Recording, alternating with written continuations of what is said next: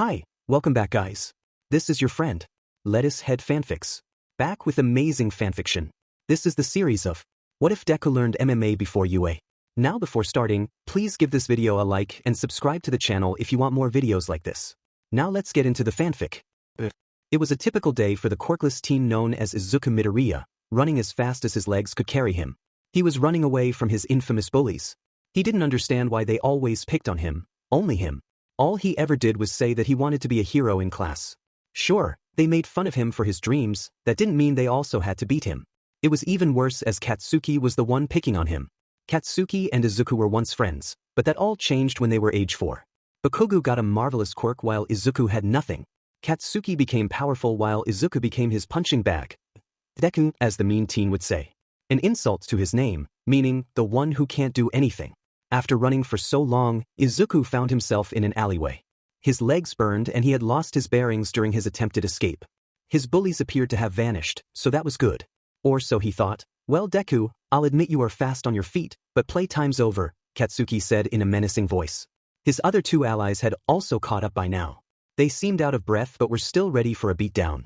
Izuku backed against the wall, his body froze, too scared to defend himself. Katsuki grabbed Deku by the collar and shoved him against the wall. So, little Deku still thinks he can be a hero huh? Bakugo said as volcanic explosions formed on his free hand. I take back what I said catch, Izuku was then punched in the face. I said never call me that. Bakugo spat at the green-haired freak. I'm sorry, Deku replied, tears forming in his eyes. Geez, Bakugo do we have to do this? One of his friends asked. A little confused about why they had to bully this quirkless all the time. There's no fun in bullying someone like. Quit it you extra, Bakugo yelled back. We have to teach Deku here a lesson. On cue, Bakugo sent his right knee flying into Deku's stomach. Izuku coughed as his body dropped to the floor with a thud. The group ganged up on him, striking him anywhere they could. Deku was unable to use any means to defend himself. He laid there while the group beat him. They had quirks that could cause some serious damage, whilst he had nothing. He was a punching bag for the strong. Deku refused to be a mere punching bag his whole life. Deku wanted to be strong. All might levels of strong. But there was no possible way that he could. Without a quirk, the ground was where Deku belonged. It was useless to resist. Modern society deemed him useless for anything. No matter what he did, a quirkless, useless person like him would always be society's punching bag. Why even bother at life at this point? It'd be best if he died. The only person who would care is his mother. There was his dad, but he's always overseas working, never there when his son needed him. Then again, who would care for a pathetic, quirkless, unimportant person? Even if they are your son? A small explosion to the face. His body was now covered in bruises and ached. Bakugo was towering over him, making sure that he stayed down. Give it up Deku. All you will ever be in life is a pebble and no matter. Excuse me. A figure interrupted Bakugo as he was talking down to Deku. The three bullies turned to face the voice that had interrupted Bakugo. He was tall, muscular, and had dark black hair. The anonymous stranger also wore a casual jogging outfit. Listen man, I don't know who you are but how about you run if you know what's good for you, Bakugo said in a confident tone. Yet the unknown stranger did something that surprised them. He laughed. After what felt like forever, his hearty laugh ended. The man continued, it's common for the weak to think they are strong. The man confused the group of boys. Did this unknown extra call Bakugo weak? How was that even possible? Bakugo has an extraordinary quirk, not to mention his insane intellect. How could anyone call him weak? There was only one emotion that Bakugo was feeling right now. Pure, unfiltered, blood-boiling rage. You piece of shit. I'll show you who's a weakling. Let's fight it out right now. Bakugo faced his new opponent, hands ready to throw fireballs. The man put both of his hands up saying, sorry kid I don't fight anymore. Bakugo's anger turned from a burning fire into a world-ending volcanic eruption. This fucker who doesn't fight claims that he was weak. Launching himself using his quirk, Bakugo closed the distance between them. Bakugo was about to throw a left punch but soon found his back against the hard concrete floor. He felt no attack of any kind hit him, so how did he fall on the ground? Getting up, Bakugo threw a right only to fall face first on the ground. What the hell is going on? Bakugo asked himself. This was the first time in his life that the blonde had no idea what was happening.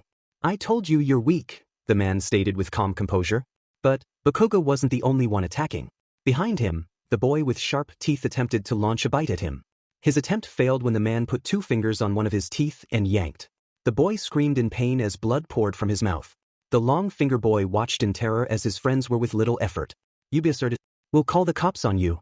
The kid threatened, trying his best to act brave. Oh, and what will you tell them? The stranger asked. Because, from the looks of it, it seems that you attacked both this boy and me first. Also, 2 of you tried to use your quirks on me, which is also illegal. So, let me ask you again, how are the police going to respond to that? Everyone stood in silent shock. In only a few minutes the man had defeated them. Amazing! Was all Midoriya could say. Why you dash? Drop it? Bakugo commanded. The 2 co-bullies turned their heads toward him as the blonde was getting back up. As much I hate this BSRD, he's right, Bakugo said. He went back to his cronies before saying, you got lucky you bisity. The man turned to the young teen telling him, in a fight, there is no such thing as luck. Remember that sparky fist. Those words made Bakugo grow further into a rage. To everyone's surprise, Katsuki replied with F you. Before walking away with his goons, the man turned to face Izuku. Izuku was still shocked by the fact that Kaken had lost. Hey kid, Izuku turned his head to face his savior, are you alright? Izuku had a black eye and brushes all across his body, luckily that was all, no broken bones. Yes thank you sir, Midoriya thanked as he bowed his head down. What's your name kid? Midoriya Izuku S sir. He stuttered, still a little banged up from the beating. Well then Izuku, there's no need to thank me. The man was about to leave when Midoriya cried, wait, I need to ask you something. The man turned back to face the kid. How were you able to do that? Midoriya asked. You have to be more specific. The man said. When Kaken tried to attack you, you placed your palm right against his chin. That was what caused him to slip right. Yeah, it was, the boy amazed the man. When he did that move, his hand had moved faster than the human eye could track, yet this boy saw it. That is correct. I reversed the speed at which the boy was going. Remember this kid, the faster someone goes, the more fragile they become. The man said. Thanks, I'll keep that in mind. Izuku took out a notebook and pen and started to write things down. One more thing, that kick you did to knock Kaken down. I saw you aim at his foot, is there a reason? Why? Yes there is. Footwork is very important in a battle, it controls your balance and if done well, can add power to your punches. Thank you sir, I will take note of that, Izuku said. If that is true. Then that could apply to a hero like Maruko who uses her legs to attack. Or someone like Seal who often bounces around in a fight. The boy kept on mumbling on and on about what quirks could work best with different kinds of footwork. He also came up with ways to counter said footwork. This impressed the man. He said one sentence about footwork and the boy had written pages full of info. The man had a long experience in fighting, with many scars hiding in his clothing. Yet this kid had something he had never seen before, an untapped potential. Midoriya, why were those kids picking on you? The man asked. The boy looked down on the ground, not wanting to answer that question. You're quirkless aren't you? The boy continued to look down on the ground. That makes sense, quirkless people are often treated like trash, the man said. He saw that the kid's spirits were already lowered. It seemed like he had stepped on a mental landmine. The man hadn't seen many quirkless people in his lifetime. Well, there was one person he knew who once was quirkless, but he didn't like looking back on bad memories. Sir, can I ask you a question? Izuku asked. Sure, the man replied. Can someone as weak as I become as strong as you? Izuku asked, desperation leaking through his eyes, along with tears. The man knew that his answer could have an impact on this boy's life. Honesty, the man said, I can't answer that question. Oh, Izuku said as he lowered his head. But you can, the man said. What? Midoriya asked in confusion. His words seemed contradictory. If you want to get on my level, then you have to work hard to get there. But I don't mean push-ups and sit-ups. I mean the work that would make hell sympathize with you. I'm talking about running when your leg's beyond repair. Use a punching bag when your wrists and hands are bleeding. And when your hands are beyond damaged, use your teeth to pick up weights. That's what I mean. The man's words shocked Midoriya. That kind of training could kill someone and he's expected to do that? Well, that's my answer, the man said. He was about to leave when the boy asked him a question that would change his life forever. Please teach me. Izuku yelled out. The man turned around to face the boy. What did you say? He asked. Can you please teach me? Izuku asked. The man had never expected to hear those words from the timid youngster. The man walked up to Izuku only for him to say one word. No. The man stated. The world shattered for Izuku. What? He mumbled. I can't train you. The man said. Why not? Izuku asked. First of all, you're a good kid. If I put you through the hellish training I described, then you would die in the process. Izuku wheezed a little at the mention of death. If you did survive on some of the early training, you'd quit after the second week. Most sane people do. Finally, I'm not going to help some random kid I met. If you want me to train you, you are going to have to prove to me that you can handle it. That was all the man had to say before he left the boy and continued on his jog. How was Izuku supposed to prove himself? He had no quirk or any remarkable talent to speak of. So how could he prove himself to that man? That man was strong enough to pull teeth out with 2 fingers. What feat could impress a man like that? He could do some training to get a six-pack. No, that would be regular training. Nothing like what the man said. He needed to do something extraordinary. Izuku was currently walking along a path that was new to him. Due to those bullies, he had lost his whereabouts and had to use street signs to navigate home. But while walking along this new route, Izuku saw something weird. It was something that shouldn't be there. Something that shouldn't exist. But it gave Izuku a bright idea. This is perfect. He cried to himself. 5 months later, the man woke up later than most people. He had no job, so most of the time slept in late. It wasn't because he didn't want a job. In fact, no job wanted to hire him. The man didn't go to high school for personal reasons. He also didn't have a job besides that. But there was no way any company would hire him knowing he did those things. So, despite his constant job interviews, he always received the same response. Rejected. To be honest, he didn't need a job. In fact, as long as he was the only one who had access to his bank account, then he should be fine for at least 20 years. But he didn't like to use that money. Especially because he earned it from his old job. He didn't like his old job, it wasn't a good time in his life. After getting up from a long nap, the man did what he usually did. Fine breakfast, usually fish. It was an odd trait that the man inherited from his sensei. Plus, with a pretty famous fishing spot nearby, it was pretty cost-efficient. Grabbing his only fishing rod and putting on some clothes, the man went out to hunt his food. It wasn't a long walk, because he lived in the woods. The house that he currently lives in was once a dojo but was long abandoned. It was strange, in some ways that old dojo reminded him of his sensei's temple. But there were way more differences than similarities. The man had finally reached his usual spot after about 10 minutes of walking. After placing some bait on the hook, the man cast his line out to the pond and sat down, waiting for the fish to come. On his arm, there was something strange attached. It was a pair of weights. Not on the arms, but the legs as well. At first, they looked normal. Yet, each of them weighed about 1 ton each. Meaning that the man was currently holding 4 tons of force and was walking around like it was normal. To put it in perspective, that was the weight of a hot tub. After a few minutes, the man was finally able to catch a fish. It wasn't very big, but it was good enough for a light breakfast. He made a small fire. He didn't have an oven at home. The man ate his breakfast. Since he had no utensils either, he ate it with his bare hands. After that, the man would go back home. After a failed job interview, he decided that a good old-fashioned jog would help clear his mind. Usually, he would go around 3 cities, but today, he was going to jog the whole country of Japan. To most that would seem like an impossible task, but the man had done things most people wouldn't even believe in. Something like this was nothing to him. After running a few miles, the man encountered a clean beach. This came off as a surprise, not because the beach was clean, but because it shouldn't be clean. He remembered a few months ago, there was heaps of garbage. Garbage that spread for miles. How in the world could such a mess be gone? The man observed the beach.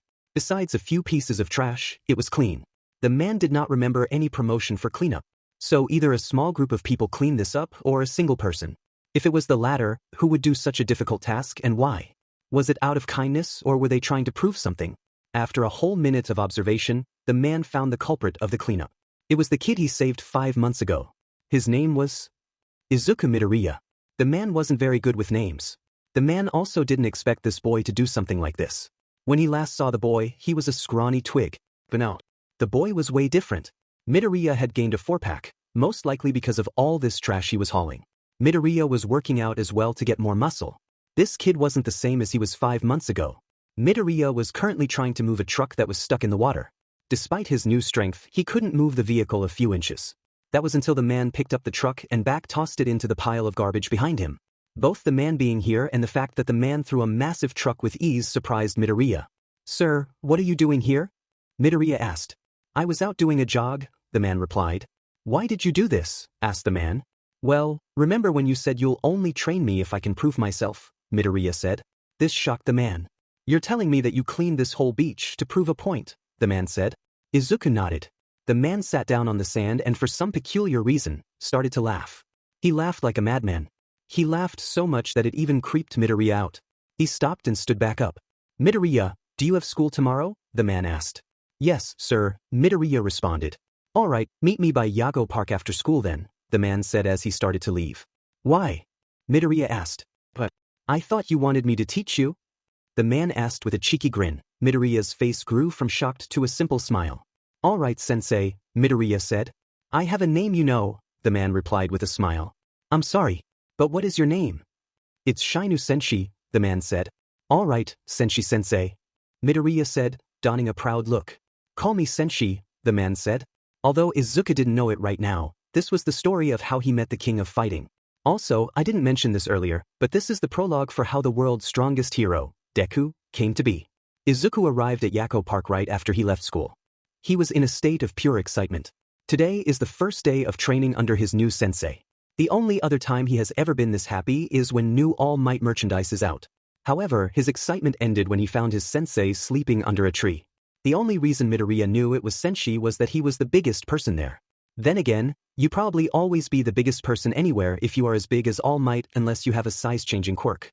Sensei, Midoriya said as he tried to wake up his teacher. The man eventually woke up saying, Alright, I awake. Also, don't call me sensei, you can just call me sensei. Well, sensei and sensei are only one letter apart, Midoriya explained. If you weren't right I would have thrown this tree at you, sensei said. What why? Midoriya asked. Forget it, I was only joking, sensei said. Well, before you get started, there are two things that need to be done. First, tell me why do you so badly want me to train you? Sensei asked. Midoriya proudly stated, I want to go to you today, so I can be a hero just like All Might. Someone who makes people feel calm in danger with a smile on their face just like All Might. Just like All Might, he's reminding me more and more of you Yagi, Shinu said in his head. Alright then, on to the second thing you need to know. If you want me to train, you have to promise me one thing. You must only use it for self-defense. Can you please explain? Midoriya said. Alright, say someone tries to attack you or someone personal to you, then you can defend yourself. However, you must never be the one who starts the fight. The moment you provoke you to fight you, then this whole thing is over. I will immediately stop training you, got it? Midoriya nodded, saying, yeah, I got it. Good, now we shall begin the first lesson. Sensei hit the tree with his right hand, causing leaves to fall. With a sudden movement from his left hand, Sensei quickly grabbed some leaves before they even hit the ground. He then asked Midoriya, what did I just do? Midoriya thought about what to say before. Well, it is hard for me to describe it, but I will do my best. When the leaves fell, you extended your arm and pulled back after grabbing a leaf. Did I get that right? Yeah, that is it. The name of this technique is the jab. It's a boxing technique. Boxing, a martial art that only uses punching. The first ever recorded boxing match occurred in 1681 in Britain.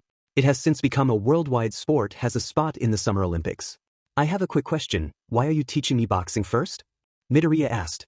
Well, I believe that it would be best to start with boxing first. Mainly it is because punches are more often used in a fight. Also, if done well, boxing could even be strong enough to go against mixed martial artists who use kicks. Wow, I never knew that, Midoriya said. Now, try to do what I just did, Sensei said. Midoriya tried to take the same position. However, instead of using his left, he used his right. Wrong, Sensei. Are you right-handed or left-handed? Right, Midoriya replied. Then you hold out your left hand. Your diamante hand has more power in it. So use your left to set up your right. Alright, Midoriya then put his left fist in front of his right. He then tried to perform a left jab. Okay, a little slow, but it's your first time. Alright, I have an assignment for you, Sensei said. Try to get 10 leaves before they reach the ground by using the jab. Also, you have to do this all in a week. Midoriya was shocked. 1 week, is that the right amount of time? It seems pretty simple to me. Trust me, 1 week is me showing you loads of generosity. Also, if you don't do it by then, you'll have to do 300 push-ups. 300. Midoriya shouted. Yep, so get to it Midoriya, Sensei said as he began to leave. Wait a minute, where are you going, Sensei? Midoriya asked. Oh right, I forgot to say this, but I have to go somewhere today. I'll see you in a week, make sure you keep practicing that jab. Will do, Midoriya said as he waved his teacher goodbye. Midoriya only had the tree to accompany him now. Alright, let's do this. Midoriya kicked the tree, causing some leaves to fall. Midoriya instantly tried doing the jab again, but only got 2 leaves. Dang it, well it was my first try, let us do it again. Midoriya kicked the tree and continued to do the jab until nightfall. Come on, why can I only get 2 leaves? Izuku asked himself. Am I doing something wrong? It's getting late and my mom's probably worried about me. Izuku picked up his bag and went home. After a quick train ride, Izuku found himself home. Mom, I'm home, he shouted out. Izuku, where were you? Do you know how late it is? His mother asked. I'm sorry Mom, I was training at Yako Park, Izuku responded. Training? What kind of training were you doing there? Well, I'm trying to do this boxing move called the jab. Midoriya continued to tell his mother all that he learned today. However, Inko stopped listening. It was not because she did not care. It was because she saw something in his eyes she had not seen in years. Happiness. That all ended when he was 4. She tried her best as a mother to make him as happy as she could, but nothing worked. Inko did not know what happens in the world to make him smile like that, but she happily accepted it. Okay, Izuku, I'm going to make some katsudon, Inko said. Mom, you know I'm on a diet, Izuku replied. I'm sure once in a while isn't so bad, Inko said. No matter how hard Izuku tried, he could never win an argument with his mom and had to eat the katsudon. After dinner he quickly did his homework. Despite being a second year, Izuku was as smart as a high schooler. However, Izuku was only second place in his class in terms of grades. That title belonged to Katsuki, no matter how hard Izuku studied. Anyways, after finishing his homework, Izuku immediately started to practice the jab. Should I expand my arm more? No, that would not work. Maybe I should go in shorter and faster. Would that work, or would that be less effective? Let's find out. 1 week later, Shinueni had just failed another job interview. This was most likely his 9th one in a row. He lost count after the 5th. How was it even possible to fail to get a job as a janitor? Maybe that was just his bad luck. It was probably because of how he looked. However, that was not his fault, that was just how his body matured. Then again, they probably think he was some muscle over brains kind of person. Okay, there were a lot more people that are smarter than him, but he did have some knowledge under his belt. No point looking back on the past, you should only look ahead. His sensei always told him that. Anyways, Shinueni returned to reality as he came to Yakko Park. There was a large duffel bag in his hands. Sensei had to go through hell and back to get this equipment. The large man hoped was all worth it. However, that did not depend on him, that depended on Midoriya. If Midoriya succeeds, then it would all be worth it. If not, then Sensei would return to hell to return the items. Sensei hoped the latter did not happen. Speaking of which, Sensei had finally found Midoriya. Midoriya was sitting down by the tree, with a large pile of leaves around him.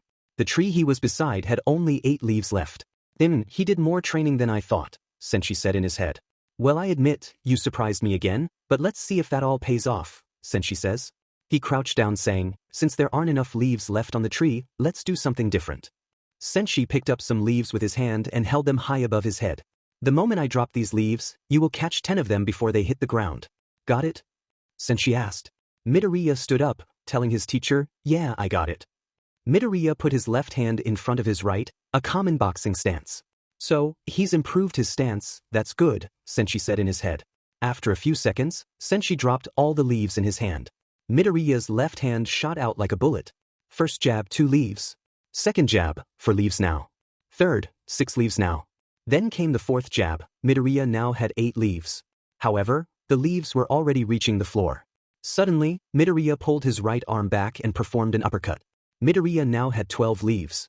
So, instead of a jab, you performed an uppercut to grab the remaining leaves off the ground, Sensei said. Yeah, is that wrong? Izuku asked. No, I'm just surprised that you could do such a move this early, Sensei said. Well, that's good. Now on to next step of your training, Sensei said as he kneeled and opened the bag that he brought with him. I had to go through hell and back to get these items. Midoriya took a look inside and saw that it was full of boxing gear. Boxing gloves, mitts, and even a pair of boxing shoes, all you could name, were in the bag. Put these on, Sensei said as he handed Midoriya hand wraps.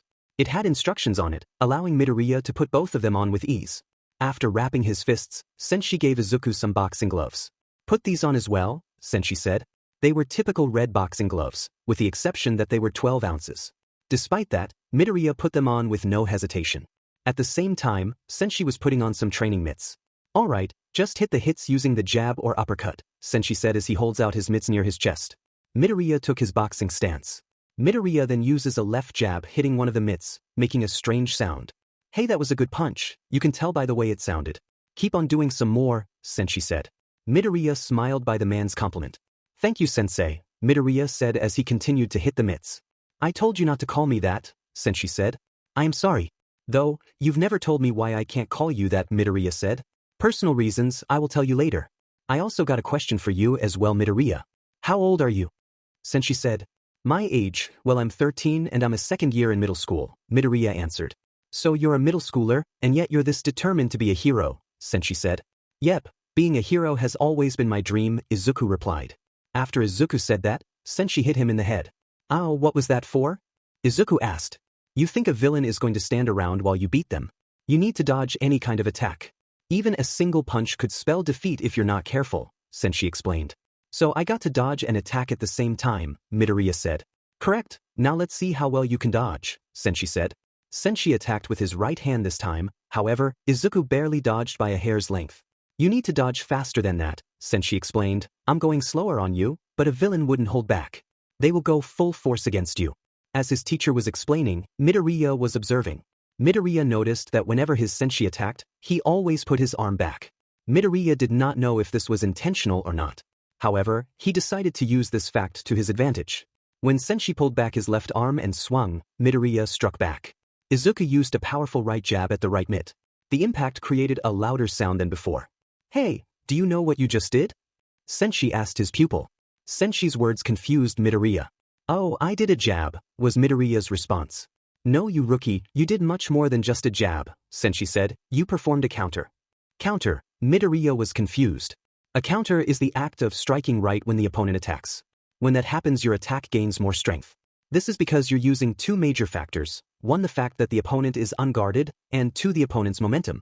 When you counter, you are using the opponent's push against them, thus doubling the amount of power in your strike. It's a very powerful move that can only be used in a rare opportunity, sensei explained. Wow, do you think I could answer the counter?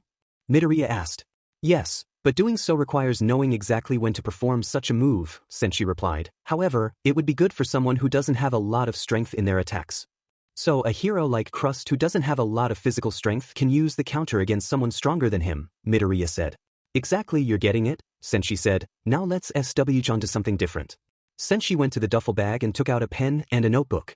Let's see, I would say 100 push-ups a day, 3-mile running or jogging however you prefer, 150 jumping jacks, and finally 200 jumping jacks. Do this every day from now on, sensei said. Also, I have something to give to you. In the duffel bag, sensei gave Midoriya a handful of CDs.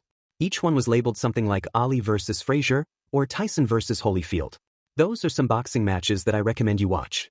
The ones with blue stripes are the ones I recommend you watch first. The red ones are after you watch the blue ones. Those are the more experienced matches.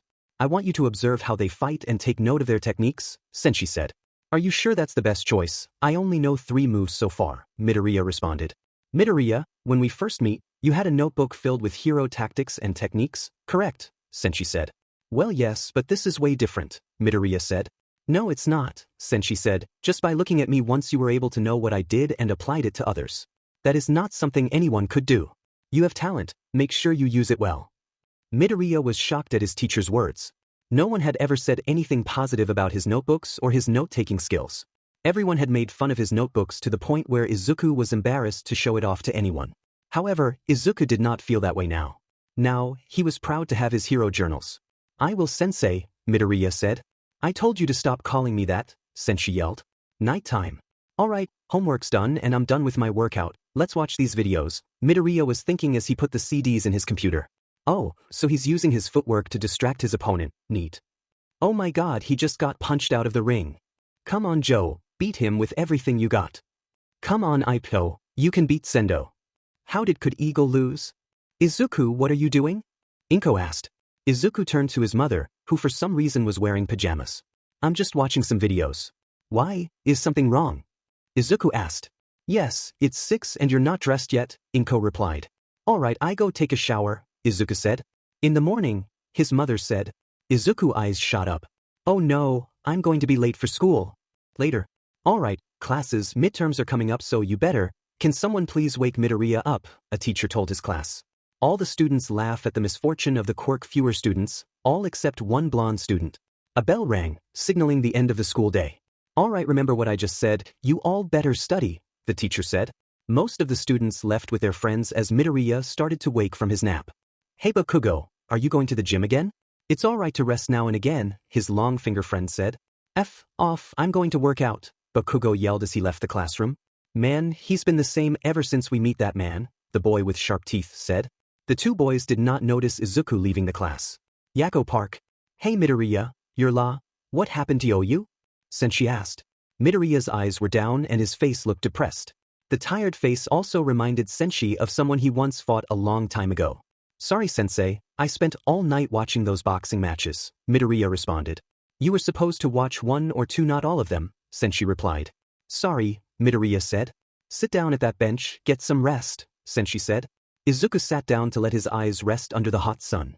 After a few minutes of sleep, cold water rained down on the boy's head. Izuku felt a sudden cold rush hit him as he jumped up from his nap. Morning, sleepyhead, how was your nap? Sensei sarcastically asked. Was that necessary? Midoriya asked. Yes, it's very hot today, so hydration is important. Also, I got another bottle of water just for you, just in case you get thirsty. I recommend that you wait before you drink it. Sensei threw Midoriya a cold bottle of water. Thank you. So what are we doing today? Midoriya asked. Running. Speed is very important in a fight. So we are going on a jog to improve your speed, Sensei said. After a few stretches, Midoriya and Sensei left the park and went out for a jog. 2 hours later. Sensei, you said we were going on a jog, but we already jogged 10 miles, Midoriya said as he desperately tried to catch up to his teacher. We've got 2 more miles to do, so quit whining and hurry up, Sensei yelled. Izuku tried again to reach his teacher, but stopped when he felt something weird in his stomach. Stopping by a nearby bush, Izuku vomited. When Sensei saw his student vomit into a bush, he stopped and threw Izuku another water bottle. Let's rest for now, drink up, Sensei said. Izuku desperately grabbed the water bottle. Izuku took a sip before spitting into the bush. Izuku was sweating up a storm, and yet, his teacher was the opposite. Hey sensei, how are you doing that? Midoriya asked. Despite being one of the hottest days in the year, Sensei was barely sweating. It's a technique I learned in my teenage years. I can control my body temperature at will. So no matter the weather, I'm at my best game, Sensei answered. That's amazing, how can you do that? Midoriya asked. I will teach you later on, for now, let's continue, Sensei said as he began to jog again. Oh no, Midoriya mumbled. 2 weeks later, Midoriya was at Yakko Park again. He was practicing his jabs. His jabs were much faster than before. Midoriya had also learned how to use the hook. In just a couple of weeks, Midoriya had grown stronger than before. Hey Midoriya, how are you doing? Sensei asked. I'm doing very well, Midoriya replied. Great, today is very special. You're going to have your first fight today, Sensei said. Fight, but I thought you said I shouldn't start fights with others, Izuku said. I'm glad you remember that, but no, this is different. It is just going to spar, not an actual fight. I believe this could be a good way to test your boxing skills, Sensei said. Oh, alright. Who am I fighting anyway? Midoriya asked. Honestly, I forgot his name. I think it was either Kirishima or Ejiro. Midoriya and Sensei had to take a train ride to reach their destination. If not for the constant looks from bystanders due to Sensei's size, it would have been a regular train ride. However, there was something else that was bothering Midoriya. Although he had been training for weeks now, Midoriya was very nervous. This would be the first time that he fought someone, not like those curb stomping he used to receive from Bakugo, an actual fight, one where Izuku could stand a real chance of winning in the end. Izuku was not used to this happening to him. There was something off about Midoriya and Sensei could see it. You're nervous, aren't you? Sensei said. Well, this is the first time I'm fighting someone, Midoriya said. Don't worry about it, just keep calm and remember your training, Sensei said. Sensei, how was your first fight? Midoriya asked. Die you demonic spawn, a full-grown man with a knife said to a 4-year-old boy. Sensei shook off the terrible memory from long ago. It was tough, but in the end I won, Sensei said. Amazing, do you have any advice for me? Midoriya asked. Keep calm, remember your training, and observe your opponent. That's all I can say, Sensei said. Well, do you know anything about my opponent? Midoriya asked. To be honest, not that much. All I know is that he is around your age and that he likes manly things. That's all I know, Sensei said. The pair arrived at their stop in just 10 minutes. Also, one thing I should let you know, that place is absolute hell. An unimaginable terror lies in that place, Sensei said. That caused Midoriya to shiver in fear. What kind of place is this, even if struck fear in his teacher? With every step toward their destination, Midoriya's fear grew more and more. Until he realized that the place that they were going to was a boxing. Wait, I thought you said this place was hell, Midoriya said. For me, it is, Sensei said as he opened the door. Midoriya expected to see a scene that would have made him set his breathes. Instead, he got a grown woman tackling his teacher to the ground. Shinu, the woman yelled as she tackled the man to the ground. The woman had short brown hair and light brown eyes. The woman was almost a sensei. The woman was wearing a red sweatshirt and black workout shorts. This woman looked like she worked a lot. She even had a six-pack. Also, for some reason, she was hugging Sensei like her life depended on it. Get off of me, Sure, Sensei said, trying to get the woman off him. That's no way a person should treat their girlfriend, the woman now named Sure. Girlfriend, Midoriya yelled. Ex-girlfriend, remember, Shinu Sensei said. Technically we didn't break up, Heichir said, and who's this little cutie? Heichir, this is my student Izuku Midoriya. Izuku Midoriya, this is Heichir Dejiki, my ex-girlfriend, Sensei said. Hello there, nice to meet you, Midoriya said as took a bow. Wow, what nice manners. You're a lot nicer than most people I meet, Heichir said. What am I doing? We should go out, Shinu. No, you know exactly why we are here, Sensei said. Come on, have a little fun now and then. I'm not the only girl who've you dated, Heichir said. Wait, I recognize this place. Ms. Joke often gives this place publicity. She said this place is her favorite to work out, Izuku said. Oh, hero fans aren't you? You are correct, Emi does promote this place a lot. Did you know she's been seeing someone lately? You think we should go on a double date, Shinu? Heichir asked. No, we're just here for a spar, nothing else, Sensei said. Alright fine, come and make sure you don't insult anyone, Heichir said. The inside looked like a traditional boxing gym.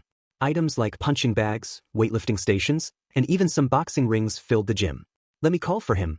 Kirishima, come over here right now, Heichir yelled, scaring everyone in the entire gym, including Midoriya.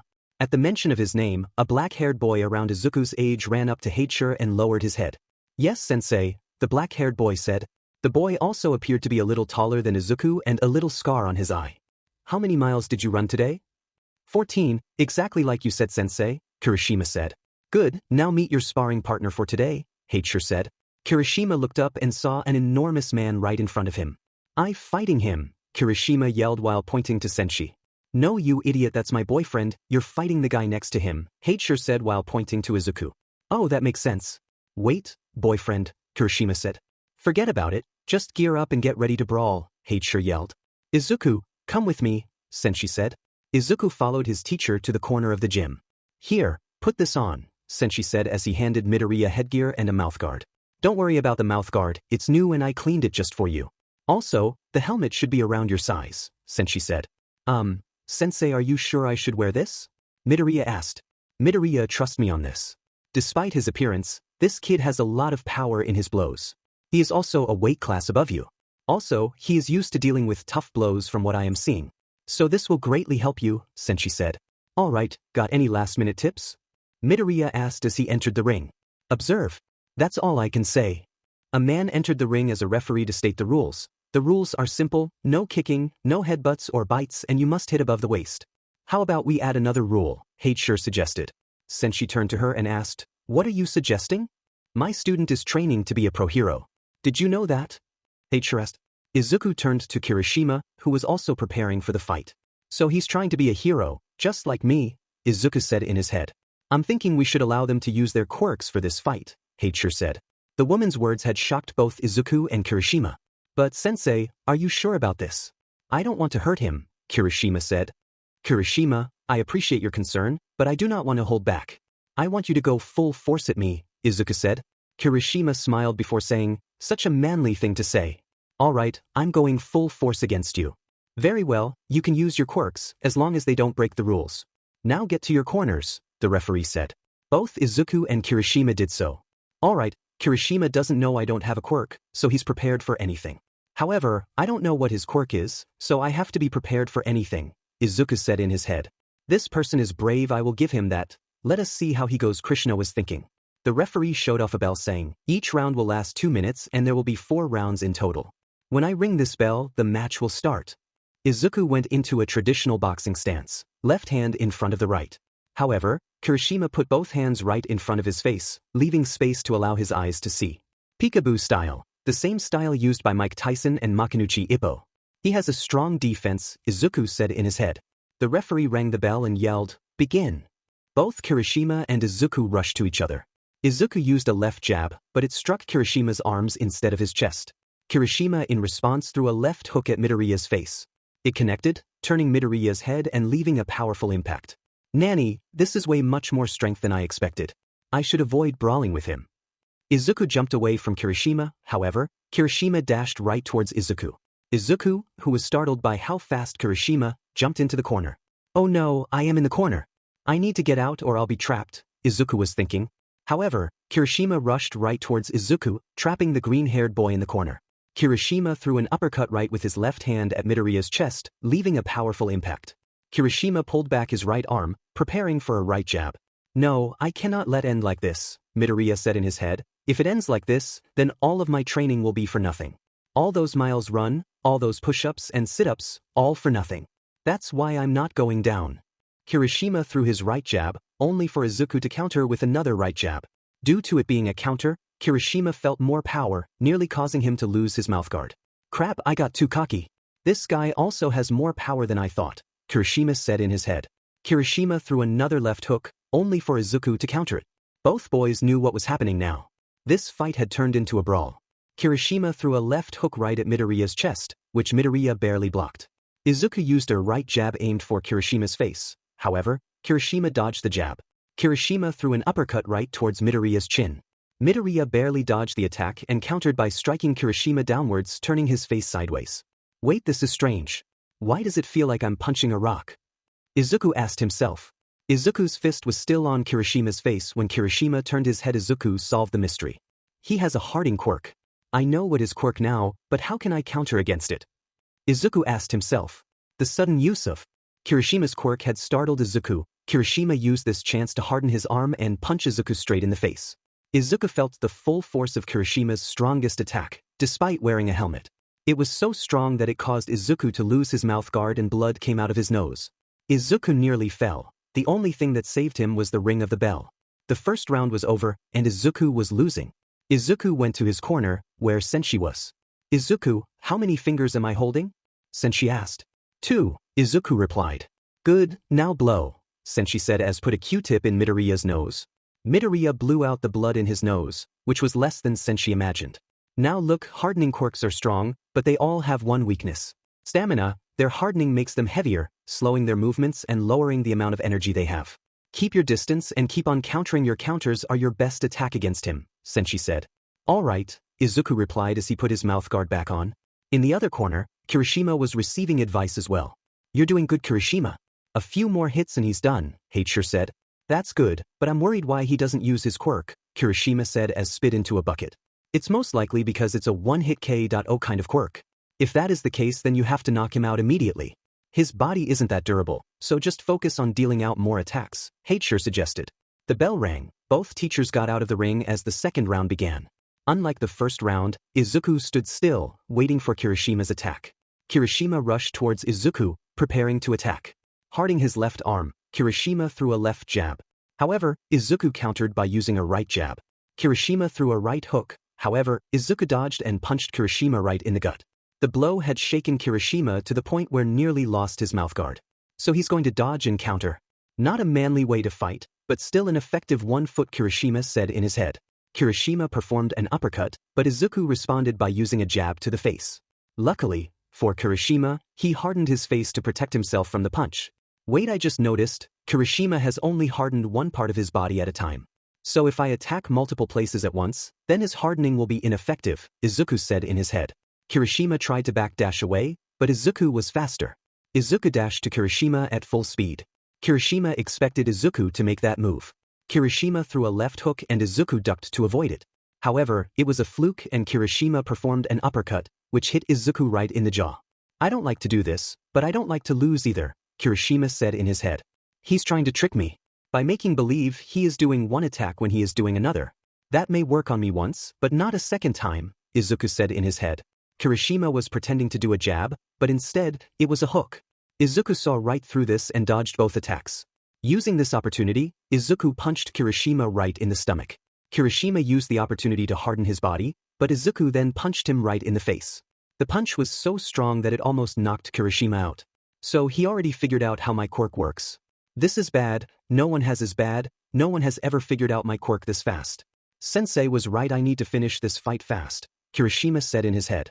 Kirishima started to go all out, throwing faster punches. Midoriya was dodging most of them. Unfortunately, some of Kirishima's punches did hit Izuku. He's trying to finish this fight. If this is the case, then I need to stall, Izuku said in his head. Izuku did so by jumping away from Kirishima. However, that just put Izuku against the ropes. Kirishima took this chance and rushed to Izuku. Izuku tried to dodge, but he was hit right in the stomach. This slowed Izuku down enough for Kirishima to hit him with a hardened jab right in the face. The punch was so strong that it knocked Izuku down on the ground. Down, the referee shouted. 1, 2, 3, the referee said. Izuku was doing his best to stand up, going so far as to grab the ropes for support. 4, 5. The referee stopped when Izuku fully got up. I can still fight, Izuku said as he put up his fists. The referee went up to Izuku and examined him. All right, continue, the referee said as the match continued. Kirishima, who was resting on the ropes, rushed to Izuku. Izuku was trying to dodge Kirishima's punches but was still hit in the head and the chest. Izuku stumbled before dashing into the corner. Not again, Izuku said in his head. Kirishima used this chance to finish the fight. Kirishima cornered Izuku and laid down a barrage of punches. Izuku did his best to block, but his guard stood no chance against Kirishima's power. Kirishima also hardened his left hand to deal with the same amount of power as his right hand. Izuku's defense was breaking down the more Kirishima struck. After a powerful hook to the liver, Izuku dropped his guard. Kirishima used this chance to throw a hardened right uppercut into Izuku's jaw. This punch was so strong that it caused Izuku to lose his balance. It would have been his second down if Izuku did not grab on the ropes. Izuku's determination surprised Kirishima. I must admit, you keep surprising me, Midoriya. I acknowledge your manly spirit and determination. However, I will not lose, Kirishima was thinking as he threw another punch right to Izuku's stomach. Izuku nearly lost his mouthguard from the blow but continued to hold on to the ropes. Kirishima continued to strike Izuku everywhere above the waist. Despite the contest attacks, Izuku continued to stand up. It was then that others in the gym started to watch the fight. Some of the members knew how strong Kirishima's punches were, that is why they were so amazed by the fact that this boy was withstanding all of his attacks. Well, I must admit I'm impressed by you, Shinu. I thought you brought in a weak kid, but this boy has completely blown past my expectations. However, let's see if he has the strength to beat Ejiro, Hachiru said in her head. As she was observing the fight, the bell rang signaling the end of the second round. The end of this round was just like the end of the first round, with Izuku losing. However, Kirishima was also near the brink of defeat. Izuku went to his corner, where his teacher was waiting with an ice pack. This is bad. How many fingers am I holding up? Sensei asked. 3, Izuku replied. Good, you can still see. With your chest badly damaged, you cannot move as fast as before. However, your opponent is in the same boat, Sensei said. Midoriya peeked at Kirishima's corner. He saw Kirishima out of breath and exhausted. You've tried him out, all you've got to do is finish the fight, Sensei said. Midoriya put on his mouthguard and said, all right, the fight ends in this round. Kirishima's advice was different from Izuku. Kirishima, can you still go on? Hachiru asked. Yes, Sensei, I can go on, Kirishima replied. He was lying through his teeth. Despite Hachiru knowing something was wrong with her student, but chooses to obey his wishes. Okay, from what I can tell his chest is badly damaged. Just keep hitting him there and your victory is guaranteed, Hachiru said. Sensei, there's one more thing. I think he's discovered how my quirk works, Kirishima said. Hachiru froze in her tracks. High levels of determination and observation skills. What is he, your son Shinu? Hachiru asked herself. Seconds out, the referee said. Hachiru was forced to step out of the ring before she gave Kirishima advice. Kirishima took his peekaboo stance, while Izuku still took on his normal boxing stance. Kirishima slowly walked over to Izuku, prepared for any attack. However, Izuku stood perfectly still, as if he had not taken a harsh beating before. He must be waiting for me to attack and perform a counter, Kirishima said to himself. Kirishima was about to take another step when Izuku jumped away. Kirishima took this chance to dash towards Izuku, however soon learned his mistake. Izuku did not jump but tricked Kirishima into thinking he did. Izuku did this to trick Kirishima to come closer to him. Using the opportunity, Izuku stepped in and threw a right jab aimed at Kirishima's face. Despite Kirishima hardening his face, the punch did a lot of damage to Kirishima. This was because Kirishima's hardening was starting to wear off from the overuse of it. Kirishima started to back away to avoid Izuku's attacks. However, Izuku would not let Kirishima escape. Izuku started to throw punches randomly, all aiming for Kirishima's face. However, Kirishima dodged most of them. Unfortunately, for him, Izuku threw an uppercut right towards Kirishima's chin. It looked like Kirishima dodged to everyone, however, he somehow fell on the floor. This surprised everyone who was watching, including the referee. This caused a delay in the referee's count. 1, 2, 3, the referee counted. Wait, I can still get up, Kirishima said as he started to get up. Yet, Kirishima fell on his butt. 4, 5, 6, 7, the referee said, still not believing what he was seeing. Hold on, I can still fight, Kirishima said as he grabbed the rope. Even with the help of a rope, Kirishima still kept on falling. Nearly everyone in the gym had one thought on his or her mind, what is going on? They had never encountered something like this before. 8, 9, the referee said. Hold on, Kirishima pleaded. 10, the referee said. Kirishima's eyes widen as he realized for the first time in his life that he lost. Izuku smiled because for the first time in his life he had won a fight. I won, I can't believe that I won, Izuku said to himself. The sight of Kirishima losing still stunned the audience. If you're all wondering, let me explain, Sensei said. Kirishima didn't dodge the last uppercut Midoriya threw. The punch hit Kirishima's chin by 1 inch. That 1-inch punch affected Kirishima's balance, preventing him from getting up, Sensei explained. Oh, so that's what happened. I thought it was because Kirishima was clumsy, Heicher said. The effects should have dispersed by now. Trying standing up Kirishima, Sensei said. Kirishima could now stand up, though that did not help with his spirit. Izuku, go wash off in the bathroom, Sensei said. Kirishima, you do the same thing, Heicher said. Both boys took off their gear and went to the bathroom. Shinu, how is this kid related to you? Heicher asked. He's just my student, nothing more and nothing less. Midoriya is not relative or child of a friend or someone famous, he's just my student, Sensei said. Alright, I believe you. However, does he know about your title? Heicher asked with a straight face. No, I hope he never learns, Sensei said with a saddened face. Are you sure? I'm sure anyone would be happy if they were learning from the king, Heicher said. Trust me, the world I rule is not one Midoriya should know. He's a good kid, Sensei said. One last question, do you, that thing, under control? Heicher asked with a serious face. Sensei faced her, and with an honest answer, he said, I haven't heard him in 2 years. I have done so many things without his influence in my mind. For the first time in my life, I'm at peace, Sensei said. That's great, you've changed the last time I saw you, Heicher said. So do you want to go date? Why do you keep asking if you know the answer? Sensei asked. Oh come on, we haven't met in years. We can just come and talk in my house, Heicher begged. Fine, but nothing else, Sensei said. Yay, Heicher yelled. The restroom. Izuku was currently washing his hands. Even though Izuku was fighting moments before, he felt refreshed. Like when you take a good sheet. However, there was someone else in the room that was feeling very upset. Izuku saw that Kirishima looked very sad after their fight. Kirishima, are you all right? Izuku asked the black-haired boy. Kirishima looked at Izuku before saying his thoughts. Midoriya, I'm going to get stronger and you better get stronger too. I want to beat you when you're even stronger, Kirishima said. Izuku was happy that Kirishima was feeling better. Alright, by the way, I have some questions regarding your quirk, Izuku said. Oh yeah, I was wondering, why didn't you use your quirk in our fight? Kirishima asked. Izuku froze on the spot. Well, the thing is, Midoriya did not want to say it, I'm quirkless. Midoriya was scared, this was probably the first friend he has had in so long, and the fact that he was quirkless was going to ruin it. I thought it was because you were holding back on me, Kirishima said as he put his head behind his hand. No, I would never do that, Izuku said. Alright, by the way, what do you want to be when you grow up? I want to be a hero just like Crimson Riot, Kirishima proudly said. Well, I'm trying to be a hero just like All Might, Izuku said. All Might, does that mean you're going to U.A? Kirishima asked. Yeah, it may seem foolish but that won't stop me from trying, Izuku said. I'm going to U.A as well. Who knows, we might even be classmates, Kirishima said. I hope so, Izuku responded. Later, Izuku and Sensei left the gym, with Izuku gaining a new friend. So how did I do? Izuku asked. Well, some of your attacks were sluggish, we need to improve your durability and one of the reasons that you won was because you were wearing headgear, Sensei explained. Oh, Izuku said while lowering his head. But despite all of that, you did pretty well, Sensei said. That brought a simile to Izuku's face. Hey, do you have a favorite ice cream place? Sensei answered.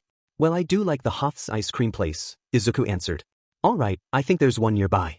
Let's go there, Sensei said. Back at the gym, his teacher was scolding Kirishima. Well, you lost, nothing can change that, Heicher said. I'm so sorry, Kirishima said. Like I said, nothing we can do about it. However, she put a finger on Kirishima's head. Kirishima hardened his head as he was pushed into the ground. Heicher Dejiki quirk, double weight. Anything she touches with her fingers will double the weight on it. However, she can only do it for 3 items at max and too much use can cause vomiting. We're going to have improved everything about you now, Heicher said with a menacing tone. Yes, sensei, Kirishima said. Auntie, what's going on? A brown-haired girl asked. Heicher diverted Kirishima and hugged her niece. Ochako, my sweet little niece. How are you? Heicher asked.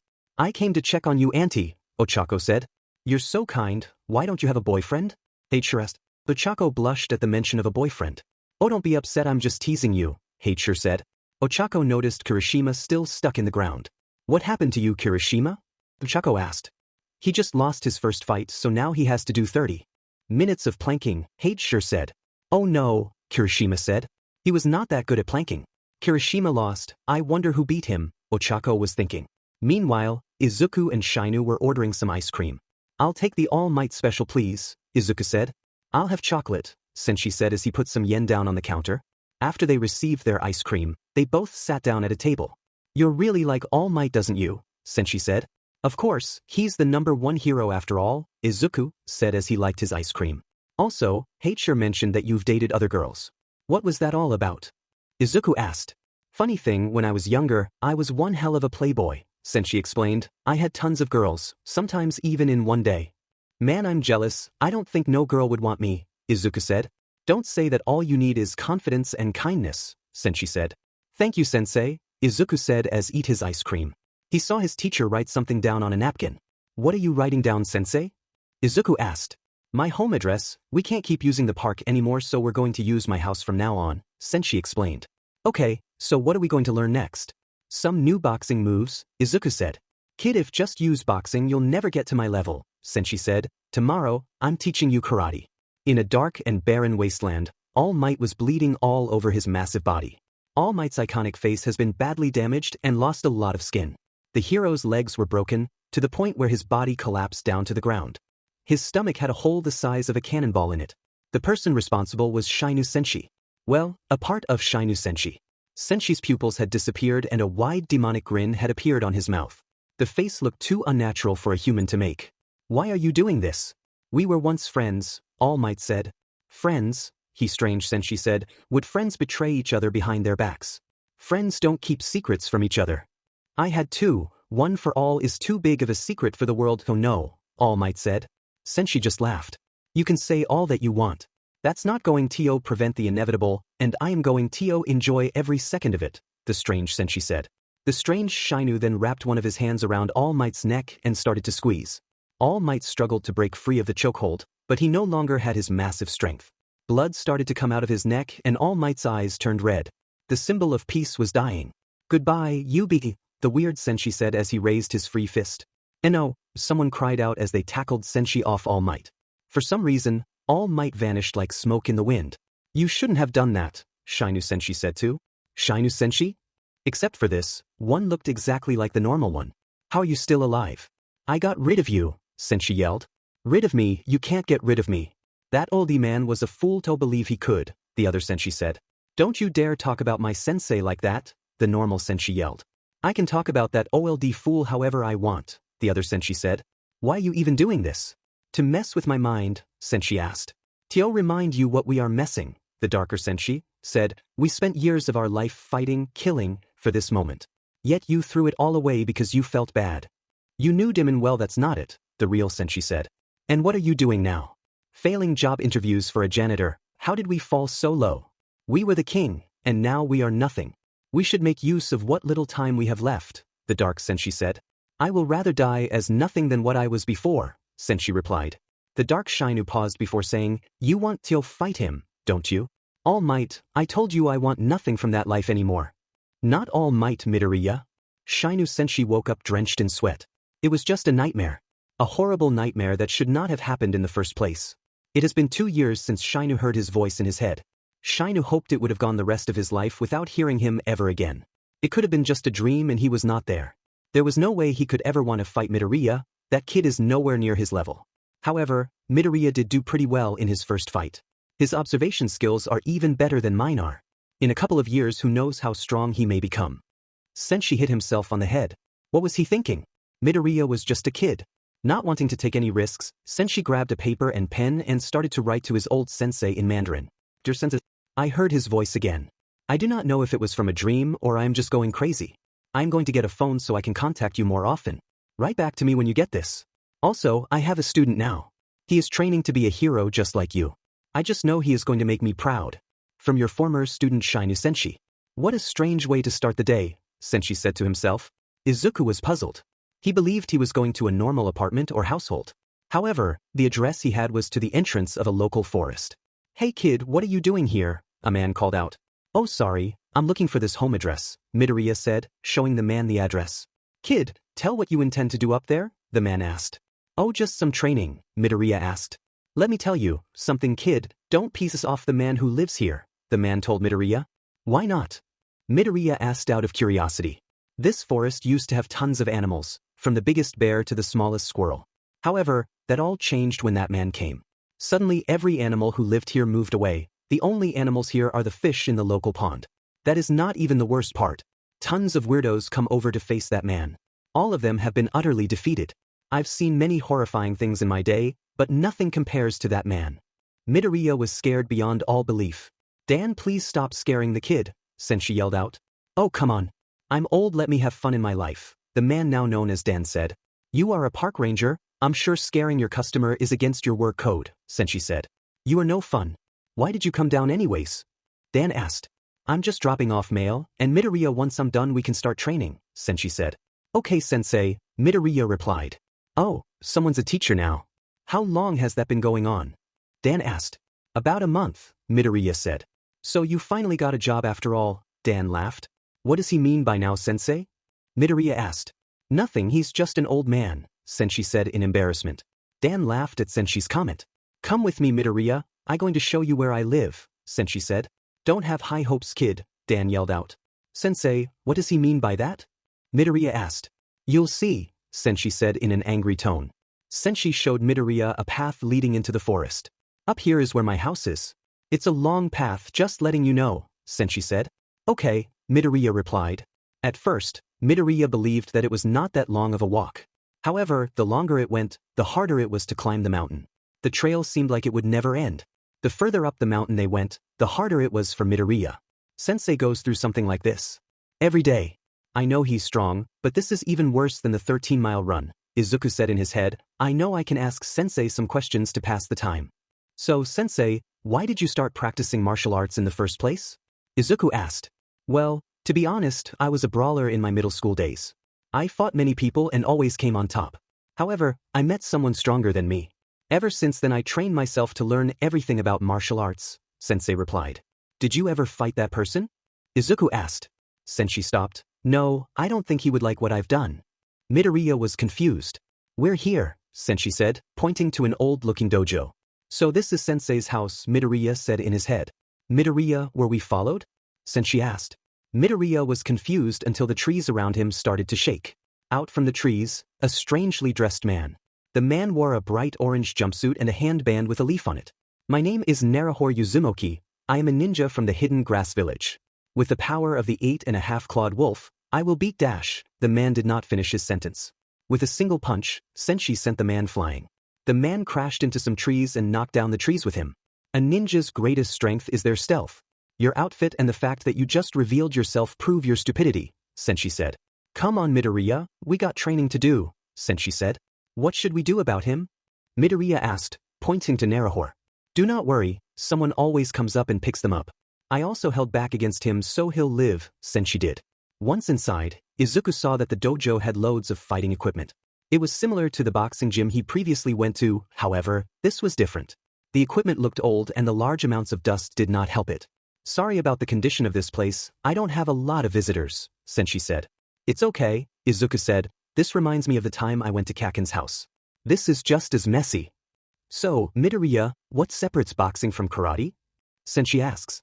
Well, karate uses kicks, unlike boxing that only uses punches, Izuku responded. Correct, so that is where we will start with. I'm going to teach you how to kick, Sensei said. He took out a large kicking mat and held it to his side. Try doing a high kick aimed for my head, Sensei said. Izuku tried to do a high kick but performed badly. Okay, I see what you need to improve on, Sensei said. Look how I kick. Sensei then moved a few paces back. With a swift motion, he cut the air with his leg. Notice any differences? Sensei asked. No, not really, Izuku responded. Okay then, try doing another high kick, Sensei said. Midoriya did so again, but this time, Sensei grabbed his leg in the air. The difference between my kick and yours is the hips. I am moving my hips forward, which allows me to use my upper body strength. When your hips don't move, it cuts off the power from your upper body, Sensei explained. Try doing it again. Izuku took a few paces back, before unleashing another kick, this time moving his hips. I feel like I did something wrong, Midoriya said. Well, you just started with kicks so you won't be an expert instantly. I recommend practicing kicking at home, Sensei said.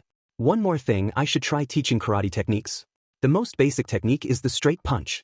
Let me demonstrate, sensei said. Sensei positioned his left fist right next to his stomach. He then performed a straight punch with his right hand. Sensei then moved his right fist into the same position as his left and performed a straight punch with his left. This technique is called the straight punch. This punch is different from the jab.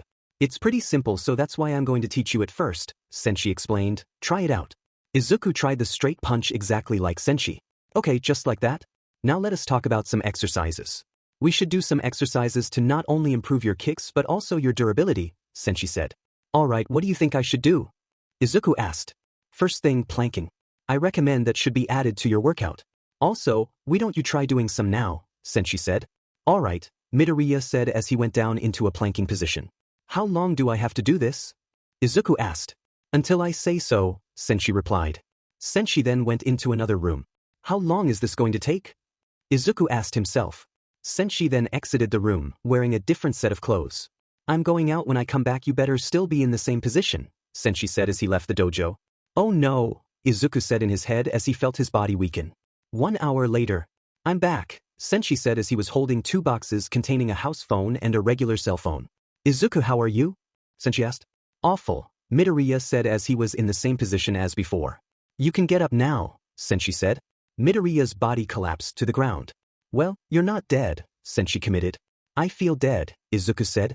That means you're alive, sensei said. By the way, do you think you can still go on? I feel weird, Izuku said as he got up. Midoriya then began to see black. The last time he heard was Midoriya. Izuku woke up in his bed. However, he cannot be right, he was just in his sensei's house. So why was he back home? Izuku looked around his room, his All Might collection was still here, so this was his room. However, the question remained, how was he here? Izuku pressed his ear against the door to the room. He heard 2 people talking but could not hear them.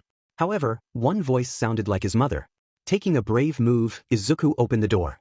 The green-haired bit-turn went to the living room where he could now hear the voices. I knew Midoriya was an All Might fan, but I didn't know he was this much of a fan. Oh please, you should see his All Might pajamas, we got him so many. I thought he had 2. It's brave to think he only had 2. Izuku finally saw the 2 people talking, and what a shock it was. His mom and his sensei were talking to each other, with a photo album in his mom's hands. Mom? Sensei, what's going on? Izuku asked. Morning sleep beauty, how was your nap? Sensei asked. Fine, but what happened? Izuku asked. Well, you passed out so I took you home, Sensei said, and your mother is amazing. I can see where you get all of your good traits came from. Oh, you're so kind, Inko replied. She even helped me set up my phone, so you can contact me whenever you want, Sensei said. That's great, Izuku said. And he has shown me some exercise that I can do, Inko said. Well, I better get going, I need to go somewhere right now. Midoriya, I left you some a paper containing some exercises to do. They're not as intense as what you did earlier today, so I think you should be good, Sensei said. Are you sure you can't stay for some tea? Inko asked. I would love to, but this is urgent, Sensei said. I understand, come back anytime, Inko said as she waved Sensei goodbye. Goodbye, Sensei, Izuku said as he waved his teacher goodbye. After he left the Midoriya household, Inko asked a question to her son. Izuku, why didn't you tell me your teacher was as big as All Might? His mother asked. Oh, well, I guess it wasn't that important to mention, Izuku said. Next time, let me know before I have a heart attack, Inko Midoriya told her son. Alright, I will, Izuku said. 1 week later, Izuku raised his leg in the air and performed a strong high kick against a kicking mat. That's a very good kick, Midoriya. You've improved a lot, Sensei said. Thank you, Sensei. Do you want to see my straight punch now? Izuku asked his teacher. Sure, why not, Sensei said. Izuku took a few paces back and started to perform the straight punch. That's excellent, your punches have improved a lot, Sensei committed. Thank you, Sensei, Izuku said. Well now, let's go on to some other karate techniques, Sensei said. Try punching me. Are you sure? Someone could get hurt, Izuku asked. Oh, don't worry, I won't get hurt, Sensei said. I was talking about myself, Izuku said in his head. Izuku went into his normal boxing stance. With a quick movement, Izuku unleashed his fastest jab. However, Sensei placed his hand against Midoriya's arm, diverting his punch away. This is a traditional way of blocking on karate. This move can be used for attacks from above and down low. When you use this, you can also attack your opponent. Sensei then moved his hand that was blocking Midoriya's punch and threw a punch right towards his face. It did not connect but stopped right in front of Izuku's face. See why this is so effective, Sensei said. Wow, Izuku said with a smile on his face. I believe this could help you learn, sensei said as he took out a wooden dummy half his size with multiple poles sticking out. I think I've seen this before in a lot of movies, Izuku commented. Well, this is way different than the movies, sensei said. Here's why. With a single movement of his hand, sensei was able to spin the dummy around like a top. It spun so fast that Izuku could barely see its movements. When it stopped spinning, Izuku asked one thing. Am I going to train with that? He asked. Sensei nodded. It's either that or I can do instead. Well, machine it is, Izuku said. A few hours later. Well, it's getting late, I think I would be best if we end our training now, sensei said. I agree with that, Izuku said as his face was now bruised in a comedic way. Just take a long jog, that's it for today, sensei said. Great, Izuku said as he left the building. Sensei waited for a long time before he started to chuckle. Then he started to laugh wildly. I shouldn't, my student's beat-up face isn't that funny, sensei said to himself. But it is, haha, sensei laughed aloud. A man burst through the wall. The man had black hair with blue eyes. The man was wearing a white-sleeved shirt with dark blue briefs. The man also held a backward sword. My name is Sasuke Uchiwawa, I heard you were the man who defeated Naruhodo, the man now known as Sasuke said. Yeah, what are gay for him? Sensei joked. Do not encourage the fans, Sasuke yelled, but that is not why I am here.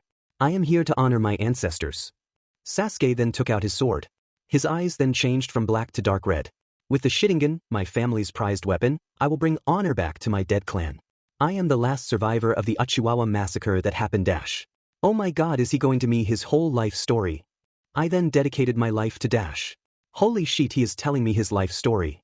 When I was bitten by a big snake man, I gained the powers of a Dash. You know, I can go for some Mexican right about now. I've been having way too much fish lately. After abandoning my village and leaving the girl who liked me for some reason, I joined a Dash. Are there any Mexican restaurants in Japan? I hope so, I haven't had Mexican in ages. After killing my brother, I discovered my family was killed because Dash. You know, this guy looks like a mascot for Hot Topic. He could make some real money as one. I then fought my former allies when Dash. Are you just going to talk or are we going to fight? Sensei angrily asked. Well, have it your way, Sasuke yelled. Lighting formed on his blade. As the last of the Uchiwawas, I will defeat you, Sasuke yelled out. He then rushed at the speed of lighting towards the huge man, only to be kicked right in the groin. The full force of the kick instantly crushed Sasuke ball. Sasuke collapsed to the ground, holding his crotch. Well, you were right on one thing. You are the last of whatever you are, Sensei said. He then took out his new phone and said, 2 things, I have to get going and when I get back you had better not be in here or take anything. If so then you'll lose more than your ball. Sensei then left the dojo, leaving Sasuke alone and broken. Let us see the wonders of modern technology. Hey Siri, Mexican restaurants near me, Sensei said to his phone. Okay, I found 5 results from Mexican cults near you, Siri replied in a dull robotic voice. What the F dash? Somewhere else. Izuku was sprinting all the way home. This was training Izuku did that not even his sensei knew. Izuku knew his ace was not in his strength but his speed. So Izuku had been running to school to sensei's house and them to his home. He also did this with his backpack on, making the journeys even hard. However, despite all this, Izuku continued to do these runs. Even once when it was raining, Izuku did not slow down. However, Izuku stopped to see something that caught his eye. Teenage Muay Thai fighter has gained a huge cult following online, was the title on TV. Yes, Deku, this boy is earning worldwide fame. Although public fighting or sports itself had faded from popularity because of the rise of quirks, Thailand still has Muay Thai competitions. One of these Muay Thai fighters is a boy named Chakri. Despite being 13 years old, Chakri has proven himself to be among one of the best fighters in history. Our reporter Yu Shimamura is now interviewing the young fighter. Now to you Shimamura. Thank you Daikaku, Shimamura said as she now appeared on the screen. I am currently standing the dojo of Chakri, which is also where Thailand's top hero originated from. Here is Chakri now, the reporter said. The moment the Muay Thai fighter appeared on screen, Izuku felt something. His entire body went cold. What is this? Izuku asked himself. He only felt this before when Kakin antagonized him. I'm scared but why? Izuku asked himself. Chakri did not appear very imposing. He had light brown skin with brown hair and brown eyes. Chakri was also the same height and age as Izuku.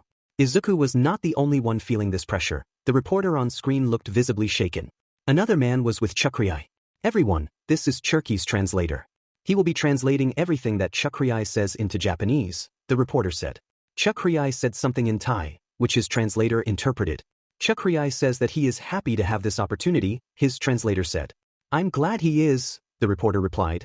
After Chakri sat down, the reporter began to ask questions. So, Chakri, there are many rumors that you have received scholarships from hero schools like U.A and Thailand's International Hero School. Are these rumors true? The reporter asked. Chakri answered, which his translator explaining, I am not one to brag, but yes, these rumors are true. Another question that is also on everyone's mind, why did you start competing in Muay Thai? The reporter asked the teen. I can answer this one, the translator said. So see, Chakri always wanted to fight strong people. So being a Muay Thai fighter was his way of doing so, the translator said. Okay, one thing that has made you very popular is how you often fight against opponents who use other martial arts. Why exactly do you do this? The reporter asked. Chakri smiled and said something in Thai. However, despite not knowing what he said, the sentence sends shivers down Izuku's spine. Even the translator looked scared. What did he say? The reporter nervously asked. He said, the translator was scared. He said that would accept all challengers, no matter the circumstances.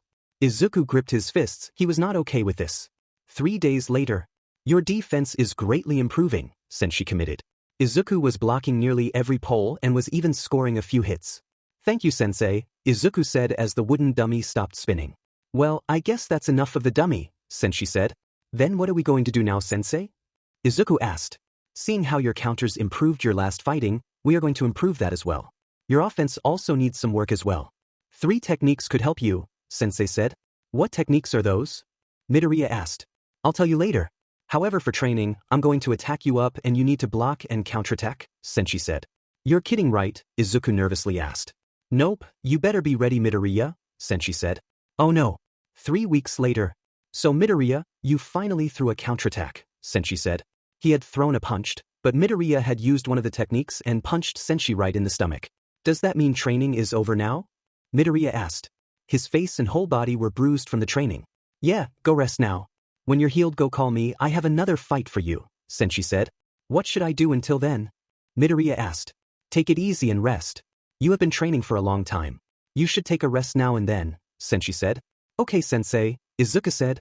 Also say hi to your mom for me. She's a nice woman, sensei said. Sensei, you're not dating my mom, are you? Izuku asked. No, I'm single for now, sensei said. Plus I'm more into women who put up a fight, like Heichir Dejiki. Speaking of which, how did you meet her? Izuku asked. Well, it all started a long time ago. Flashback. Hot DMN, another good fight, sensei. 50 more wins and your title as the king is assured, a short man said as he handed sensei a huge stack of money. Thank you, also keep on getting me fighters like her. The more fights I have, the stronger I become, a younger, shorter, and less buff, sensei said. You got it, with my position I can guarantee you fights with anyone in the world. Even the #1 hero if you want. Speaking of which, have you ever given thought of fighting him? You're not getting younger, the short man asked. Oh, I do want to fight him, but I'm not strong enough yet, however when I do, it will be the greatest fight in human history, the younger sensei said. I can't wait. Well, I got to go, my business can't run itself, the short man said as a group of huge-looking bodyguards skirted him. Sensei was walking down a long corridor until he heard crying. The man stopped to hear where the crying was coming from. Turning around the corner, Sensei saw his former opponent Heichir crying. She had her head covering her arms and she was sitting down on the ground. What happened to you? Sensei said. She lifted her head, revealing a black eye and a cut above her left eye. It has also revealed that she was Heichir Dejiki. If it's because of your injuries, I will have you know that you almost ruptured my liver and broke a few ribs, Sensei said. You a hole, this has nothing to do with that, the woman yelled. She threw a punch at the man, but her body lost most of its strength from her injuries. It did not help that Sensei easily dodged that punch, causing the woman to fall to the ground face first. Sorry about that. Need help, Sensei said as he offered her a hand. Fluff, the woman yelled. She got up on her own and tried to put on a tough face. However, her tears gave away her vulnerability. She covered her face with her right hand, but it did not help much. You know, just because we fought each doesn't mean you should be like that, Sensei said. Why do you care? Heichir asked. Sensei remained silent. I had a friend who taught me that no matter who it should be I should help everyone I can. Heichir Dejiki was baffled by the man's words. That sounds like something a hero would say, she committed. Well, that guy always wanted to be a hero, Sensei said. Fine, if you must know, I needed the money. My sister is going through some rough times and she has a baby coming. I wanted to be a good sister and aunt to them by getting the money they need. So I fought you and you know the rest, Heichir explained. Sensei reached into his pocket before taking out the money he just previously earned. Take it, I don't need it, Sensei said. Sure hesitantly took the money, before she looked at every one of the bills. This is about 1,000,000 yen. Are you sure you want to give this to me? Sure asked. I don't need it. I got enough money for a lifetime. Use it however you want, sensei said. He was about to leave until Sure grabbed his shoulder. Are you free anytime soon? Flashback to the future. And that's the story, sensei said to Midoriya.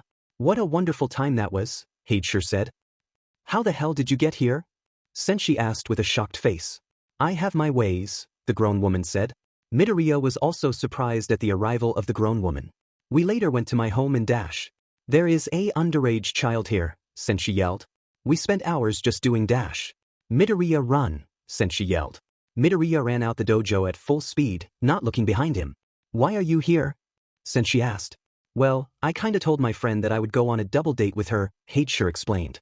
Okay, what does Dash? Sensei finally understood what she meant. I promise I'll pay you back, Sure said. I will even help you train your student if you want. Sensei placed his hand on his face before concluding. All right, but under one circumstance, no matching clothing, that's it. Yippee, I can't wait for our date, Sure proudly said. Well, you better get going. You have a gym to run anyways, Sensei said. Before she left, however, Sure planted a huge kiss on Sensei's lips. Bye Shinu, Sure said as she left. Demon woman, Sensei said in his head, trying to hide the simile on his face. 4 days later, Midoriya arrived at the destination his sensei told him to go. After healing up, his sensei told him to meet at this place. What Midoriya did not know was that this place was home to the biggest karate dojo in the world. Kendo Karate, a dojo that is famous for its founder killing a tiger in a single attack. Despite it being around only for 15 years, it became hugely popular. Even some heroes train here. Wow, you know your stuff, Sensei committed appearing right behind Midoriya. Midoriya yelled, you scared me. Sorry about that. You were mumbling again by the way, Sensei said. Sorry, so what are we doing here? Midoriya asked. I asked the owner of this dojo for a spare. He agreed one condition, Sensei said. I'll show you later, but anyway you're fighting a green belt from what I heard. A green belt? To be honest, I thought I was going to fight a black belt, Izuku said. Don't have too many high hopes. They say a green belt here is on the same level as a black belt, Sensei committed. If that's the case, then how's my opponent? Izuku asked. To be honest, I don't even know. For I know, your opponent could be a mouse, Sensei. The duo entered the building. A receptionist who was working on her computer greeted them. I was told that we should go to the top floor. That's where our appointment is, Sensei said as he guided Midoriya to the elevator. Once inside, Midoriya asked a question lingering in the back of his mind. So, Sensei, do you know the owner? Midoriya asked. Well, I did beat him once. This was before he famously killed a tiger in one blow thing, Sensei explained. He most likely did that because he was upset at me. I mean, I did take off most of his teeth. Wait, please explain that, Izuku said. You'll see, Sensei said as they reached the top floor. The moment the elevator doors opened, Izuku's face was blown back by strong winds. There were numerous people inside, all wearing black belts. They were practicing their straight punch when they noticed the duo by the elevator. Hey Sensei, they're here, one of the black belts called out. A large man nearly the size of Sensei came out. The man smiled, revealing that he only had half of his teeth left. It's been so long since I saw you, Sensei. How many years has it been? The man asked. I believe it's been 14 years, Oikakit, Sensei replied. It's been so long since I had a good steak, the man now known as Oikakit said. Well, the past is in the past. Itsuka, your opponent is here. Someone the age and size of Izuku came out of the group. My name is Itsuka Kendo, pleased to meet you. A girl. The orange-haired girl in front of him baffled Izuku. He was going to fight a girl. He cannot do that, that was not heroic. Before we begin, Sensei said, what are the rules? Okay, the rules are no punching the face, kicks are allowed, no grabbing or throws, and you win when your opponent stays down for 10 seconds. Is that fair enough? Oikakit asked. I think it's fair, Midoriya said. Same here, Itsuka replied. Well, this is good, Oikakit said. Now things are fair on both sides. Let's have a quick stretching session before the match begin. Sensei then felt Midoriya tug at his shirt. Can I talk to you for a little bit? Sure, is something wrong? Sensei asked his student. I can't fight a girl. That's not heroic, Izuku said. Midoriya, do you want people to look down on you? Sensei asked. No, but what does that have to do with me fighting a girl? Because that is what you are doing right now. You are looking down on her just because she is a girl. It is the same thing as judging someone because they are quirkless. If that is what is on your mind, then you will lose, Sensei said. Midoriya wanted to reply to his sensei, but could not find the right words. All right, stretching time is over. Let's begin the fight, Oikikit said. Wait a second, Midoriya stuttered, but his pleas were unheard. Itsuka put on a traditional karate stance. Izuku nervously put on the same stance as Itsuka. If Midoriya keeps on acting like this, he's going to lose, Sensei said on his head. Begin, Oikikit yelled as the fight began. Itsuka immediately dashed right towards Izuku with a straight punch. Izuku tried to back away but failed. Itsuka threw her straight punch right at Izuku's chest. Midoriya tried his best to block Kendo's punch, but failed and took a strong punch to the chest. Oh no, Izuku said in his head, her punches are even stronger than I thought. Izuku then threw a half-forced jab with his left hand, but Itsuka easily parried it with her right hand. She then used the same hand to punch Midoriya in the chest again. Itsuka then used her left leg to do a low kick on Midoriya. Hi's leg took massive damage. Midoriya tried to perform a high kick to the face, but Itsuka easily blocked it. She then hit Midoriya again in the chest, with added even more damage to his chest. Any more damage and I wouldn't be able to move my hips, Midoriya said in his head. Izuku tried to perform one of the techniques Sensei taught him, but Itsuka used a high kick right on Midoriya's face. It was a powerful kick for a middle scholar, so strong that it made Izuku fall over on his back. It was on his back that Midoriya came to a realization. I know this feeling. It is the same feeling I had when Kaken used to bully me. It is the same feeling I had when I saw Chakri. I'm being looked down on, Midoriya said in his head. Midoriya looked at Itsuka's face. He saw two things, anger and frustration. Midoriya now understands why. She knew he was holding back on her and hated it. I wonder has she gone through the same thing? Midoriya asked himself. I hated it when Kaken looked down on me. I hated it when Chakri was looking down on me. And I hate it even now. Izuku was not listening to the countdown before. So right when the number reached 9, Izuku leaped out of his position. He instantly put on a karate stance and had a deadly look in his eyes. I didn't think it was possible. However, from the look, Midoriya has unleashed his inner fury, Sensei said in his head. Itsuka saw her opponent take his stance and rightfully put on her own. So you're finally stopped seeing me as a girl. I am happy about that, but that does not mean you are going to win. I'm not a green belt at the strongest dojo in the world for no reason, Itsuka said in her head. They did not move.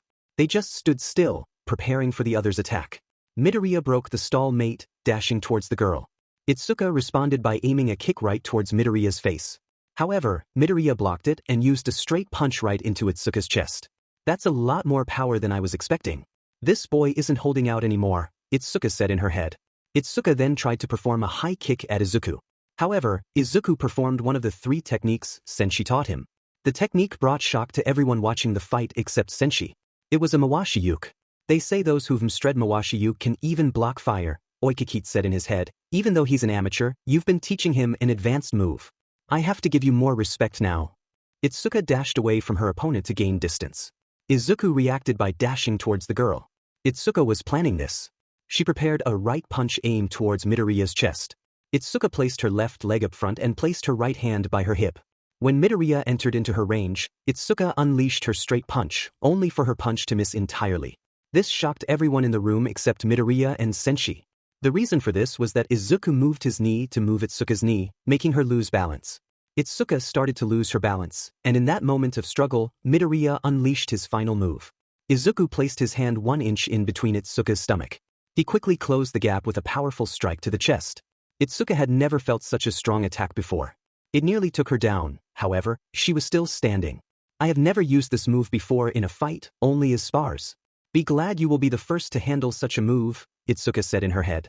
She took a few paces back. This move needed precision to pull it off. Itsuka is one of the few who could accurately pull off this move. Much to the surprise of Midoriya, Itsuka leaped in the air. Her right leg was up high in the air. Now was coming down at an extremely fast speed. Midoriya raised both of his arms to block the upcoming kick. Not even a first-degree black belt can handle this kick, Itsuka said in her head. Take this. Itsuka brought down her leg and used a powerful kick. However, it was all for nothing. Midoriya's block had stayed strong, much to the confession to everyone.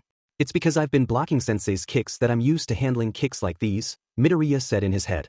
Itsuka fell to the ground, which allowed Midoriya to use his previous attack again. Izuku was close to Itsuka's stomach. He placed his right fist right to her stomach, which allowed him to use his special move again. Itsuka could not take the full force of Midoriya's attack and fell to the ground. What the hell was that? Itsuka asked. The 1-inch punch, a move developed by Bruce Lee himself. However, this version of the 1-inch punch is different from the one Bruce Lee made. This version requires close quarters range and a lot of strength to pull off. This version of the 1-inch punch is called Dragon Shot. The man who made this technique is Shinueni. So you've taught him one of your signature moves, Oikakit said in his head. Have you placed your faith that much in him? Izuku was still on the ground, trying to recover from the punch. However, time was running out for the orange-haired girl. The timer was currently on 6 seconds. 4 more seconds and she will have lost. Izuku tried to get up, but the dragon shot had damaged her too much. She tried using her elbows and knees to push her body up, but it did not have much effect. This has never happened to me before. So why is it happening now? Izuku asked herself. The count was now on the 8 seconds. Izuku could barely even stand on her feet. However, no matter how hard she tried, the orange-haired girl could not get up. Please, I can't lose now. Not in my father's dojo, not in front of my father, anything but that, Izuku said in her head. However, despite her pleas, the count reached 10. Izuku Kendo had lost in her father's dojo. The whole karate organization was stunned. They had known Izuku ever since she started when she was 10. Despite having the potential to be a black belt, Izuku had worked her way up the ranks, being undefeated no matter whom she fought. Now that all changed.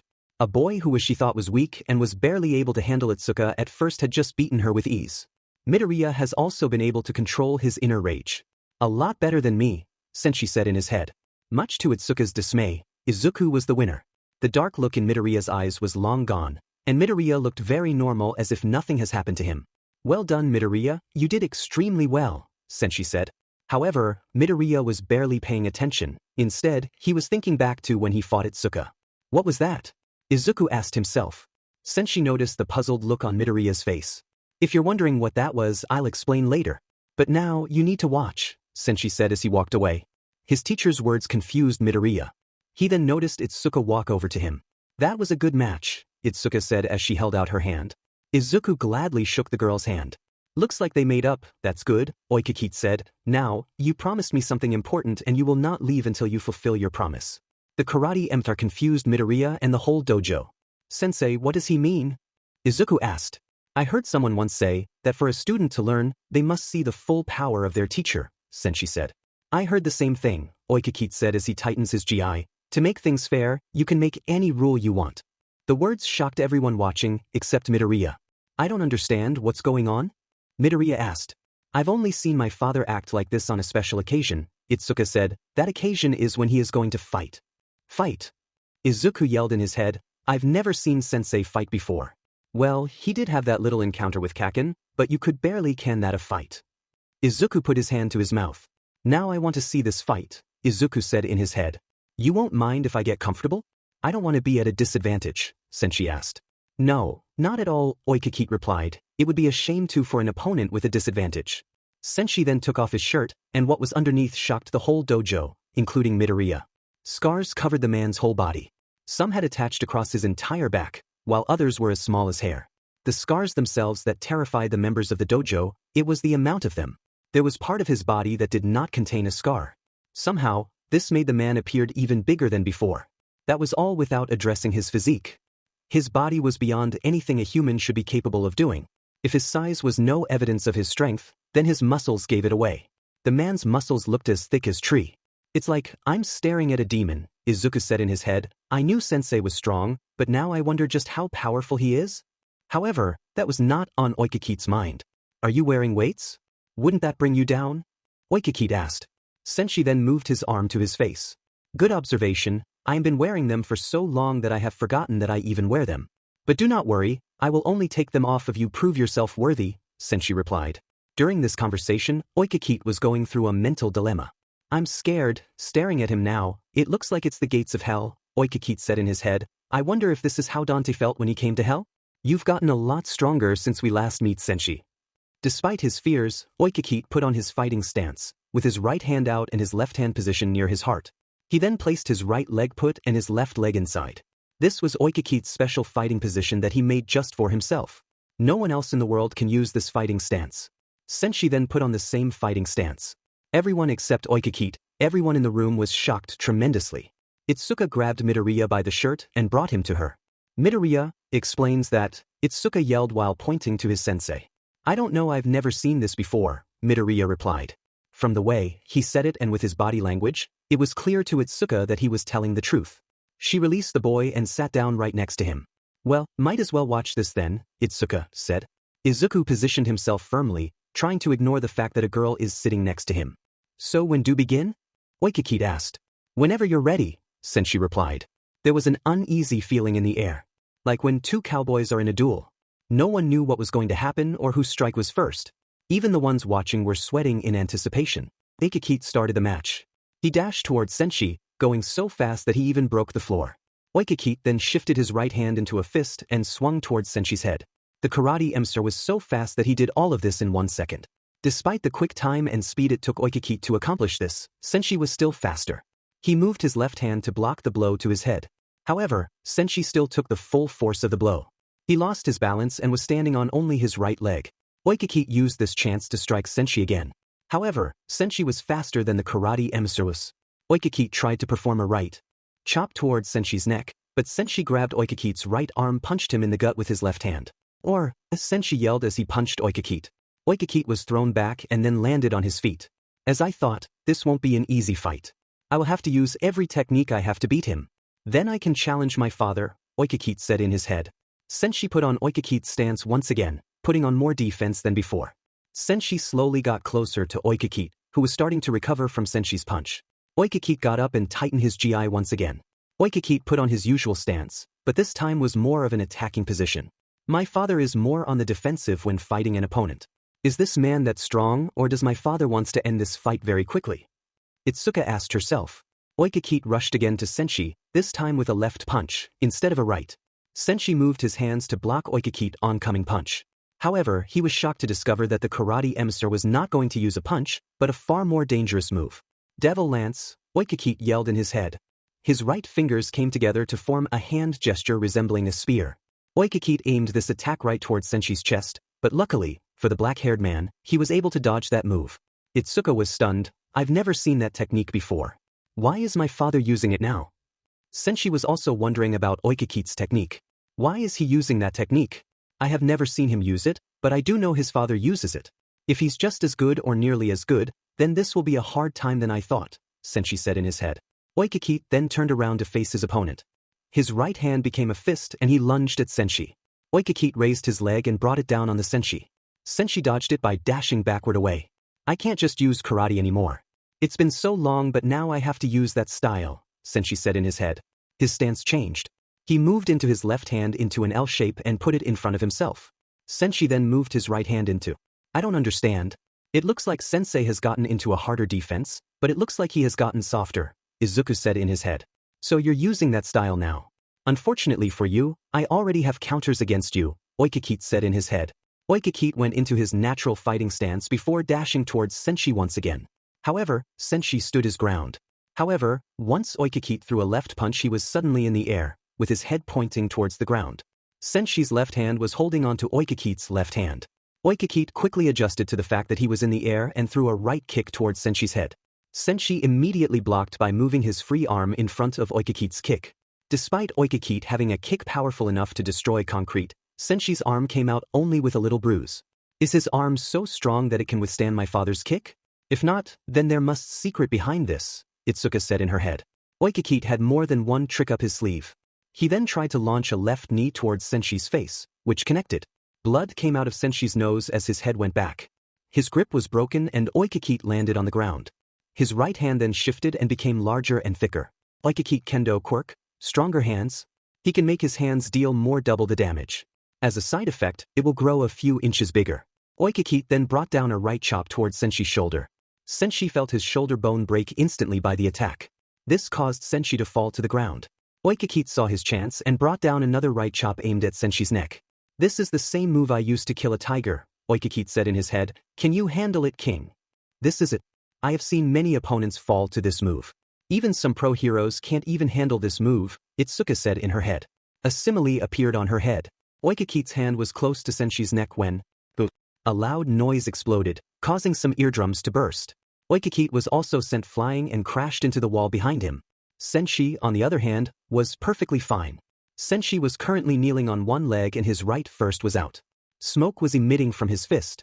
Upon closer inspection, his training weight on his right arm was off. Most people think strength is what I'm best at. I do not blame them. What they don't know is that my greatest weapon is speed, Sensei said. He got up and walked over to Oikakit. Oikakit was currently lying down on what remains of the wall covering the storage closet.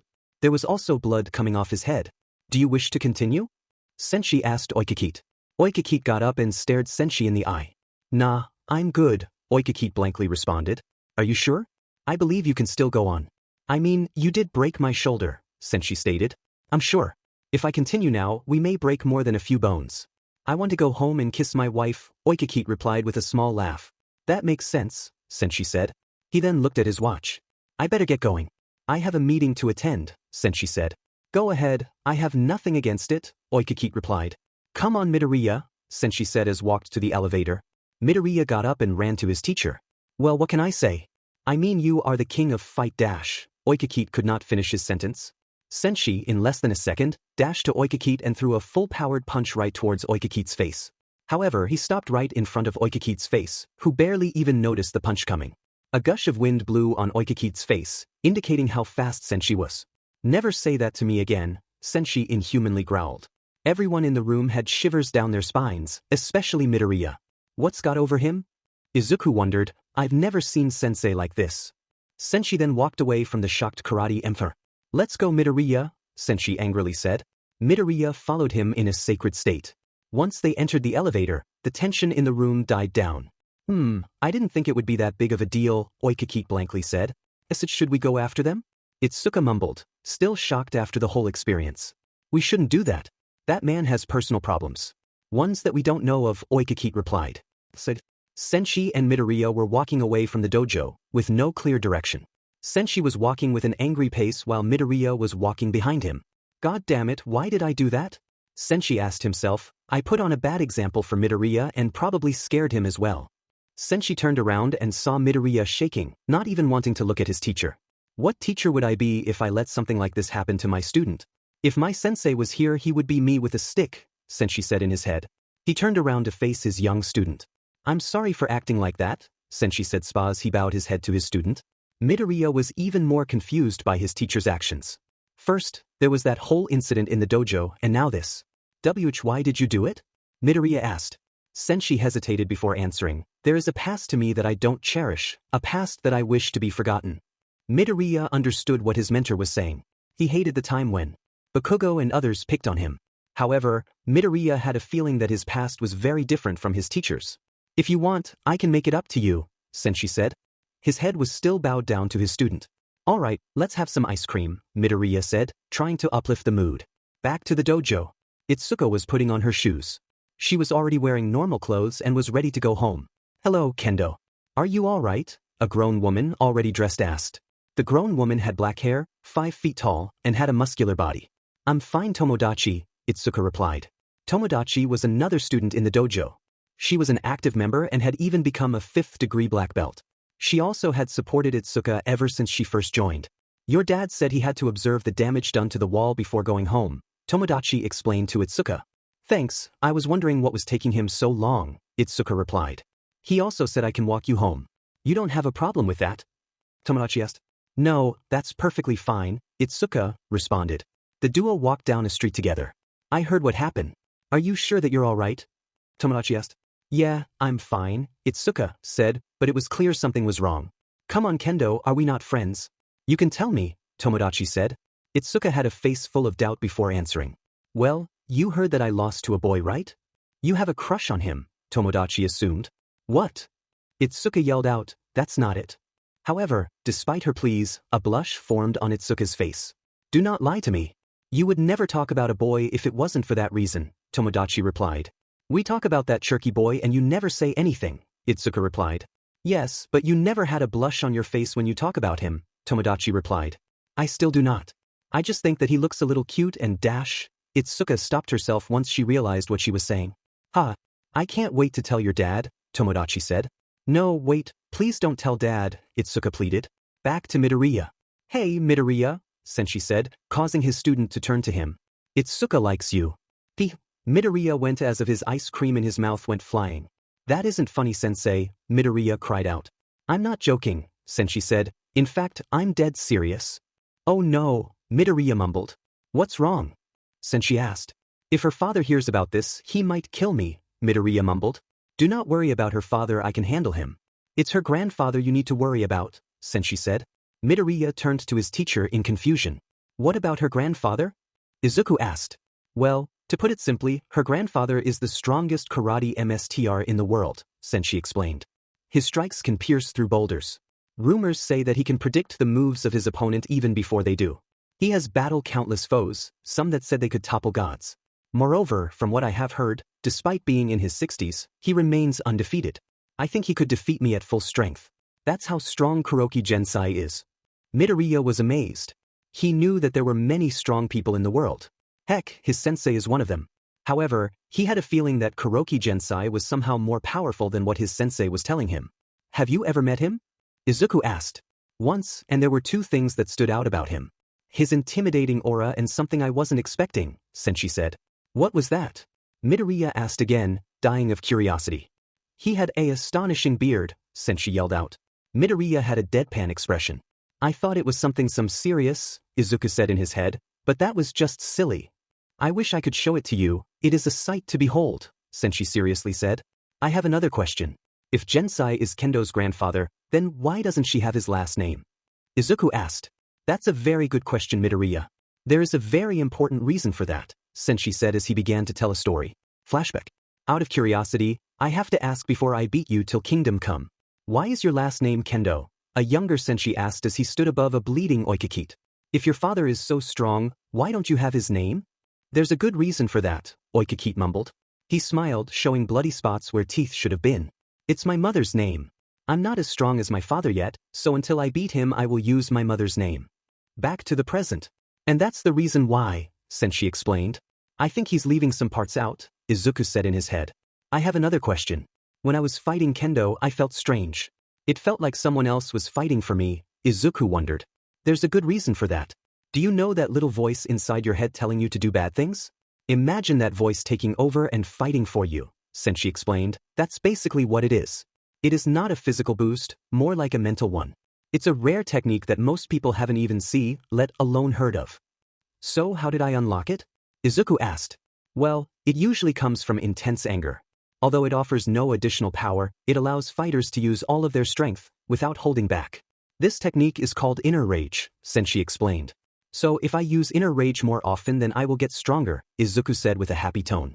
However, he then felt a sharp cool presence down his neck. Turning around he saw his teacher giving him an angry look. Don't, his mentor said. Why? Izuku nervously asked. Inner rage is not a move you should use often.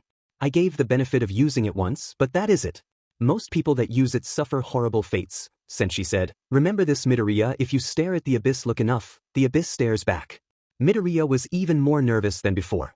I'm sorry, Midoriya mumbled. Don't be, you didn't know, so there's no reason for you to be sorry, sensei said. Any more questions you have for me? Yes, why were copying Mr. Kendo's moves and stance when you fought him? Midoriya asked. Well, back when I was beginning to learn martial arts, all I did was copy my opponents. I thought it would be cool to defeat my opponents using their style. However, as time went on, I realized something about my style. Not only could I use my opponent's strengths against them, but I could also figure out their weakness.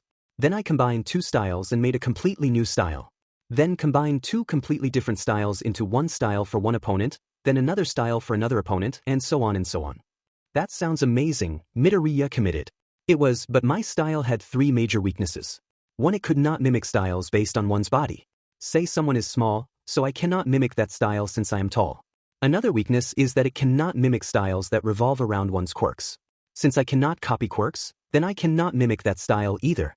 The final weakness is that it takes a longer time for me to attack. With so many options to attack, there was often a delay in my attacks. Despite all of this, my style was unique. It even had a cool name. What was the name? Midoriya asked. Well, most people call it the formless style, however, its real name is all for all style, sensei proudly said. I think formless style is a better name anyway, Midoriya committed. I invented it so I name it, sensei yelled. Why did you name it all for all style then? Izuku asked in a nervous tone. Sensei calmed down and answered his student's question. Well, there are two reasons for that. One, it is short for all styles against all opponents. I thought it was a cool phrase and one that fitted my style. Another reason was to give respect to a friend I hold dear to my heart. Somewhere else. Oh, a skinny blood man sneezed at full force. Maybe someone is talking about me, he said in his head. The man was currently leaving a massive skyscraper with a famous hero's name on it. You know, I wonder where Shinueni is doing now, the man said in his head. It's a villain, a woman yelled. The man transformed into a mighty being of massive strength. Do not worry, because I am here, the man yelled as he engaged the villain. You would have liked him, Sensei said. Unfortunately, we had a falling out. One final question, why did get angry at Mr. Kendo? Izuku asked.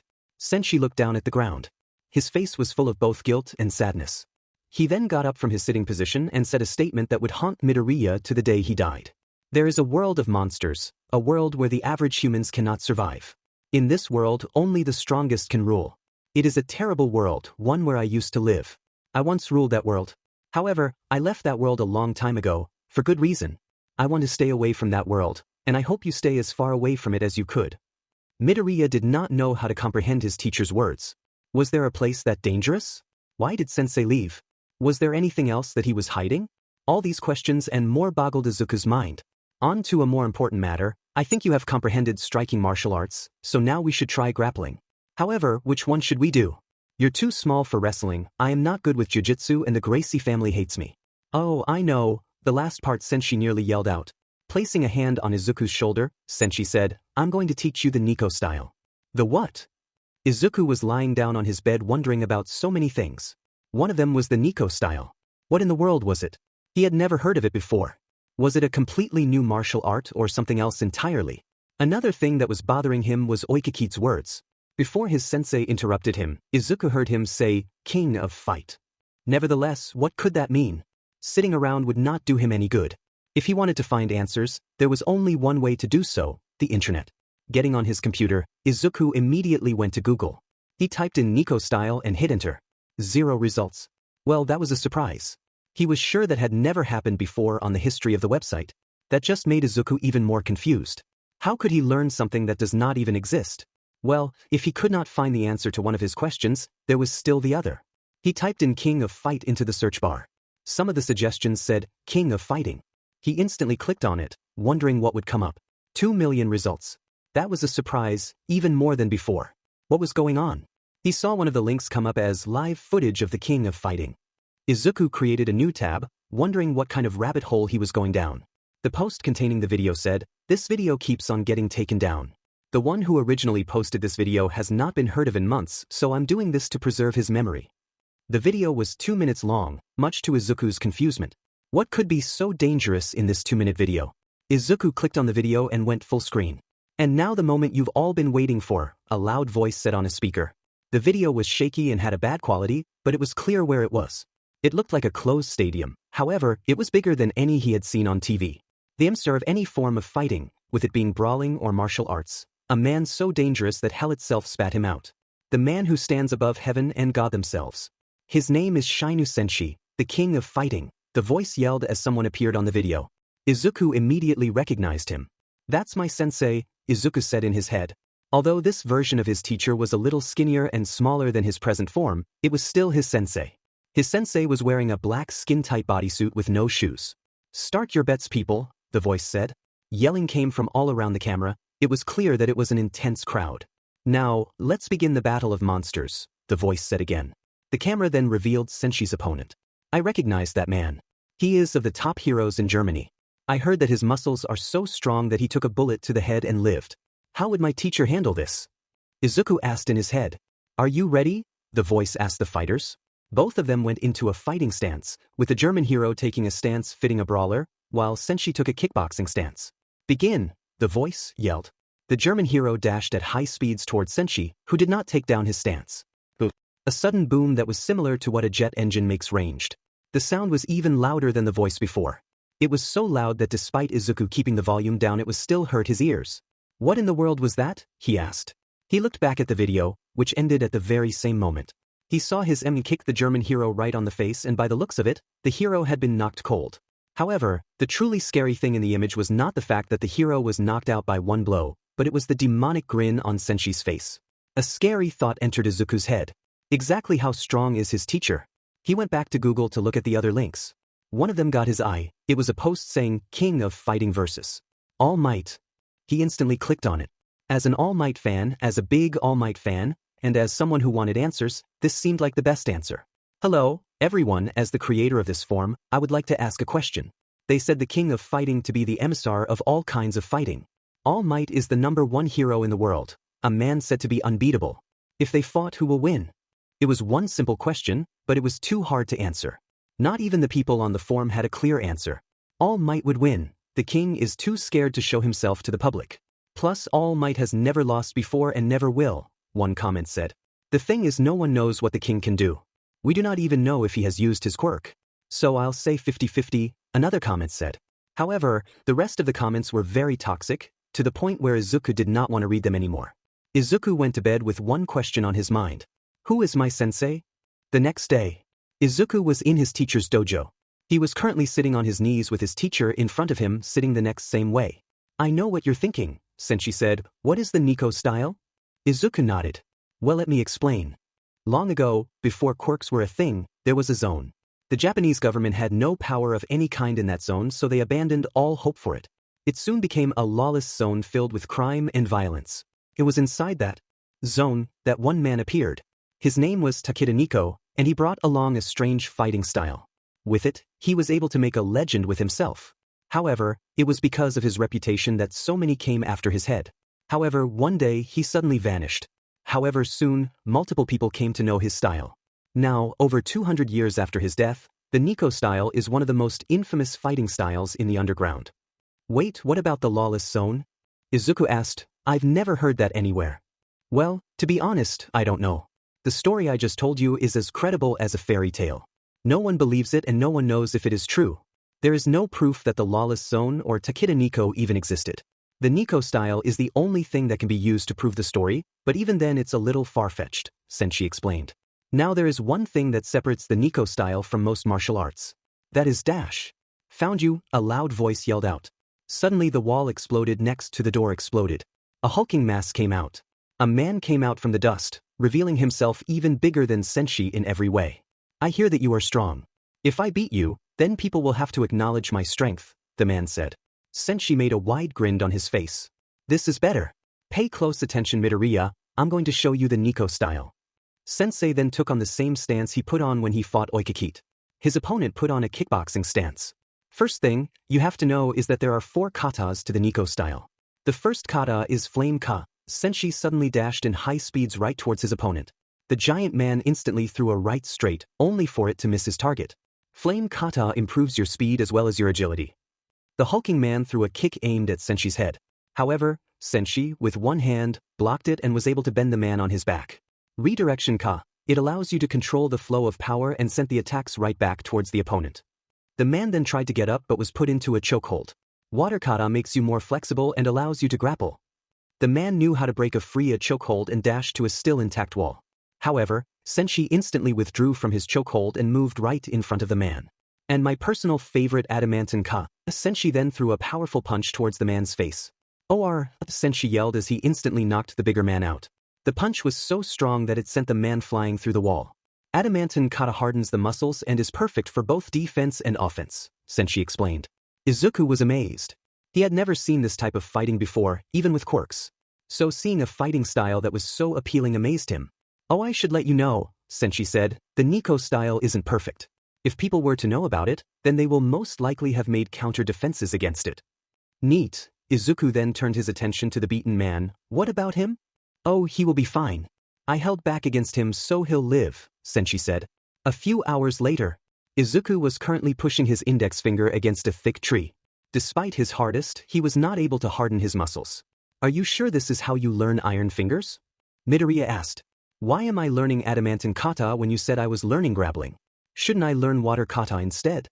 The Niko style is a synthesis. Just learning one kata is not enough. You need to learn all 4 katas to mstr the Niko style. Despite adamantine kata being more suitable for strikers, if you combined it with the water kata, then you have a terrifying combo.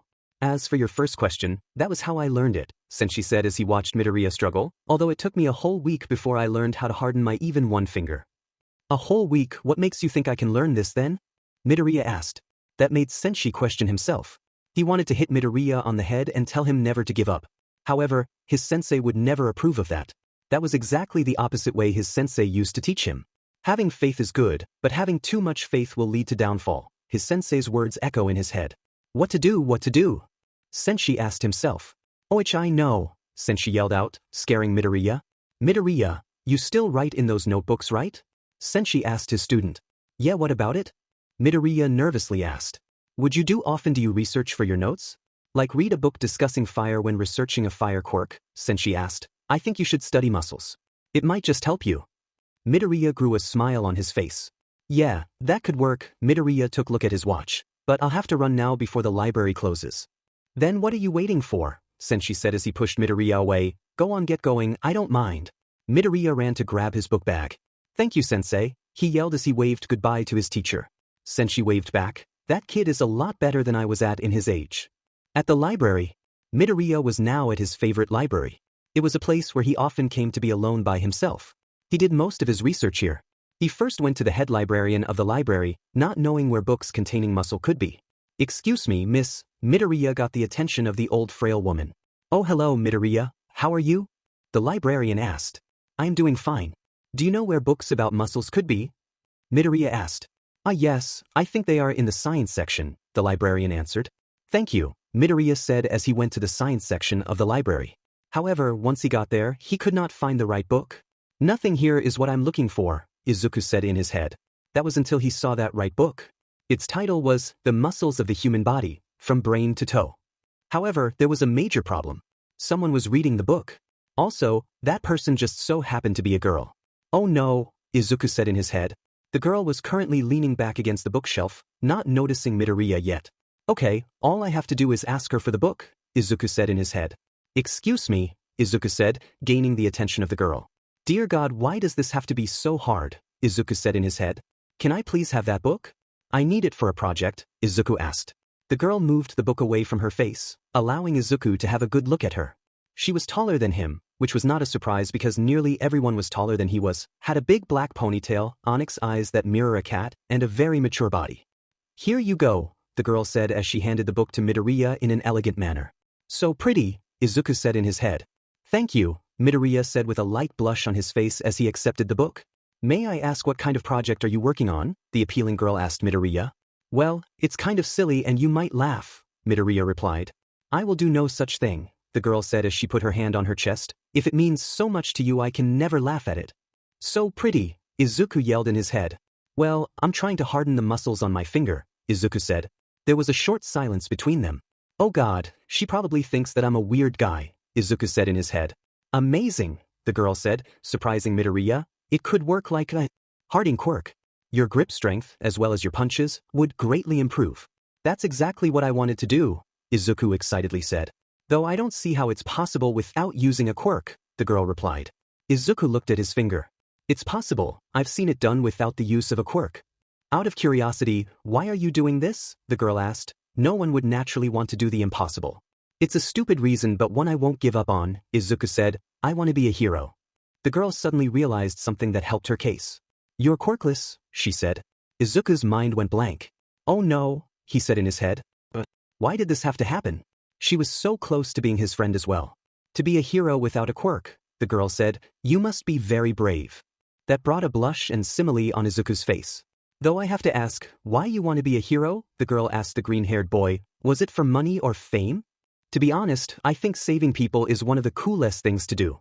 Putting one's life before your own is possibly one of the bravest things one can do. So that is why I want to be a hero. The girl was amazed at the boy's determination. Most heroes she has seen were in it for the money or the publicity. The students in her school only wanted to be a hero for those reasons only. Therefore, it was an honest surprise hearing such a generous reason. Maybe she should be a hero as well. Momo Yaoyorozu, the girl said. Excuse me, Izuku replied. My name is Momo Yaoyorozu. I would like to be friends with you, Momo said as she raised her hand. Izuku Midoriya, Midoriya replied as he shook Momo's hand. That night, Momo was walking away from the library. She had also gained Midoriya's number and has her own as well. Now to deal with one last issue, Momo said aloud. She turned to face an alleyway and yelled, Koibito and Yakubo, come out here right now or I will tell my dad. Suddenly 2 average-sized men dashed out of the alleyway and went down on their knees. One had dark blue skin and red hair, while the other had light red skin and blue hair. Please don't, Ms. Yaoyorozu, the 2 men begged, we'll do anything. The elegant girl put a hand to her hand. Why does father do this? He should at least alert me about it, Momo said. Ms. Yaoyorozu, please do not hate your father. He is only concerned for your safety, Koibito, Blue One, explained. That's right, Yakubo, Red One, said, you are the daughter of a very rich man. It would be a foolish mistake not to protect you. A boy could come in and try to stalk you. That was when Momo realized something. Were you watching me talk to Midoriya? She asked the duo. The sudden silence between the duo gave her answer. You can't talk about Midoriya to father, Momo demanded. Why not? Yakubo asked. Because the last time a boy talked to me, all of our bodyguards and maids had to hold him back so he wouldn't kill the boy. Well, maybe the boy was trying to stalk you. He only asked for a pencil. Well, did he give it back? He did, Momo said. Please do not tell my dad about him, Midoriya different than most boys. The two men looked at each other before gaining a huge grin. Oh, so he's different, Yakubo said. I can see it already, you walking down the aisle in her appealing dress. Your husband is waiting for you. Then after a romantic ceremony, you embrace your husband in a passionate honeymoon, Koibito said as he grabbed the hands of his partner. They then stared at each other in a very weird way. I'm pretty sure they're lovers, Momo said in her head as she watched this scene happen. 1 week later. Sensei was amazed at the rate Izuku has learned. He was now able to use iron fingers on all 10 fingers. However, he could only do it on 3 fingers at a time. Good work, Midoriya, Sensei said. Now we can move on to water kata. Thank you, Sensei, Midoriya said. I couldn't have done it without Yaoyorozu. Sensei flinched once he heard the Yaoyorozu name. Is something wrong, Sensei? Midoriya asked. It's nothing, just bad memories, Sensei replied. Think about the time he fought Kahagona Yaoyorozu. Anyway, do you remember the beach that you cleaned up? Yeah, what about it? Izuku asked. Next Saturday meet me there in your swimsuit, Sensei said, and bring goggles. Saturday. Midoriya had arrived at the beach. However, Sensei was not there. Izuku was all alone with only his towel, a bag of clothes and necessities, and goggles. Well, at least I have time for myself, Izuku said in his head. He set his towel down in the sand and dived into the water. Meanwhile, a pink girl nearby was dealing with a challenging problem.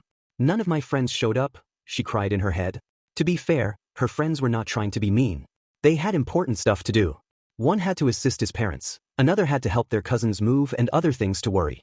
It's so weird being lonely, the pink girl said in her head. That was until she saw waves splashing in the distance. The hell is that? She asked herself. Taking a closer look, she saw a boy swimming in the distance. At least I'm not alone, the pink girl said to herself. The boy then went back to shore, and that was when the girl got a good look at him. The boy had light green hair and muscles not meant for a middle scholar. The girl blushed once seeing his wet and muscular body. So cute, the pink girl said to herself. I must know more about this boy. Izuku was currently taking a breather from his swimming. He was about to go back in the water before a pink girl went up to him and said, Hi. The sudden arrival of the girl surprised Izuku, but he maintained his composure. Hello, he said back, still shocked by the girl's sudden entrance. The girl had light pink skin with yellow horns in her hair, and her eyes had black sclera and yellow irises. The 2-piece purple bikini she was wearing also matched with her body. My name is Mina Ishido, the pink girl introduced herself. What is your name? Izuku Midoriya, he replied. So cute, Mina said in her head. So what are you doing here? Ishido asked the green-haired boy.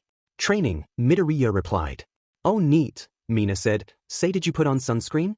Izuku then realized that he did not use sunscreen and did not bring any sunscreen. I have some if you like, Ishido offered. Are you sure? Izuku asked. Don't worry, I have plenty. Plus I already used some on myself, Ishido said. Alright, I'll have some, Midoriya said, giving in to the girl.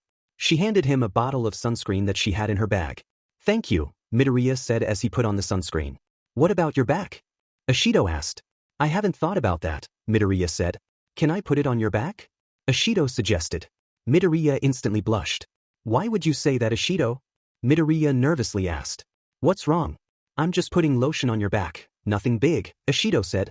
So she had no clue, Midoriya said in his head. Okay, but don't do anything weird. Mina grabbed the bottle of sunscreen and squirted some onto her hand. She carefully rubbed the gel on the boy's back. She's pretty good at this, Midoriya said in his head. Before he realized it, it was over. There we go, Ishido said as she finished rubbing the boy's back. Was that so bad? Wow, Izuku said. That felt good. Thank you, Mina. Sure thing, muscles, Mina replied. Muscles? Midoriya asked in a confused voice. Yeah, I thought it would be a cute nickname. It's because you have such impressive muscles, the pink girl replied.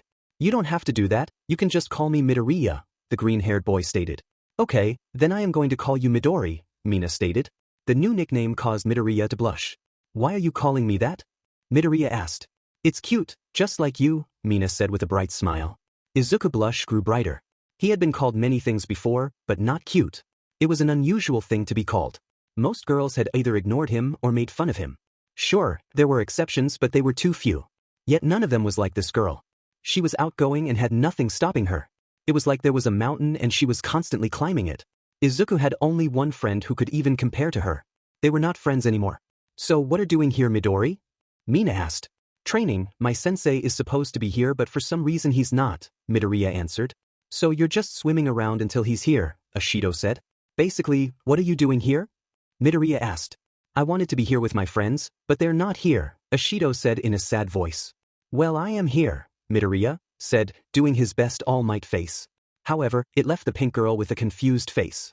Maybe that was a mistake, Izuku said in his head. Blah, Ashido started to burst into laughter. Ha! The girl was laughing so hard there were tears in her eyes. She was also rolling around in the sand. That's so silly, she cried. Although this was not the reaction Midoriya had intended, it was a good result. He made someone smile. Isn't that what matters? So who's your friend Midoriya? The sensei asked. Midoriya yelled as his teacher appeared behind him. His yell also alerted Mina, who was on the sand. Sorry, didn't mean to scare you, Sensei replied. Mina got behind Izuku and whispered, Holy shit Midori, this guy is jacked. What do you mean? Midoriya whispered back. I mean he has muscles on his muscles. The only person I have seen that is muscular like that is All Might, she whispered back. Where did you find this guy? You know I can hear you right, Sensei said as he addressed Ashido. Oh no, he has a hearing quirk. Ashido yelled. No, you're whispering very loudly, Sensei said. Where are my manners? My name is Shinu Sensei. What's yours? Mina Ashido, the pink girl replied. Ashido, do you mind if I borrow Midoriya for a while?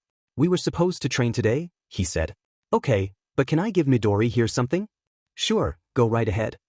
Ashido then went to her back, pulled out a piece of paper and scribbled something on it. She then handed the small sheet of paper to Midoriya and made a phone gesture before leaving. Taking one look at the paper, Izuku saw that it was her phone number. Wow, you're good at this, Sensei said to Midoriya. You already have 2 girls who like you. Wait, no, it's nothing like that, Izuku mumbled. We are just friends after all and Kendo-san doesn't think of me like that. Sure thing Midori, Sensei replied. What took you so long anyway? Midoriya asked his teacher. I needed to find the equipment for our exercise. Remember when we were training with the punching mitts? It's like that but different. Different how? Izuku asked. Sensei then pointed to the water. Oh. Later. Izuku was struggling with the current training he was doing.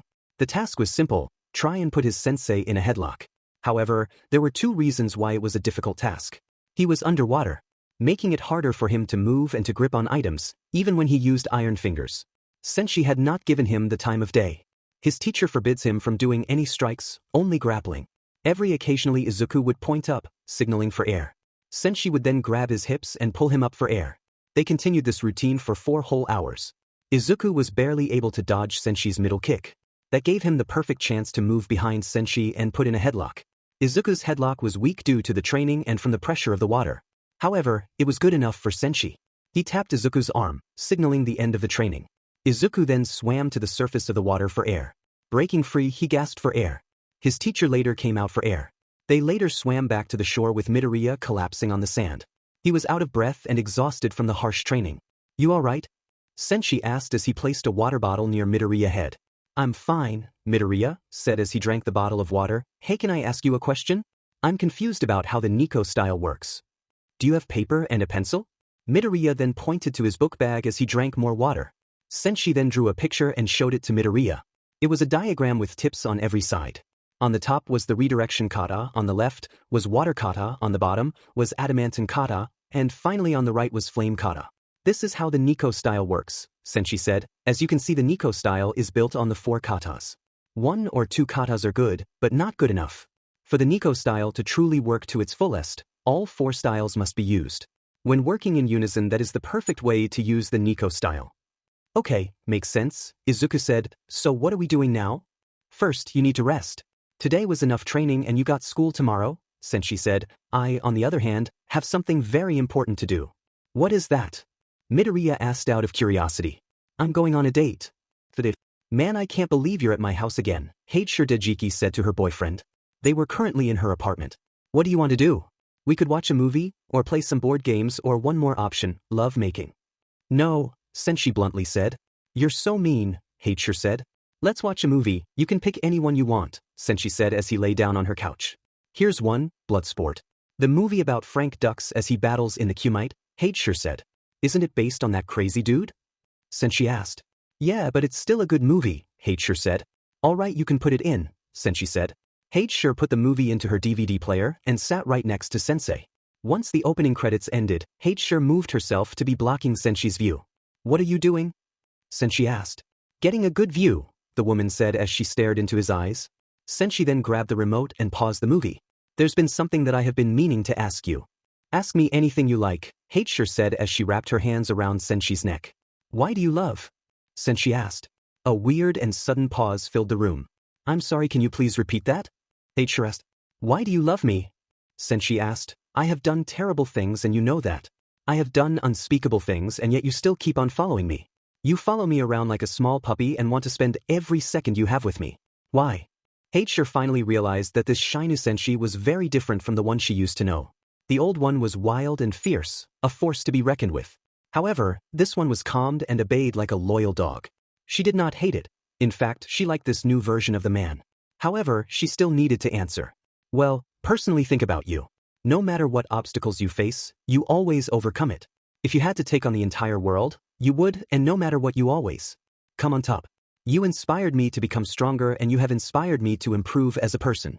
I would never be as good as an ant if you had not shown me kindness that day. Even today you are inspiring others. That Midoriya boy keeps getting stronger and stronger because of you. That is why I love you. Senshi did not know how to respond. He honestly never knew someone felt this way about him. He had misjudged Heicher, which was a mistake. One mistake on a list of many. Maybe he could learn better now. I'm sorry, Heicher was confused by her boyfriend's words. I misjudged you. I don't mind. We're human, we're bound to make mistakes, Heicher said. However, there is one way you can make it up. Is it what I think it is? Senshi asked. Oh yes, Heicher said as she started to take off Senshi's shirt. The next day, Midoriya eagerly opened the door to his sensei's dojo. He had been training last night and had been able to use iron fingers on his right hand. He was happy to show it off to his sensei. That was until he heard strange sounds. The sounds were coming from the bathroom in the dojo. Midoriya pressed here against the door. He recognized the sound as the sound of throwing up. Midoriya knocked on the door. Sensei, are you all right? He asked. Don't worry about me, Midoriya, Senshi said in a sick voice. I'm just blurg. Midoriya suddenly heard the sound of vomit. I'm sick today, so I don't think I can teach you today, Senshi sounded like he was about to die. Do you need help or medicine? Midoriya asked. Thanks, but I'm fine right now. Also, you could get sick from me and I don't want that to happen, Senshi replied. However, you can still train with someone else. I left an address on the table nearby. The man who teaches there should at least give you a few tips about grappling. Are you sure? Midoriya said. Yes, I have no problem with it, just be kind to the owner. When we fought he nearly beat me, Senshi said. A man who almost beat Sensei, is that even possible? Midoriya asked in his head. I'll come back tomorrow to see if you get better, Midoriya said. Thanks, Senshi said as he heard Midoriya leave the dojo. He then turned to the toilet where he had been vomiting for the last 10 minutes. Instead of leftover food in the toilet, it was blood, his blood. Tons of blood. God damn it. Why couldn't my quirk be something simple, Senshi said in his head before vomiting once again. With Midoriya. Midoriya looked at the building in front of him and then at the note Senshi gave him. He continued doing this for 30 seconds. There must be some kind of mistake, one simple mistake. There was no way he could learn about fighting in this place. Because it was a dance studio. Izuku decided to look inside. There was a lesson going on and Midoriya saw grown women and an instructor performing. It's best not to interrupt at this time, maybe wait until the session is over, Midoriya said in his head before sitting down on a bench nearby. 10 minutes later, the class wrapped up and Midoriya noticed the women all leaving while talking to each other. That was when he went inside. Excuse me, Midoriya said as he entered the studio. Yes, can I help you? One of the workers asked. He was tall and had dark black hair with bright red bug eyes. Judging from the way he looked, Midoriya believed him to be a college student. I was told to talk to the owner, Midoriya replied. You need to speak with me, a man said. Midoriya turned to see a man with mushroom hair in a wheelchair. Are you the owner? Midoriya asked. Yes, is there something wrong with that? The man asked in an angry tone. No, there isn't, Midoriya said, Anyway, my sensei told me you can teach me things about grappling. Oh, and who is your sensei then? The man asked. Well, his name is Shinueni, Midoriya answered. The man in the wheelchair suddenly changed his expression to that of concern. Sensei, that same man who put me in this chair. What would he want from me? Also, what could he be doing teaching some plain but kid like this? There's only one way to find out. Sure, I'll teach you some things. I used to do a lot of wrestling back in my day, the man said. By the way, call me Dansa. Although I am excited to teach you, there is something I must tell you. The moment he said that, someone else walked into the doorway. Oh, Dansa, who's this young lad? The man was very small and very old. Yet despite that, carrying a warrior's aura with him. There was someone else with him. A child around Midoriya's age. He had a wide build, short spiky black hair, and puffy lips. With just one look, Midoriya could tell something important about the boy. He's strong, Midoriya said in his head. A new training partner, the boy said. Well, yes, he's just here to dash. Dansa stopped talking once he noticed Midoriya walking up to the boy. You're strong, Midoriya said. Oh, thank you, my name is Rikido Sato, the boy said as he put a hand behind his neck. My name is Izuku Midoriya, let's fight, Midoriya said. The sudden statement surprised everyone. No one had expected some random kid to ask for a fight. He looked too plain and wimpy compared to Sato's big muscular body. I'm sorry, can you please repeat that? Sato asked, still not believing what Midoriya just asked. I said let's fight. If there are any rules you want to add, go ahead, Midoriya said with a bold attitude. Sato still did not understand the boy in front of him. However, he did not want to be rude to him. Okay, Sato said, however if you get hurt don't blame me. Hold on there, Sato, the small old man said. Dansa, who is this random kid? Dansa then gestured for him to come closer. He then whispered in his ear, he's Sensei's student. The old man's eyes shot open. He still remembered the day he fought Shinueni and the cost he paid for it. Then a simile formed on his face. This way, he could have payback for the precious treasure he lost so long ago. Good news, Sato, I will agree to this sudden challenge. Now get ready, he said. All right, sensei, Sato said as he brought his bag down and unzipped it. You don't mind if change into something more comfortable? Sato asked Midoriya. No problem, Midoriya responded. He then watched Sato carry his bag into the men's bathroom. He then saw someone else come out of the bathroom, the female bathroom. Oh hi, Midori, what are you doing here? Mina Ishido asked her shy friend. Oh hey, Ishido didn't know you were here, Midoriya said as he tried to hide behind his arms. I never took you to be a dancer, Mina said, though I wouldn't mind teaching you a few things. Miss Ishido, I didn't know you knew Mr. Midoriya here, Dansa said. We're good friends, Mina said for Midoriya. Also, what are you doing here? I would never have imagined that you liked dancing. I'm not here for dancing, Midoriya replied. Mina was going to ask what he meant when she heard the bathroom door opened. She saw a big boy wearing a wrestling uniform with a helmet on his head. Okay, Midoriya, I'm ready, Sato said with an intimidating aura. Mina recognized the kid as Rikido Sato. She causally saw him enter the studio and often pestered him. She thought he went in here for private dance training. She now saw how wrong she was. So you're a wrestler, that's pretty cool, Izuku said. Did you challenge me to a fight without knowing what I can do? That's pretty cocky, Sato replied. Oh, do not take this the wrong way. I'm not looking down on you. However, I'm also hoping you don't disappoint me, Izuku said. Sato grinned. Well, don't say I didn't warn you. Izuku then smiled at Sato. Well, let's hope I don't get hurt then. Before we start, let's do some stretching, Dansa said. The two boys agreed and gave each other space. Midoriya, how well are you with grappling? Dansa asked. Well, I just started yesterday, Midoriya replied as he stretched his arms. Dansa could not believe what he was saying. Are you telling me that you challenged a wrestler and you don't have any grappling skills? That angered Dansa, however part of him could not blame the kid. Sensei would have done the same thing. Well, let me give you a piece of advice. Wrestling is one of the oldest martial arts in the world. It dates back to ancient Greece. One thing that makes a wrestler strong is durability. Wrestlers have really good durability. Okay, so I just need to wear Sato down, Midoriya replied as he stretches his legs. Easier said than done. Despite his age, Sato is an amazing wrestler with more stamina than a bison. Don't worry, I have something he doesn't know about, Izuku proudly said as he finished his stretches. Yeah, Dansa said as he watched Midoriya approach his opponent. This kid is no chance.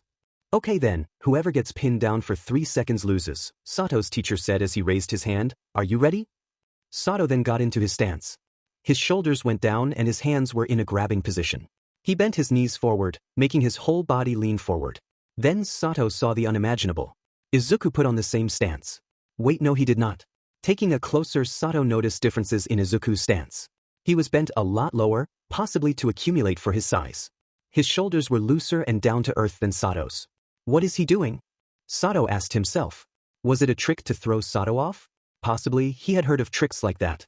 If copying my style is your gimmick, you're in a world of hurt. Sato's teacher then brought down his hand and yelled, "Begin."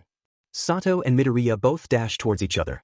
Sato grabbed Midoriya first. His right hand grabbed Midoriya left shoulder. He was going to grab Midoriya right shoulder when something unexpected happened. Before he even knew it, Sato was feeling a lot of pain coming from his nose. A sudden pain filled his face. Sato let go and gained distance from Midoriya. He then put his hand to his face and saw a crimson liquid dripping down. When the hell did he punch me? Sato asked himself. Are his punches so fast that I can't see it? If that's the case, then I must end this quickly. Sato was not the only one shocked by the whole ordeal. While both Dansa and Sato's teacher were shocked, the most interesting shock came from Mina. I knew Midori was buff, but I didn't know he was that strong though, Mina said in her head. Sato got back into his normal fighting stance while Izuku put on the same stance he did before. However, unlike before, Izuku was the one who broke the stalemate. Izuku dashed to Sato, which was what Sato was waiting for. Izuku then tried to grab Sato's shoulder. However, Sato did not give Izuku that chance. The moment Izuku moved his arm, Sato put his hand in a finger lock. Good, just like I taught him, Sato's teacher said in his head. How is Midori going to get out of this situation? Mina asked herself. That kid is in big trouble, Dansa said in his head. Finger locks are Sato's specialty. Everyone thought that Midoriya was finished, that he was going to lose. Then Midoriya did the unexplainable. Even though he could see it with his own eyes, Sato could not believe seeing his hand being held back. Sato could not believe that he was losing in his specialty. How the hell is he doing this? Sato asked himself, is he using a quirk? It is a good thing I know iron fingers. If not, then Sato would have beaten me, Izuku said in his head. Izuku was able to make Sato release his grip and turn the tides. Yet, that did not stop Sato. You're not the only one who can deal blows, Sato smiled. Although his right hand was in a finger lock, he still had his left. Sato threw a left hook aimed at Midoriya's face. It should have landed. However, at the last second, Izuku dodged the attack by letting go of Sato's hands. At that moment, everyone was frozen, and at that moment, Izuku won. He got behind Sato in an instant and put him in a headlock. Sato knew exactly how powerful a headlock was. The moment you were placed in one, it would be impossible to break out of one. Yet, that did not mean Sato would not try. He dropped to the ground on his back and rolled around. Despite Izuku dealing with the pain, he would not give up. His chokehold remained and time was running out for Sato. Sato tried to move Midoriya's arms that were around his neck, but failed. Sato could not get up anymore, the chokehold was too strong. Midoriya released Sato. Sato stayed on the ground as he took in his loss. Sato had only lost to one person before and he took pride in that. Now it did not matter. Congratulations Midori, Ashido said, I knew you would win. Thank you Ashido, Midoriya replied. Sato got and walked over to Midoriya. He was upset but pushed those feelings down. That was a good match, Sato said as he raised his hand. It was, you did pretty good Sato, Midoriya replied as he shook his hand. Somewhere out there, the door of an old dojo opened up and out stood an enormous man wearing a surgical mask. Maybe I should visit Midoriya, sensei said. Both Midoriya and Sato were performing Hindu squats. It was a common excessive for wrestlers. After the match, both Midoriya and Sato were told to do some workouts. Mina was also watching them, occasionally giving them praise to boost their morale. What do we have here? Someone asked as he entered the dance studio.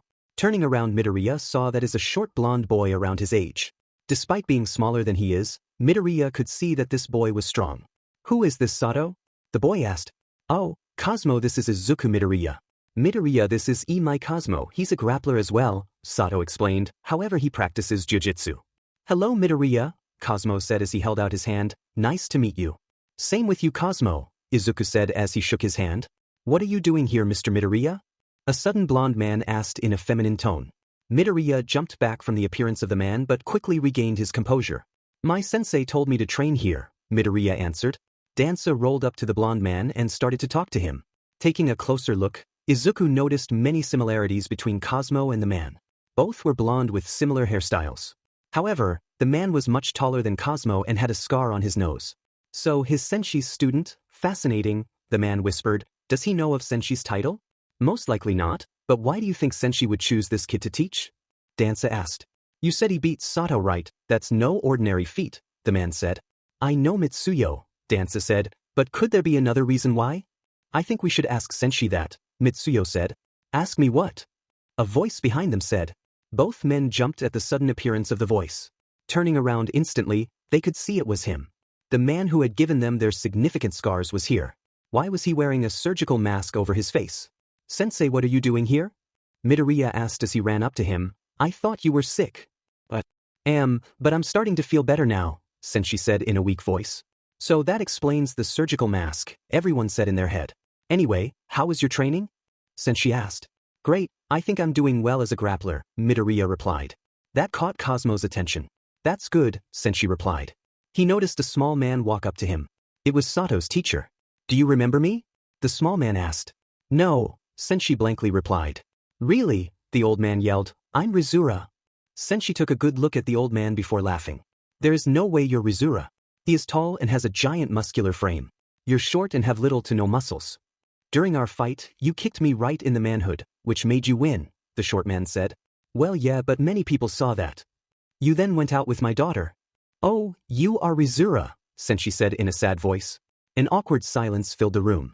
So how is she? Fine, Rizura said in an angry tone. You know Sensei, why do not we catch up on ourselves? It's been years since we last saw ourselves, Mitsuyo said as he dragged the man to the staff room. Rizura and Dansa later followed them. Once the door closed behind them, the kids were left all alone. Sensei sat down on the couch in the staff room. He could read the atmosphere in the room. Sensei, does he know about your title? Mitsuyo asked as he stood across the room. No, Sensei replied. He may not be the smartest, but even he could tell what they were discussing. Is your quirk the reason why you're wearing that mask? Dansa asked. Both Mitsuyo and Rizura flinched at the mention of Sensei's quirk. They had both fought him and had lost severely, yet they did not learn anything about his quirk. He had said before that he was not quirkless. Yet, never explained what his quirk was or how it worked. It was one of his many secrets. Sensei replied by nodding. Does Midoriya also know about your quirk? Dansa asked. Sensei looked down on the ground. By the look of his face, the answer was given. I think you should tell him, Dansa said. The other three men in the room were taken back by the former dancer's words. You can't be serious, Rizura replied. Something like that shouldn't be seen by kids his age. Dansa, I can fully say that I trust you with my life, Mitsuyo claimed, but even I think this is crazy. I know, but hear me out, Dansa began to explain. Sensei, there isn't a man in the underworld and hero world who doesn't know your name or title. You have more enemies than bones in your body. I even hear that one of them is the President of the United States and Vladimir of Russia. Hell, I hear the Queen of England wants you dead. That makes Midoriya an easy target. From what I have seen so far, he is far weaker than you are. If you are going to teach him, then at least tell him what kind of trouble he's going to face. The speech made the men in the room nervous. Dansa did bring up some excellent points, but was it worth it? Sensei got up from the couch. Thank you, Dansa, you have opened my eyes. It's no problem, just trying to do what I think is right. I also want to dash. Let me stop you right there. You don't have to apologize at me, Dansa said, interrupting Sensei. That confused the large man. What do you mean? Don't you hate me for putting you in your chair? Sensei asked in a nervous voice. I did, but then I took a look back at myself. I was an arrogant a-hole who only cared about myself. Hell, I was even breaking contact with my family. Then after our fight I realized something. I had nothing in my life to show for it. I started to slow down and appreciate the world around me. I joined a support group and even gained in touch with my family. Now I owned a dance studio and have a girlfriend. So really, thanks to you, I am doing well. Sensei was baffled. To be honest, he thought Dansa hated him. To hear all of these positive changes to his life was honestly a surprise. Maybe she could also forgive him the same way. Well, there's something still bothering me, Rizura said. Why are you training Midoriya? Is he your son, or is there a different reason? Nothing, all he wants is to be strong, Sensei replied. The hell does that mean? Does he want to be some sort of hero, or does he want to be just like you? Rizura yelled. He wants to be like All Might, Sensei replied. That shocked everyone in the room. Wait a DMN second, wasn't All Might your rival or something? Why are you training someone to be like him? Mitsuyo asked. Because he reminds me of someone special. No reason, just that, Sensei said as he left the door. Mitsuyo, you have some connections in the underworld, right? Rizura asked. What about it? Mitsuyo replied. I think it will be best to watch over those too. With Izuku. Izuku was having an amazing time with his new friends. They were discussing topics like heroes, fighting styles, and even quirks. Both Sato and Cosmo took the fact the Izuku was quirkless quite well. Sato was a little upset, but got over it. It turns out that Cosmo was also a grappler and even better than Sato. Even though Sato denied it, Izuku could sense that Cosmo was stronger. Cosmo was also a nice person. There was no reason Midoriya had to hate him. He was a super friendly and truly nice person. Maybe one day they could have a right. Anyway, the 14th conversation ended when Sensei stepped out of the staff room. Izuku immediately ran up to him. "Hello, Sensei," Izuku said, "shall we go?" "All right, Midoriya," Sensei as he and his student left. As Mina watched Midoriya and his sensei leave, something strange came into her mind. She saw the joy Midori was had when he fought Sato and when he talked about quirks. Maybe she could feel the same joy as Midori. "Mr. Dansa," Mina said, "how do you know Midoriya's teacher?" Dansa's eyes shot wide open. "Ashido, I think that's not the best idea," Dansa replied. "Why not? Is it something personal?" Ashido responded. "That's not what I meant. Mitsuyo helped me with this," Dansa gestured. Mitsuyo nodded as he walked up Dansa. He then took off Dansa's shirt, which unveiled a horrifying scar to the three kids. A large footprint was engraved onto Dansa's back. Despite the wound looking old, it still had a purplish color to it. The scar was so unsettling that it scared the three teenagers. "All right, that's enough, Mitsuyo," Dansa said. That was enough to send fear into the three teenagers into a frightened state. "What the hell did that?" Sato asked in a scared voice. "He did," Dansa said. Everyone then realized who he was talking about. "We were fighting and I was one kick away from winning, but then Dansa was bleeding from nearly all parts of his body. His right arm was broken and his left was dislocated. His head hurt from the constant bleeding and blows. His right eye was in less and his left was not doing so well either. However, that did not matter because his legs were still good. His opponent was not doing well either. Sensei had lost the use of his left hand and his right leg was broken. His stomach and liver were nearly destroyed. His jaw was broken and he lost a few teeth as well. Just by looking at him, you could see that he was nearly finished. It looked like even a child could beat him now. "I can do this. I'm going to be the king," Dansa screamed in his head. He then rotated his body 360 degrees and unleashed his last kick. However, it all fell short. Sensei avoided the kick and grabbed Dansa's shirt. In a sudden instant, Dansa found himself on the ground. "You think this is going to stop me? Well, your dash." Dansa did not get to finish that train of thought. He suddenly felt extreme pain coming from his back. Dansa screamed in pain. "Ever since that day, I was never able to walk again," Dansa explained, but that wasn't what I look back on. It was the face he made. At this point, Dansa started to bite his finger. It was a simile, an inhuman simile. Blood started to come from his finger.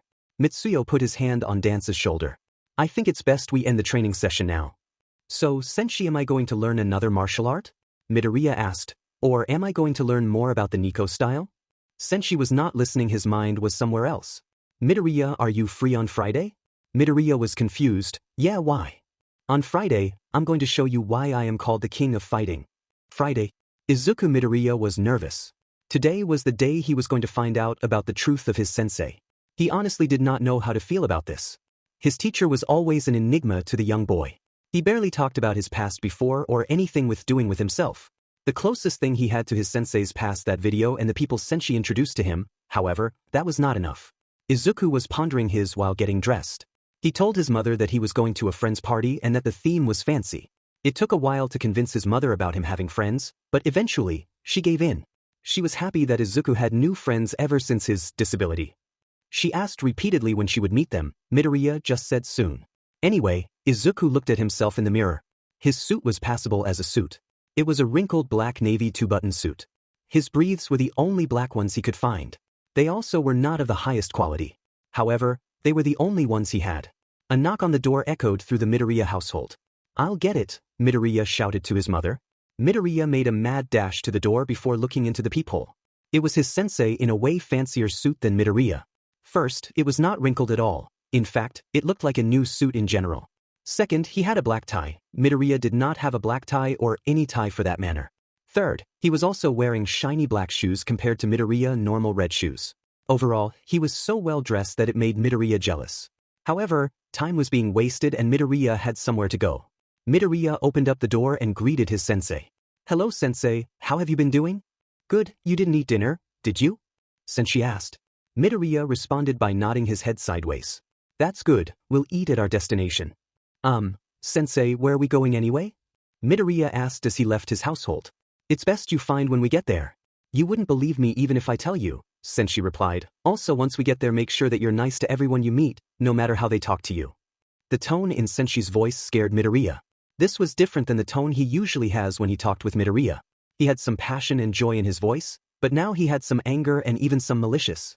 It sounded like he was going to kill someone. Midoriya was so focused on Sensei's voice that he didn't even notice the giant limousine in front of him until he accidentally walked right into it. At first, Izuku could not believe what he was seeing. The vehicle in front of him was bigger than most buses. "Is this yours?" Midoriya asked. "No, a friend of mine is giving it to me just for today. He even gave us a driver." Sensei then opened up the door. "Well, what are you waiting for? Get in." Midoriya then got inside the large limousine. Inside he saw that the seats were black and had tons of treats like candy and sweets littered throughout the inside. Does this belong to a teenager? Midoriya asked himself as he sat down and put on his seatbelt. His teacher then entered, closing the door behind him. He then sat across from his student. "You can eat anything inside. The owner is a huge sweets fan, but he wouldn't mind," Sensei said as he grabbed a chocolate bar and began to eat it. Midoriya then clutched a lollipop and put it into his mouth. Sensei knocked on the window between the driver and the passengers. "We're ready." The limousine then took off and drove away. "By the way, we are going to meet up with 2 people there. They're going to join us. If you are getting nervous or scared, please let me know." "Yes, Sensei," Midoriya replied as he stared out the window. 1 hour later, the limo stopped, and the pair arrived at their destination. The moment Izuku stepped out, his jaw dropped. He was standing right in front of the Tokyo Dome. The historic monument was right in front of him. He had never been here, only had seen before on the internet. It was an appealing piece of agriculture that amazed the young boy. He then noticed the large crowd gathering around the entrance. "Oh right, I heard a famous American rock band was playing today," Midoriya said in his head. "Wait, is my sensei taking me to a concert?" "Shinu," a loud voice yelled behind him. Midoriya recognized that voice. It was Kirishima's teacher. What was her name? "Oh right, it is Heichir Dejiki." Midoriya turned around and saw the grown woman hugging his teacher on the ground. "God damn it, how many times are you going to do this, Heichir?" Sensei asked as he struggled to pry Heichir off. "Forever and ever," Heichir replied. "Please stop this, people are watching." A new voice came out. Turning his head, Midoriya dropped his jaw for the second time that day. "You're fat gum," Midoriya yelled out. It was true, the big hero was standing right in front of him. He was wearing a combination of his hero costume and a business suit. It did not fit him well, but Midoriya didn't care. This was the first time Midoriya had ever seen a hero, much less a very popular hero that he liked. "Oh my god, I can't believe it's Fat Gum. He is a very famous hero in Osaka and often works with the police. Although he's mostly known for his food products, he's done many good things and has been labeled as the number 2 cutest hero ever right behind Washington. I've also been blah blah blah blah blah blah." Midoriya mumbling had gotten out of control. "Is he always like this?" the pro hero asked Sensei. "Yes, you get used to it though," Sensei replied. "Trust me." He then started to tap Midoriya on the head until Midoriya finally stopped mumbling. "You good?" "Yes, but how do you such a famous hero?" Midoriya asked. "It's a long story," Sensei said. "We should get going, we have a show to get to." "You mean the concert?" "No, a much better show, trust me," Sensei said as he began to walk into the large monument. The 3 followed the man as he walked into the large monument. However, instead of following the route everyone else was taking, they went a much different route. Izuku had never been to the Tokyo Dome before, so he could not justify the route they were taking. Therefore, he did not find it weird that they soon found themselves in an isolated hallway, with only 2 men guarding an elevator. They were talking to each other and did not notice the group walking up to them. When they did notice the group, the 2 bodyguards stepped back. "I couldn't believe it," one bodyguard whispered to his friend. "He's here." Do you wish to enter the new world?" the other bodyguard asked. "Yes," Sensei replied. The 2 guards then pressed the down button on the elevator, which Midoriya found was weird because they were on the first floor. The elevator opened and the group of 4 entered inside. Much to Izuku's amazement, Fat Gum was able to fit inside the elevator. The elevator was bigger on the inside. Anyway, once inside, Sensei then pressed a few buttons in a unique combination. The moment the last button was pushed, the elevator started to shake. Suddenly, the elevator started to go down. The numbers displaying what floor they were on started to display negative numbers until it reached. "I never thought there would be such a place in the Tokyo Dome," Midoriya said in his head. Once the doors opened, the group was treated with the most peculiar sight. A small old man was there, standing with the support of a wooden cane. 2 bodyguards occupied him, however, unlike the ones at the elevator, they were much stronger. Both of the bodyguards were wearing formal suits as well. The old man was wearing a traditional green Japanese robe. "Shinu Sensei, I'm so glad you've returned," the old man said as he shook the big man's hand. "Fat Gum, you're the same lovable hero as always," the old man then hugged the pro hero. "Dejiki, you're as appealing as always," the old man then politely kissed her hand. "And who is this young boy? Are you related to anyone? The old man asked Midoriya. My name is Izuku. His name is Darenimo Makanai, sensei said, interrupting Midoriya. I meant Makanai, this is Tokugawa. Tokugawa, this is Makanai. The two started to shake hands. Such nice to see a young man with such enthusiasm. I can also tell you work out a lot, Tokugawa said. Thank you, Midoriya replied. I don't know why sensei lied about my name. A sudden noise then reached the ears of the group, like a crowd of people cheering. Oh, looks like we missed out on the sideshow, but we can still see the main event, Tokugawa said. He then walked towards a set of big golden doors. Turning his head around, the old man asked, Well, are you coming? The group then followed the man and his bodyguards into the room. The room was a massive dining room with many tables that were empty. It's so empty, Midoriya committed. Oh yes, sensei did ask to have a private environment, so I gave him one, Tokugawa replied. Some servers came out and pulled out chairs for the group, and Tokugawa happily leaped onto his chair. Have a seat, it's going to worth the wait, Tokugawa said. They all sat down, with Fat Gum having some difficulties with his seat. Anyways, a couple of waiters walked up to the group. What would you like to order? One waiter asked Midoriya. Midoriya was confused by her question. He had not received a menu or was told anything about what they served. Please excuse him. This is his first time here, sensei said for Midoriya. In this place, you can order anything you want. No exceptions. Midoriya thought about that statement. Anything he wanted with no exceptions. I'll have the All Might-themed Katsudon that came out 7 years ago and was only available for a limited amount of time. The waiter scribbled down on her notebook without a care in the world. She then walked away as new servers came in pouring water into their cups. It's been so long, sensei, I was beginning to think someone had killed you, Tokugawa said. You know damn well that can't happen, sensei replied. So how has the arena been doing? Badly, no one brings the same amount of excitement as you did, Tokugawa said. By the way, Fat Gum, you want to have a match? You have a good streak going. Nah, I think I'm good. I have a very special mission coming up anyways, the pro hero replied. A shame, people liked your matches, and what about you, Dejiki? Do you want to re-enter the underworld? Sorry, no, my gym business has been doing good lately and I don't want to mess it up, the brown-haired woman replied. Oh dear me, why do I suffer? The old man said as he put a hand on his head. Excuse me, everyone's attention turned to Midoriya. What exactly are you talking about? What are these matches? Oh, you did not know. I thought I came here to show him, sensei said, with a tone that shocked Midoriya bones. Speaking of matches, I think the main event is starting. Why don't you take a look? Tokugawa then pointed to a large window that Midoriya surprisingly did not notice. He got up and went to the window. The sight amazed him. It was a coliseum. A crowd bigger than his entire school was cheering, and even though he couldn't hear it, Midoriya could still feel the cheer and medicament they gave off. Moreover, in the middle of this crowd was a circular arena with sand in it. There were 2 entrances on opposite sides of the arena, and Midoriya could not see what was inside. Looking into the crowd, Midoriya saw some very famous people. Hey, that is former U.S. President Obama, and that is the current U.S. President Ronald Trump, and that is the Russian President Vladimir Putin. What are they doing here? Midoriya asked. Well, it's not every day they get to witness the beauty of combat, Tokugawa said, as he stood right next to Midoriya. What is this place? Midoriya asked. Do you want the short or long answer? Tokugawa asked. Long, Midoriya replied. You see, it dates back to ancient China. My ancestor was a reckless man. He would challenge anyone and everyone to a fight. However, his recklessness got him into a lot of trouble, and that prevented him from fighting people. Therefore, he came up with an idea. What if he could fight people without getting in trouble? And so he created this, the Zhando Shangdi Fighting Arena. A place where fighters come from all over and fight for the title of strongest. Anyone can join, heroes, villains, martial artist, or murders, it matters not. All that matters is who is willing to fight. And the person who is the strongest will claim the title of King of Fighting. Midoriya's jaw dropped to the ground. Heroes and villains fight in this place. Not only that, but if his sensei was the king of fighting, then he would be even stronger than Midoriya believed. Just how strong is he? Oh look, the fight is about to begin, Tokugawa said as he pointed to the arena. A very pretty young woman stepped up onto the arena. She had tan skin, with white hair, and stood at 5 foot. Her body reminded Midoriya of Yaoyorozu in many ways. Here it is, folks, the main event, the moment everyone has been waiting for, the fight of a lifetime. We have a fighter who could cut steel with his fingers. The warrior from Spain, Don Quixote Guerrero. The young woman then pointed to one of the entrances. A man then walked out of the entrance. He was bare-chested, showing off his strong six-pack. He was only wearing shorts and a pair of sneakers. His tan skin was his most defining part about it, but that was not the thing that caught Midoriya's attention.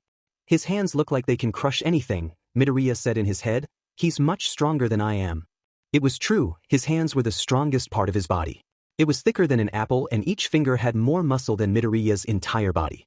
The man was truly powerful. Oh, I see you're taking an interest in him, Tokugawa said as he stood right next to Midoriya. There is an interesting story on how I met him. I was at the annual running of the bulls in Spain. It is an event where many men have died from dangerous bulls. Despite that, he killed a bull with just one punch. Midoriya's eyes widened. Did he use a quirk? No, his quirk has nothing had to do with punches and it wasn't a strength enchanter either. He killed it with his strength. Midoriya gulped at the word killed. You're focusing too much on Guerrero, you should be focusing on his opponent, Sensei said as he entered the conversation. But his opponent isn't out yet, Midoriya replied. There's a very good reason for that. The old man started to laugh. I always say save the best for last. And now, the announcer began to change her tone of voice. A warrior whom many fear and many have fallen against. A warrior said to be the reincarnation of Lucifer himself. The greatest warrior to be born from a line of great warriors. Out of the other entrance, Midoriya felt that something was coming out. Whatever was coming out was scaring him more than Kaken could ever imagine. Then a monster came out. The Prince of Fighting, Kuray Renzo. Loud applause burst from the stadium. Even louder than the concert upstairs, it was the kind of applause that you would expect from a man larger than life. Yet it was not a man, but a boy a few years older than Midoriya. The boy looked like he should be in high school, not in a dark place like this. He had dark black hair and an average body structure. Compared to Guerrero, the Kuray kid was an average boy. Nevertheless, he gave off an intense pressure like he had a knife on your throat. His eyes and scars helped give him that feeling. His eyes were the thing that stood out most. They had black sclera and white irises. It made Renzo look like a demon straight out of hell. Then there were his scars. Like Sensei's scars, they were scattered all around his body. However, Sensei had more than Renzo's. Hey, have you ever met him before, Sensei? Midoriya asked. No, but I did meet his father. Fighters, are you ready? The announcer asked. Hell yeah, I am ready. That title is mine, Guerrero said. Renzo just nodded. The announcer ran out of the arena and into an announcer's booth. Begin, she yelled. Guerrero was the one who threw the first punch. He threw a right fist aimed right towards Renzo's face. However, Renzo moved his left hand and simply parried the attack. That did not stop Guerrero, however. He continued to throw more and more punches. Yet no matter how punches Guerrero threw and where he threw them, Renzo stayed still and parried every single punch. Midoriya then felt a tap on his shoulder. Quick, what styles are these two fighters using? Sensei asked. Well, for Guerrero I think he's using Bogu Karate, Midoriya replied. Bogu Karate, also known as karate with protective gear. As the name suggests, it is a style of karate that is often practiced using protective gear. Although rules vary from school to school, some schools use a point system, others use the first clean hit rule. Guerrero is MSTR of both of these systems. Good, what about the Kuray boy? Sensei asked. Well, Midoriya bit his lip. I think that's redirection kata, from the Niko style. You are correct, young boy, Tokugawa said, butting into the conversation. Renzo is a true MSTR of the Niko style. He has mastered all 4 katas, but his most favorite is redirection and adamantine kata. Wow, never thought I see someone use Niko style again, Fat Gum said. I thought they all died out. Midoriya wanted to say something, but then Sensei put his hand on his shoulder. Don't do it I mean Makanai. Back to the fight. Why can't I hit this motherfucker? Guerrero said in his head. Guerrero was even using kicks, but no matter what he did, Kuray Renzo stood perfectly still, not taking in a single attack. Guerrero was getting tired from all of his attacks. Looks like I have to use my trump card, Guerrero said in his head. He threw another person punch aimed right towards Renzo's face. He was about to parry it when suddenly, blood came out of Renzo's arm. Renzo jumped back, away from his opponent as he covered his arm. He then saw his opponent's fingers and how he got cut. Huh, what do you think of my quirk? Guerrero asked as he showed blades on his fingers. Quirk, blade fingers. The user of this quirk can transform his fingers into small blades. Although they are small, they can still cut steel if they are sharpened enough. Today Guerrero had sharpened his blades to the max. So what are you going to do now? You can't parry blades, Guerrero said. You're right, Renzo said, which surprised Guerrero. Renzo's voice sounded deeper than most people his age. I acknowledge your strength, but now your life as a fighter will end. Renzo then put on a sticking pose. His right foot was behind him and his right fists were placed right towards his hips. His left fist was placed right in front of his face. If someone saw this stance, they would say it would be a combination of both boxing and karate. The hell is that stance? I've never seen any martial art uses a stance like that, Guerrero said in his head. Guerrero attacked first again. He slashed towards Renzo's chest. Renzo dodged and performed an uppercut aimed right towards Guerrero's chin. The punch was stronger than Guerrero thought and it even sent him flying. Midoriya's jaw dropped. How is that possible? His body is so skinny to perform such an act, Midoriya asked. It's because of adamantine kata. With it he can also increase his strength, Sensei replied. That's not the only thing he's using, Tokugawa said. Renzo was completely overpowering Guerrero. No matter how many times Guerrero slashed, Renzo just dodges and counterattack. It was as if Renzo was anticipating his every attack. Renzo then grabbed Guerrero by the throat and threw him to the ground. Immediately after that, Renzo raised his right foot and smashed it down on Guerrero's face. Blood came out of Guerrero's nose. Reno was about to stomp again but Guerrero slashed with his arms. Renzo was able to dodge before he got his leg cut. Diamond Kid, I knew this fight would be tough, but I never would have imagined someone as strong as you, Guerrero said. You have also amazed me as well as Guerrero. I never imagined you would be this strong, but I do have a bad reputation for underestimating my opponents, Renzo said, however you're still not as strong as me. We'll see, Guerrero said as he dashed towards Renzo. He slashed towards Renzo's chest again and barely scratched his arm. Renzo struck Guerrero's jaw with his palm. Guerrero was begging to lose his balance. Renzo took the chance, kicked his left leg, and performed an uppercut right towards his chin. What is this? I don't think this is the Niko style, Midoriya said. You're right, this is the Kuray style, Sensei said. Kuray style, I've never heard of that before. Is that related to his family? Midoriya asked. Yes, you see his family is a long line of assassins that date back to the early years of Japan. They have encountered every style of fighting in the world and have made techniques to counter them. Few can fight against the Kuray and win, Sensei said. Guerrero was losing, anyone with a brain could see that. No matter how many punches, kicks, or slashes he threw, Renzo would dodge and then counterattack. Sure, there was an occasional cut, but that was minor compared to the blows Guerrero was taking. However, he still had one last ace up his sleeve. After dodging a slash, Renzo was about to punch Guerrero in the throat, ending the whole fight when suddenly, Renzo could not feel his left shoulder. Looking at the wound, he saw that Guerrero stabbed him right in the shoulder. I can do more than slashing, Guerrero said. Renzo tried to back away, but Guerrero would not allow that. He continued to chase Renzo throughout the arena. The crowd cheered as the fight increased in tension. Renzo is going to lose. With a stab wound that big he can't fight to his fullest, Midoriya said.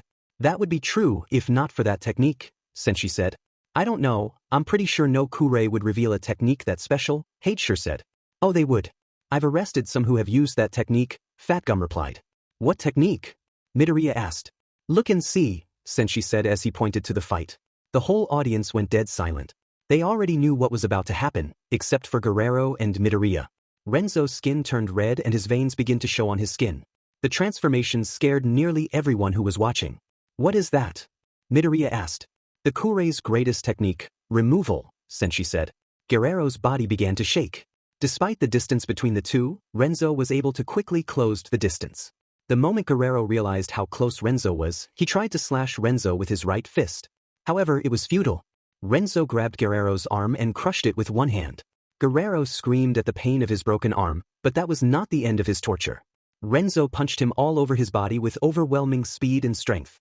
The punches were so strong that the moment they made contact a bone cracked, and so fast that 10 punches hit in a single second.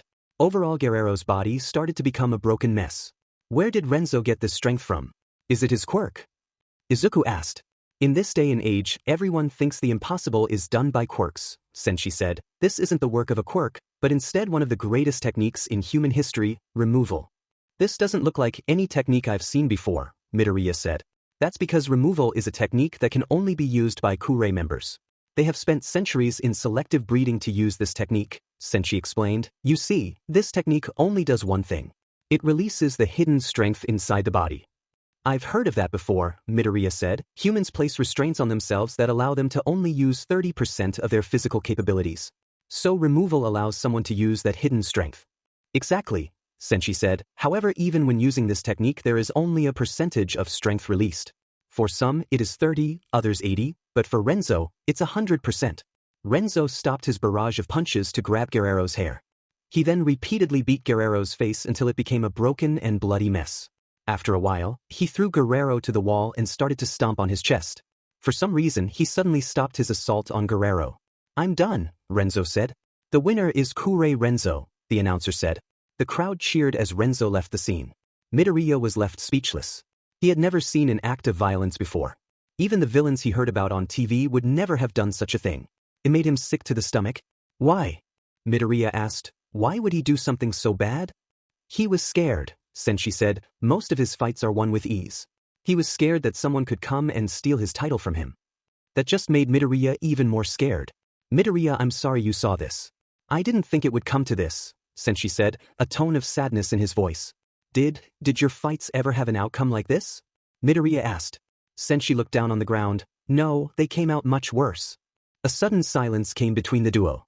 Hey, look, our food is here, Fat Gums said, pointing to their table. I'm not hungry, Midoriya said. Looking at the table, however, he saw 4 meals instead of 5. He recognized the seats the meals belonged to and noticed that his sensei did not have a meal. Sensei, where is your meal? Do not worry about me. I have some business to attend to, Sensei said as he left the room. In a private room. A boy said as he finished wrapping the bandages on his shoulder. That fucker from Spain did more damage than I thought. Kuray Renzo was all alone in his special room. The room looked like an actor's preparation room except for the tons of first aid kits scattered across the room. Renzo looked at himself in the mirror. How would Dad think of my fight today? Well, for one thing, a new voice said as he entered the room, he would say how you are overusing redirection kata and not using flame and water katas as you should. Renzo was surprised by the sudden voice, but that surprise turned into anger once he realized whose voice it was. Grabbing a pair of scissors, he threw it like a spear.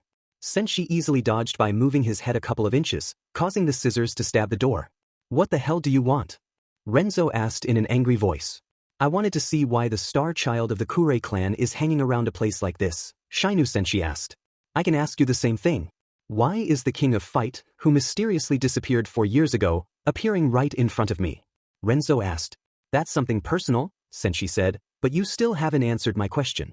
Well, there are 2 ways to earn the title of King of Fighting, Renzo claimed. The first is the most common, defeat them in combat. However, my sources could not find you, so that was a no-no. Then there is the second option. To get more wins than the previous king. Sensei said in a surprised voice. That has only happened 2 times in history. The first was with the second king of fighting because the first had been poisoned and the second was with me. Do you think you can accomplish a goal like this? Renzo laughed. Come on, you saw how I fought. Do you believe I could ever lose? Well, compared to your father, you are nothing more than a footnote, Sensei claimed. Anger returned to Renzo. On instinct, he started to use removal. He kicked a nearby table at Sensei, which he dodged. Don't you dare mention my father ever again, Renzo yelled. How dare you, the murder of my father, ever mention him again? I'm sorry, Sensei said. All the rage in Renzo's body was drained. What did you say? Renzo asked. I shouldn't have dash. Shut up. Renzo said, interrupting Sensei. Leave now before I kill you. Sensei did so, but Renzo could see the sad look on his face. Takeda Oma, you and Carla raised one hell of a child, Sensei said in his head as he left the room. Now alone, Renzo sat down on his chair. He stared at himself through the mirror. You can come out now, he said. Suddenly a dark vortex appeared in the room. It kept on growing and growing until it became the size of a man.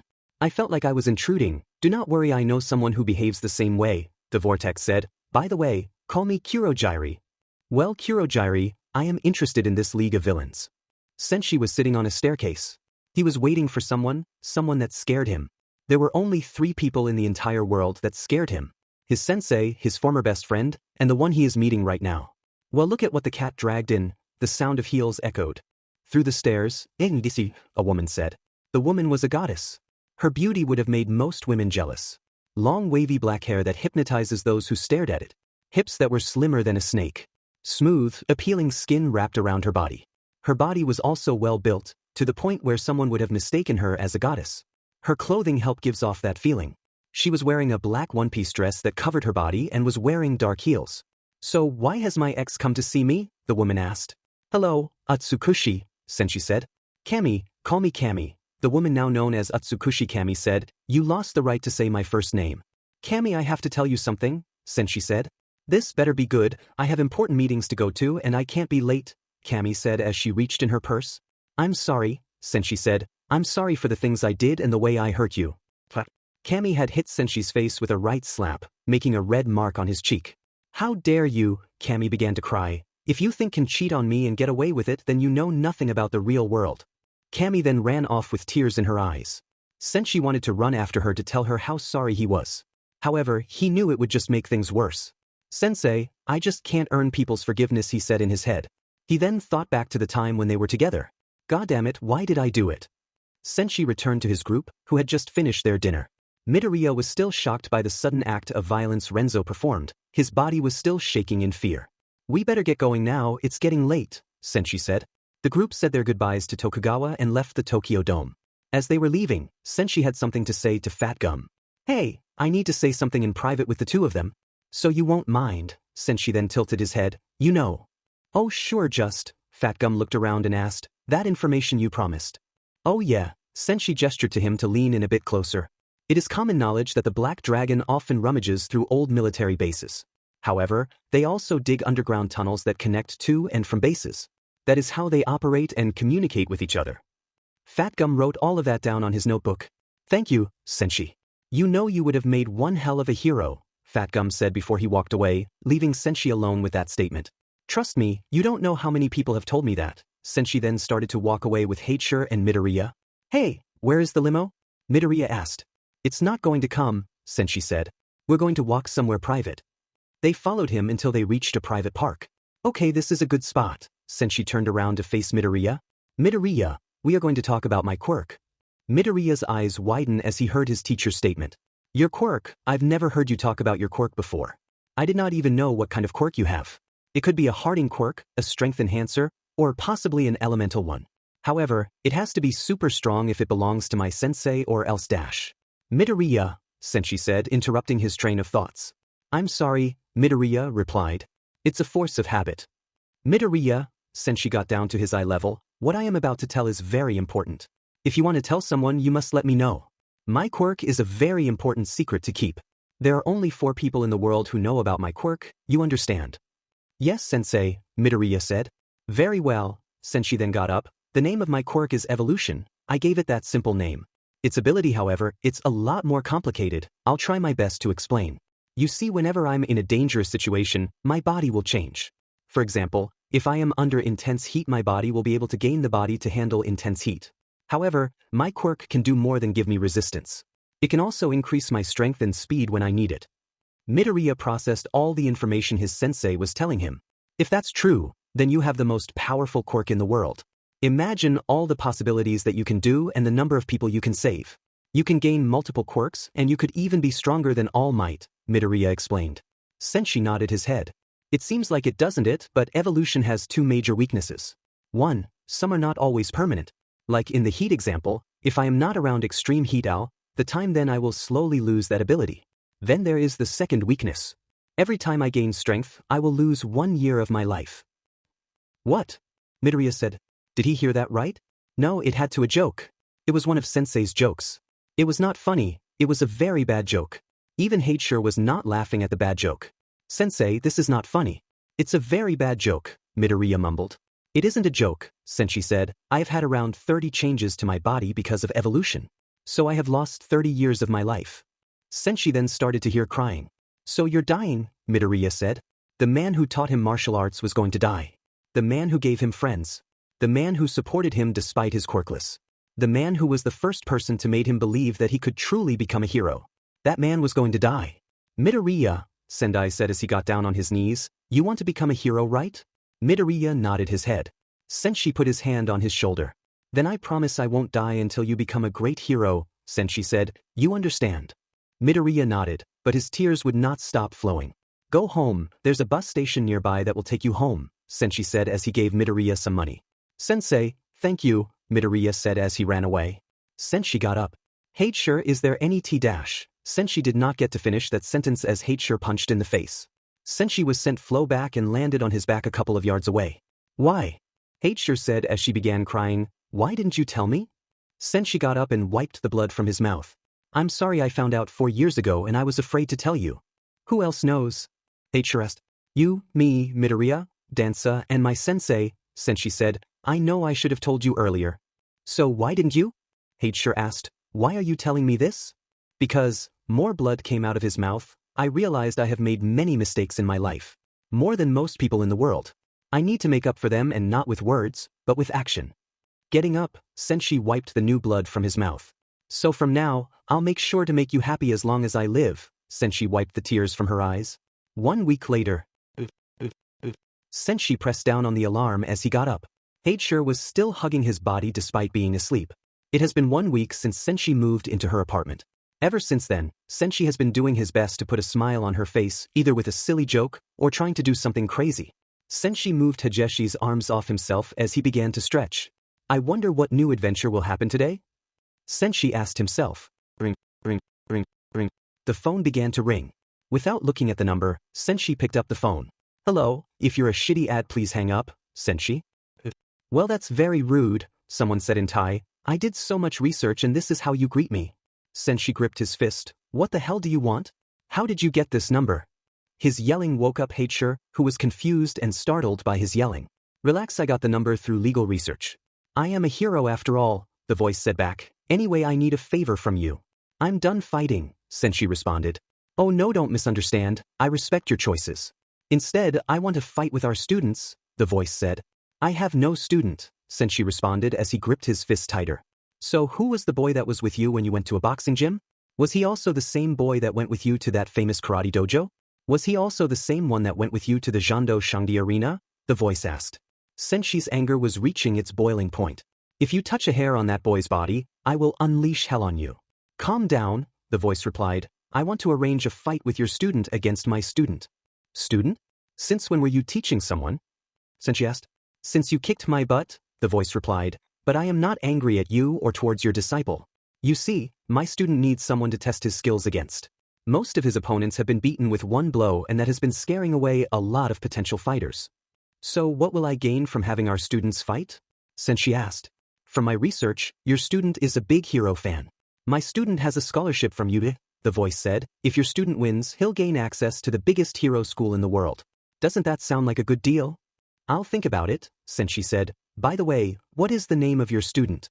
I'm sure you have heard of him, the voice responded. His name is Chakri. Midoriya entered his sensei's new apartment. They still trained at his dojo, but for today sensei told him to go to his apartment. He found his teacher sitting on a chair with a very serious look on his face. Sit down, Midoriya, Sensei said. Midoriya instantly did what his teacher instructed him to do. Have you heard of Chakri? Yeah, apparently he's really strong. I hear that he's so strong that UA and the top school in Thailand want him to enter their schools, Midoriya replied. There is also a lot of discussions on what his quirk is. There is a reason why that boy is strong for his age, Sensei said. He is being trained by one of the strongest opponents I've ever faced. The number 7 hero in the war, the Thai god of war, Nakrb. Izuku was taking in the information. I'm fighting Chakri, Izuku said. How did this even happen? In the past, I faced Nakrb in a one-on-one duel. I barely survived, he even gave me this scar on my neck, Sensei pointed to the right side of his neck. Nakrb is one of the strongest men I have ever faced. He didn't get the title of number 7 hero in the world for nothing. I heard that Chakri has a scholarship to UA, Midoriya said. He's so strong that UA is willing to give him free access to their school. You don't have to fight, Sensei said. If you want to back out that's fine. No, Midoriya replied instantly. I know I want to fight him. Midoriya clenched his fist. If I want to be a hero I must defeat him. Sensei took out his cell phone. Pushing a few buttons, Sensei put the phone to his ear. After a few seconds of ringing, the ringing stopped. He said yes. Sensei instantly told the person behind the phone. A few more seconds pass. He wants to talk to you. Sensei held out the phone for his student. Midoriya then grabbed it with unease. Hello, who is this? Midoriya asked. Why hello there Midoriya, I am happy to hear your voice. The voice said in Thai. Midoriya did not understand Thai so he thought the voice was speaking gibberish. Is it better if I speak in Japanese? The voice asked. Yes, that is better, Midoriya replied. Who am I speaking to? Oh, I'm the hero known as Nakrb, the voice answered. Midoriya's entire body went still. Is this a joke? Midoriya asked, not believing the voice on the other line. Nope, this is the real deal, the voice said, not knowing the can of worms that he just opened. Oh my god, I cannot believe that I am talking to a top 10 hero. Your heroic works have attributed much to Thailand and you often work a lot with all might. Your fighting style is a combination of both Muay Thai and Muay Baran. You also started your school that people say rivals UA in terms of teaching. Midoriya started to hear laughing on the other end. You know I was told you would be a hero fan. I would never have imagined you would be this big of a fan, Nakrb said. Can I ask a question? Why are you training Churki? Midoriya asked. First, that is 2 questions and second that is a secret. See you soon Midoriya. The phone went silent. Somewhere in Thailand, more specifically Saraburi. A boy was walking on an empty path wearing his school uniform. He kicked some rocks on the ground, seeing how far he could make them go. He looked at his watch wanting to know the time. "Holy shit, I'm late," the boy yelled. He ran like a speeding bullet and passed by some bystanders. Some people waved to him and he happily waved back. Others yelled that he should watch where he was going. After taking a few turns and nearly crashing into a few people, the boy arrived at his destination. "I am here," he proudly stated as he arrived in front of the building. A knife landed right next to his head, breaking his confidence. "Why the f are you always late?" a man asked. "I'm sorry, I was distracted," the boy said as he got down on his knees. "This is the 5th time this week," the man said. "Do it again and I'll make your current training more hellish than you can imagine." "Well, I don't mind. My current training isn't that hard," the boy replied. "Shut up and give me 200, the man yelled back. "Yes, sir," the boy yelled as he got down and performed push-ups. "Hey, coach, you go easy on him. He's the champion," an older fighter said as he was kicking a sandbag. "You idiot, that's exactly why I have to be hard on him," the coach replied. The day would go on like this. The boy's coach would say some insane workout and the boy would do it without any question. It could be kicking a banana tree or dodge fruit thrown at him. After 3 hours of intense workout, the boy went home. He did not run because it was pretty close to the gym. Reaching into his backpack, the boys took out a pair of keys and opened the door. A force attacked once he opened the door, another boy faster and smaller than he was. "Big bro, you're back home," a smaller and younger boy said. "I know that," the older boy said, "and get off." The younger one immediately got off his older brother and ran back inside. The younger boy ran into the house yelling, "Big bro has come home," repeatedly. Eventually, the 2 adults of the house came out and stopped the young boys yelling. "Che, please calm down," a grown woman said. "Now get ready for dinner." The young boy nodded his head. "Chai-sai, welcome home." "Hello, Mom," Chai-sai Chakri said as he hugged his mother. "How's Dad?" Chakri asked. "He's on his last tour but he'll be home soon," his mother said. "Can you help your brother set up the table?" "I will," Chakri said as he put his backpack down. He helped his brother Che put placemats, napkins, and utensils down on the table. After putting everything down, the 2 boys sat down to eat. His mother then put the meal down for everyone to see. The meal was masaman curry, a common Thai dish. "Knock knock." "Dad's home," Che said as he got up from his seat. "Sit down," Chakri said as he grabbed Che immediately. "I'll get it." Walking to the front door, Chakri peeked through the door peephole. Once he recognized who was behind the door, he instantly opened the door. "Nakurb," he yelled, and he hugged the giant man in front of him. The large man hugged back. "Chakri, you don't have to hug me. Where's your father, by the way?" The man was 6 feet and 5 inches tall. He also had a powerful body. He had brown skin and black hair in the shape of a ponytail. However, his most defining feature was the scar on his forehead. It was a white scar that looked similar to an explosion. "Dad's giving a tour so he won't be back for a while," Chakri said as he released the bigger man from the hug. "We were about to have dinner. Do you want to join us?" "No thank you, I already ate," Nakurb said as he entered inside. "Hey look, Nakurb is here," Che said as he was still eating his meal. "Nakurb, how have you been?" Chakri's mother asked. "Would you like to have dinner with us?" "Sorry, I'm just here to have a chat with Chai-sai," Nakurb replied. Chai-sai directed the hero to his room, which was the room of Nakurb's #1 fan. Merchandise and memorabilia covered the room. It was like a certain Japanese boy's room. "I still can't believe that this is what you spend your fight money on," Nakurb said. "Sorry, I could not help myself." "So," Chai-sai sat down on his Nakurb-themed bed. "Who is my next opponent?" "That's the thing." Nakurb sat down on a chair. "Do you know how I got his scar?" "From what I heard, a villain had a strength enhancer and attacked you. But you defeated him and he was sent to prison," Chai-sai said. "No, that story was a complete lie," Nakurb said, completely surprising Chai-sai. "I got this scar from someone, a man from Japan." Chai-sai's eyes went wide open. "Wait, you work with All Might a lot. Did he do that?" Nakurb laughed for a couple of seconds. "No, it wasn't him. It was someone much more dangerous. There is an underground arena in Japan. It has a Chinese name that I cannot pronounce. Anyway, it is a big arena, heroes, villains, and even some vigilantes. Although it is illegal in Japan, however, many politicians from around the world go there. Anyway, the point I'm trying to make is that I fought in that arena." Chai-sai's eyes were the size of boulders.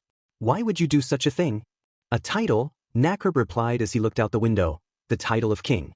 However, I lost my match and got this scar as a result. The main reason I'm trying to make is, the man who beat me has a student." "He's my next opponent then," Chai-sai said. "This student of his." "You're correct," Nakurb said. "The fight is in 1 month." Chai-sai smiled. "You got me interested. Let's see if he lives up to the hype. Though I should mention this, you two have more in common than one would believe."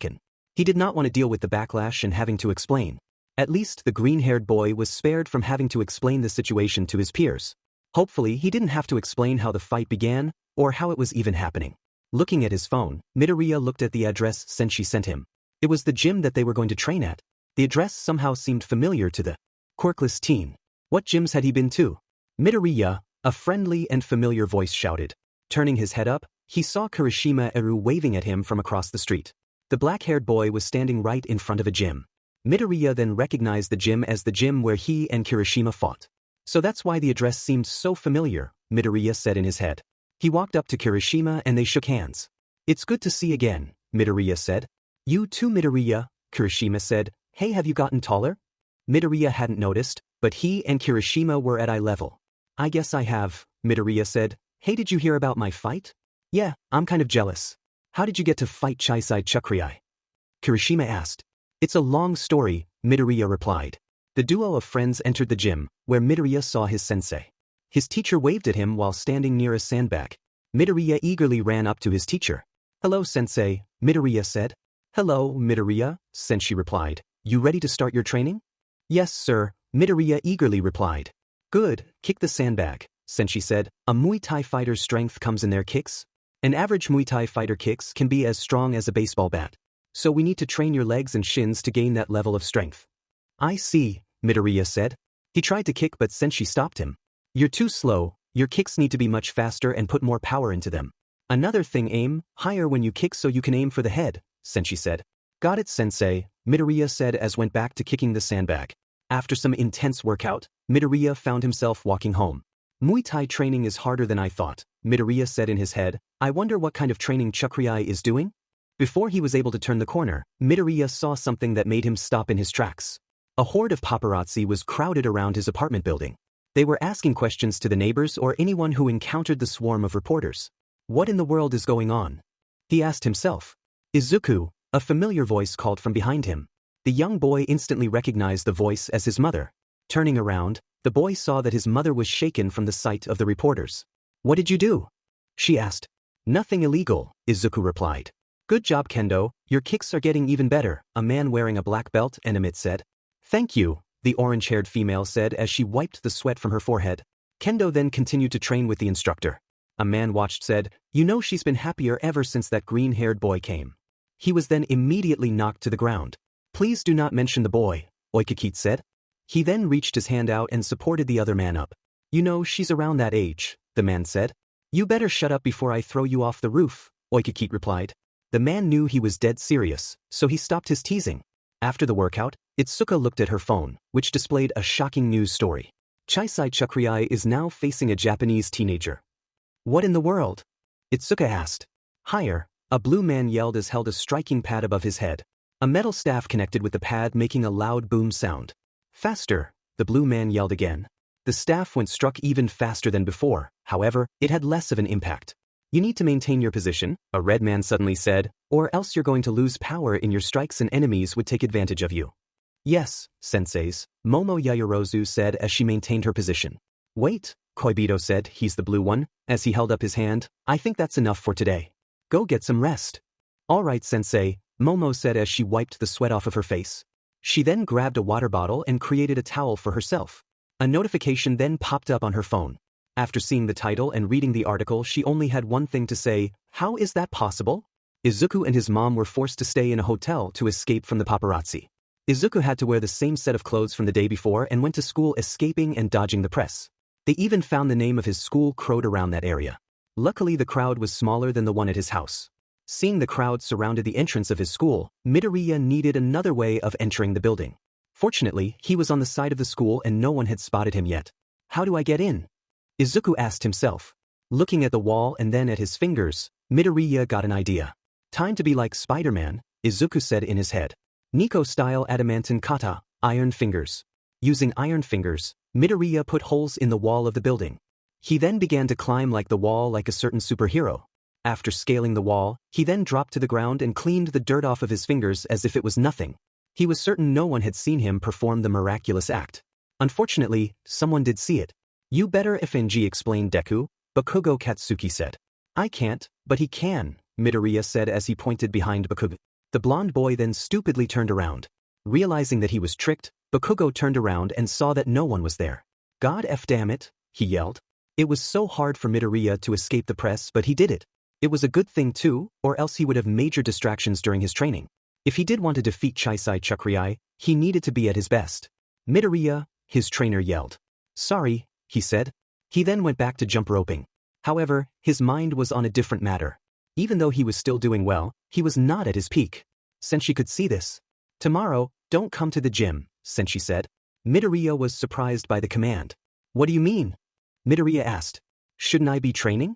Did you know that Muay Thai was used against weapon users? Sensei said. Yeah, that was because Muay Thai was created to be used in a war, Midoriya said. Correct, which is why tomorrow you will be fighting a weapon user, Sensei said. He then saw the nervousness on his face.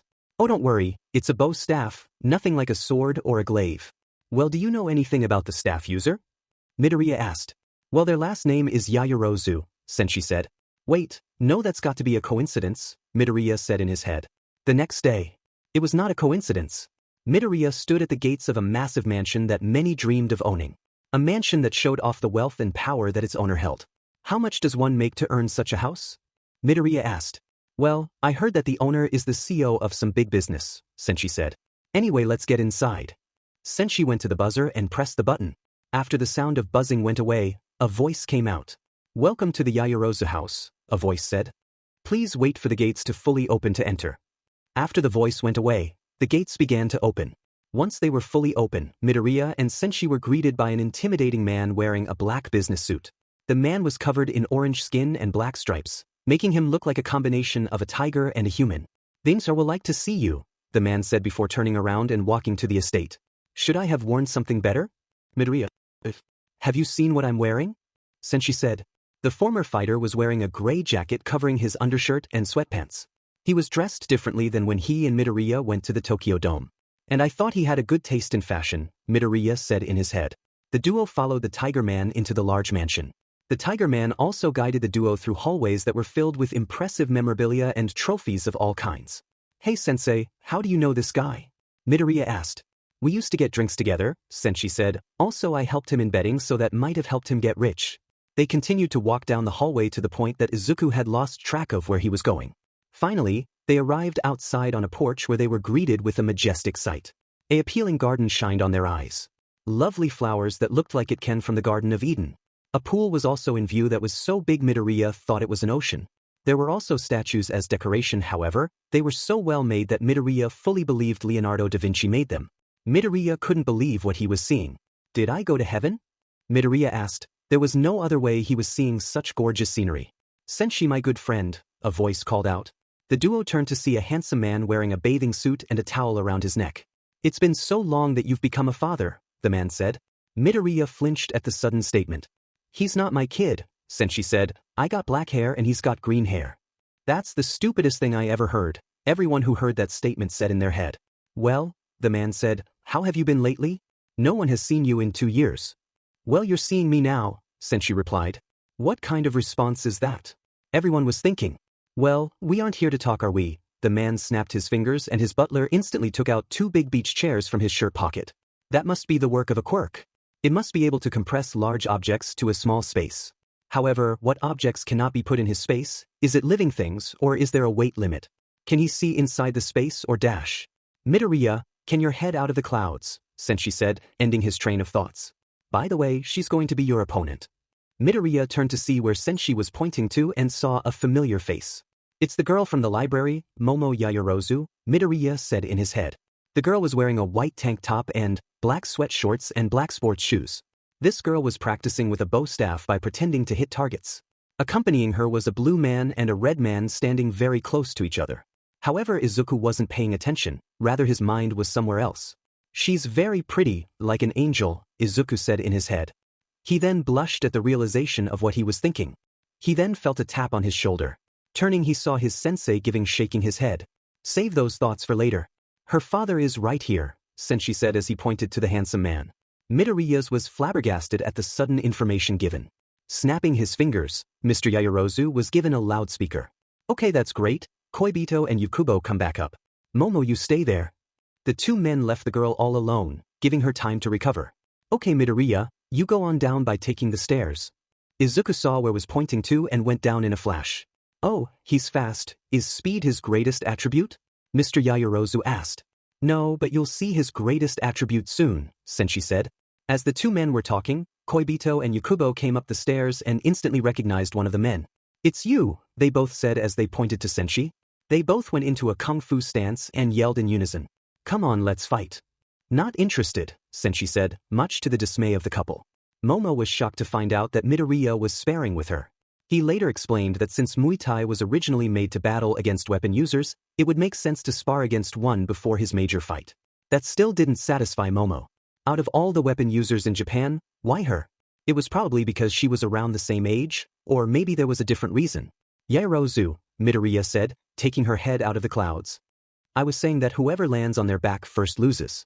Is there anything else you wanted to add? As he was talking, Midoriya also started to stretch, making sure his body was ready. Yes, no going for the clothes please, or the eyes, Momo asked cutely. Okay, Midoriya replied with a blush. She's too cute, he said in his head. Come on Izuku, focus. Image her as Kaken, wait no, that's too much. Imagine her as Kendo, Okay, that's better. Izuku was now ready for battle. He put on a traditional Muay Thai stance. Momo saw the change in Midoriya's eyes. She was thrown off, but that wasn't going to stop her. She placed her staff next to her body and pointed out the tip of the staff right at Izuku. Her legs were spread far from each other. Begin, Mr. Yaoyorozu yelled through his loudspeaker. Momo was the first to attack. She moved her staff right towards Izuku's chest, which he barely dodged. Momo then swung her staff around, aiming for Izuku's head. He placed his left arm to block the oncoming swing. The blow was powerful and left his arm shaking. Momo saw how well the strike did to Izuku's arm and followed that up with another strike on the right side. Midoriya blocked that as well, which was according to Momo's plan. Both of Izuku's arms had taken serious damage, greatly weakening his arms. She's strong. If I want to win, there's only one thing to do, Izuku said in his head. He then dashed towards Momo. The black-haired girl was surprised at the sudden action but quickly responded by jumping back. Momo then attempted to unleash another move towards Izuku's stomach. His stomach took a lot of damage, which made Izuku fall to his knees. Using her staff like a sword, Momo raised her weapon above her head and brought it down towards Izuku's head. She expected Izuku to either fall from the strike or dodge it. She didn't expect Izuku to grab it in midair with one hand. She tried to make Izuku release his grip, but it was too strong. Niko Style adamantine kata, iron fingers. So this was what Midoriya was trying to accomplish. I'm glad you've succeeded, but that won't stop me. Momo then kicked Midoriya right the stomach. She would have followed up that attack, but Izuku pulled off his finishing move. Izuku had placed his foot right behind Momo's ankle. He then tripped the young girl and made her fall on her back. Before she could get up, Izuku got on top of Momo and placed a palm above her face. I win, Izuku said. He then offered his hand to the black-haired girl. She grabbed his hand and he helped her up. You put up an amazing fight, Izuku said. Well, looks like Momo lost, Mr. Yaoyorozu said in a sad tone. I guess our training wasn't good enough, Koibito said. Now there's only one thing to do, Yakubo said as he reached into his suit. For hurting our little angel we must strike against evil, Mr. Yaoyorozu said as he destroyed the rail in front of him with his grip alone. A dark aura surrounded him and his bodyguards. Kibishio reached inside his suit and took out a pair of nunchucks and began swinging them. Precious angel must be protected at all cost. We will destroy anyone who hurts her, Yakubo said as he took out a chain and sickle. Oh shit, Senshi said on his head. Before he could respond, however, a woman appeared and hit the three men with a large paper fan. I thought I said not to interfere with Momo's love life, a woman in a business suit said holding a paper fan. We want her to have a normal and healthy social life. I'm sorry honey, but he hurt our little angel, Mr. Yaoyorozu pleaded as he hugged the lower half of his wife. While he was hugging her, two bodyguards rubbed the part of their heads where they got hit. She doesn't look that hurt to me, Mrs. Yaoyorozu said as she pointed to the kids. They were currently talking to one another, even from far away. Anyone could tell that they were having fun. Momo was even laughing now and then. Okay, she could hang out with him, Mr. Yaoyorozu said. For now. What was that? His wife asked as she brought out the paper fan. Nothing, Mr. Yaoyorozu instantly replied. While this family drama was going on, Senshi was eagerly watching while drinking tea. This was more entertaining than the time Undertaker threw mankind off a cage and into an announcer table, he said in his head while drinking tea. So Midoriya, how are you fighting Chaisai Chakri? Momo asked. Well, I am thinking of attacking his hips. That way kicks would be harder to pull off, Midoriya explained. That is not what I meant. I was asking how a boy from Japan was capable of being in a fight with the most talked about boy in Thailand.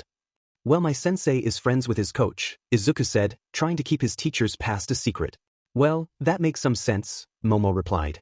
I heard the media was giving you a lot of attention lately. Are you and your family doing all right? Yeah, my mom and I are doing well. Even with the never-ending reporters, Midoriya replied. What about your dad? Yaoyorozu asked. Izuku's face changed. I don't see my dad a lot. His face had a sad expression and it looked like he was about to cry. Oh God, I'm a monster, Momo cried in her head. She needed to change the subject. It was a crime to hurt such an innocent boy. Want to see the cool things my quirk can do? Momo asked the green-haired boy. His head tilted in confusion. My quirk is called creation. As long as I know what an object is made out of, I can create it as long as I have enough body fat. She demonstrated by creating a notebook through her arm. Izuku's eyes widened with amazement. That quirk is amazing, you can do so many things with it. Wait, can I borrow that notebook? Momo gave him the notebook. He was about to write things down when he realized something. I don't have a pen. Momo then gave him a pencil. Thank you, Midoriya said, then he began his writing. With a quirk like that, you can do anything. Since you created this notebook, you could also create an endless amount of paper, saving tons of trees and also create seeds that can plant more trees. However, is that all? Can she also create items like clothes or money? That could ruin the local economy, but why stop there? She might also create weapons of mass destruction like an atom bomb. The quirk could also create gases, like poison or sleeping gas. Midoriya went on and on about her quirk. While he was doing this, Momo looked at her hands with one thought in mind. Am I that powerful? She asked herself. That night, Sensei was at a dilemma. He thought everything was going to be alright. He was dead wrong. He was sitting down on a couch wondering what to do to fix the situation. Hello there, his girlfriend Hacher said, leaning her head next to his face. General Kenobi, Sensei replied. I don't get it, she replied in a dull voice. Forget it, Sensei replied. Can I ask you something? Sure. She rolled on top of the sofa and landed her butt right on the seat next to him. What's the question? Do you think Midoriya will win? Sensei asked. Hacher put a finger to her chin. He has a good chance, around 40% I would say. That's not good enough, Sensei said. If nothing changes, then Midoriya will lose. Should we increase his training? Hacher said. No, even if we did it wouldn't be enough. I'm afraid we need to do that training, Sensei said. Hajeshi's eyes widened when she realized what kind of training he meant. Jesus, I was a high school senior when I did that training. How would Midoriya, a middle school student, handle that kind of training? Hacher asked. I'm not sure, Sensei said. Even if he does do it, there's very little chance that he would survive, but if he did, Midoriya would have a higher chance of winning. I don't think you should be asking me then, Hacher said. Instead of asking me, I believe you should ask Midoriya. She got up from the couch and left Sensei with his thoughts. Knock knock. I'll get it, a green-haired woman said. She walked away from washing the dishes and looked through the peephole, in case it was a reporter. Instead, it was a man she had not seen in a while. Opening the door, she greeted the guest. Hello, it's a surprise seeing Izuku's sensei.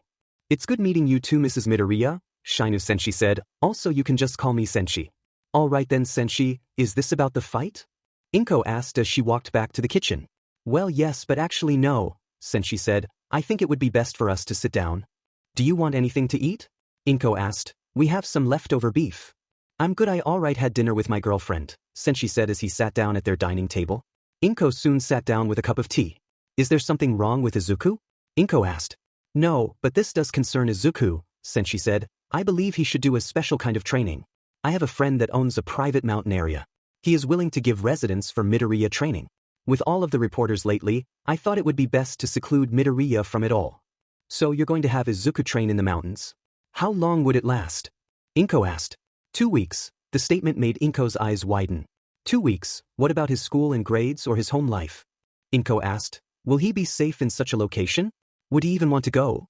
Well, I think you should ask him, Sensei said as he called Midoriya, who was hiding around the corner behind Inko. The call surprised the boy and accidentally exposed himself to his mom. Sorry, he said, coming out of the corner. Hello, Sensei, Izuku said while waving to his teacher who waved back. Well, I'm actually like the idea, Izuku said nervously. But Izuku, what about your school and grades? Missing 2 weeks is a big deal. Is this fight worth it? Inko asked her son, who seemed uncomfortable with the situation. Mom, I need to fight, Izuku said. If I win I could get into my dream school. I could finally show the world I can do things and that I have worth. If I ever want to become a hero then I must defeat him. Inko was surprised by the amount of courage Izuku had gained. He had changed from the shy and defenseless boy she had supported. Was this the work of her little boy growing up? Oh, maybe something else was at work. Nevertheless, seeing him like this gave Inko something she did not have in a long time, hope. After so long of doubting Izuku, she might just believe in him once more. All right, you can go, Inko said. Friday. Izuku, you got all your clothes? Inko asked. Mom, Izuku replied as he put on a large backpack. What about your toothbrush and toothpaste? They're really important, his mom asked. I packed them, Mom, Izuku said as he approached the door. Izuku. What is it, Mom? Izuku replied. Tears were forming in his mother's eyes. Please be safe. I will, Izuku responded in a confident voice. Izuku met his sensei by the nearby train station. His teacher was also carrying a large bag that had his supplies. After a long train ride, they reached the destination, the entrance to a private park. Hey, does your friend know we're here? Midoriya asked his sensei. Yeah, he should be here. Sensei took out his phone and tried to contact his friend. While that was going on, Izuku noticed someone strange. Hey sensei, is that your friend? Izuku asked as he pointed to someone. That someone was an old man walking on a cane. No, but he is related to him. Sensei signaled Midoriya to follow him. Hello there, young ones, can you please help me? My house is on top of that hill and my back hurts, the old man said as he pointed to the highest hill nearby. I have money. That's not necessary, it's going to be free of charge, sensei said. Midoriya, I'll carry your stuff, you help this man get home. Okay, Izuku said. He lowered his back and let the old man hop on, which unfortunately was a mistake. Midoriya thought he was a frail old man, but he weighed much than Midoriya believed. It felt like carrying a sofa made of steel. This man has been eating too much, Midoriya said in his head. Come on Midoriya, sensei said as opened a gate, leading into a private path. Midoriya tried his best to keep up, but the old man's weight kept holding him down. He tried sprinting, but that was a big mistake. He tried his best to keep up with his sensei, but the grown man was too fast. Midoriya believed his sensei was doing it on purpose. The walk felt like was forever. Imagine the one Midoriya took to his sensei's dojo, which was longer than 2 miles, but longer and more slopes. It drained Midoriya's strength just walking up the hill. The longer the walk became, the heavier the old man became. However, Midoriya kept on walking. If he wanted to beat his upcoming opponent, he needed to get as strong as possible. So keep on walking even if his legs went screaming to stop. That was until his sensei made him stop. Is something wrong? Midoriya asked. He looked around and did not see anything but trees and grass. Then he heard the sound of a gun reloading. Before he could even react to the sound, sensei instantly moved him and the old man away from the path and into a bush. 1 second later, shotgun blasts echoed through the forest, bursting Midoriya's eardrums. The sudden shock distracted Midoriya from noticing the old man getting off his back. Once his hearing came back, Midoriya heard what sounded like an argument between the old man, sensei, and a new voice. You a-hole, you almost shot us. Sensei yelled. I wasn't aiming for you or the kid, I was aiming for this old F dash, the new voice said. Well, this old F thinks you did a bad job. You couldn't kill me even if the gun was in my mouth, the old man yelled. You shut up. You have been around forever. You're older than dinosaurs, the new voice screamed. Taking his head out of the bush, Midoriya could not believe what he was seeing. His sensei was arguing with a short man carrying a double-barrel shotgun. The short man had short brown hair and was wearing a camouflage outfit. He was also so angry that veins appeared on his forehead. The sound of laughter then echoed through the forest. Oh God, this is even funnier than a rakugo play, a familiar voice said. Suddenly, a young man descended from the trees and Midoriya instantly recognized who it was. You're Kuray Renzo, Midoriya said, revealing himself to everyone. At your service, the Prince of Fighting said. Prepare for the longest 2 weeks of your life. The whole thing was a surprise to Midoriya. So many things were weird with this picture. How is this even happening? Midoriya asked himself. You know that was a bad hiding place. Everyone knew you were there, the short man said to Renzo. I didn't, Izuku said in his head. Hey you, Kuray Renzo said as he pointed to Midoriya. How do you know my name? I've never seen you before. Midoriya did not know how to reply, so he said the stupidest thing he could say. Yes. Haha, Renzo laughed like he was being tickled to death. I might like you, little grasshopper. But still, someone should answer my question. He saw your match against Don Quixote Guerrero. It was quite brutal if I do say so myself, Shinu Sensei said. To be honest, I never imagined you would have come. Well, you still need to give me to stay, Renzo said. He then grabbed Sensei's shirt by the collar and tugged at it. You don't like it when I'm angry. Sensei easily brushed his hand off his shoulder. We could talk here, but I think you'll prefer to talk alone. Suit yourself, Renzo said, just don't bore me. I hate boring things. He and Sensei then went off the path, leaving Midoriya with the 2 lunatics. So, this was exciting, the short man with a shotgun said. You better give me a good reason to be here. I have matches to do and honestly, I think I would rather be in 100 more matches than handle whatever drama those 2 are dealing with, Renzo said as he walked with hands in his pockets. Sensei found a large log on the ground and decided to sit there. Have you heard of Raiden Tamimin? Are you talking about the sumo wrestler? Yeah, I've heard of him, and didn't he die a long time ago, Renzo replied. A sumo wrestler is going around using that same name. He claims to be the reincarnation of the famous wrestler, Sensei explained, and I also heard that he's going to be your next opponent. I've got nothing to worry about. It's sumo, nothing too bad, Renzo proudly stated. Well, from what I've seen, he's going to annihilate you, Sensei remarked, which ticked Renzo off. You want to say that again? Renzo started to use removal on his arm, turning it red. If I kill you now, the title of king will be all mine. However, before Renzo noticed, Sensei quickly got behind him and pushed him to the ground. Just like that, Sensei said, you keep using the removal too much. Besides, you are not using Niko Style to the fullest. If you did, Guerrero would have been a cakewalk. Renzo quickly got up and pulled his fist back. Niko Style Adamantan Kata, Iron Breaker plus removal. Iron removal. This attack was so strong that Renzo once used it to destroy a car and Renzo threw his fist right at Sensei's chest. It was Renzo's best offense move. However, it did not affect Senshi. You know I can teach you a few things for a price, Senshi said to the starstruck Renzo. Renzo then removed his fist from Senshi's stomach. From what I'm guessing you want me to teach the grasshopper. Well, what is in it for me? Nothing in the Kuray clan is free, Renzo said. Midoriya wants to be a hero, Senshi said, just like your dad. Renzo raised his eyebrow. So, a lot of people want to be heroes. What makes him special? He's also quirkless like your father, Senshi said, which caused Renzo's eyes to widen. Can you imagine the pain and humiliation that boy suffered because of his dreams? Doesn't that remind you of a certain someone? Renzo rubbed his hair, before concluding, fine, I'll do it, but only because I have nothing else to do. And I don't want to lose to a fatty. Good, now let's regroup before that happens. Midoriya was hiding once again. He did not want bullets to enter his head. However, he feared that hiding behind a tree was not a smart idea. What the F, did you say, you old piece of shit? The shotgun wielder said as he reloaded his gun. I said you as good as a shot is blind man with no arms, the old man said as he took out his hunting rifle from his back, which explained why he was so heavy to carry. A shooting match went on, while Midoriya hid in his bad hiding spot and wished to go home. Maybe I should have stayed with Kirishima, Izuku said in his head as bullets flew everywhere. Luckily, for him, the madness ended when Senshi and Renzo returned. They quickly disarmed the lunatics and gave them a lesson of not shooting each other when there are people nearby. The group then continued to walk up the path, with Midoriya not having to carry the old man. It turns out he was faking his injury. After a few more minutes of walking, they arrived at their destination, a large wooden house in the middle of nowhere. Do you like it? The short man without his shotgun asked. It's got plumbing, clean water, electricity, and even Wi-Fi. The best part is I built this whole thing myself. He then noticed Midoriya raising his hand. What's your question? Who are you? Midoriya asked. The question made Senshi and the old man laugh like crazy, while Renzo tried to keep it in. The short man kept tears in his eyes from flowing out. He covered his face while answering, Fukona Hanta is my name. He then turned his back on the group as he began to cry. Oh, I remember you, Midoriya said, raising Hanta's spirits. Weren't you in that embarrassing video with that dolphin? And Hanta fell to the ground. That was someone else. Senshi's and the old man's laughter went wild. Even Renzo was giggling at Hanta's misfortune.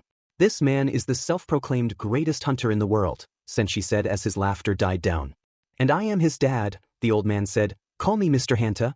So that was fun, Renzo said. Let's see this household. The house was as good as Hanta said. There was running water, electricity, and even air conditioning. There was also a fridge with tons of food. This house had everything you need to survive. Renzo and Midoriya were given a room with 2 separate beds. Well, how does it feel to be a celebrity? Renzo asked Midoriya as he unpacked his clothes. Horrible, Midoriya replied as he put away his All Might sweatshirt. I never imagined that they could be so relentless. Now I feel sympathy when a hero lashes out. Trust me, I understand, Renzo replied. You should see me after a fight. Some of the spectators treat me like the Pope. Fans are crazy. Sounds rough, Izuku said as he finished packing, so I'm all done with packing. Same, Renzo replied. Now the training begins. They found themselves outside with Senshi. With him was a small bag. Now that everyone is here, let's begin. Senshi then reached into his bag and took out what looked like wearable weights. Put these on, Senshi said as he tossed one towards Midoriya. The young boy lunged to grab the weights, which were surprisingly heavy. How much does it weigh? Izuku asked as he put it on his arm. A lot, Senshi said, much to Izuku's annoyance. Senshi then handed some to Renzo, who easily put them on his legs and arms. Izuku has not done weight training before, but he never imagined that weights were this heavy. These are special custom-made weights, Renzo said. It was designed to take in your body weight and be as heavy. The Kuray clan created it. How did you get it? That's not important, Senshi replied. What's important is your training. Midoriya, your Muay Thai is all right, but compared to your opponent, it is nothing. That's why we're going to train you with the next best thing, the Niko Style. Renzo's eyes widen. Are you sure? I don't think 2 weeks is enough time dash. I learned Iron Fingers in a day, Midoriya interpreted. Izuku's statement surprised Renzo. It took Renzo a month to learn Iron Fingers, but this random kid learned it in a day. Who is he? What else do you know? Renzo asked. Just that, Izuku replied. You're good with Niko Style. Are you kidding? I'm the best with it, Renzo proudly said. Look, I promise to teach you all 4 katas. He only needs to learn the adamantine and fire katas, Senshi said. Since it's going to be Muay Thai match, he's going to wearing boxing gloves.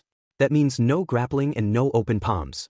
Oh, then let us learn the fire ka, Renzo yelled as he pointed a finger to the sky. Surprisingly, learning fire kata was not that complicated. but it still was not easy. Can you throw them more slowly? Izuku asked as he dodged an apple thrown at his head. Nope, Renzo said as he reached into a basket and threw an orange at Midoriya's chest. Are sure this is the right way? Sensei asked as he had a banana in his hand. It's how I learned it, Renzo said as threw a pineapple at Izuku, plus it's fun.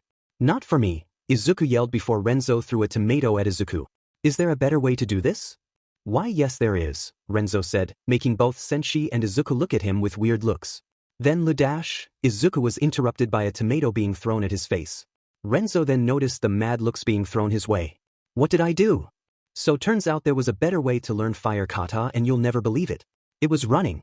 Not running up a mountain or running on top of a lake, just plain old running. However, there was a catch. Have you ever run 8 miles before? Imagine running 8 miles but having to constantly run at full speed without stopping. That is exactly what Izuku was currently doing now. Izuku was supposed to run in one large circle. Renzo said that if he stopped even for a moment, then the training would be pointless. Most people would have slowed down around the second or the third mile, but not Midoriya. He was fully dedicated to his training. He would have continued if not for a strange sound. Growling. Izuku turned his head around and saw a huge bear coming right towards him. Upon seeing the wild bear, Izuku ran at speeds that rivaled raced cars. He ran as far as he could, trying his best not to look back. He could feel the breath of the mighty animal behind his neck, which made him run even faster. Even when he saw the wooden house in front of him, he didn't stop in fear of the bear eating him alive.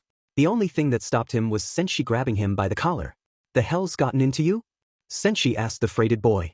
Bear, Izuku shouted as he pointed to the beast behind him. However, the monstrous beast suddenly stopped. A zip was heard and the bear suddenly became 2 men in a costume. Well, that was fun, Fukona Hanta said as he took off his bear costume. I may hate you, but you're right on that one, Mr. Hanta said. What's going on? Sensei asked. Renzo paid us, Hanta explained. And it was worth it, Renzo said as he appeared out of nowhere. After a quick session of beating some sense into the 3, Sensei cracked his knuckles. If anyone is doing something like that again, I will kick all 3 of you off this mountain like a football, Sensei declared. Yes sir, Renzo, Fukona and Mr. Hanta said as they rubbed the bumps on their heads. Now Midoriya, Sensei said, let's get back to your training. So how exactly am I going to learn adamantine kata? Izuku asked.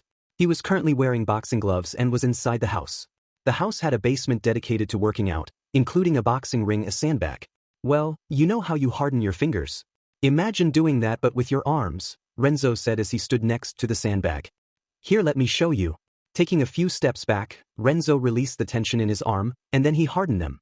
Niko Style adamantine kata, iron breaker. Kaboom.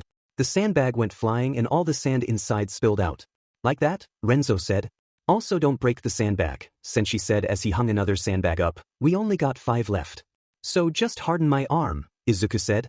Yeah, it's easy, Renzo said. He then went behind the sandbag and held it still. Go ahead, punch it. Izuku did the same thing he did with iron fingers. Imaging every muscle, Izuku positioned his arm and let loose. It did not leave as much as an impact as Renzo's punch, but it was still strong. Did I do something wrong? Izuku asked. No, Renzo said. No one gets it right the first time. Do not worry about it. Okay, Midoriya replied. Okay, I understand the running and beating the bag, but what kind of training would I be doing here? Midoriya asked. They were standing next to a rocky cliff and Sensei had a dark look on his face. Renzo was not there, it was just Sensei and Midoriya. Midoriya, what do you think is my greatest technique? Sensei asked his student. Well, if you asked me, then I would say dragon shot, Izuku replied. Sensei shook his head. Well, you told me about a technique that can control your body temperature, Sensei shook his head again. Okay, then what is your greatest technique? Keep this a secret, Sensei said. I have a technique that not only increases durability but can also decrease pain as well. Well, that sounds incredible. Why haven't you taught me it before? Izuku asked. Because it's not a technique that can be learned in a dojo, Sensei explained. It's a technique that can only be learned in a life or death situation. That is when he realized why there was a cliff. Oh God, Izuku's eyes widened as he looked down into the cliff. All he saw was rocks and a fog company. I can't do it, he nervously said. All right, let's go back, Sensei said. There were only a few moments in Izuku's life where he was scared. This was one of those times. Jump off a cliff to get stronger, and no way. Izuku valued his life, did not want to take the risk and become food for the crows. He would just work out like usual, he did not need to risk his life. After some time working out, Izuku found himself eating dinner with everyone else. They sat in a long table with a plate in the middle carrying a big fish. What do you think? Fukona Hanta asked. Just caught that one today. It's pretty good, don't you think? I've caught bigger when I was 10, Mr. Hanta said, which caused another fight between the two. As the two Hantas fought each other, Izuku asked a question that was on his mind. Hey, Mr. Hanta, Izuku said, how do you know my sensei? I fought him once, Hanta said before his father smashed a chair on his head. And you lost, Mr. Hanta yelled. You two fought, Izuku said. How did that go? He was trying to hunt me and I was just trying to survive, Sensei explained. It took 5 days and it was the second longest match in my life. Second, the hell was your longest? Renzo said as he ate his fish. Well, that's a long story. It all started in New York where, Sensei would have finished that sentence. If not for the fact that Mr. Hanta crashed onto the table like a WWE wrestler, destroying the meal. Well, I guess dinner's over, Sensei said as he got up to use the bathroom. It was nighttime and everyone should have been sleeping. However, one boy was still awake. No matter how hard he tried, Izuku could not get sleep. He was thinking about the cliff earlier. Should he have done it? Should he jump and see if he would survive? Would Renzo have done it? Wanting to clear his head, Izuku got out of bed and went outside on the balcony. He leaned against the balcony and looked at the moon. A bright full moon lit the night and cast a shine on the forest. After a short while, Renzo also got up and walked outside to greet Midoriya. Couldn't sleep, Renzo said, to which Midoriya responded with a nod. Same. What's on your mind? I'm scared, Midoriya said. My sensei showed me a way to get stronger and it involves me doing something dangerous. However, I am afraid of doing it. I am afraid of something happening and afraid of not seeing my mother again. Sensei said I did not have to do it, but that just makes me more nervous. I want to get stronger, but I'm not sure if I'm willing to risk my life. Renzo could tell Midoriya was upset. He was not the best with people but even could tell something was wrong. If only he was his sister, she was great with people. Wait a minute, that's it? His family. Want to hear a story about my family? Renzo asked. Midoriya replied by nodding. I am sure you have heard, the Kuray clan is a family of assassins, and we have kept that tradition since the Edo period. The clan was and still is trying to be the best that no one ever was, often by creating new and dangerous techniques or by selective breeding. Although that method has been dying down in this new age of quirks, and family members can now marry whomever they want. However, that rule does not apply to the main family. Because the main family is so important, they have to produce a great heir. That is where my father comes in. You see, the Kuray clan is famous in the underground and my father at the time was some random person who fought in underground matches. Yet, my mother and father fell in love with each other and wanted to get married, much to the approval of the Kuray clan. They were against the marriage but gave them a deal. If my dad defeated the strongest warrior in the Kuray clan and then he could marry my mother. My father was at first skeptical, but then his friends were threatened and had no choice but to fight. My father was expected to lose and die right there. He was outclassed both physically and technically, and that was the thoughts of everyone there, even my mother. Somehow, he won. My dad beat my uncle one-on-one and officially entered the Kuray clan. My parents got married and 9 months later, I was born, then 2 years later, my sister was born. They then lived happily ever after. Wow, so against all odds, your father still won. That's amazing, Izuku said. I know, and surprisingly he and my uncle became close friends. They later taught me Niko Style and Kuray Style, Renzo explained. Did you learn the lesson? Lesson? There was a lesson. Izuku said. Forget it, Renzo said as he went back to bed. What was the lesson? Izuku asked. I said forget it, Renzo replied. What? Can I ask you a question? Why do you fight in the arena? Izuku asked. Renzo turned back and looked with his dark eyes. To become the king. The next day was even harder for Izuku. A lack of sleep was weighing him down, and the workout today was harder than yesterday. He did 500 push-ups, 500 sit-ups, and over 500 squats. No man, much less a middle scholar, should ever do this much exercise in a day, but that was not the end of his trouble. Because they were in the middle of the woods, they need firewood, so someone had to chop down firewood. Guess who that someone was? Well, at least he was not running from a bear. The axe he used was very light, but due to his weights, the axe felt like it weighed a ton. After chopping down some wood, Midoriya finally got a break. Hey, has anyone seen my dad? Fukona Hanta asked. His lunch is ready. I'll go get him, Midoriya said. Thanks, he might be out by the garden over there, Hanta said as he pointed to a path. He goes there a lot to farm pickles. Don't worry, I'll get him, Midoriya said as he ran off. It was a quick run and Izuku instantly found the old man. He was in a garden that had a big chunk of the soil already softened. Mr. Hanta was doing hoe farming and did not even stop when he noticed Midoriya. Mr. Hanta, your son says lunch is ready, Izuku said. Beach, the youngster has probably poisoned the food, Mr. Hanta said as he continued to farm. Want me to help you? I don't mind doing it, Midoriya said as he held out his hand. Sure, do some real work, the old man said as he put the hoe in Midoriya's hand. Midoriya tried to do some farm work, but nearly every time he swung the hoe, the old man would criticize something he did wrong. After a while, Izuku finally got a stance the old man liked. After swinging the hoe a few times, Izuku asked, "Hey, so what are you farming?" "Pickles, like we always should be." Mr. Hanta let out a grunt when he finished his sentence. That was when something came to Midoriya. "Oh, now I remember, Hanta Fruit Parlor. My mom buys a lot of fruit from that company," Midoriya stated. "No, we are a pickle company. We will always be a pickle company," Mr. Hanta yelled. "Is that why you hate him so much?" "Because he changed the company?" Izuku asked. "It was a company that was created from the blood of my ancestors," Mr. Hanta explained, "and he changed it. So I disowned him and this little rivalry." The man began to argue with himself while Midoriya continued to do the same as before. "Hey, can I ask you a question?" Midoriya asked. "Sure, why not? I got nothing better to do," Mr. Hanta replied. "Say there was something that you need to do, but you were too afraid to do it because it was dangerous. Would you do it?" Izuku asked. Mr. Hanta sat down on the ground and looked at the blue sky. "That's a hard question. It reminds me of my hunting days. Whenever I saw new prey, I would ask myself, should I? If yes, I would feast. If no, I would return home hungry. I have even regretted killing some of the animals, but yet I still hunt. I don't know the answer to everything, but if you truly want to do it, be prepared for the consequences." Izuku was so focused by the old man that he had completely stopped farming. He also didn't notice the giant bear standing right behind him. However, Hanta did and gave an appropriate reaction. "Sweet mother of Jesus Christ, that's a big bear," Mr. Hanta yelled as he pointed to the beast behind Midoriya. Midoriya turned around, saw the bear right in front of him. It was a giant black bear that was way bigger than the average bear. The eyes also had a dark red look to it, making the creature look even dangerous. It was so scary that it caused Midoriya to distance himself from the beast. "I recognize this bear," Mr. Hanta said. "I killed and ate its mother." "What?" Midoriya yelled. The bear got down on his paws and was ready to pounce. "Mr. Hanta, what should we do?"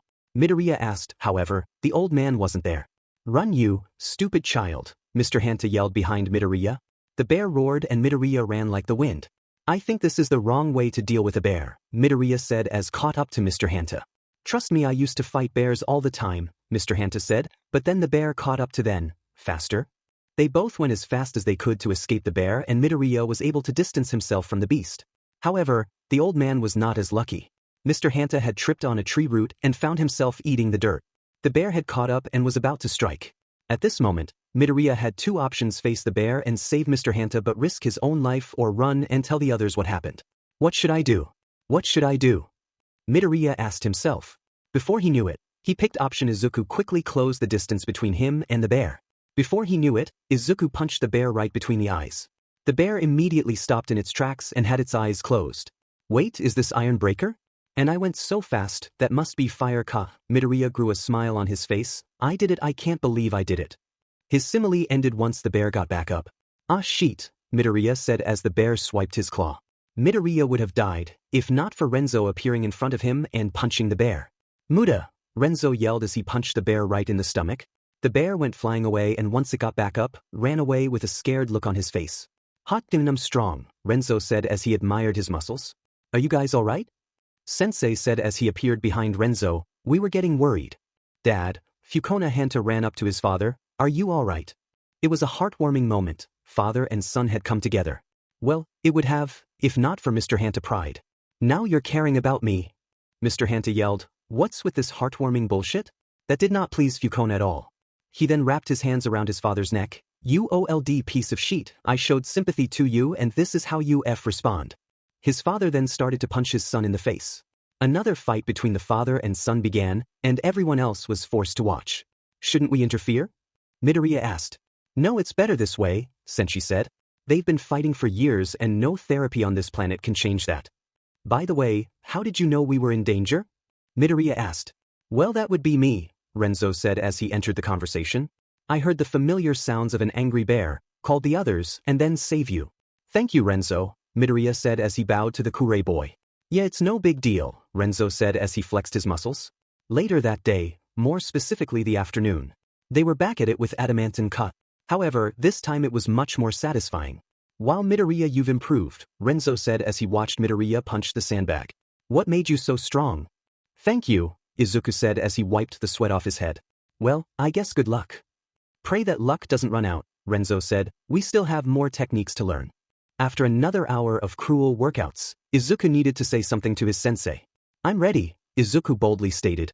A dark look appeared on his teacher's face. You better be. They were back at the cliff and Midoriya was staring down at the cliff. It looked the same as yesterday, dark, gloomy, and no end in sight. You sure you're ready?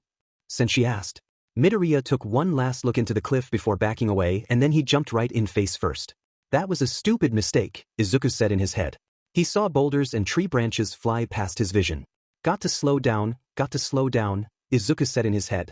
However, time seemed to slow down for the green-haired boy, things got slower and his vision went faster. There, Izuku moved his body and jumped off another landing platform and then another and another until he reached the ground. At first, Izuku could not believe it, he was alive. I'm alive, Izuku yelled out loud. Oh yeah, I hear you, Sensei, happily said. He then threw down a rope to the young boy. Grab on. Izuku happily grabbed onto the rope and then began climbing back up. Today was the second day of training, and Izuku is stronger than ever. 2 weeks later. Goodbye, thank you for everything you did for me, Izuku Midoriya said as he waved to the Hanta family. He was even more muscular than before and had somehow gotten taller. Come on Midoriya, the bus is going to leave soon, Renzo yelled. Wait 1 second, Mr. Hanta said as brought out a bento. These are the greatest pickles I've ever made. They shall grant you victory. Thank you, Izuku said. I'll never forget your advice. You better not. The old man watched as Izuku ran off and then turned to his son. I thought you would be angry at me for giving Midoriya those pickles. Nope, he's a good kid, Fukona replied. I just pray that he's ready for the fight that's coming. Going back to Midoriya, he had fallen asleep on the bus. His head was leaning on Sensei's shoulder, who did not mind. Renzo, there is something I need to tell you, Sendai said to the boy across from him. Sure, what is it? Renzo said. I must thank you for saving Midoriya's life, Sensei said. That bear would have certainly killed him if not for you. Therefore I must say thank you. Renzo just sulked and replied with, it was nothing, I was testing how strong I was. Sensei had a small giggle. Your father was right, you would make an excellent hero. At a gym. Holy cow Midoriya, I think you're going to send that thing flying, Kirishima said as he watched Midoriya punch a sandbag. The punches were so strong that the sandbag practically came close to breaking from its chain. What were you doing for the last 2 weeks? Kirishima asked. Oh, you know, training, Midoriya replied as he continued punching the sandbag. I need to do some more training, Kirishima said. He then noticed something weird. Standing by Midoriya, he noticed that Midoriya had surpassed him in size. Ah, dang it, Kirishima said in his head, there goes my one upside against him. Well, I could do something manly. Hey Midoriya, wanna learn a cool technique? Kirishima asked with a smile. Sure, Midoriya replied as he got into the boxing ring with Kirishima. This technique was used by the late great Ippo Makinuchi, Kirishima stated. It is his most iconic technique. I'm ready to learn, Izuku boldly said. Deku, a certain blonde boy yelled. Midoriya turned around, revealing a small bruise on his face. Where the hell have you been for the last 2 weeks? Training, Midoriya replied as he started to walk away. Hell no, Bakugo then grabbed Midoriya by the collar and twisted him around, not noticing that Midoriya was now his height. You better tell me or dash, Bakugo never got to finish his sentence. Before the blonde boy had realized, Midoriya was grabbing his arm and was forcing Bakugo to let go. Bakugo then saw something that made him even more curious. Are those weights? Bakugo asked himself. I'm sorry Bakugo, but class is starting soon, Midoriya said. With that, he left the blonde boy alone with the rest of their classmates, who were watching the event unfold. What are looking at? Bakugo yelled, causing everyone around him to run away. Even his so-called friends. Fing Deku, Bakugo said under his breath. 1 week until the fight and Midoriya was more pumped than ever. The boy was currently doing his road work. He would have continued if not for a certain orange-haired girl. Midoriya, is that you? Itsuka Kendo asked. Yeah, it's been a while, Midoriya said. How have you been? Great, but you on the other hand, Kendo checked her height compared to his. How did you get so tall? Oh you know, push-ups, sit-ups and plenty of juice, Midoriya replied. Hey, I heard about your upcoming flight. How did you get such a lucky chance? Kendo asked. Well, it's a long story, Midoriya replied. Are you going to use karate in your fight? Kendo asked. Well, I'm not sure, Midoriya said. What? Kendo yelled, which caused some people to turn their attention to the duo. Come with me, Kendo said as she began to drag Midoriya away. Where are we going? Izuku asked. My house, I have to show you something, Kendo said. Okay then, Izuku said in his head while Kendo dragged him. After a while, the duo reached the girl's home. It was a traditional Japanese household with sliding paper doors and even nice rugs. Wow, your house is appealing, Midoriya said as he took his shoes off. Thanks, Kendo said, a blush appeared on her face. This is the first time I've brought a boy home, she whispered under her breath. What did you say? Izuku asked. Nothing, but come with me. Itsuka started to drag Midoriya again until they reached a special room. This is where my father and I train, Kendo said. It was a room filled with workout supplies like bench presses and sandbags. Watch me, Kendo said as she stood right in front of the sandbag. She got into a straight position, her hands were right next to her hips and her legs were firm. In a flash, the sandbag went flying and her right leg was up in the air. Did you see what? Kendo asked. Midoriya nodded yes. Want to learn how to do it? Midoriya said yes again. Rikido Sato was having a bad time. After he lost to Midoriya, Sato had to do even more intense training, as if the training before was not bad enough. Not only that, but he was also taking judo lessons. They were just as bad as wrestling. Also, Midoriya was going to be in a televised match against a famous Muay Thai fighter. It's just his bad luck. If only he could teach Midoriya a lesson. Sato, is that you?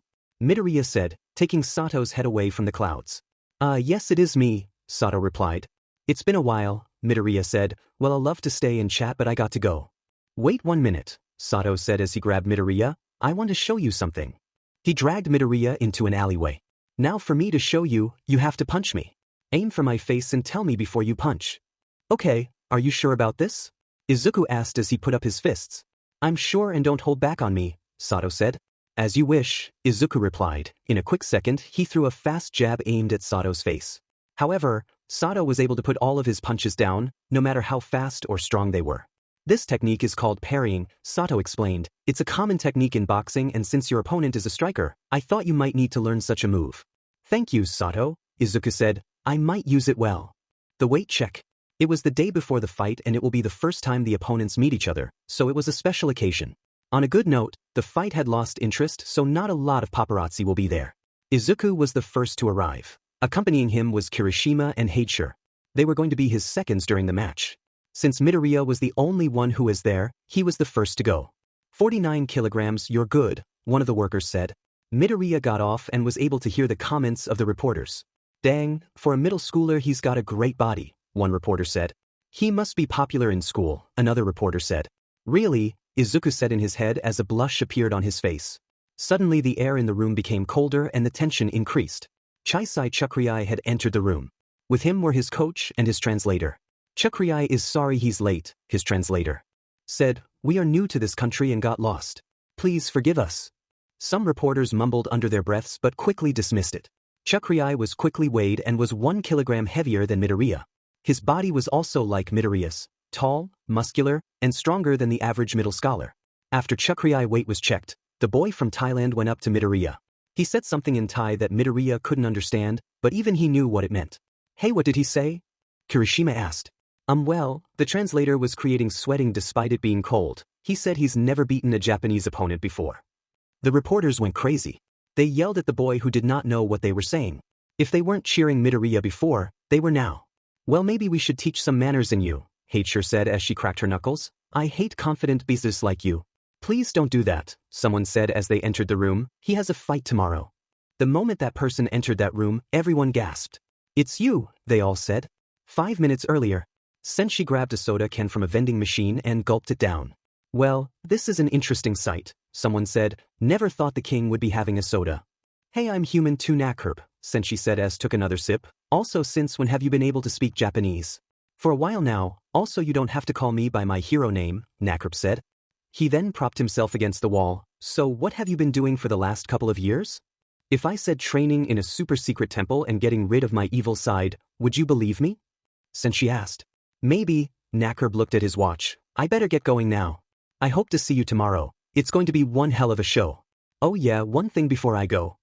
The hero turned around and faced Sensei. Chakri and Midoriya are more alike than you think. They both were denied a power which so many have.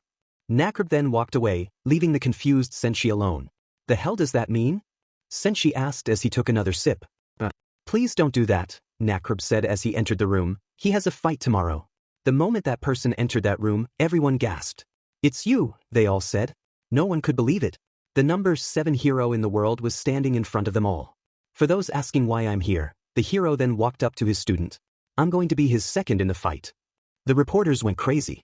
The day of the fight. Hey Amagi-kun, a certain blue-haired girl said. Are you going to see the big fight? Can we watch it at your house? Or do you want to see it at my house?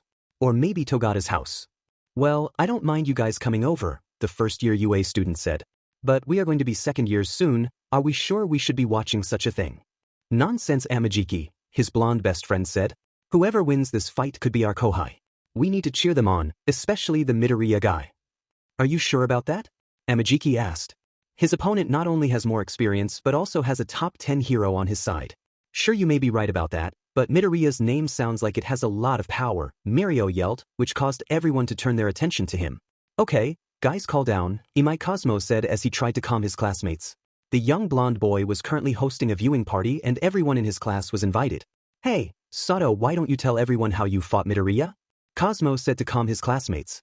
Everyone gasped, which got the sugar boy's attention. Sato was currently taking a cake out of the oven. Sato did not want to come, but Imai not only convinced him to come but also support Midoriya. Two things he didn't expect to do. Anyway, everyone at the party rushed to Sato and asked him a million questions. When did this happen? What was he like? That's cool, Sato, one girl said. Wait, are you serious? Sato did not believe it. A girl said he was cool. Yeah, I fought Midoriya, and it was a super cool match. While Sato began to describe his fight, Imai Cosmo began to have some freshly baked cake. A blonde girl was walking home with tears in her eyes. She had been recently caught doing her unnatural habits, and everyone ridiculed her because of it. Therefore, it was not her fault that blood tasted so good. This is looking to be in an exciting match, Tom. So many people have turned up and so many are expecting a bloodbath. Blood. Did he say blood? Himiko Toga turned her attention to the TV on display. Maybe she should stay and watch. Alright, who wants to see Deku lose? Bakugo asked as he plopped some snacks down on a table. Me, both of his friends said as they consumed the snacks. Wow, you guys sure are prepared, Mr. Bakugo said as he sat in his recliner chair. Hell yeah, I can't wait to see Deku lose. Especially after ignoring me for weeks, Bakugo said. So you think Midoriya will lose, Mr. Bakugo said. Yeah, that loser has no right to be in such an event, Bakugo stated. He's going to lose after the first punch. Want to bet on that? Mr. Bakugo said, if you are right, I'll give you and your friends 10,000 yen each. What's the catch? Bakugo was hot-headed, but he was no idiot. Simple, you and your friends paint the house. The entire house, Mr. Bakugo said. Deal, Bakugo said, much to the dismay of his friends. While all this was going on, Izuku was stretching in the waiting room. Kirishima was there too, he was giving some last-minute advice and helping him stretch. Sure was in the bathroom and was going to join them soon. Just remember, no matter what your opponent says, ignore him. He will try to get to you and get under your nerves. Just remember, you must win. I know, Kirishima, Izuku said. A knock on the door came and Kirishima answered it. Hello, is it alright if I speak to Midoriya? Sensei asked the black-haired boy. Yes, sure. Kirishima widened the door, allowing Sensei to come in. Hey, Midoriya, are you ready? Sensei asked. I'm pretty sure, Izuku replied. What's wrong? You should be 100% sure, Sensei asked his student. I'm scared, Midoriya replied. He has more experience and more training than me. Also, he has the help of a top 10 hero. Can I even win? Midoriya, did you even know what martial arts was designed for? Sensei got down on his knees and placed his hand on Midoriya's shoulder. Martial arts was used for the weak to beat the strong. So use martial arts to beat the strong. A simile appeared on Midoriya's face. Thank you, Sensei. Another knock appeared and a man came out. Izuku, Midoriya, we're calling you. Izuku got up. It's time. Izuku put on a monkon and a coat. Let's do this. Midoriya and Kirishima left the room. Along the way, Sure joined them. You're ready for this, kiddo? Sure asked. Yeah, I'm ready, Izuku replied. After a couple of seconds of walking, they walked out of the entrance was greeted by a roaring crowd. Their cheering drowned over the announcer who had called Izuku. Dear go this many people, Kirishima said. You've drawn in quite a crowd. Well, of course, Sure said. When a top 10 hero is involved, people get excited. We better put on a great show then, Izuku said as he got into the ring. After the crowd died down, the announcer revealed the next fighter. From the lands of Thailand, the boy that has heroes across the world turning their heads, the one and only Chakri. The moment the announcer said his name, the boy ran out of the other entrance and jumped onto the ring. His landing was so loud that the entire stadium heard it. Let's get this show on the road, Chakri said in Thai. After his explosive entrance, another exciting figure entered the scene. And look at that, the announcer said. It's the number 7 hero Nakurb. Then moment the pro hero came into the spotlight, the crowd went nuts. It was expected, he was a famous hero in Japan because of the number of times he has worked with All Might. Now before we begin, we must do a little surama show, the announcer said as music from Thailand began to play. After the show, the referee came up to the ring and stated the rules. There was a Thai speaker with the referee so that Chakri can understand the referee. Rule 1. There are 5 rounds with 3 minutes in each. No additional rounds. Rule 2. Only punches and kicks to the face. The elbow and knee can go anywhere else. Rule 3. Once an opponent is down, you cannot attack them until they get back up. If you're knocked down 3 times in a single round, you are knocked out. Rule 4. No headbutts, biting, or poking the eyes. You will get a penalty for that. Rule 5. Disrespectful conduct will also get you penalties. Rule 6. My word is law, do you understand? Both Izuku and Chakri nodded. Now shake hands. Izuku and Chakri shook hands, despite wearing boxing gloves. After that, they both went to their corners. Midoriya, I can't wait to see you kick his butt, Heichir said. Midoriya, don't lose. I still need to win against you, Kirishima said from the sidelines. Thank you, Izuku said. He then turned to the crowd and saw someone important to him, his mother. The previous day. Izuku, I got something to show you, Inko Midoriya stated. Her son came out of his room and into the kitchen, where Inko had a gift on her lap. Open it up, I worked hard on it, Inko said. Unwrapping the gift, Izuku found a pair of blue boxing shorts. I know they aren't well made, but I wanted to show you that I'll support you no matter who you fight, Inko explained. Tears formed in Midoriya's eyes. Thank you, Mum. He then hugged his mother. After spotting his mother in the crowd, Izuku gave her a thumb up, which his mother responded with another thumbs up. Fighters get ready, the announcer said. Midoriya and Chakri moved away from the corners and went center stage. Chakri put on a Muay Thai stance, with his hands near his face and his body straight. Midoriya, on the other hand, put on a boxing stance, with his hands low and his knees bending. So you're going to use boxing against me? That's not a good idea, Chakri said in his head. Begin, the announcer yelled. Kaboom. Izuku immediately started with an extremely fast jab to Chakri's face. In just 1 second, Chakri was already on the ground. Dear God, did you see that? In just 1 second, Midoriya was able to knock his opponent down, the announcer yelled. 1, 2, 3, 4, the referee said. How is this even possible? I could barely see his punch, Chakri said. 5, 6, 7, the referee continued his count. Chakri got up and from the look of his eyes, he was said. How's that? Are you still looking down on me now? Izuku yelled in his head. One of the greatest fights in Izuku's life begins now. The crowd was shocked. The person most expected to win had fallen on the first punch. However, that just made them more excited, especially when Chakri got up. The crowd was pumped. Midoriya, Midoriya, Midoriya, the crowd cheered. As they cheered, Chakri threw a roundhouse kick right towards Izuku's chin. Izuku was barely able to dodge the attacks. However, that didn't stop Chakri's assault. The Thai boy threw more roundhouse kicks aimed at Izuku's face, but Izuku dodged every one of them. I can't dodge forever, Izuku said in his head. I need to attack him or else his attack is going to hit me. After dodging another kick, Izuku charged towards his opponent. However, his stomach was wide open, which allowed Chakri to kick him straight in the stomach. Izuku was sent backward, and his stomach hurt like hell. Yet that wasn't the end of Chakri onslaught.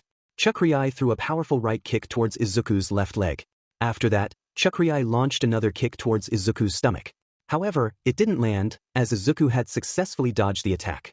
Once his foot was back on the ground, Chakri threw an uppercut, which was countered by Izuku's right punch to the face. Izuku then threw a left hook to Chakri's face. At this point, Chakri's face had started to bleed. His red blood contrasted against his dark skin. Chakri wrapped his hands around Izuku's neck and brought it down to his knee. Fortunately, Izuku was able to block the attack with his arms. Unfortunately, it left a powerful impact on his arms. Chakri continued to attack Izuku's arms, never stopping even for a little bit. If your arms get damaged enough, then your punches will lose their strength, Chakri said in his head. Izuku's arms took a powerful beating, his arms turned purple and his bones began to crack. Izuku escaped the dangerous clinch, but at the expense of his arms, even the inexperienced crowd can see that Izuku was in trouble. Chakri smiled at his work.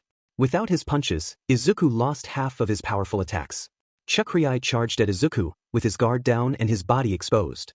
However, Chakri forgot one major thing about Izuku: he had legs. Doing a 360 spin, Izuku kicked Chakri right in the face. A tooth went flying out of the boy's mouth. I have to thank Kendo for that move, Izuku said in his head.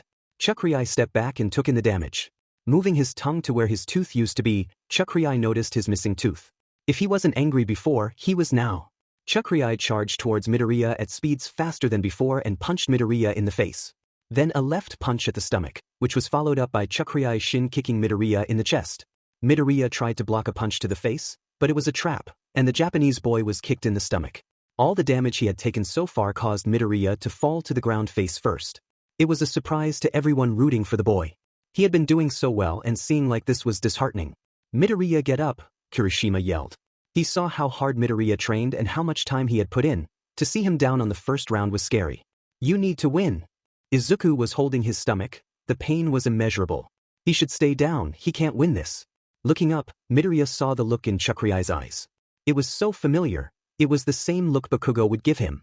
Like a predator eyeing its prey. It was a look Midoriya hated. On the 6th count, Izuku got up and moved his neck. His eye had a dark look to them, like one that should belong to a villain. I guess it was inevitable, Sensei said in his head. The man was currently watching the fight in the stands. He's using inner rage. Chakri put his guard up. He didn't like the look Midoriya was giving him. It was the look of an animal.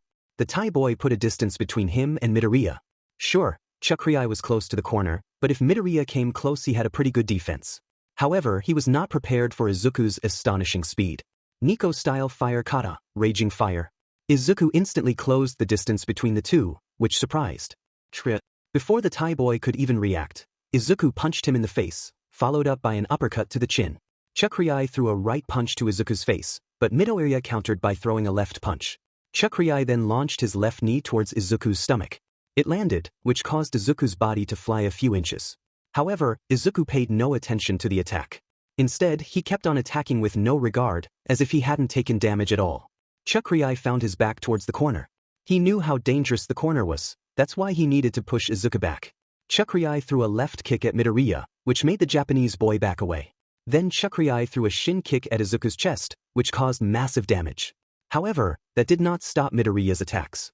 He kept on throwing punches at Chakri's face. Most missed, but the few that landed left a powerful impact. Chakri's face was getting redder and redder from every punch. His vision was getting blurrier by the second. Sheet, this is getting worse, Chakri said in his head. If things continued like this, then Chakri would lose before the round was over. So he had to the one thing he would never imagine himself doing, clinching. Chakri wrapped his arms around Izuku, preventing the Japanese boy from punching. Izuku tried to get Chakri off of him but to no avail. Luckily, the referee came in and broke the two up. Chakri's vision was returning, but it still wasn't as good. Izuku noticed this, putting a wide smile on his face. What's so funny you FND? Chakri asked in his head. Ding ding, it was the bell that was signaling the end of the first round. Despite it being the first round, both fighters were already exhausted. Bakugo couldn't believe what he was seeing. How the hell was Deku fighting like this? A couple of months ago the green-haired boy could barely take on a fly, much less someone who had a Udata scholarship. How's the fight going? Mr. Bakugo asked. Shut up, Dad, Katsuki yelled as he stuffed his mouth with popcorn. How are you feeling, Midoriya? Kirishima asked his friend. Fine, Izuku said as he sat in his corner. Heichir then moved Kirishima to the side. Take care of his wounds. Heichir then turned her attention to Midoriya. Turn it off. Excuse me, Midoriya responded. If you keep fighting like this, then you'll take too much damage and will lose, Heichir explained. You're not a tank, you can't handle too much damage. Got it, Midoriya said as he put on his mouthpiece. Meanwhile, his opponent was having a horrible time. He was putting ice on his face to take away the pain. Where does it hurt? His teacher asked. Chakri pointed to the damaged areas. How are you feeling? His teacher asked. Can you still fight? Yeah, I can fight, Chakri replied. His strength was being pushed to its limit. Okay, we are in a bad situation, Nakrab said. This is the strongest opponent you've ever faced. However, you two are physically equal. Mentally, that's a different story. You don't need to outsmart him, you need to outthink him. How can I do that? Chakri asked. Remember our numbering system? Nakrab asked. During training, his coaches would use a number system to memorize when to do an attack. Mike Tyson used the same thing. Yeah, I remember, Chakri replied. I'll yell out a number and then you attack. Does that sound good? Nakrab asked. Yeah, it does, Chakri said as he put his mouth guard on. Ding ding, the bell rang for the start of the second round. Unlike last round, Chakri put on a defensive stance, with his arms covering his face. Izuku dashed towards the Thai boy, with no defense whatsoever. 4, Nakrab yelled. Chakri then threw a left kick at Izuku's chest. It landed, which caused Izuku's charge to end. 1, Nakrab yelled. Chakri then threw a left punch at Izuku's face. Luckily Izuku dodged then threw an uppercut to Chakri's chin. The uppercut landed and caused Chakri's head to turn upward. Izuku then launched a knee at Chakri's stomach. That also landed and caused Chakri's body to go limp. That didn't stop the Thai boy, and he still put on his defensive stance. Izuku unleashed all of his attacks, but barely put a dent in Chakri's defense. 3. Nakrib yelled. Chakri dropped his defense and threw an uppercut. Izuku's chin went up, blood coming out of his mouth. 7. Chakri threw a right kick towards Izuku's stomach. Izuku stepped back a few inches. 6. Chakri launched a left kick at Izuku. Crap, they're using a number system, Hachir said. What's that? Kirishima asked. They say a number and then Chakri responds with an attack. They're using the fact that we don't know Thai to their advantage, Hachir explained. Kirishima realized the situation they were in, if only they had a super move to counter it. Wait a minute, they did have a super move. Midoriya, he yelled, which caught the boy's attention. Dempsey roll.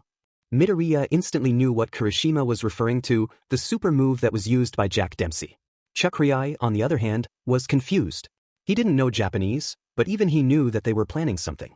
Out of instinct, Chakri put on a defensive stance that protected his face. Izuku put his hands to his face. His head then moved in a figure 8 position. His body slowly got closer and closer to Chakri by the second. There was anticipation and suspense in the air. Not even the pro Nakrib knew what was going to happen. Midoriya made the first move, a right punch towards Chakri's face. Luckily for the Thai boy, his guard protected him. Izuku then threw a left punch, which was also blocked. Izuku threw more and more punches, but Chakri's guard remained strong. However, these DMN punches are too strong. I thought his arms were damaged, how can he still throw such strong punches? Not only that, but if I drop my guard down for a second, then a wave of punches will overwhelm me. These were the thoughts in Chakri's head. As Izuku threw more punches, Chakri's guard got weaker and weaker. Until suddenly, Chakri's arms lost their strength. His face was now exposed to any attack. Got you now, Izuku said in his head. Izuku threw more and more punches to Chakri's face. All of them landed, which dealt massive damage to Chakri's face. Soon Izuku was swarming Chakri with punches, overwhelming the Thai boy. Chakri's head went in all directions. Eventually, the punches were too much for the Thai boy. He fell face first on the mat. His body was too tired to move. This is it, Chakri said in his head. I going to lose. I can't win. Chakri then heard a voice in his head.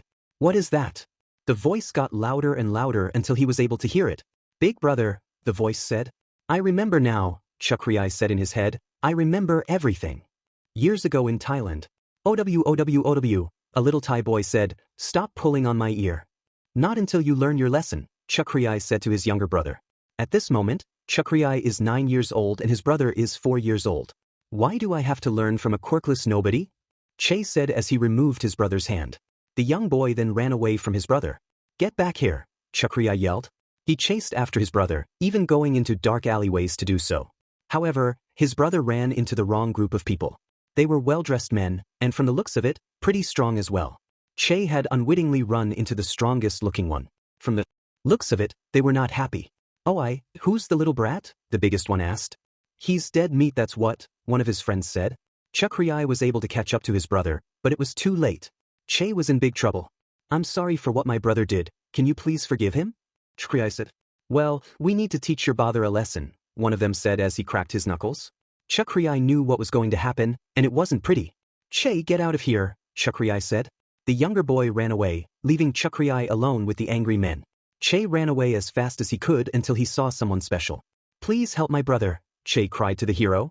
The hero understood and immediately dashed away to save the brother. It only took a few seconds to find the older sibling, but by then, it was already too late. The older men were beaten and only a young boy stood. The boy was covered in blood and bruises. Did you do this? The hero asked. The boy nodded his head in response. His body was too damaged for him to move. It's all right. My name is Nakrib and I am here for you. No.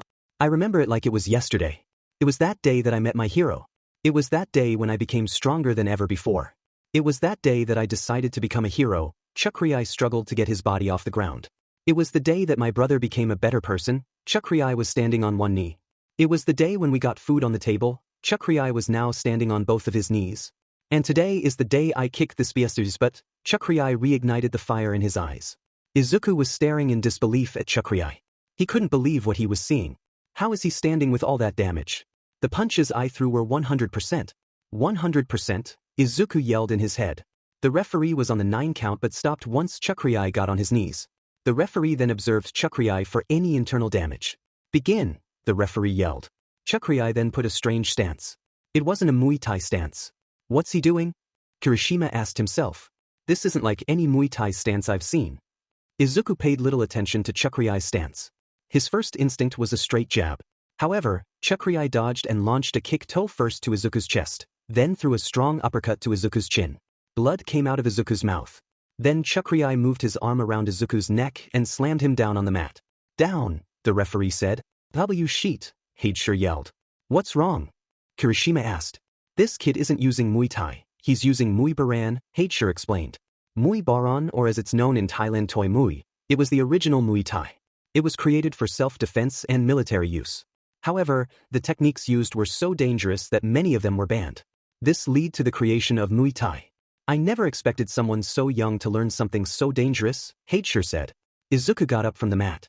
He was surprised by Chakri's sudden strength. He then threw a left kick at Chakri's stomach, but it was easily blocked. Chakri then responded by moving his knee in Izuku's stomach. Wait, isn't that Muay Thai? Kirishima asked. Oh god no, Heidsure said, it isn't just Muay Thai or Muay Baran, it's both. Izuku threw a left punch at Chakri's face, but that had a terrible outcome. Chakri was able to counter the attack with his elbow. The counter broke Izuku's hand. Izuku yelled as he held his left hand.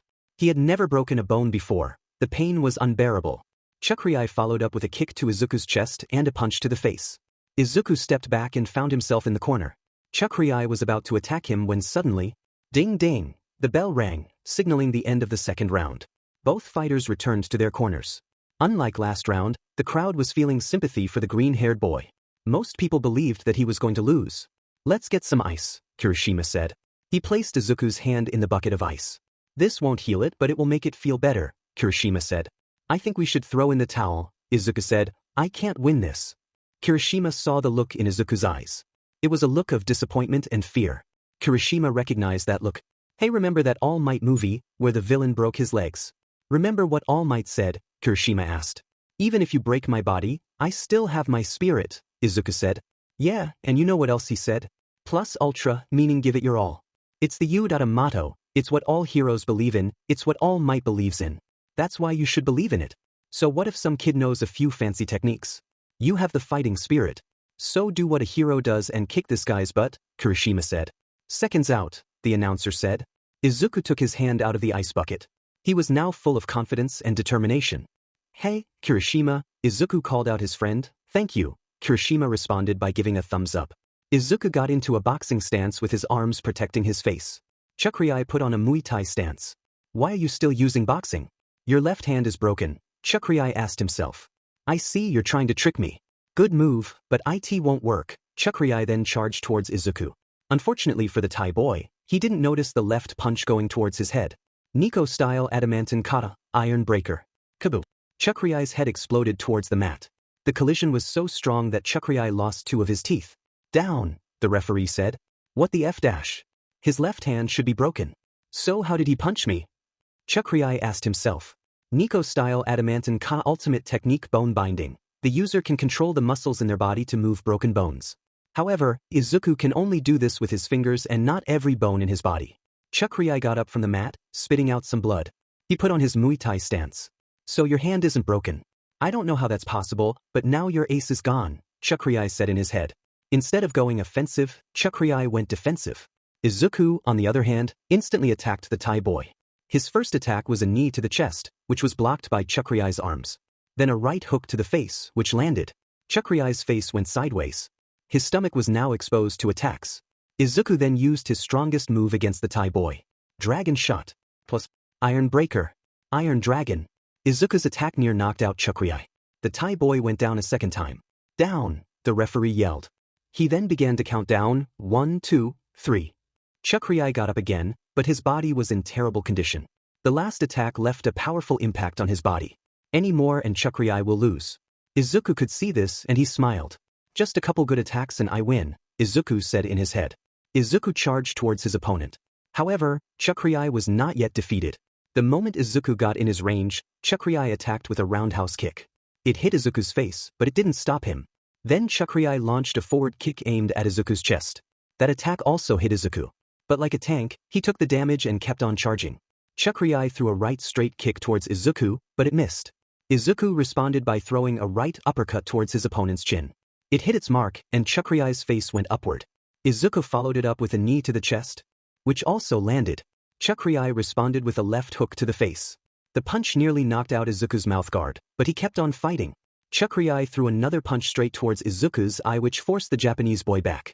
Chakri was about to throw another kick until he felt the pain coming from his hips. Why can't I move? Chakri asked himself. That's when he realized what was happening. That attack, it was stronger than I thought. I didn't realize it because I was running on adrenaline. And it got worse the more I used my kicks, Chakri said in his head. He turned to face Midoriya, who was preparing his final punch. I see, you prepared this move since the round started. You were playing me like a flute, Chakri said in his head. He smiled. I admit it, you win. Niko Style adamantine kata, iron breaker. The punch landed on Chakri's face and knocked him out. His mouthguard went flying as well as another tooth. His body slammed onto the mat. Everyone watched in anticipation. Knockout, the referee yelled. The crowd went crazy. The unknown underdog expected to lose had won against the talented all-star. Kirishima got on stage and hugged Midoriya. You won, Kirishima repeatedly yelled. He was so happy that he picked Midoriya up by accident. But Midoriya didn't care, he was too happy. I won, Midoriya repeatedly yelled. Even the cameraman was getting onto the joy. However, in his excitement he accidentally revealed a certain someone in the crowd. Bakugo was watching in disbelief. He didn't know if he should feel angry or confused that Midoriya won. That same reaction befell with his so-called friends. Mr. Bakugo got up from his lounge chair. The paint is in the garage, boys. I hope you do a good job, the father said as he left the room. The other two boys got up and started to head to the garage. Hey, Bakugo, are you coming? The sharp-toothed one asked. However, the blonde boy was staring curiously at the TV. Hey, does that guy look familiar? Bakugo pointed to a guy in the crowd. His friends looked at the guy he was pointing to. Nope, don't recognize him, they said. They then left the blonde with his thoughts. I know that guy from somewhere, but where? Bakugo asked. Toga Himiko watched the whole fight in glee. She never knew a guy can make someone bleed that much. It made her happy. Izuku-chan, I'm going to make others bleed just for you, Toga Himiko said with a simile. Yeah, Mirio yelled as he saw Midoriya's victory. That was some amazing power. He did better than I expected, Amajiki said. I guess you were right, Mirio. Not only that, but he's cute as well, Nijire said. Her classmates looked at her in shock and confusion. What? Is it wrong to speak the truth? A man stood up in a fancy room. Surrounding him was a news reporter, a politician, and a computer genius. Supreme Leader, what's wrong? The politician asked. The man formed an L-shaped sign with his fingers. He then pressed his fingers against his forehead. He has returned, the man said. The long-lost son of Destro has come back to Japan. My brother has come home. In America. A small TV lit up a dark room. Inside the room, a short shirtless man was sitting on a couch. He was surrounded by corpses and covered in blood. A cigarette was in his mouth. With a quick snap of his fingers, he lit the tobacco product. After a few seconds, he took the cigarette out of his mouth. A simile appeared on his face. Shinueni, it's been so long, the man said. I wonder when I can see you again. He then placed the cigarette on a nearby eyeball. If only I can go to Japan, the man said as he left the room. Opening the door revealed a large warehouse with even more corpses scattered around. All in a day's work, he said as he poured gasoline all over the warehouse. He then burned the warehouse to the ground and watched. Shinueni, the only man who I couldn't kill. Be scared, because I am coming for you and your student, the man said. Jack Blade, the strongest man in America. Back to Japan. A man sat alone, with only his computer screen to accompany him. He watched as the green-haired boy yelled in celebration. If it wasn't for the black mask he was wearing, anyone could see his simile. Izuku, my son, I am proud of you, all for one said. A blond man stood up in his apartment. Tears formed in his eyes. Shinu, is that you? Toshinori Yagi asked. Hey Kirishima, I don't feel so good, Izuku said as he closed his eyes. Midoriya, Kirishima yelled at his unconscious friend. Waking up, Izuku had no idea where he was. The first thing he saw was a white ceiling and a ceiling light shining down on him. Where am I? Izuku asked himself. The last thing he remembered was beating Chakri. Everything after that was blank. Getting up, Izuku looked around. He then noticed that he was laying down on a hospital bed, not only that he was also wearing a hospital gown. He was also hooked up to N4. I must have passed out and was transported here, Izuku said in his head. It was then that he realized that his left hand was covered in wraps. Oh right, I broke it, Izuku answered in his head. I hope I don't break it again. Oh, you're awake, a voice said. Turning his head, Izuku saw a nurse enter the room. Are you feeling hurt anywhere? Izuku then felt a growing pain coming from his face, more specifically his left eye. Right here, Midoriya replied as he pointed to his eye.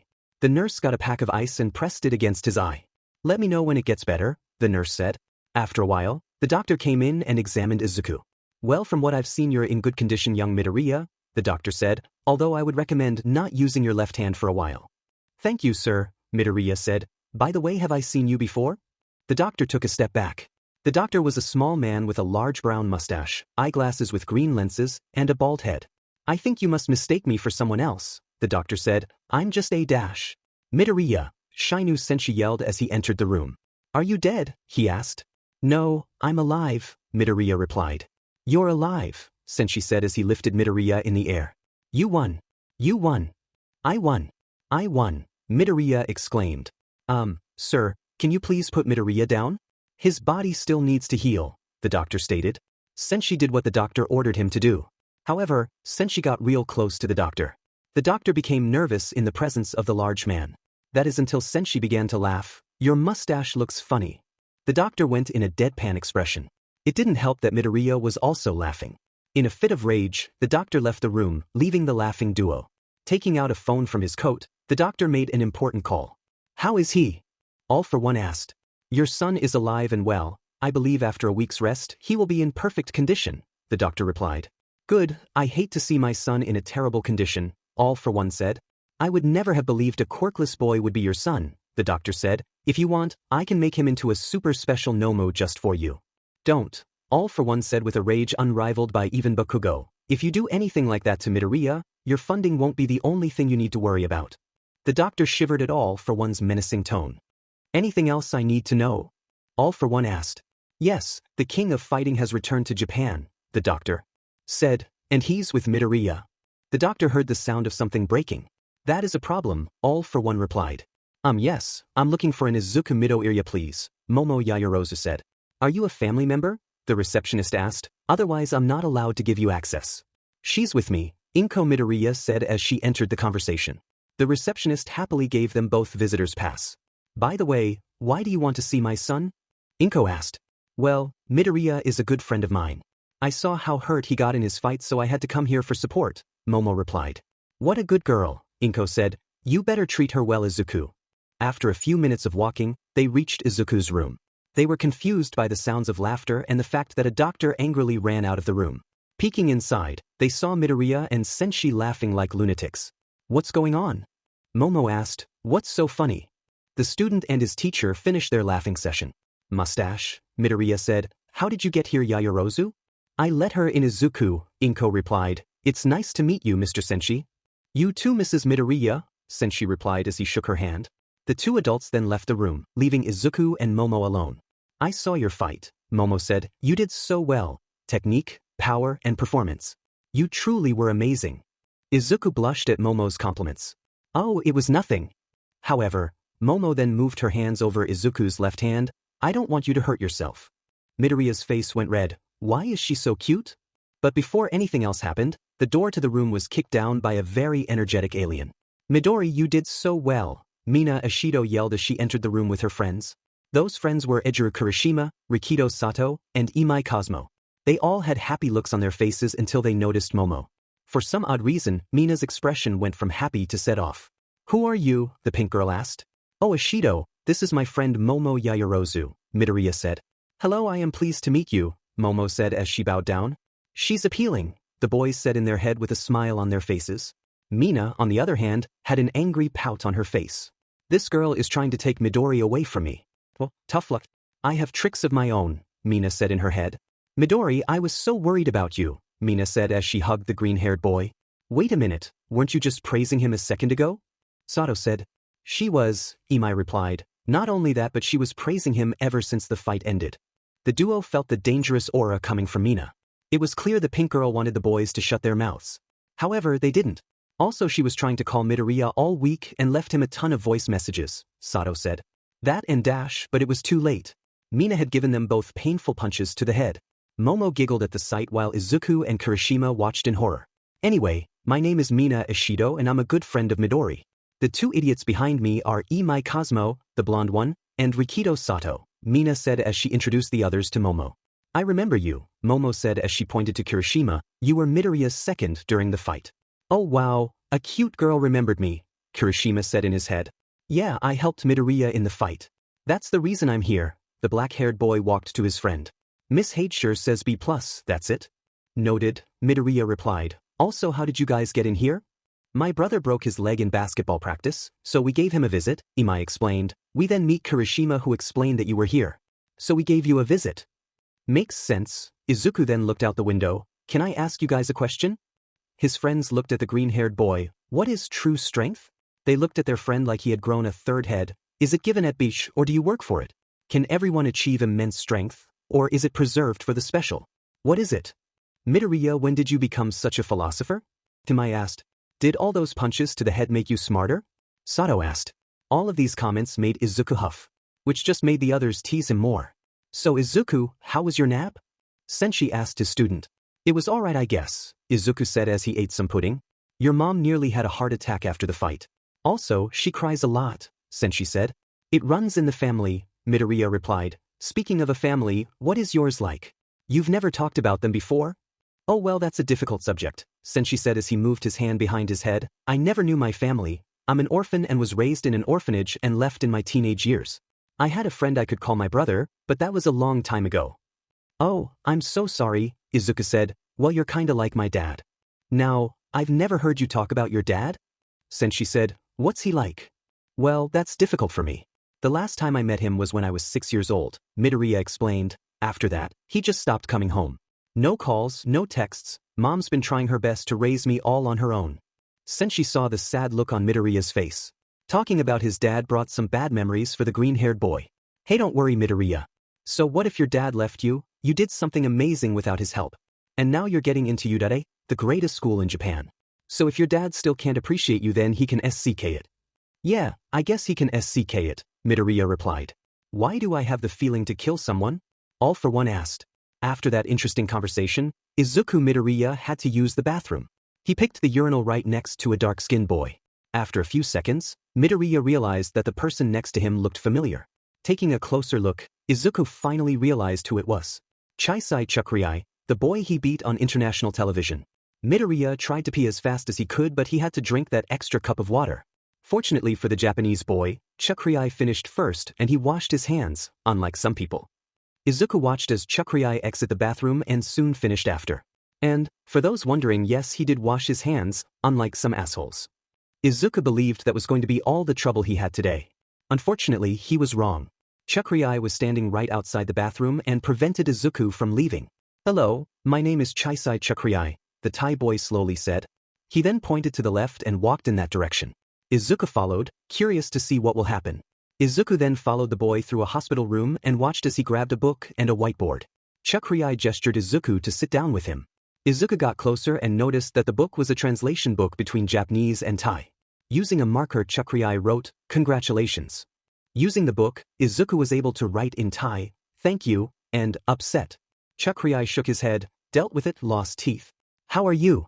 "Good," Midoriya wrote back. "What do you want to be?" It was a strange but simple question. Adults ask it all the time. "Hero," Chakri wrote down. He then showed off his arm muscles in a silly pose. "Same," Midoriya then did a classic All Might pose. "Quirk," Chakri asked. Midoriya heist to write it done but still did. "None." Chakri was surprised, but for some reason he got excited. "Same. I want to be a hero." "Same, let's be heroes together." The two boys shook hands. They didn't know it yet, but these two boys would both inspire to be great heroes. They did achieve their goal at an epic battle the likes of which the world hasn't seen. However, it will cost one of them their lives. 1 week later.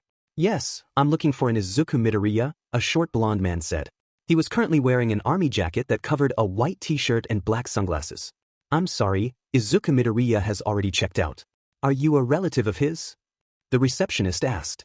"No, I'm just a fan. I saw how beautifully he fought and I wanted to show my praise. But since he isn't here, I guess these flowers are for you." The army man gave the banquet of flowers to the receptionist. "My number is already in there just for you and when you can call me." The receptionist was so flattered by the army man that she didn't notice the thorn piercing her finger. She was also oblivious to the poison entering her body. The army man then left the hospital.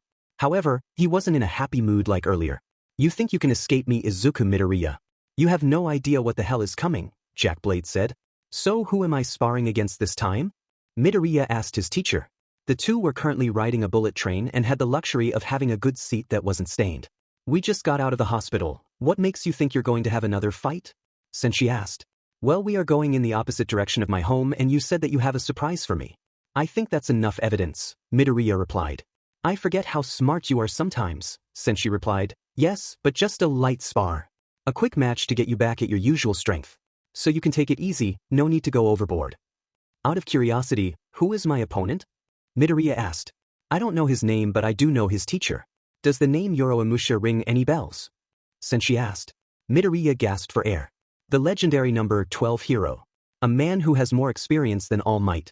The veteran who is said to be one of Japan's greatest swordsmen. Sensei forcefully closed Midoriya's mouth. Seriously, how big of a hero fan are you? Anyway, he owes me a favor, so this is how he's paying me back, Sensei explained. Anyways, we have a long train ride, so rest up. After the train ride, Midoriya and Sensei found themselves standing in front of Oromusha's headquarters.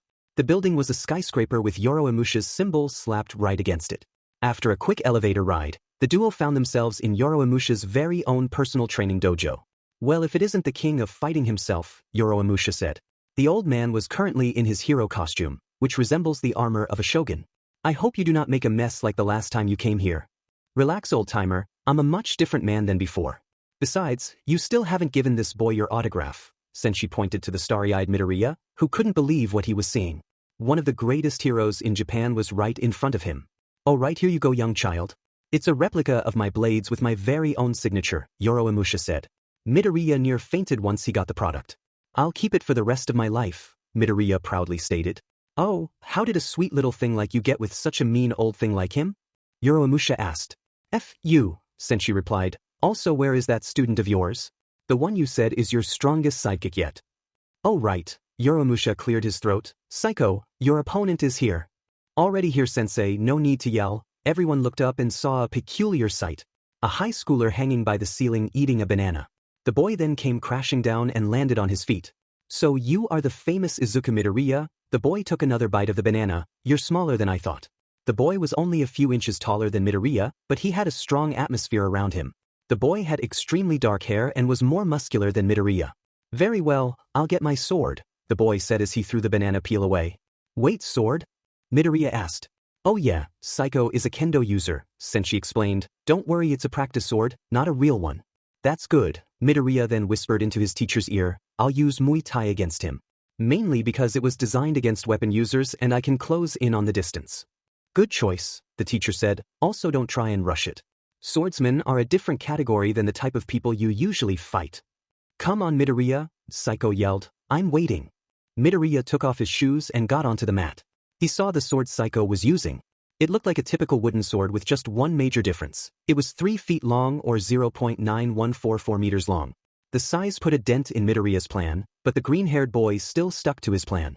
Psycho held the weapon and put on a traditional Kendo stance. Midoriya in response put on a Muay Thai stance. The two were emitting an intense atmosphere around them.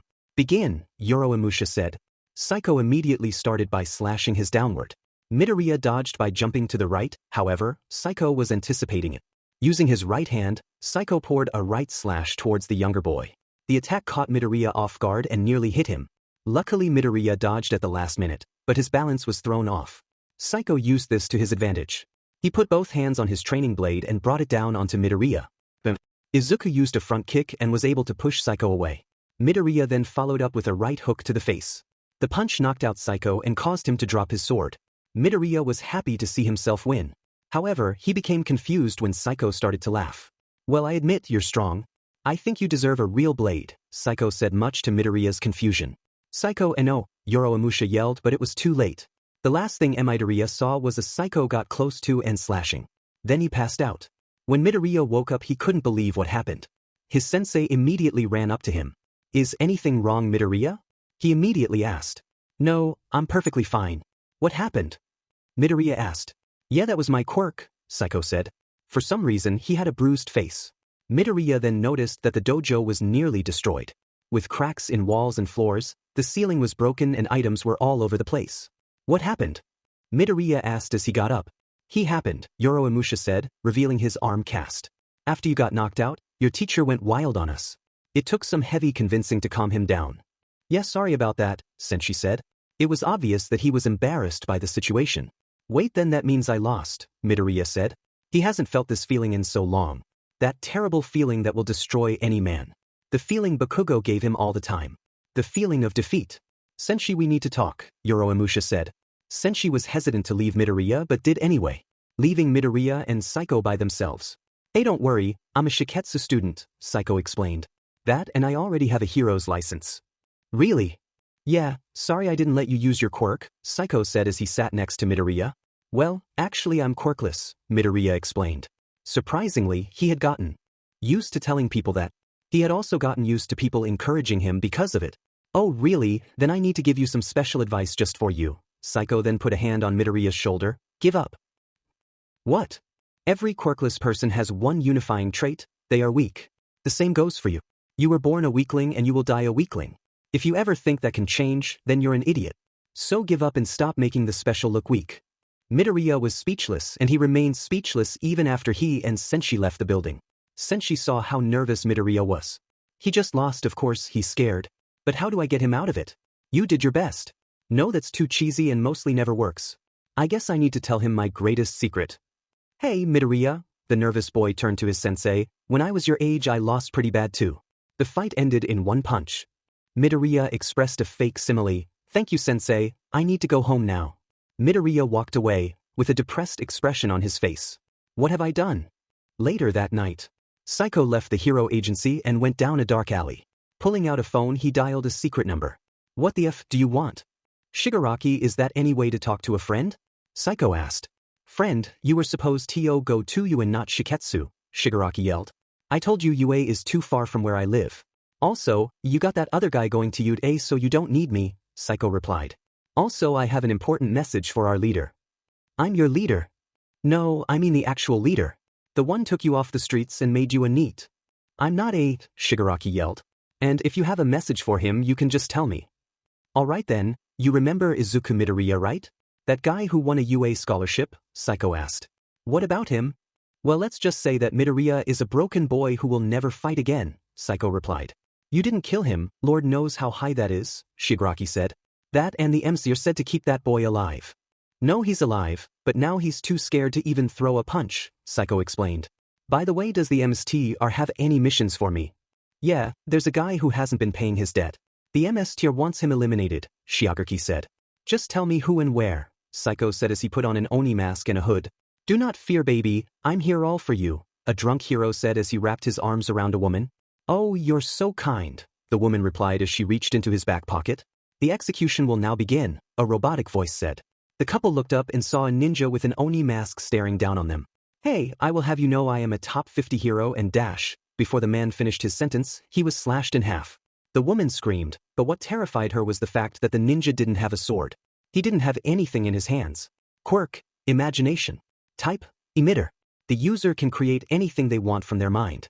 The item is also invisible to everyone but the user. They cannot make a complex item like a gun, because if it will drain the user. Instead, the user makes simpler items like blades and arrows. The user cannot make any living things as well. Wait, the woman fell to the ground.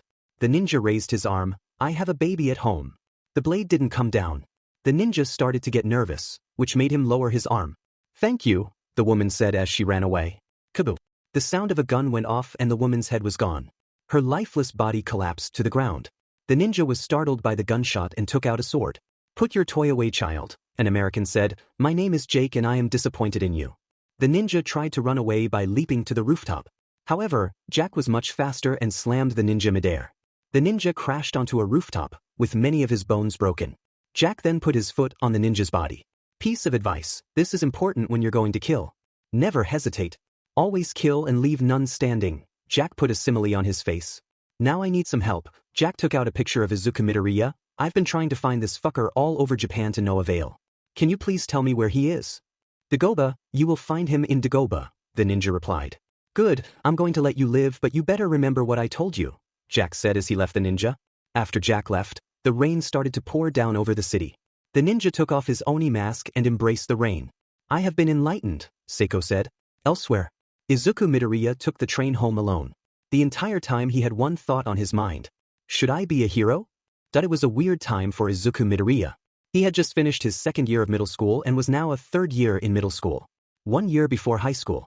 Yet, Midoriya had barely noticed he just moved along. However, every night he had the same nightmare over and over again. He was surrounded in darkness, with only one person in view. It was Psycho and he had a sword. That was when Midoriya would wake up, go back to sleep, and start the whole CYCL again. Today was his first day of being a third year. It was just an average day for the middle schooler. He walked to school, saw a new female hero with a big asset, and ate lunch. Just an average day. During the last PRD of the day, their teacher had an important announcement to make. I know you all want to be heroes, the teacher said as he threw the career forums in the air. The class went crazy. They showed off their quirks no matter how crazy it was. Except for 2 people. Don't compare me to these weaklings, sensei. Unlike these fools, I have a chance to be a hero. Bakugo jumped onto his desk, and I'll be the greatest in the world. Even greater than All Might. Screw you, Bakugo, the class said in unison as they gave him the finger. Bakugo responded by using both hands.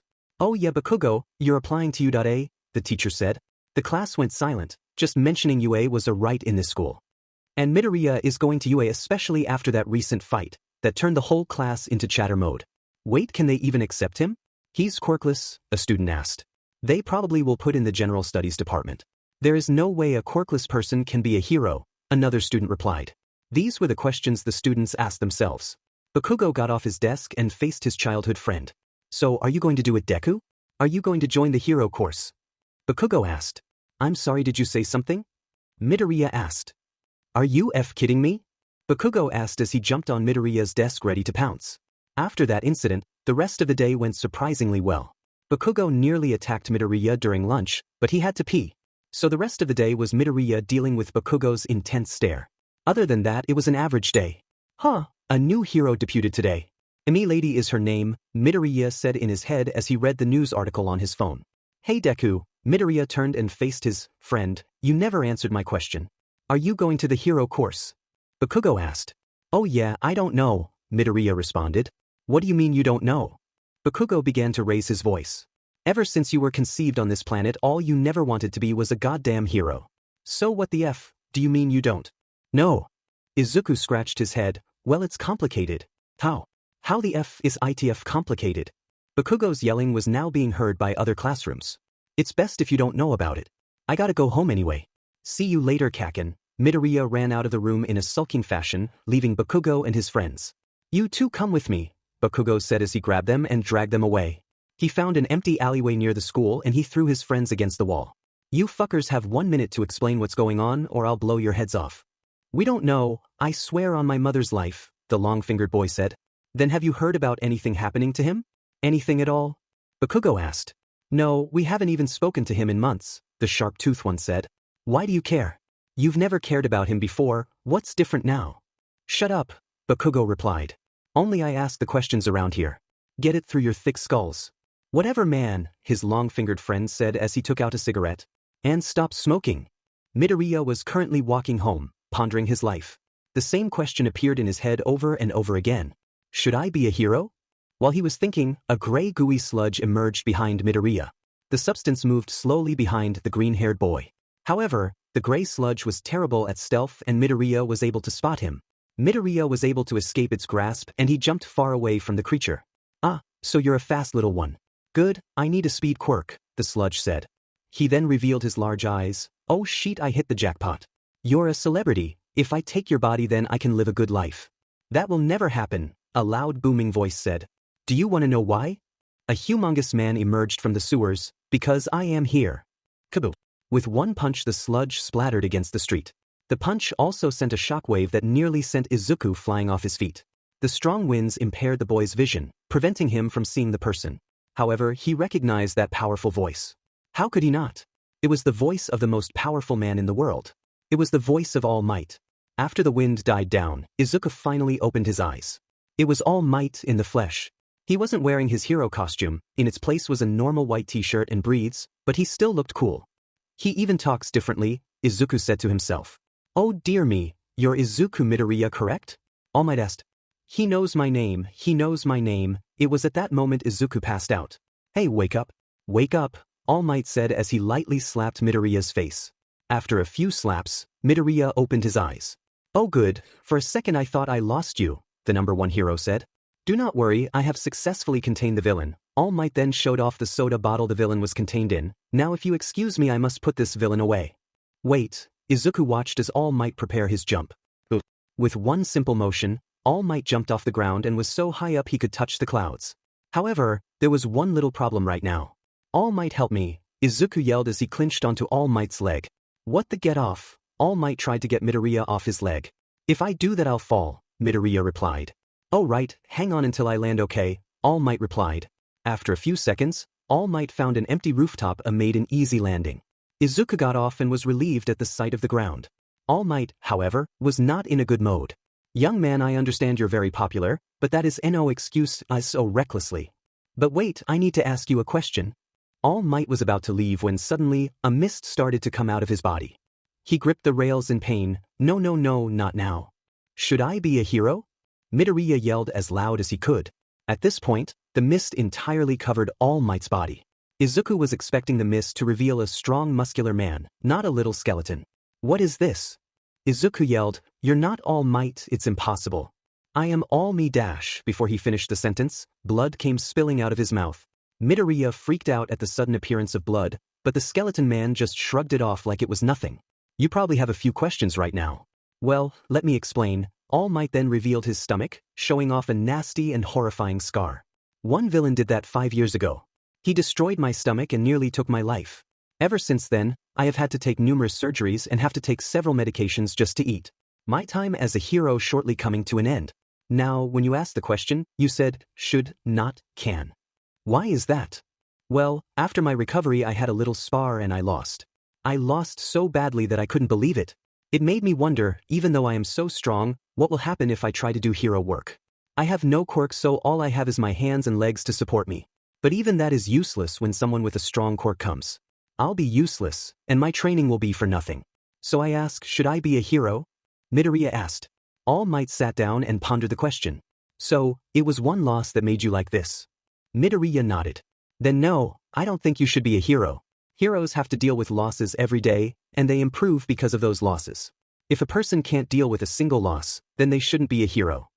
The words left an impact on Midoriya. A bigger impact than any punch or kick can ever do.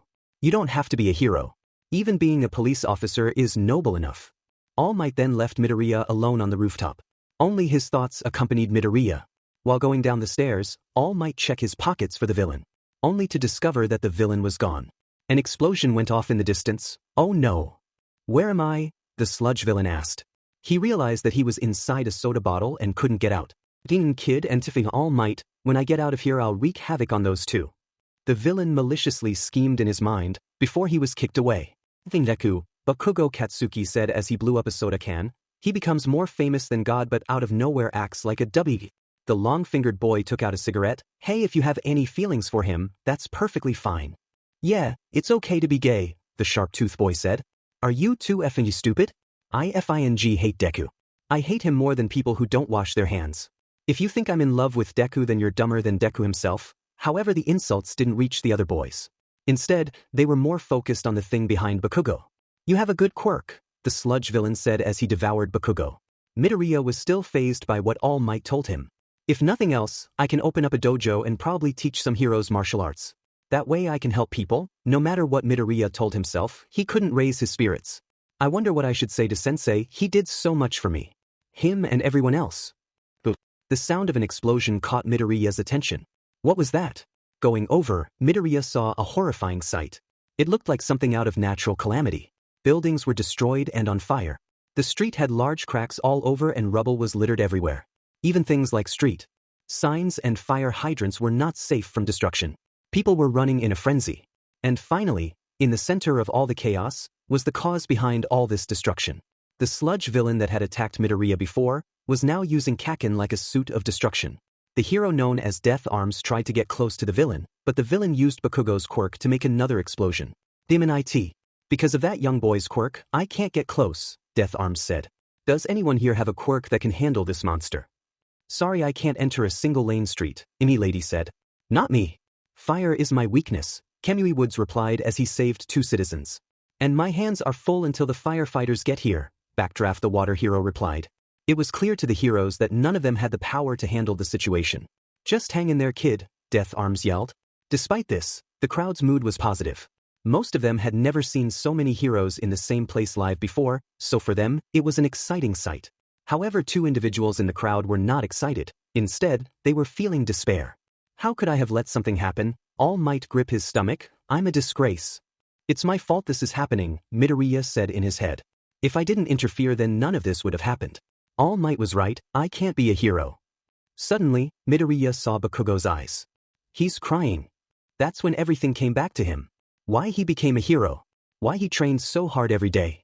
Why he fought so hard and did everything he could to beat his opponents. It was because he knew what it was like to lose. What it was like to be a loser and not have the power to change.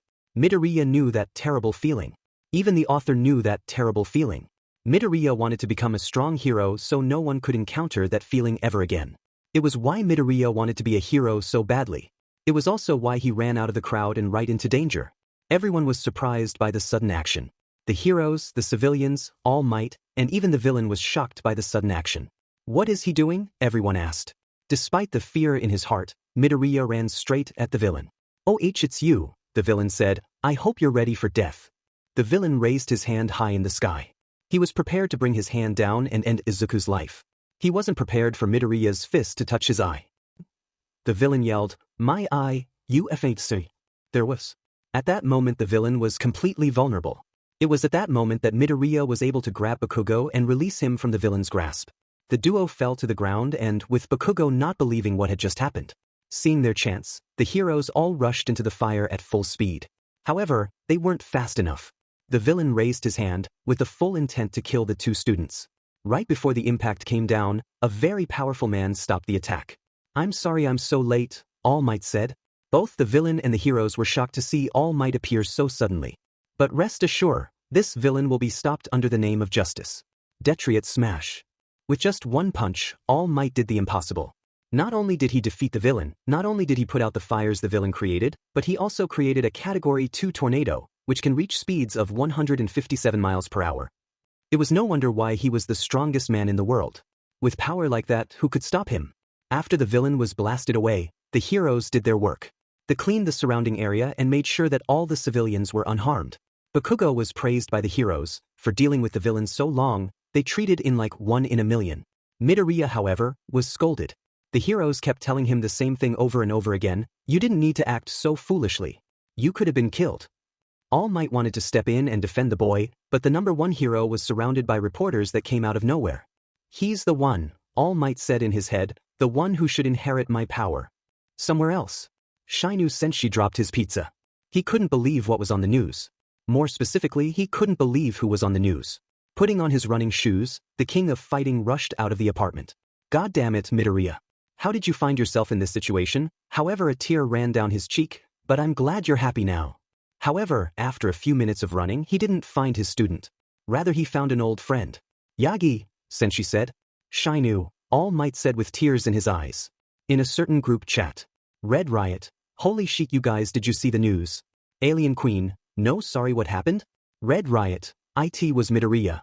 Red Riot. He got involved in a villain fight. Sugarman. Wait, what? Glue Boy. Are you for real? Glue Boy. Wait a second. Why is my name Glue Boy? Alien Queen. Shut up, Glue Boy. Alien Queen. And Kirishima, if you lie about my sweet Midori, I will burn away your skin. God. What do you mean by your Midori? Alien Queen. Who the hell are you? God. Oh, I'm Momo Yaoyuruzu. God. Your nice friends invited me to this group chat. God. I also want to know why I am named God. Alien Queen. Well, I guess I need to show them some DSPN. Red Riot. Who cares about some girl drama? Red Riot. Midoriya was on the news because of a villain. Glue Boy. Well, what the hell happened? Red Riot. There was a slimy villain who grabbed an explosion core kid. Red Riot. The heroes couldn't do anything about it and they were useless. Red Riot. Then Midoriya came in and saved the guy. Red Riot. And then comes an All Might and he defeated the villain in one punch. Sugarman. Holy shit. Glue Boy. Are you for real? God. I just saw it on TV. God. Kirishima is right. Alien Queen. Oh god, I want to squeeze his cheeks even more now. Glue Boy, what? Red Riot, wait what? Sugarman, excuse me. God, excuse me, are you for real? Alien Queen, I have my needs. Red Riot, I'm coming to invite him to Dagoba Park tomorrow to congratulate him with some food. Alien Queen, I'm coming too. Glue Boy, yeah, we still need to fight. Sugarman, good luck with that Cosmo. God, I'll bring my limo and snacks for us all. Alien Queen, limo. Sugarman, snacks. Glue Boy, food. God, I'm glad you're all excited. God, also can someone please explain my username? The next day, Izuku was extremely exhausted from the previous day, having to deal with 2 villain encounters, All Might, the heroes, and he still had to go to school. Fortunately for him, his friend Kirishima invited him to hang out after school. He had been looking forward to it the entire day. It was the first time that he truly hung out with someone, especially someone who was his friend. Midoriya had so many wonderful thoughts on what they would. However, all that wishful thinking ended the moment Katsuki Bakugo slammed his hand on Midoriya's desk. Deku, come with me, Bakugo said in a menacing voice. Kaken, I don't think that's a good idea, Midoriya said. I have to go somewhere.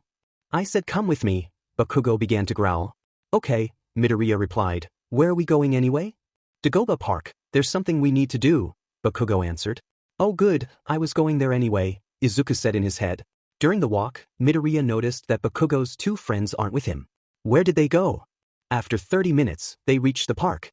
Surprisingly, there was no one there. No kid was on the playground. No old man was feeding the pigeons. No couple walking together holding hands. It was as empty as a graveyard. Where is everyone? Good, it's empty. A perfect setting for what's going to happen, Bakugo said as he began to stretch. Wait, what? What's going to happen? Midoriya nervously asked. Isn't it obvious we're going to fight? In an alley not too far from where the duo was, a man was getting ready. Good old Midoriya, who has the heart of a saint, the man put 6 bullets into his revolver. I found you, Jack Blade said as held the gun close to his face. Why did Katsuki Bakugo challenge Izuku Midoriya to a fight, some of you might ask? The answer is a lot simpler than you'd think. After the sludge villain encounter, Bakugo noticed Midoriya was down in the dumps.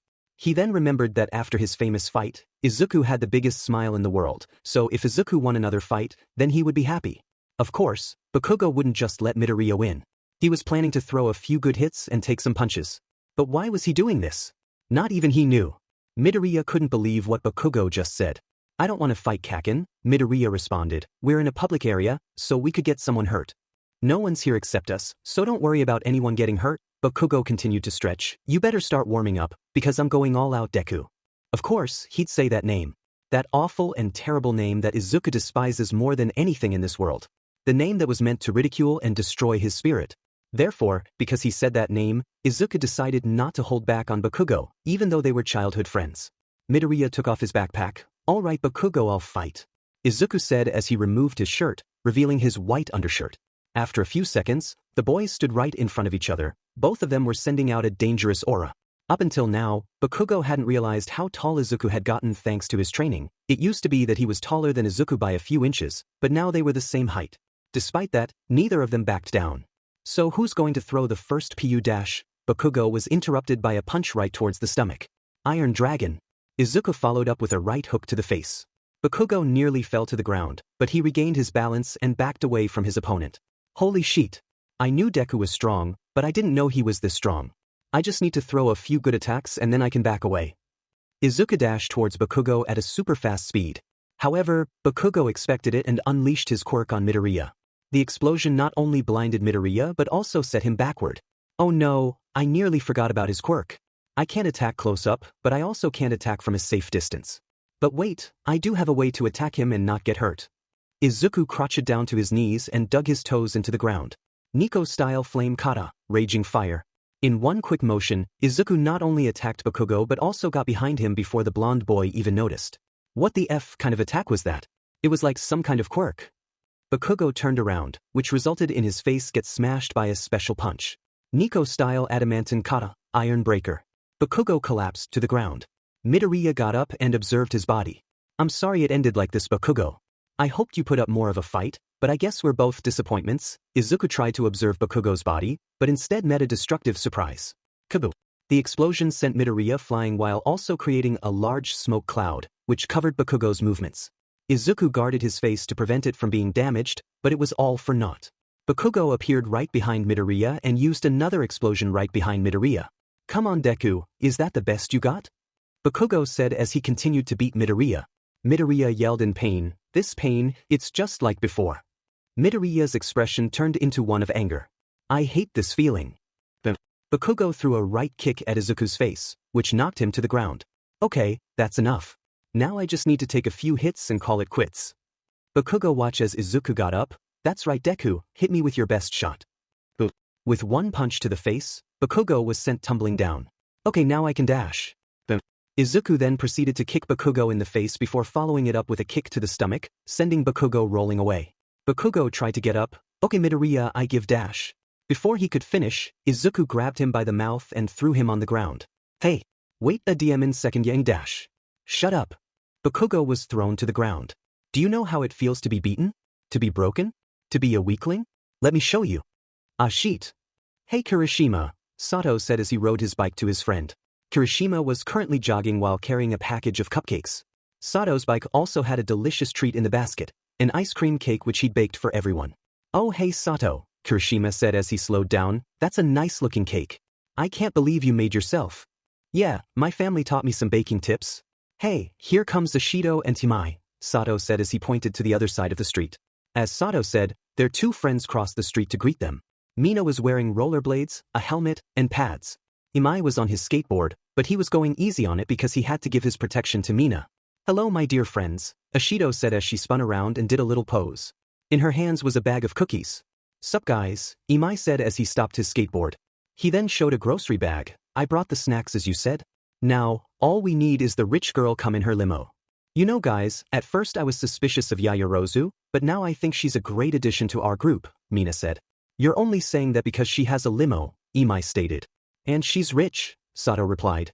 We can't forget that, there's also Dash, Imai and Sato wanted to talk more, but they both felt the strong and cold state of Mina's eyes.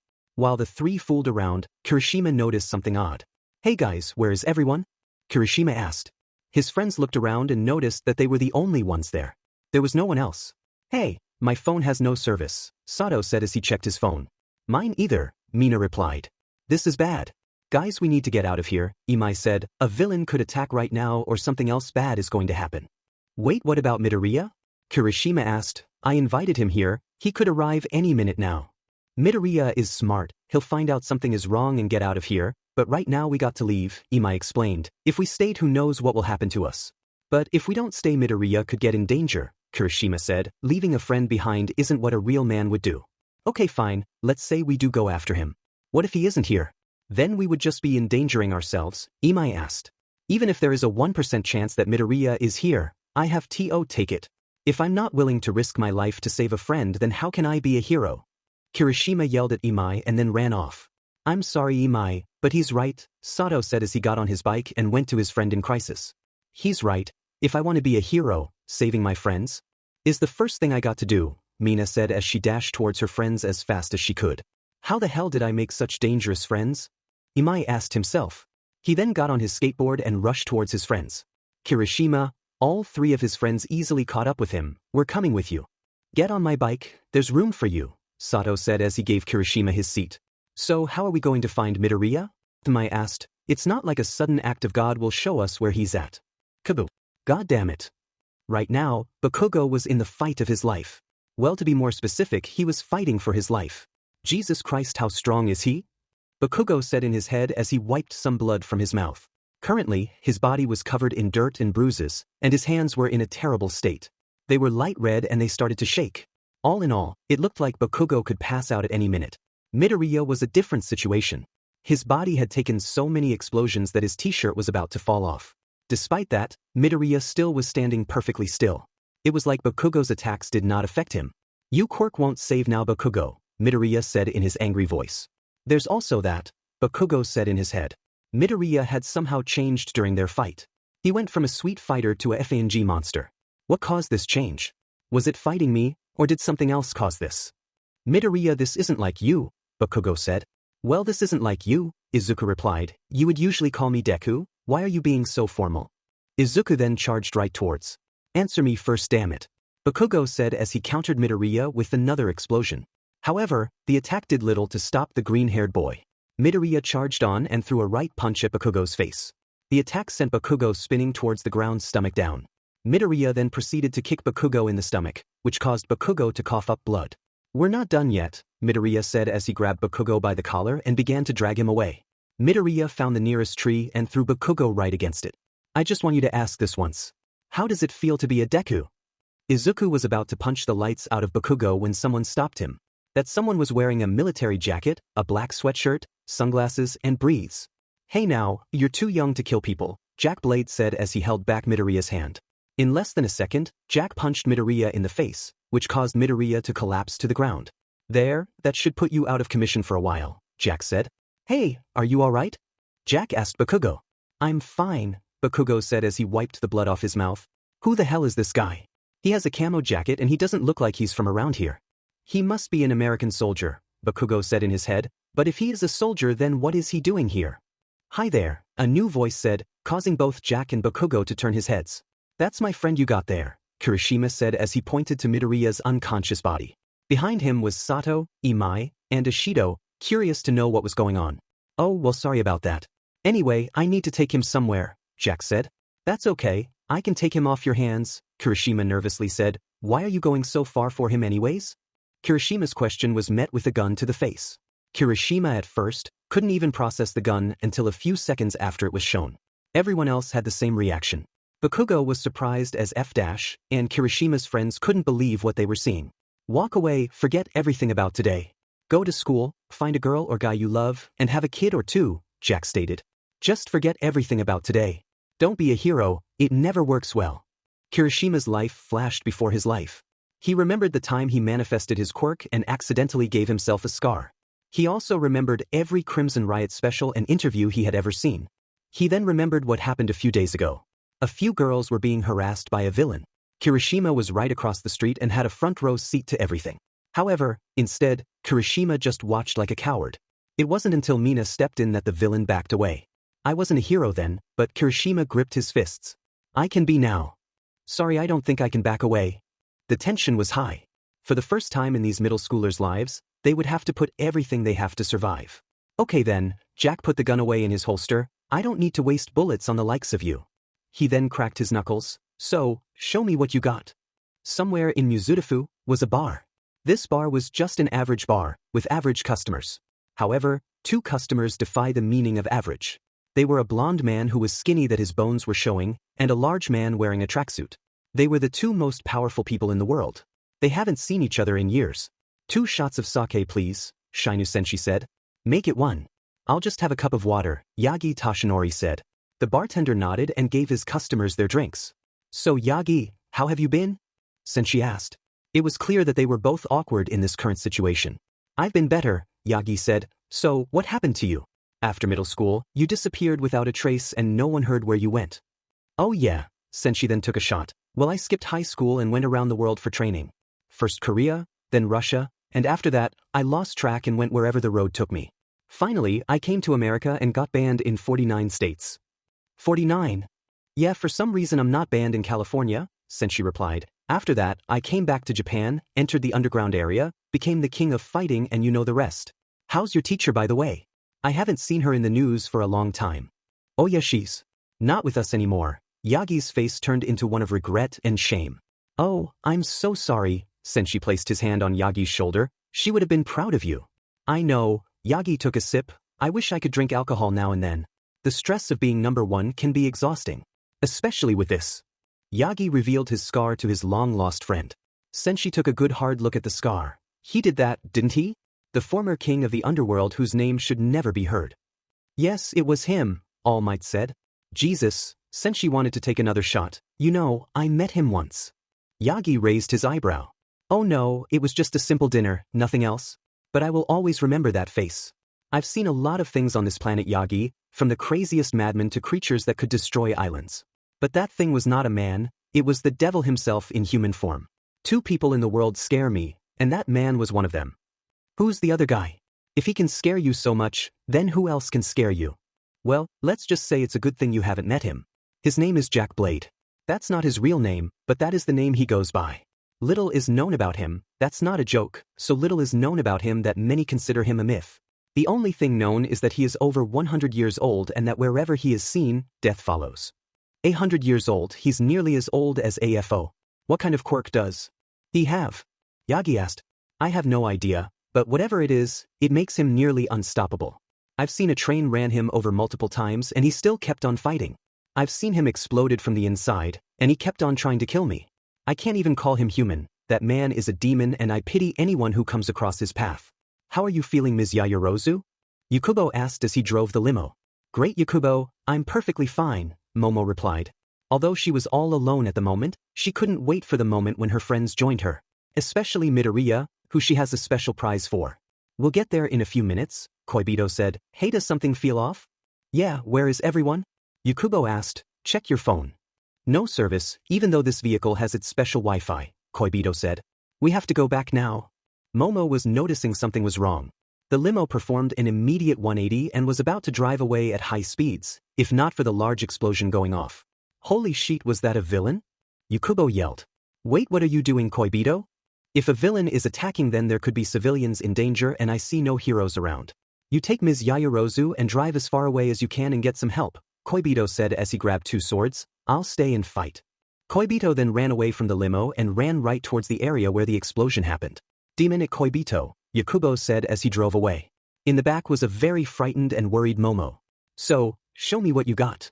It was only a few seconds after Jack said such a bold statement that Kirishima gave him a response. That response was a hardened punch straight towards Jack's face. Jack saw it coming a mile away. He could have dodged it without a second thought. Instead, he stood his ground and took a punch to the face. Leash, Kirishima said as he held his hand back. Blood was appearing on his knuckles. Everyone was shocked by the sudden damage, especially because Jack did absolutely nothing. Oh right, I should have warned you, Jack said. My skin is as strong as steel, and my bones are stronger than diamonds. I'm not lying, by the way. Suddenly a large explosion attacked Jack and pushed him back. I don't know who this fucker is or who these other fuckers are, but there is one thing I know, we need to get the F out of here. Bakugo grabbed the unconscious Midoriya and yelled, Run, beach, run. Kirishima decided to follow the words of the blonde boy and ran with him. Hey, who the F are you and why do you know Midoriya? Bakugo asked as he ran. I'm a friend of his. We were going to meet up but then this guy came, Kirishima explained.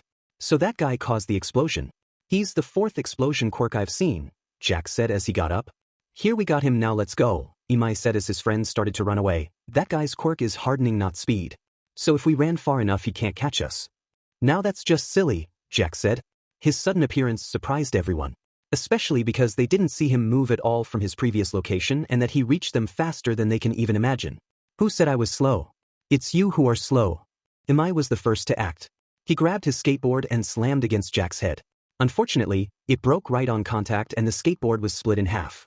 Did you not hear what I said? My skin is as strong as steel.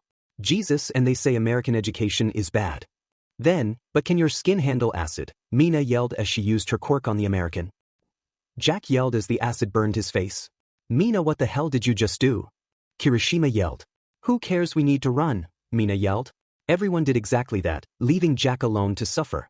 However, if they stayed for a few seconds, they would have heard his cries of pain to tears of laughter. Remove his hands from his face, revealing the left side of his face was nearly gone. All that remained was his bones. Ah, that's the fifth acid user I've ever fought. Unfortunately for that little alien, in a flash, Jack disappeared. He then appeared right behind the middle schoolers. She's going to hell. Clang. Jack's hand was meet with a katana pressed against his palm. Well, this is an interesting development, Jack said. Who are you? I'm a bodyguard, Koibito said. Koibito then kicked Jack in the stomach, which pushed the Amarian away from the kids. You kids better get going now, I'll handle him, Koibito said. Be careful, mister. He has steel skin and a diamond skeleton, Sato said as he ran. Thanks, kid, now get lost, Koibito replied. He then faced the American. I've got a question for you. Why would someone in the American military want to kill those kids? First of all, I don't want to kill any one of them. Second, I only need Midoriya, his emissary is a very important man, Jack replied. And third, the military has nothing to do with this. I'm a man. So he's not with the military, yet he's an American and he knows sensei. Whoever he is, he's well deep into the underground. He could be a bounty hunter, but even the strong ones stay away from sensei for a good reason, Koibito said in his head as he took out his second sword.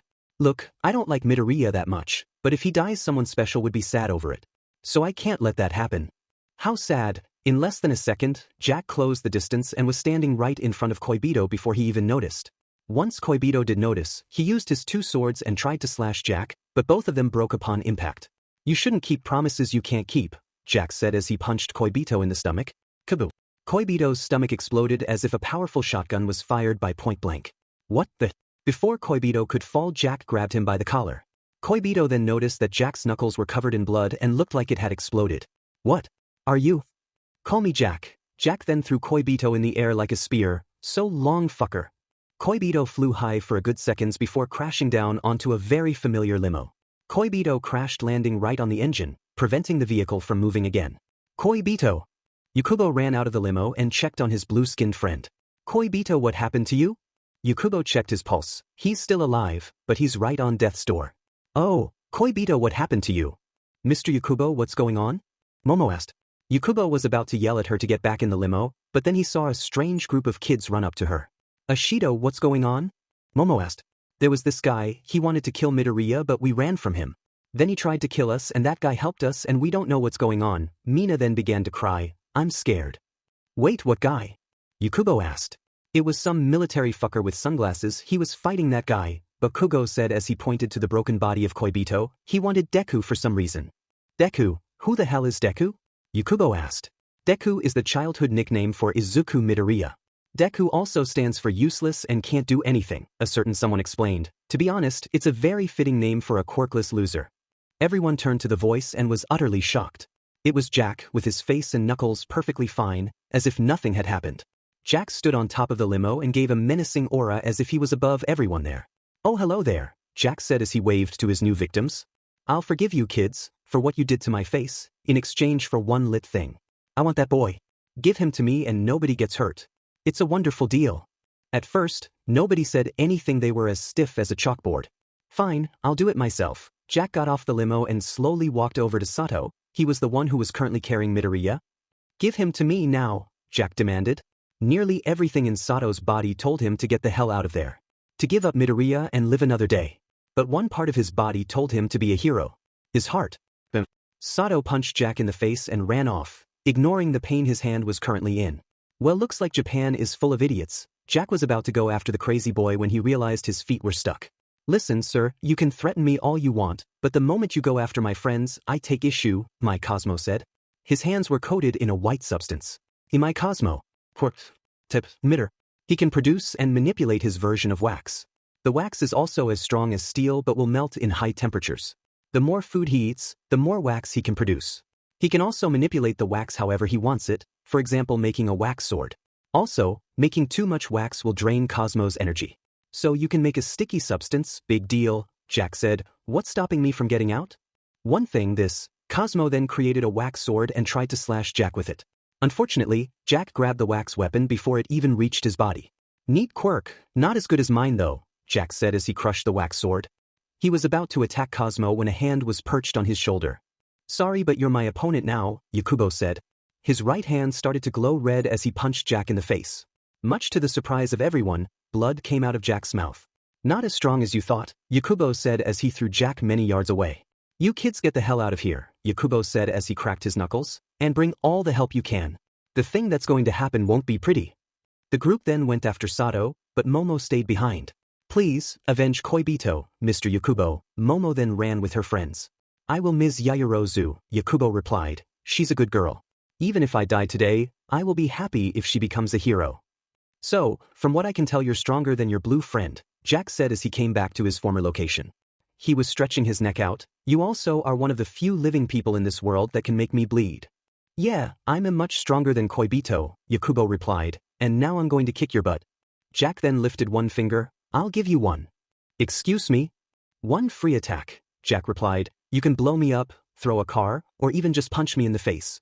I'm letting you throw your strongest attack without doing anything. So what do you say? Hee, fine by me. Yakubo's right hand began to glow. Quirk, charging. Tip, mitter. Description. Using one hand, Yakubo can charge up a super powerful attack. The attack can be a simple attack like a punch or kick, or a laser that is capable of destroying anything. The more he charges it up, the more powerful it can become. However, despite how strong Yakubo is, he can only charge for up to 2 minutes. That is because the attack is so strong that it can destroy Yakubo's body. That is why most of his fights end without him ever using it.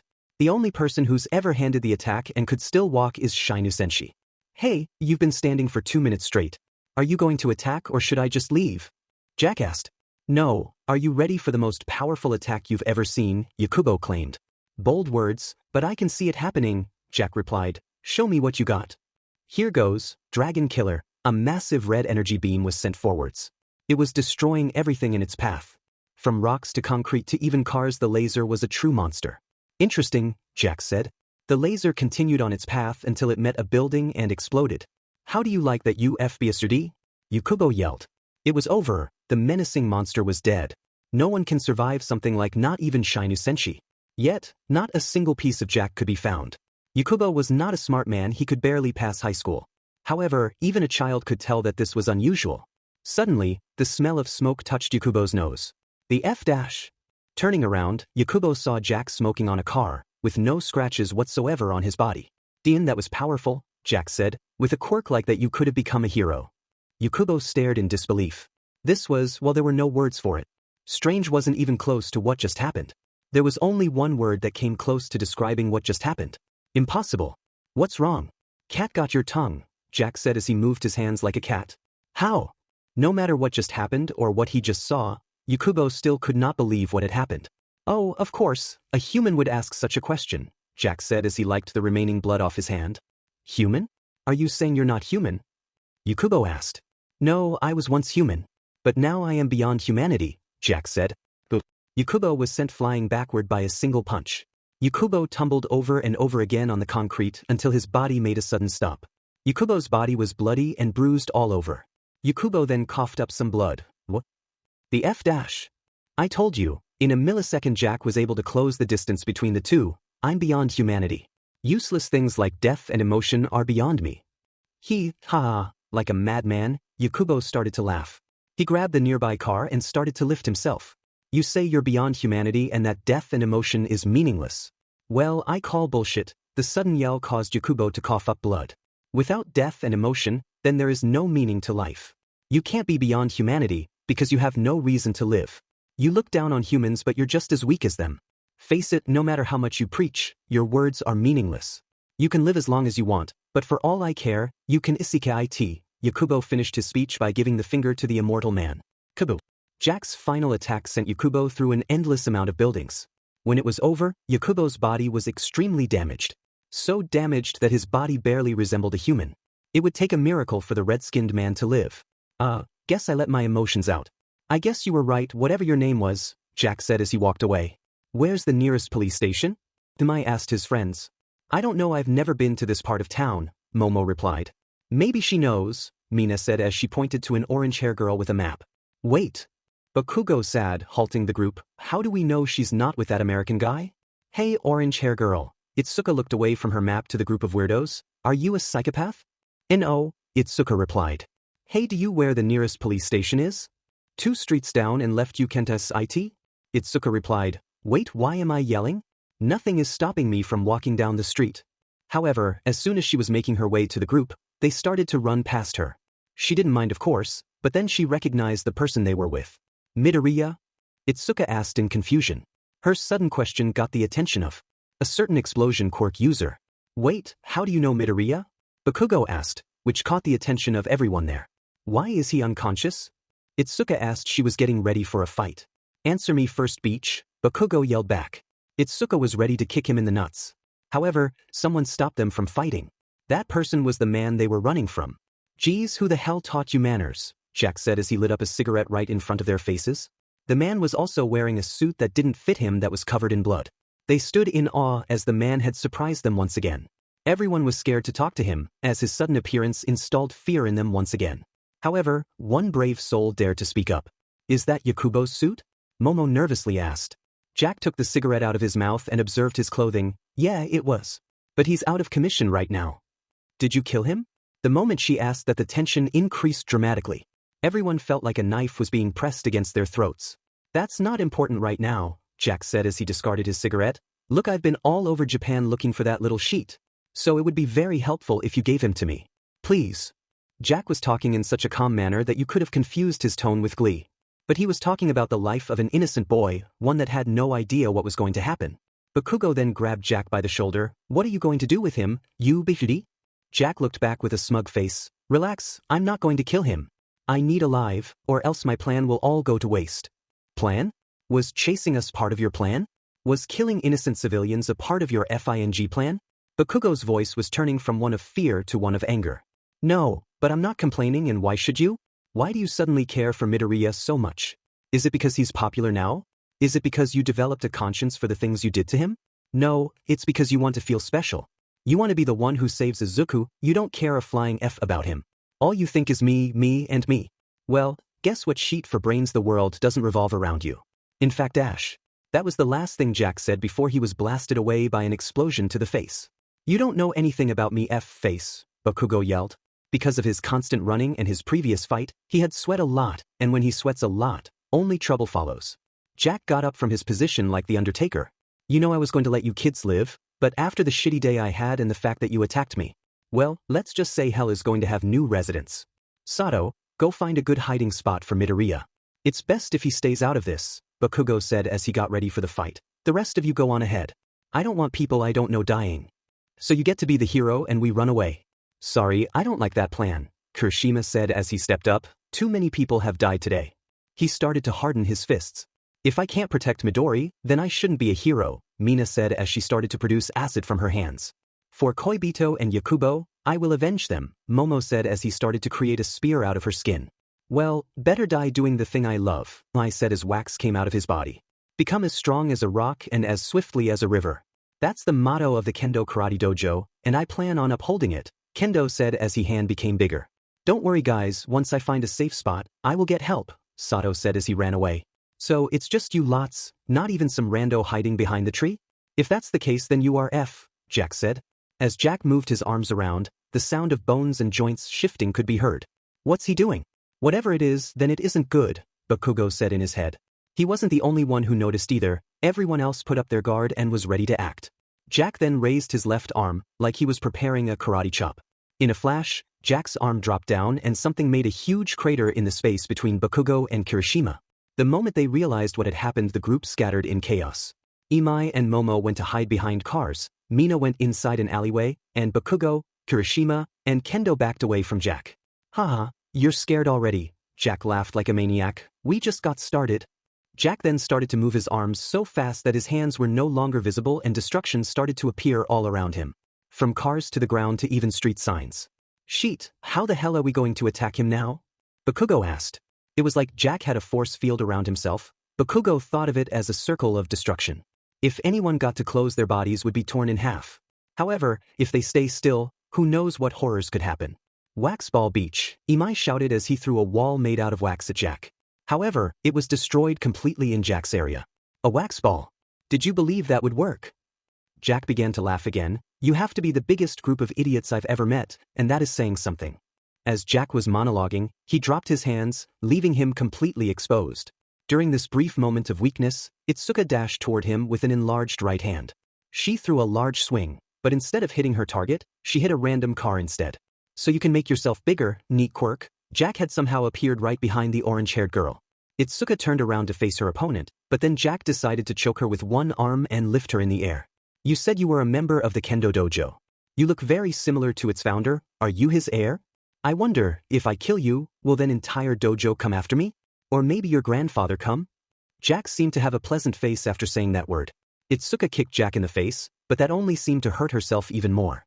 Oh right, you weren't there when I said it, Jack said, basically skin as strong as steel and bones as hard as diamond. However, I don't think such information would be useful to you because you're about to die right now. Momo's spear pierced Jack's side, leaving a massive hole in his body. Diamond skeleton, meet diamond spear. Momo then revealed that the tip of her spear was made out a powerful diamond. Steel skin meet acid, Mina said as she jumped on a car and flung acid right at Jack's face. The acid burned his face away and put Jack in immense pain. The pain was so great that he was forced to drop Kendo. Orange girl get to safety, Bakugo yelled as he threw another explosion at Jack, who was on the ground. Itsuka did that, and after another explosion, Bakugo stepped away. The pain in his hands was too much for the blonde boy, even Bakugo had his limits. Momo, Kirishima, and Mina continued to attack Jack while he was down. This created cries of pain from Jack. However, those cries of pain soon turned into cries of laughter. "Ha, is that all you have?" Jack then got up, ignoring all the damage he had just taken. His face looked disgusting after Mina threw acid on it. Not only that, but there was also the other damage he had acquired which had to his body horror. "Do you want to see a magic trick?" Jack then showed them something horrifying. In less than a second, all of Jack's wounds began to heal themselves. Everything, from his damaged face to the hole in his stomach, was healed. Soon it looked like he had never taken damage in his life. "So, what do you think?" Jack said as he showed off his quirk. "Here you go, Midoriya," Sato said as he put Midoriya in an alleyway. "Sorry, I can't find someplace better." He then got some old newspapers and used it to cover Midoriya's body. "Don't worry, you're safe, because your friends are here." Ring ring. Wait, was that a working phone? How can that be? There should be no service. Ring ring. After searching, Sato then found a ringing phone in Midoriya's breathes. "Who's Kuray Renzo?" Sato said as he picked up the phone. "Midoriya, I'm so glad you picked up. I saw your fight with Chakri and I'm impressed. Maybe we should meet again sometime dash." I'm not Midoriya," Sato said. "Who are you?" Renzo said in a horrifying tone. "My name is Rikido Sato and I am a friend of Midoriya's," Sato instantly responded. "We're being attacked by a villain. He wants to kill Midoriya. Please help us." "Where are you?" Renzo quickly asked. "We're near Dagoba Park," Sato responded. "I'll be right there." "Ha, running away so soon? The fun isn't over yet." Jack as his onslaught of destruction continued. The circle of destruction had continued and it was worse now than before. Kirishima was bleeding from his head, Bakugo's hands still had not recovered, Momo was near her stamina's limit and her diamond spear was almost broken, Itsuka's leg was nearly broken, Imai could barely create any more wax, and Mina didn't know how much acid she could create before it would start to burn her. Overall they could barely move, let alone fight. "For F's sakes, where is that musclehead?" Bakugo said. "His name is Sato and I don't know," Imai replied. With the lack of energy in his body, Imai was about to collapse at any moment. "So no one is coming for you," Jack ended his attack. "You're all alone." The moment he finished that sentence, someone grabbed him from behind, and Germans suplex him. The attack was so powerful that Jack's head was left in the concrete. "Have no fear, for help is on the way," Sato said as he performed a dramatic pose. His friends' faces of fear then turned into faces of joy. "Oh God, that's great. Who's coming? Is it the police or a hero? Hell, I would even take the military." Sato's face became one of excitement to one of fear. "I don't know. You piece of shit, we were about to die out here and you were just F around. If we die today I will murder you in hell," Bakugo said, nearly using all of his remaining stamina to just say those two sentences. He wasn't the only one mad at Sato. The rest of the group took turns insulting Sato for his incompetence. As the group ruined Sato's soul, Jack grabbed the concrete and lifted his head out. After brushing off the dirt in his borrowed suit, he then turned around. "So no one is coming for you," Jack said with a wicked evil simile. The group then realized how truly utterly F-ed they were. No one was coming. No police, hero, or even God could save. Prayer was useless in front of the devil. "Well, I never imagined dying for Deku, but if necessary, why the hell not?" Bakugo said as he stepped up to face the demon. "Oh, why is that?" Jack asked. "Your whole life you treated Midoriya like a piece of shit. You bullied him, isolated him, and nearly ruined his life. So where is this sympathy coming from now? Why do you care so much now?" "You know, I still don't understand why. Part of me says is because this is what heroes do. Another says that I should just leave and let Deku die. So why aren't listening to that part? Because Deku will be a great hero one day. One even greater than me, and until that day comes, I'll make sure he continues to live on. Even if it costs me my life," Bakugo boldly explained. Jack put his hand to his chin. "You're the first. Every person I killed had some crazy reason for doing the things they did. Some said it was the good of their country while they burned it to the ground and killed its innocents. Others said it was to destroy evil while becoming evil. Yet you are the first to want someone to live because they will help the world. Trust me, being the first of anything in my line of work is rare. So congratulations, Katsuki Bakugo, you are the first decent human being I will kill." Jack raised his hand towards the young boy. He was ready to kill him until... With one powerful kick, Jack was sent backward. His feet made cracks in the ground as he was being pushed back. "Now," Jack raised his head to look at his attacker, "who the hell are you?" "It's simple," Kuray Renzo said as he pointed to the group. "I'm their senpai." "Who the F are you?" Bakugo rudely asked. "Shut up, Kohai," Renzo replied. "Now which one of you is Sato?" "That's me." "Holy shit, what are they feeding you?" Renzo committed. "Enough about that, you called for someone strong and here I am." "What makes you so strong?" Timai asked. Itsuka remembered something her father said a long time ago. Itsuka, whenever you see a person with black and white eyes, never challenge them to a fight. For they are the Kuray and the Kuray are the strongest in the world. I trust him, Itsuka said, much to the shock of her allies. Thank you, Renzo said, now to deal with your threat. Oh, so you now acknowledge me, Jack said. A Kuray, you're a one-of-a-kind. Tell me just how strong are you? It's simple, I am the prince of fighting, Renzo bragged. Prince, that's a shame, I wanted to fight the king, Jack said. As for me, I'm the strongest man in America and I have never lost in my life. Too bad for today, you will have your first lost, Renzo stated. Jack raised his right hand, similar to his previous attack. Watch out, Itsuka yelled. In a flash, Jack's arm was brought out and a long, fast came down at Jack. The attack was faster than anything the middle schoolers have seen. It was even faster than a bullet. Despite that, Renzo was able to stop the attack before it reached him. Is that all you got? Renzo asked with a smug smile. In his right hand was Jack's left hand, stretched out further than any hand could move. It was as if, neat quirk, Renzo said before breaking Jack's hand. Not a quirk, Jack said as he retracted his hand, but you are very strong. If I continue to fight you, it might take away an important time that I don't have. Guess I got use this now. In a flash, Jack took out his revolver with his not broken hand. Oh crap, I forgot about that, Kirishima said. Wait, if he's using the gun now, then those that me this guy is that strong. Bang. Jack fired his revolver at Jack and expected the bullet to blow the Kuray's brains out. But instead, the bullet hit the side window of a nearby car. Oh please, bullets are nothing against me, Renzo as he showed Jack his hand encrusted with a mysterious black metal. Care to try again? Bang, bang, bang. Jack continued to fire at Renzo, but it all had the same effect. The bullets ricochet off of Renzo's arms and hit the nearby cars. How is he doing that? Is it his quirk or is it a technique? Kirishima asked himself. No, it's both, Kendo answered in her head. If I truly want to get stronger then I must watch this fight. Renzo dashed towards Jack at a speed higher than the cheetah. Despite this, Jack still saw Renzo and was able to counter by firing another shot. Bang. Renzo was still able to counter with his black hands and the bullet crashed to the floor. You're wide open, you insane fucker, Renzo said as he crouched down and prepared a powerful uppercut. So are they, Jack said as he pointed his gun, not at Renzo, but the group of injured middle schoolers. Bang. Jack used his final shot not at the person attacking him, but at the children who had already given up. The bullet went straight to Kirishima's gut, which passed through despite his hardening. Kirishima yelled as he held the wound in the stomach. He collapsed to the ground in sheer utter pain. The sheer shock of being shot still rang in his damaged body. Oh my god, Imai was horrified at the scene before him.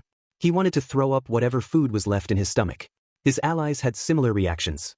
Momo covered her mouth with her hands, Itsuka stood in utter shock, Mina was crying, Bakugo couldn't even move, and Sato held his friend in support. Oh god. Kirishima, just stay awake, Sato said as he supported his friend. Outside of Kirishima's cries of pain, the only sound that could be heard was Jack giggling at the situation. Pee, what's wrong, were you not hard enough? Jack's terrible joke made him laugh, much to the horror of the middle schoolers. As if their lives were all just one big joke. Renzo had only emotion running through his body, anger. In less than a second, Jack's right hand. Then Renzo grabbed Jack by the throat and lifted him in the air. Give me one reason why I shouldn't kill you right now? Renzo's assassin side was showing he was truly ready to kill Jack. No offense, Kuray boy, but you couldn't even if you got your whole clan here, Jack smiled. Plus I still haven't played all my cards. A shining orange light was emitting from Jack's mouth. Renzo saw the light and let go of Jack. He then instantly backed away right before Jack started to breathe fire like a dragon. What the hell? You can stretch your arms a long distance and breathing fire, what in God's name is your quirk? Renzo asked, his anger still inside. Oh right, you see I've had some modifications done to my body over the last few decades. The fire thing is because of a propane tank in my body and the arm thing, well let me show you. Jack then showed Renzo one of his scariest abilities. His head turned upside down like an owl and his arms began to twist in unimaginable ways. I can control every part of my body, from the joints to the bones and even my muscles. His body then returned to normal. Are you understanding why they call me the strongest man in America? Yeah, just because you can do a lot of crazy things doesn't mean shit. All you're doing is confiscating for your weakness, Renzo said. Listen here you little sheet, I can beat you with any gizmos or guns. So from here on out, I'm going to beat you even my fists alone, Jack said as he cracked his knuckles.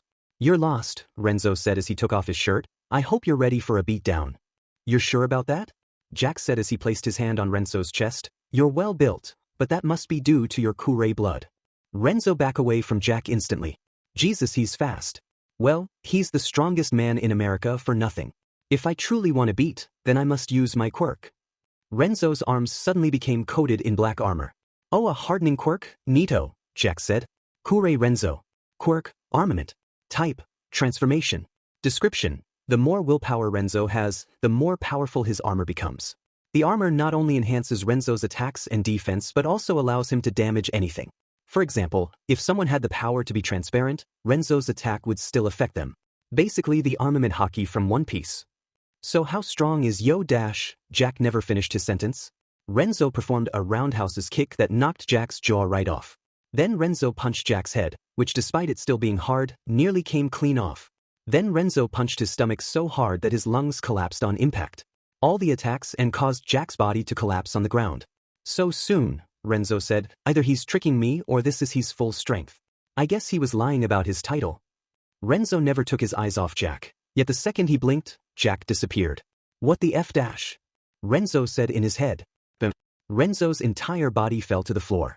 There was a painful ringing in his head as if a gun had been fired right in his brain. Wow, all it took was one kick. You are a disappointment, Kuray boy. A perfectly healthy and uninjured Jack said. Renzo used his quirk and threw a large piece of concrete at Jack. However, the piece shattered upon impact. Yeah, that's not going to work. Be lucky that your quirk is strong enough to hurt me, Jack said. But Renzo's armament punch left a huge impact on Jack's face. Shut the F up. Bakugo was the only one still watching the fight. Everyone else was attending Kirishima. Hey boom boy, Imai called out, we're going to find a hospital. If you want to stay near that danger then be my guest. I have a plan, Bakugo stated. That sentence sent shockwaves to the children. Have you not noticed what happened to us? Kirishima was shot and we could be next. Even if your plan has a 99% guarantee, I still won't help you. Imai grabbed Bakugo by the shirt. Besides, why should we help you? We've been listening to what he's been saying, and if one part of it's true, why should we help you? Because that FING American is too DMN strong. Even the new guy can't beat him, but my plan will work. Trust me, it's all we have, Bakugo promised. What are the chances? Momo asked, much to the shock of everyone there. Don't get me wrong, I'm only doing this for Izuku's sake. Once this is all over, I never want to see you again. Got it? Bakugo nodded. Good, now what's the plan? Oh come on, those were just a few punches. Is this the full might of Kuray? Jack said. I am greatly disappointed. Renzo had bruises all over his body and even lost a front tooth. My body should be stronger than most. If anything, these punches should be nothing. So why do they hurt so much? Jesus, even those other Kuray put up a better fight. That got Renzo's attention. Other Kuray? What other Kuray? Oh right, I'm sure you would never have heard about them. Your family is big and they died before you were born. It's been a while, let me jog my memory. Jack pierced his head with his finger, to the point where he was touching his brain. It's been a long time and it was so many. I've killed a lot of Kuray in my line of work, so many that I lost count. Funny thing is they've all said the same when they died. I will die for this family. What utter bullshit, but they all died the same way, so who cares? At this point, Renzo's rage was reaching its boiling point, but then Jack touched the one subject no sane man would touch. It reminds me of your father. My father, Renzo whispered. Oh yes, your father, Jack said. I've never met him, but I heard how he died. He died without putting up a good fight. That's not true. He died like a coward. Shut up. He died stupid and alone. Shut up. He died like how he was born a weakling. That was the last straw. After Jack said that sentence, Renzo changed. No, the word transform would be better. Renzo transformed into something otherworldly. Kuray style, removal 100%. Plus, armament full body coating. Black demon. Jack watched as Renzo transformed into his strongest form yet. His body was coated in his black armor and his veins were popping out. If anything, Jack did have to admit, Renzo looked like a real-life demon. So what now? Jack asked. Jack's answer came in the form of his throat being ripped clean off. Jack reached for his throat and discovered it wasn't there. Renzo's next attack was kicking Jack's knee. That attack broke Jack's leg. Niko Style redirection plus water kata. Swimming swallow. Jack was swarmed by a wave of never-ending punches. From his face to his chest, they were constantly attacked. Renzo attacked with a full killing force. If anyone else was on the receiving end of those attacks, they would have died, but because it was Jack, the attacks could only bruise him. Renzo stopped his onslaught for one powerful strike to the face. Iron Breaker. Jack's jaw was broken and he was sent flying sideways. Renzo used this as an opportunity to catch his breath. I can't use this form for long. So for as long as I can, I will kill him. Niko Style flame caught a raging fire. Renzo dashed as fast as he could towards Jack, with a very powerful punch. However, Jack immediately caught the attack with one hand. So this is your full might? Show me more. Jack threw a right punch aimed at Renzo's face. Not only did it connect, but it also left a major impact. Sheet. If it wasn't for my quirks, my head would have been blown away. Jack threw another punch towards Renzo, but the Kuray was able to counter. Niko Style redirection kata entanglement. The joints in Jack's arm dislocated in less than a second. Renzo used this brief window of opportunity to chop off Jack's entire left arm. The arm fell to the ground with a dud. However, the thing that surprised Renzo the most wasn't the fact that Jack's arm came clean off, it was Jack's reaction. Instead of yelling in pain, Jack simply reattached his arm to his body. As if he was taking a walk in the park. Sheet, I should have noticed it earlier. He has a regeneration quirk. Let me warn you kid, the real fight starts now, Jack said. He put on a standard boxing stance. I wouldn't want it any other way, Renzo said. He put on a Niko Style stance. With his left arm in a right angle and his right arm behind his hand, both were ready to strike. Come at me beach, Renzo smiled. It's your wish Bithi, Jack said as he dashed to the Kuray member. Jack started with a strong left hook aimed right at Renzo's face. Jack believed that he hit the boy, but was surprised when the attack passed through the teenager. Niko Style flame kata phantom pace. Right before their opponent attacks, the user sidesteps at the right moment. This creates the illusion that an opponent has hit the user. Once Renzo was safe, he threw a strong attack. Iron Breaker. The attack broke Jack's jaw, but that didn't stop him. Despite his injuries, Jack pressed forward. With a never-ending barrage of powerful punches, Jack was truly a monster. Renzo did his best to parry every attack, but there were too many and they were too fast. Eventually, a punch hit Renzo in his stomach, but he continued to defend. However, 1 became 2, 2 became 3, and 3 became many. Renzo was taking an all-out assault from Jack, but that still didn't stop Renzo. Niko Style Adamantine Kara. Invincible. Despite Renzo hardening his muscles, the attacks still left an insane amount of damage. Jack never stopped punching and in response, Renzo punched back. Swimming Swallow. The two traded endless amount of blows. The attacks were so strong that the ground below them cracked and shook. Renzo's face had the look of a painful struggle. Jack's, on the other hand, was one of joy and pleasure. I can't stop, I must not stop, Renzo screamed in his head. Come on, you better not stop now, Jack yelled. Jack's wish was granted when Renzo forward kicks Jack's chest, which pushed him backward. Renzo then clawed Jack's face, which destroyed his eyes. Even with his eyes gone, Jack still fought back. He grabbed Renzo by the throat and threw an extremely powerful punch. The punch sent Renzo flying, it even caused him to fly into a nearby tree. When he crashed, the impact was strong even to break the tree in half and cause it to fall. Renzo coughed up a pool of blood, which spilled all over his broken chest. When was the last time I've ever been this beaten, Renzo said in his head. So, this is what the Prince of Fighting is like, such a shame compared to the king, Jack said as he walked to Renzo's body. His eyes were still blinded, yet he still had no problem. Ready to give up? No, Renzo said as he got up. In fact, I'm ready to use the greatest technique in the world. You got some big ball, Kuray, no wonder you're so slow, Jack joked. I take your challenge, Kuray, I want to see your great technique. Don't disappoint me. Renzo gave Jack the finger, you're already a disappointment. Jack dashed towards Renzo at a high speed, too fast to be comprehended by the human eye, even with enchantments. Jack threw a punch right towards Renzo's face, his strongest punch yet. Right before the punch touched him, Renzo had a memory of a day long ago. So Renzo, what do you think of the secret technique? Takeda Oma, Renzo's father, asked. He had black hair, similar to Renzo's, a body that rivaled Greek gods. He also had a broken arm in a cast. He sat crisscrossed in a very fancy traditional Japanese room. It's amazing, a bright-eyed Renzo said. He was younger then, in his elementary school days. He was also beaten but ignored his injuries. I never knew such a technique could be possible. It's way better than any Kuray technique. Glad you like it, but don't say that to your mother. And please don't say it to the rest of the family, Oma said. I know, it's supposed to be a secret and I can only tell it, Karen, Renzo rolled his eyes, but this technique can bet anyone. No, Renzo, there is one major weakness to this technique, Oma warned. Daddy, Renzo, you're back, a young girl yelled out, which alerted everyone in the mansion. Karen and O, Renzo and his father yelled. Karen, yeah, the young girl said as she hugged them both. The memory brought a simile and tear to Renzo's face. Then the moment happened, Jack's punch touched Renzo's face. However, the attack had no impact. The punch didn't even affect Renzo. Instead, he threw his strongest punch in his entire life. Niko Style Secret Technique Demonstrain. Plus, Kuray Style Removal 100%. Plus, Armament. God Killer. Kaboom. Jack's head went flying off his body. His head spun until it crashed into the wall a mile away and made a tremendous crash. That's it, Blonde Beach. Renzo yelled before collapsing to the ground. Sheet, I need to train more. This fight was too dangerous for me. He better be dead. A regenerative quirk dies once their head comes off. I need to take it down from now on. Wait, why didn't he use kicks? Was he a boxer, or was he holding back on me?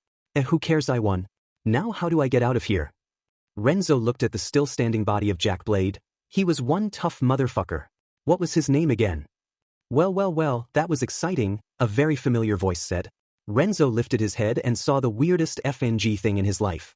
Jack's head was moving, veins coming out of his neck that helped it crawled on the ground. His eyes, despite being destroyed by Renzo, were perfectly fine. Oh, what? Never seen a head moving on its own before, Jack said as he noticed the curious look on Renzo's face. The veins helped the head climb his body. Soon, the head was reattached to the body. So, since I'm the one still standing, I win, Jack said as he did a victory pose. Now you're probably wondering why I'm still alive. Let the author explain with a quirk description. Jack Blade. Quirk. Immortality. Mutation. Description. Jack is immortal, meaning nothing can kill him. He can also accelerate his healing depending on the injuries. The only thing that can kill him is a literal act of God. You see, the author says so himself. Not even your Kuray clan, and it's an endless amount of killing techniques that can kill me. I'm an immortal BSRD, Jack said as he spread his arms out. Now, to end this battle the same way it started, mindless violence. Jack's veins popped out of his arm and wrapped itself around Renzo's neck. Renzo gasped as the air left his lungs.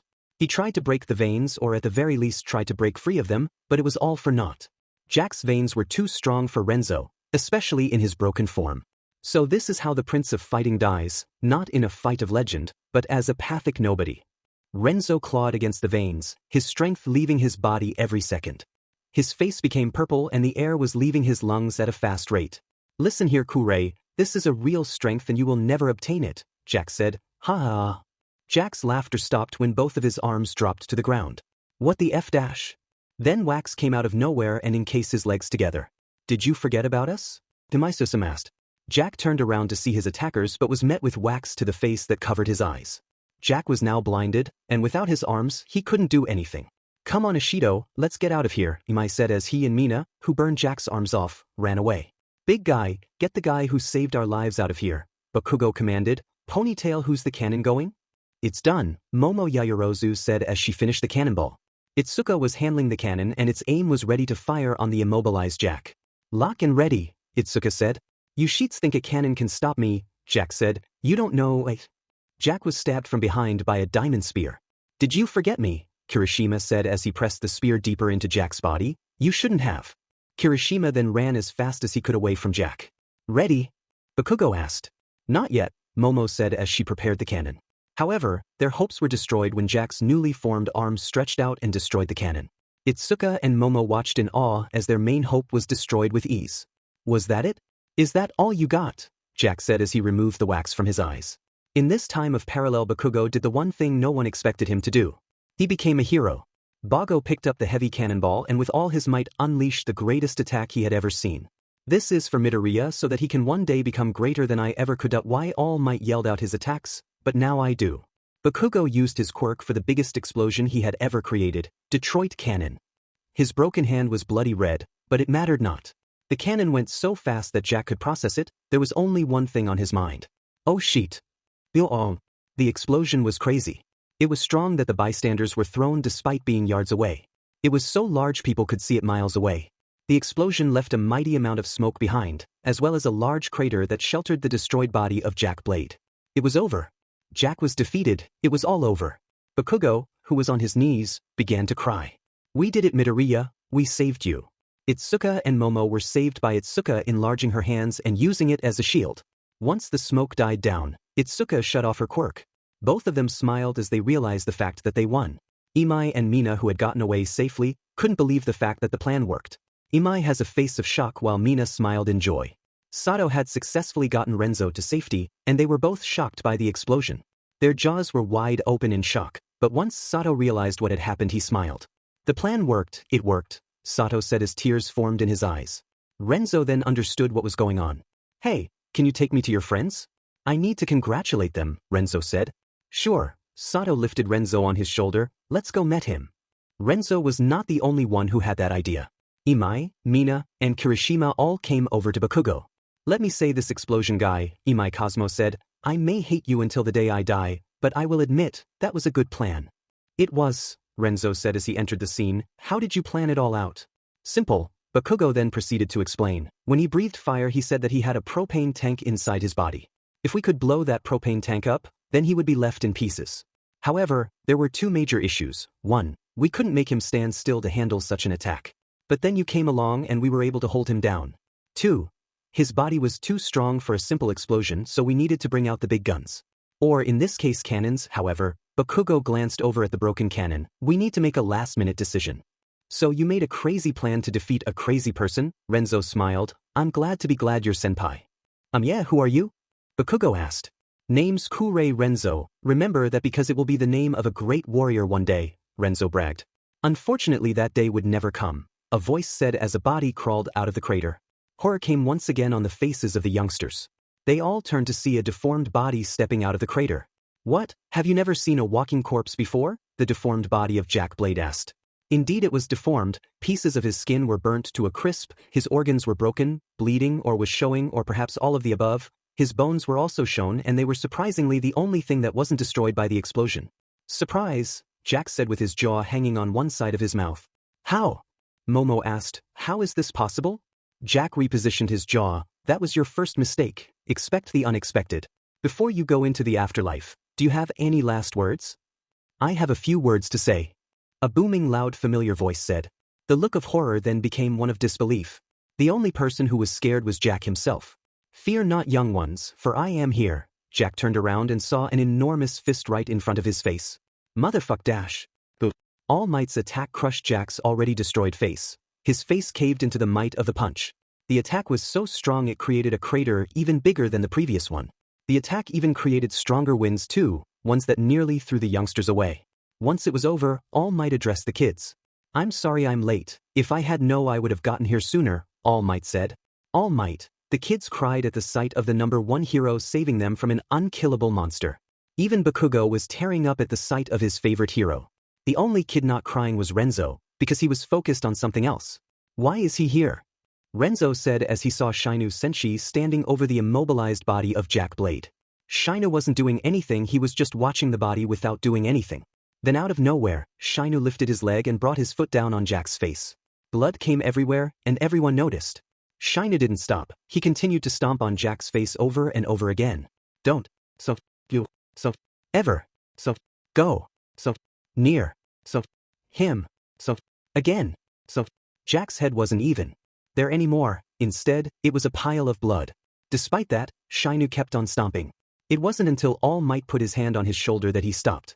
Please, I know he has a regeneration quirk but that's enough. Sorry Yagi. Shinsher then noticed that Midoriya wasn't with them. Hey, where's Midoriya? Ah, that was refreshing, Izuku said as he got up. He then noticed that he was in an alleyway without his shirt and was also covered in newspapers. What is going on? The next day. When did we get here? Bakugo asked for what felt like the 10th billion times. Who F knows, Imai replied. The group consisting of Bakugo, Imai, Ashido, Sato, Momo, Kendo, and Kirishima. They were currently in an interrogation room with only a one-sided mirror for company. Bakugo hated it because it was boring and everyone else hated it because they were with Bakugo. After Jack attacked them, All Might escorted them to the hospital. Their families were immediately notified and each one of them freaked out. It was rare for such young kids to encounter and survive a villain attack. However, before they could even get much from their children, the police escorted them from the hospital and into this room, where they had been sitting for the past 2 hours. Not even the rich Yaoyorozu family could stop it. Now, this may sound crazy, but I have a crazy theory. This is all one big government conspiracy, and that blonde guy was trying to kill Midoriya for the government, Sato explained. Like aliens? Mina responded. Exactly, Sato replied. That's so f***ing stupid that it made me lose most of my brain cells, Bakugo said. Do you want to fight? Sato asked as he rolled up his cells. Enough, Itsuka's voice echoed through the room. Look, we are both agitated, but arguing with ourselves isn't getting nowhere. So please, let's calm down. Surprisingly, that stopped both of them and they sat right down in their seats. Suddenly, the door unlocked and a military general came right in. I'm so sorry, the general then sat right across from them. I know you have a lot of questions right now. Yeah, like why are we here? We were the ones who were attacked and we legally fought back. So why are we here? Bakugo asked. I'm sorry for this. None of you are in trouble, but we have to do this, the general said. Why do you have to do this? Shouldn't the Japanese police handle this instead of the American military? And shouldn't we handle this more pleasantly? Momo asked. Yes, but we need to make sure that everything here stays private, the general said. We already discussed this with your family and we need to discuss it with you. Everyone leaned in to carefully hear what the general had to say. For compensation, we will give you $1 million in US currency. Wow, that's awesome, Kirishima said. With that money, I can help my family's bakery, Sato said. Wait a second. What's the catch? Bakugo said. There's no way the US government would just give us $1 million over a villain attack. No, there's a catch. You are a smart one, Bakugo Katsuki, the general said. Everything that has happened must and will remain a secret. That shocked the kids. So we can't tell the news station or anyone else? Timai asked. No, no one must know what happened yesterday, not even family or friends, the general said. I know that may seem crazy, but trust me, it's the safest solution. Safe? Bakugo got up. Was I safe yesterday? Were we safe yesterday? Was anyone safe yesterday? And if we do agree, what makes us safe? Because we weren't safe. The general didn't get mad at Bakugo. Instead, he started crying. I'm sorry, what happened yesterday should never have happened to you or anyone else in this world. I pray that I could protect from such a thing. All I have is indeed words, but my words have meaning. Please trust me. As he was saying it, the general bowed down to the kids. A man of high honor was bowing down to a bunch of kids. I don't trust you, but I do believe you, Bakugo said. What do we do? Nothing, your parents have already signed all the paperwork. All you have to do is keep your word. The general then got up. Someone will come and get you kids. Stay safe and good luck. With that, the general left the room. He walked into an elevator with his lieutenant and dropped down into a secret floor. What's his status? Jack is awake, but has not made any moves, his lieutenant responded. How secure is he? I want him to ship out of this country faster than lighting, the general said. The elevator opened up, revealing a secret floor. Make sure the security is top-notch. Jack is too dangerous to let loose. Understood. Where are you going? His lieutenant asked. I need to ask Jack a few questions. Make sure that only I come out, the general stated. He then stood right in front of the door containing the monster. The general did his best to open it, however, his hand was shaking so much he couldn't open the door. Calm down, you fought terrorists and war criminals.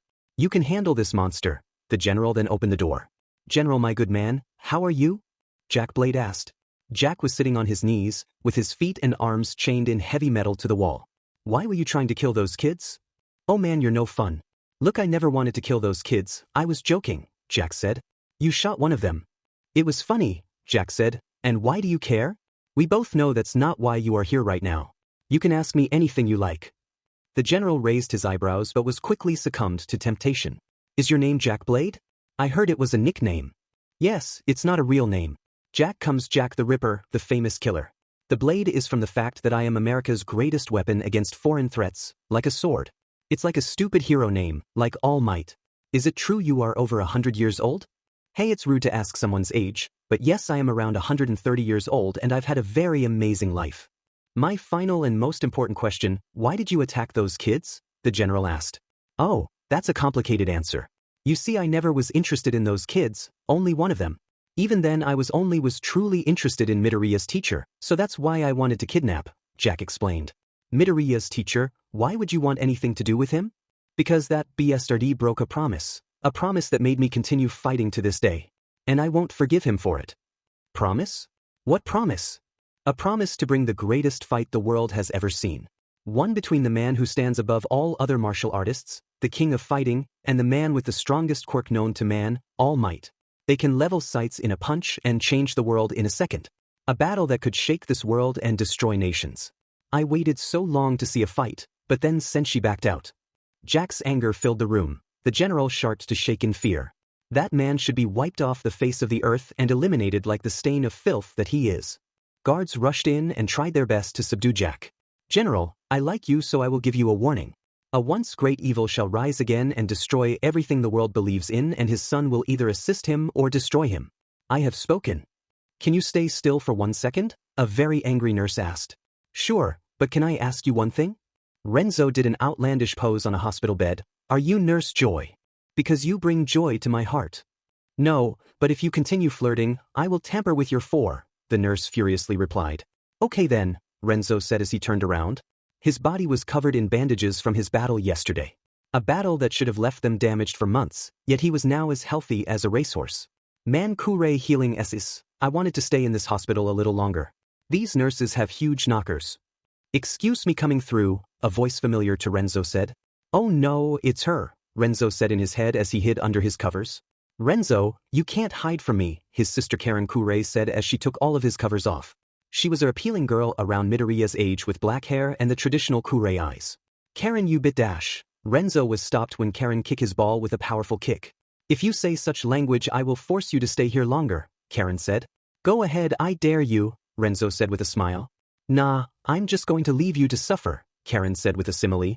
No wait, his sister turned around to her injured brother. I have important news. I'm coming home. Karen's eyes teared up. Renzo. Karen hugged her brother while still crying. I'm so glad you're coming home. It's been too long. Wait, Karen backed away. You're not coming back just to steal money from us, are you? I coming and staying just like how Dad and Mom wanted it, Renzo said. Karen teared up again. I'm glad. What the hell are you doing? Tamura Shigaraki asked. He was in his bar base, holding a can of Mountain Dew. Practicing, Psycho said. He had a real sword in a hilt by his side. In front of him was an apple on a stand. How is this practice? Just do some push-ups, pull-ups, and drink juice, Shigaraki said. That's not enough. I need to go beyond like that stupid Yamato says, Psycho said. Are you going to just stand there? No, I'm curious to see what you're going to do. Shigaraki grabbed a chair and sat on it. Show me. Very well, don't blink or you'll miss it, Psycho said. He crouched down and grabbed his sword handle. In less than a second, the apple was slashed in half. The top half of the apple laid perfectly still on the edge of the blade. A minute, I'm still not there yet. I think you're good, Shigaraki said. Shut up neat, Psycho said. Also, how are those quirk monsters doing? They're called Nomu, Shigaraki replied, and last time I checked they were almost done. Why? I'm sure the doctor won't mind if I helped him, Psycho said in a sinister smile. You called me a neat, Shigaraki said. Shut up neat. Katsuki Bakugo as walking home with a gift wrapped in his arms. The gift was an All Might toy that he once stole from Izuku as a kid. It was so long ago that Bakugo was sure that Izuku had forgotten about it, but it haunted him like a ghost. Either way, this was a better way for Izuku to forgive him.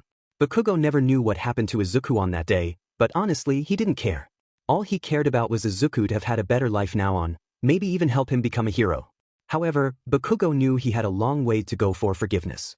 Oh no, Bakugo stopped at a corner and was afraid to turn.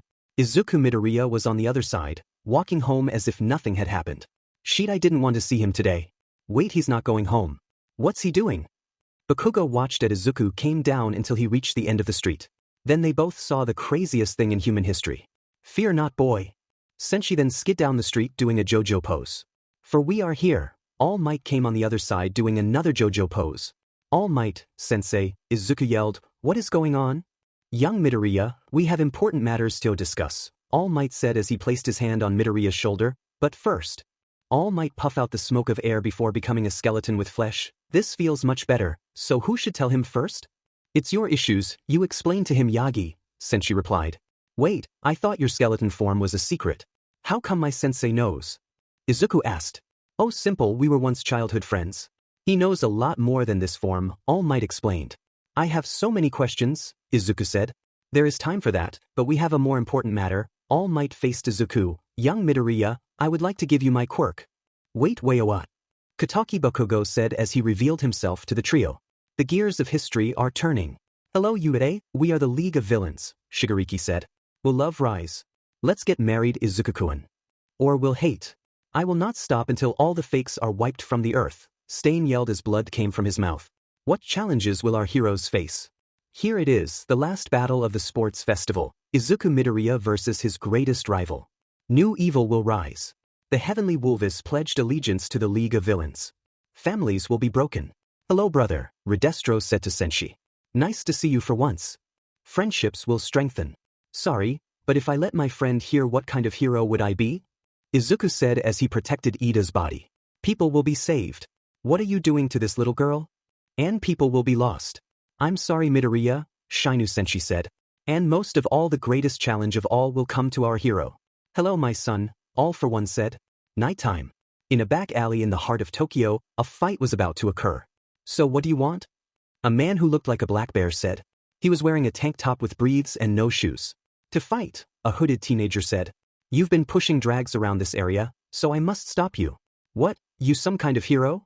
The bear man smirked. As a responsible adult, I must teach you a lesson. His clothes ripped as the bear man grew to 7 feet tall. My quirk is black bear, I become a black bear man. Face it, kid, you have no hope. The teenager smirked. This a shame, I thought you would have been a polar bear. Then there would have been a real challenge. The bear man took insult to that. I'll give you a challenge. He threw a massive punch at the teen. However, the teen dodged without giving a second thought. The teen then threw a quick jab at the bear's nose. It proved highly effective with the bear covering his damaged nose in response. The teen then did the most unheroic thing imaginable. He kicked the bear man in the ball. That sent the bear down on his knees. UBC, the bear man said. The teen then sent a powerful kick right under the bear's chin. That sent the bear on his back. The teen then stomped hard on the bear's nose, which knocked out the bear man. Are you done? A voice said behind the teen. It was Katsuki Bakugo, leaning against a wall. Yeah, the teen took off his hood, revealing himself to be Izuku Midoriya. This guy was weaker than I thought. Heck, you could beat him even without your quirk. Good to know. Also, you better hurry up. If Mrs. Midoriya or All Might finds out what you're doing, we're both in trouble. Bakugo said. Yeah, sure, just one thing. Izuku rummaged through the bear man's clothes until he found a cell phone. After dialing a number, Izuku put the phone next to his ear. Hello police, I would like to report an injured bystander. Yes, I am on 123 Sesame Street. No, the person is only knocked out but he is bleeding through his nose. Yes, I will stay until help arrives. Thank you. With that, Izuku hung up and tossed the phone on the body of the bear man. You know, you could have used your phone, Bakugo commented. Yeah, but if I did, the police would track me and my mom would find out, Midoriya explained. Good point. While the teens were distracted, the bear man injected a syringe into his body. Suddenly he became even bigger and even wilder. Ruruar. The bear man charged at the teens, however, only Bakugo reacted. He pressed both of his hands against the bear man and used his quirk. Kaboom! The explosion sent the bear man flying. He hit the wall at an explosive speed and was soon planted into the wall itself. The bear man was finally unconscious and knocked out for good. Next time you beat someone up, make sure they stay down, Bakugo said to Midoriya. Will do, Midoriya replied. I think we should be going now. That explosion probably alerted the whole neighborhood. With that, Izuku and Bakugo ran away from the crime scene. Why did do this anyway? The UA entrance exam is in a few days, so why bother? Bakugo asked as he ran. Sorry, I couldn't help myself. If I knew a villain was in town, I had to stop him, Izuku replied. Yeah, you also need to answer All Might's question, Bakugo said. I know, though I'm more worried about why All Might spends so much time with my mom, Izuku said. Wait, he doesn't know All Might and his mom is dating. Demon man, you are clueless. No wonder the girls haven't been dating you, Bakugo thought. The next day. So, can anyone tell me why we are losing? Bakugo asked a group of boys. There was a basketball in his hands. Bakugo was wearing an All Might theme basketball jersey. The girls are good, Kirishima replied. The girls have better coordination, Sato added. And the girls have a leader who doesn't yell at their mates, Imai sarcastically replied. Shut the F up, Bakugo yelled. Look, if we lose then the girls will hang it over our heads for the rest of our lives. No they won't, they're too nice to do that, Sato said. Nah, Ashita would do that. That's just her style, Imai said as he rubbed his head. Exactly, if we lose then Raccoon Eyes will never let it die. Are you willing to let that slide? Bakugo asked his teammates. I'm okay with it, Kirishima said. Same, Sato and Imai replied. Hey ref, how much time do we have left? Bakugo asked the referee. 20 minutes, girls are winning 40-0, Midoriya, the referee, replied. This I quit, Bakugo said as he tossed the basketball away. We win, the group of girls consisting of Itsuka, Momo and Mina said. They were all wearing very good tracksuits. Mina's had a pink tank top with purple sweat breathes. Itsuka was wearing an orange sweatshirt with blue shorts. Finally, Momo was in a black tank top that showed off her belly and had a pair of shorts that revealed her long appealing legs. Midoriya yawned. Good job you guys, he said as he walked away from the bench. Because he was the strongest and fastest of the group, he had to stay out of the game for it to be fair. So he became the referee. Midoriya, what's wrong? Momo asked as she noticed his sleepy nature. Sorry Yaoyorozu, I stayed up too late exercising last night, Izuku said as he scratched the back of his head. Sleep is just as important as exercise. Without it, you won't be able to grow properly, Momo said. Because of that I demand you take a nap. But Yaoyorozu, Midoriya pleaded. No, if you don't take care of your health, I will have to step in. Momo started to sound like an angry parent. Okay, Midoriya said. Momo guided him to the park bench where he could rest. Here, I'll make you a pillow and dash. Momo never finished her sentence because Midoriya was so tired that he collapsed right on her lap. Momo blushed while Midoriya slept sweet dreams on her lap. Hey, no fair. I wanted Midori's head on my lap. Mina pouted while Momo freaked out on what to do. Calm down, Ishido, just ask Midoriya next time, Izuku said. Although she did have a crush on Midoriya, she wanted more than a lap pillow.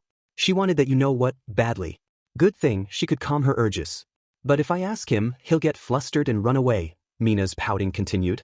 While the girls were arguing, the guys watched in pain. Midoriya, you lucky bee, all the guys said in their heads except for Bakugo. Well, this isn't so bad. Momo moved her fingers through his hair. He looks so cute when he's asleep. So, a loud voice yelled out, which alerted everyone. The group turned to see a teenager wearing a white bike jacket and biker outfit. Where is Izuku Midoriya? I wish T.O. beat his butt. Izuku squirmed, but he remained asleep. Are you kidding me? This is little sheet is what you wants, bullshit.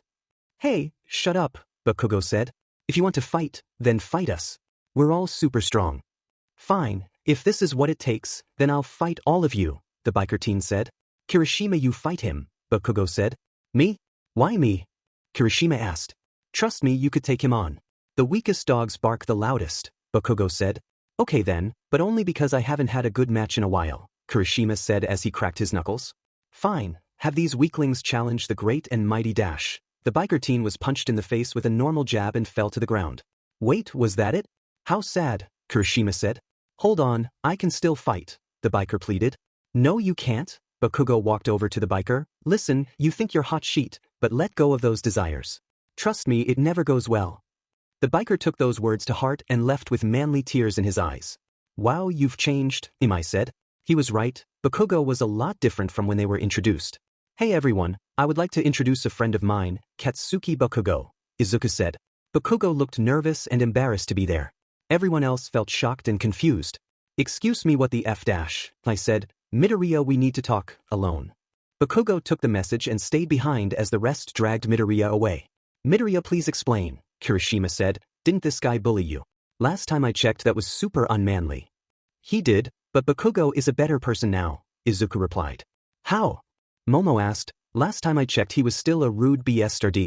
Don't forget that he bullied you for years, Sato said. How are we supposed to forgive him for that? Don't, Izuku replied. I hate him too, he's annoying, rough, and is a iffy and a hole. But just know that he's trying. Excuse me, Itsuka chimed in. I may be new here, but from I have seen, Bakugo is a mix of good and bad. He wants to be good, but he's made numerous risky and unheroic decisions.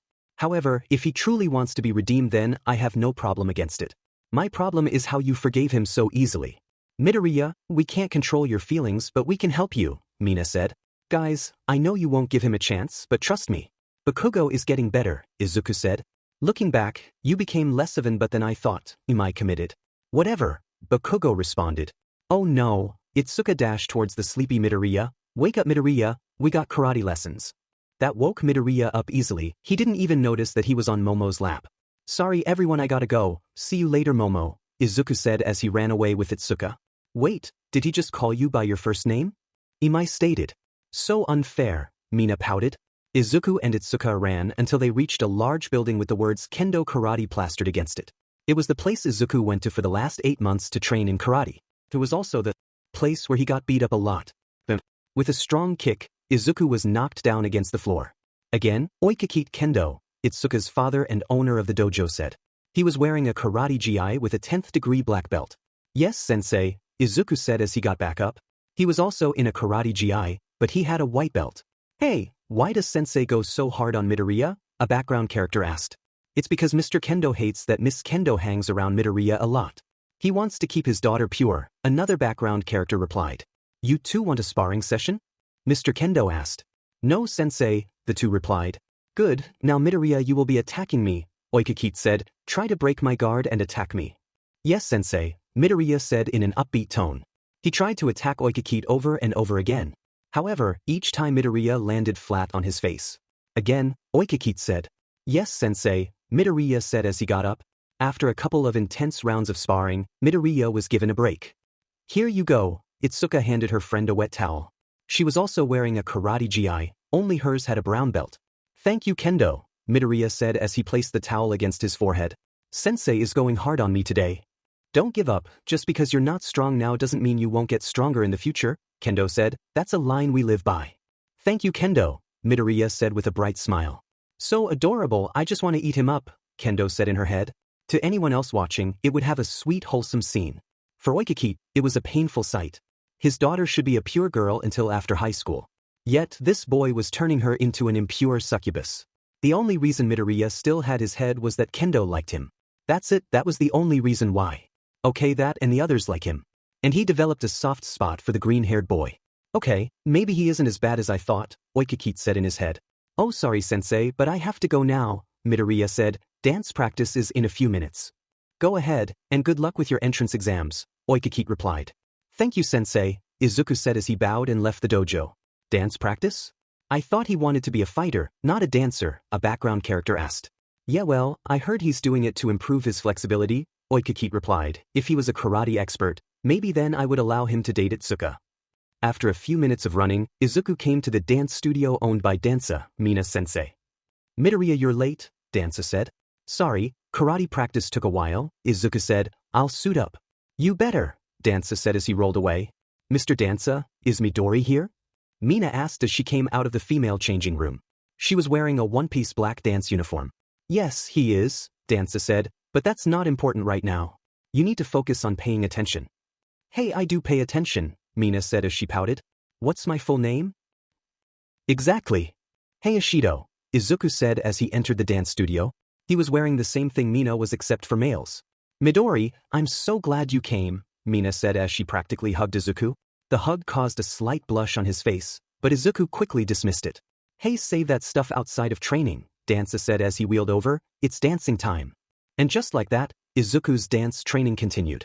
Like his karate, he had also been doing it for 8 months. However, unlike karate, Izuku had to deal with a monster during practice. A terrible monster.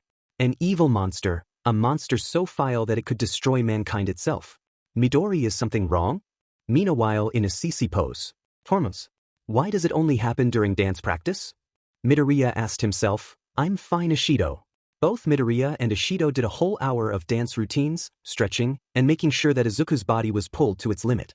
Oh Midoriya, show me what you got, Dansa said. Izuku jumped up in the air, did a flip, and landed on his hands while spinning. Perfect. Thank you, Izuku said. He then landed on his feet. I've been practicing. I can see, Dansa said. Oh, do you know what time it is? Grappling time, Imai Cosmo said as he burst through the front door. Oh no, Izuku said. Grappling was much more difficult than dancing. Izuku preferred striking, it was much simpler. Oh come on Midoriya, I'll go easy on you, Imai said. Whenever he and Izuku spared, Imai always won. Well, that was because he was just better at jiu-jitsu. Well, I guess I gotta get going, Mina said in a sad tone. Don't worry Ishido, we'll see each other soon, Izuku said with a very bright simile. Oh god, he's so cute, I just want to snuggle him up, Mina screamed in her head. Okay, I'll call you later tonight Midori. Sure thing Ishido-san, Midoriya said as he waved Mina goodbye. That ticked off him. Forget about it, I'm not going easy on you, Imai said in a horrifying tone. Wait, Sato said as he got close to Izuku. Sorry I have to do this. Sato then body slammed Izuku into the floor. That's for having a HRM.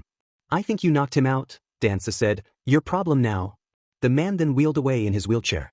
I'm not knocked out, Izuku grumbled out. I thought we were friends Sato. We stopped being friends after you betrayed us. Brothers before hoes.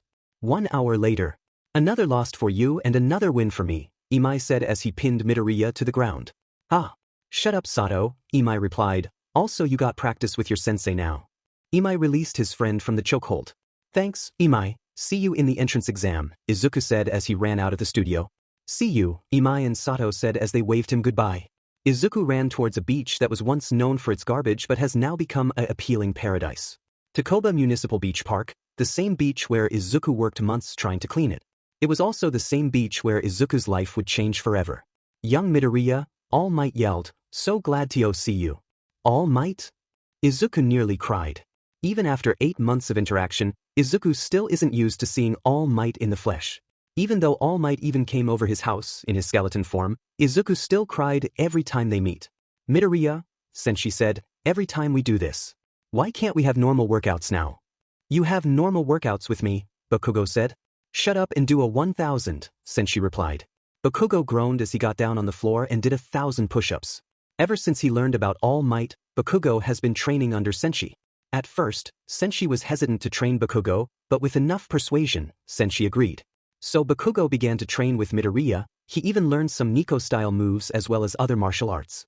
Young Midoriya, you have an important decision right in front of you. All Might plunked a piece of hair out and handed it over to Midoriya. Will you be the successor for One for All? Izuku grabbed the hair. Wait, does it have to be a hair? Why not? One for All is passed through DNA. So there are many ways to obtain it, All Might said. Oh, like blood, sensei replied. Yes, spit is also an option, All Might said. Or censored and censored. And censored, All Might replied. Stop, the hair is the best option, Izuku said. Looking at it, he still couldn't believe it. All Might's quirk could be passed down to anyone in the world. And he was the one receiving it.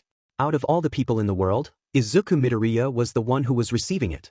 Him, the boy who still could barely talk to girls outside of his mom. He was receiving this golden egg of a quirk. But should he have it? There were a lot more people that were better options than him, ones with quirks. Should he be the one to take it? Sure, he could fight better than most people in the world, but there were people with quirks that could fight well without them like Renzo. Plus, what if he disappoints All Might? Midoriya, All Might got down on his knees in his skeleton form. You don't have to do this. Just because I'm All Might doesn't mean you have to do things for me. Midoriya, you are responsible for your actions in life, not me. And even if you don't accept, that's fine.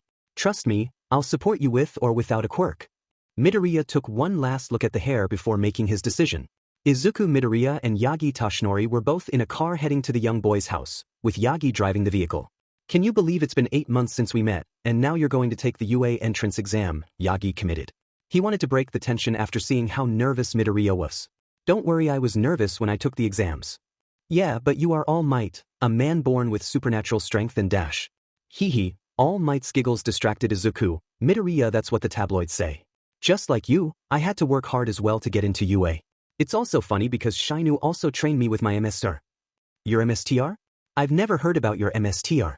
What were they like? Midoriya asked. She was an amazing hero, All Might said, a simile appearing on his face. She taught me how to do my signature simile. She was like a mother to me. Without her, I don't think I would have ever become the man I am today. She sounds amazing, Midoriya said. Can I meet her?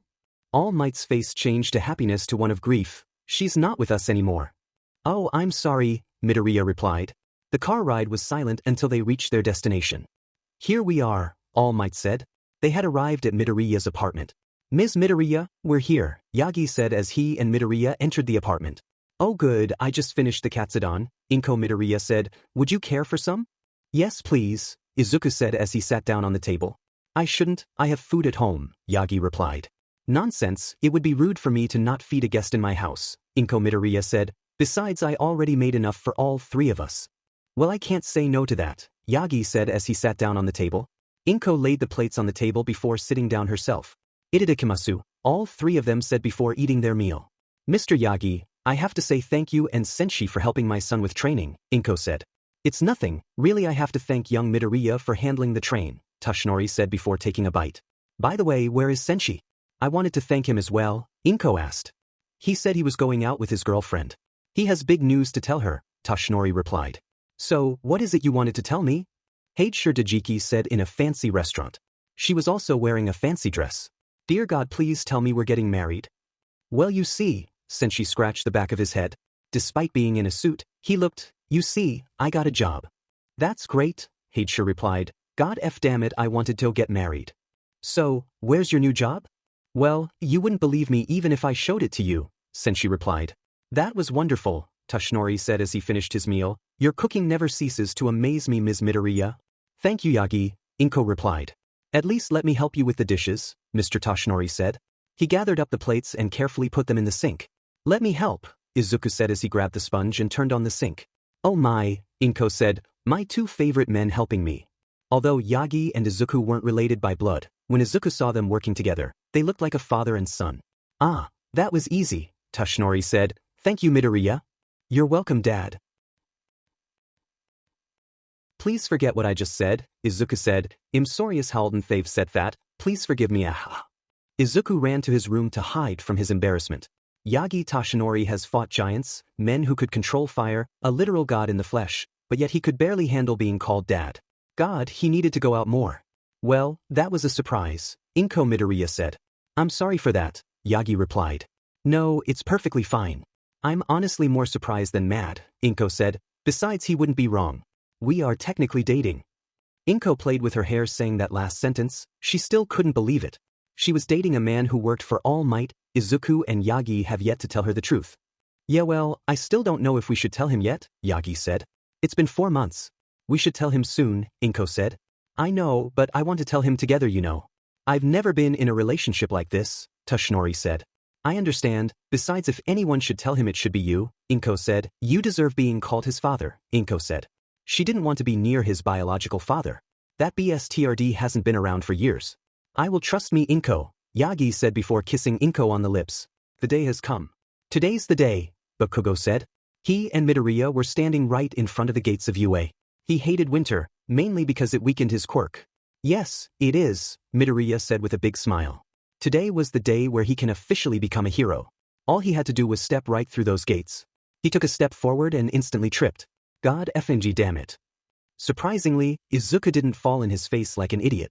Rather, he was floating in the air, like if gravity itself had left his body. Sorry for stopping you, it's my quirk. It's a bad omen if you trip and fall, a cute brown-haired girl said. Well, see you in the exams. The girl left Izuku a blushing mess. Are you going to react to all girls like that? Bakugo asked. Only the cute ones, Midoriya replied. I'm going to tell our friends that, Bakugo said. Please don't, Izuku said. Besides, we're going to see them after the exam. Yeah, you're right, tell them yourself, Bakugo said as entered UA.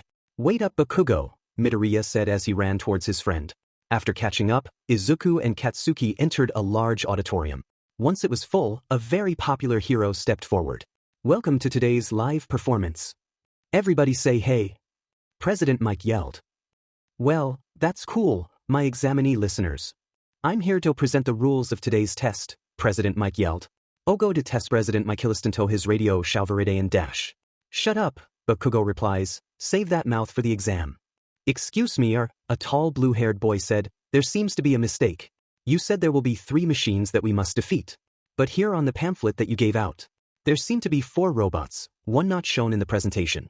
And while we are at the matter, you there, Ida pointed to Izuku. Stop your mumbling, this is a place where heroes train, not where kids play. The auditorium laughed at that joke. Izuku was embarrassed by all the unwanted attention he was getting.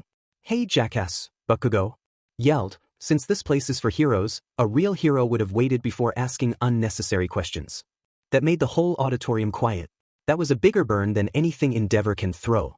Whoa, keep the drama out of hero work.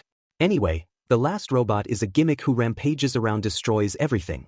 It gives 0 points, so it's best to just ignore it, President Mike explained.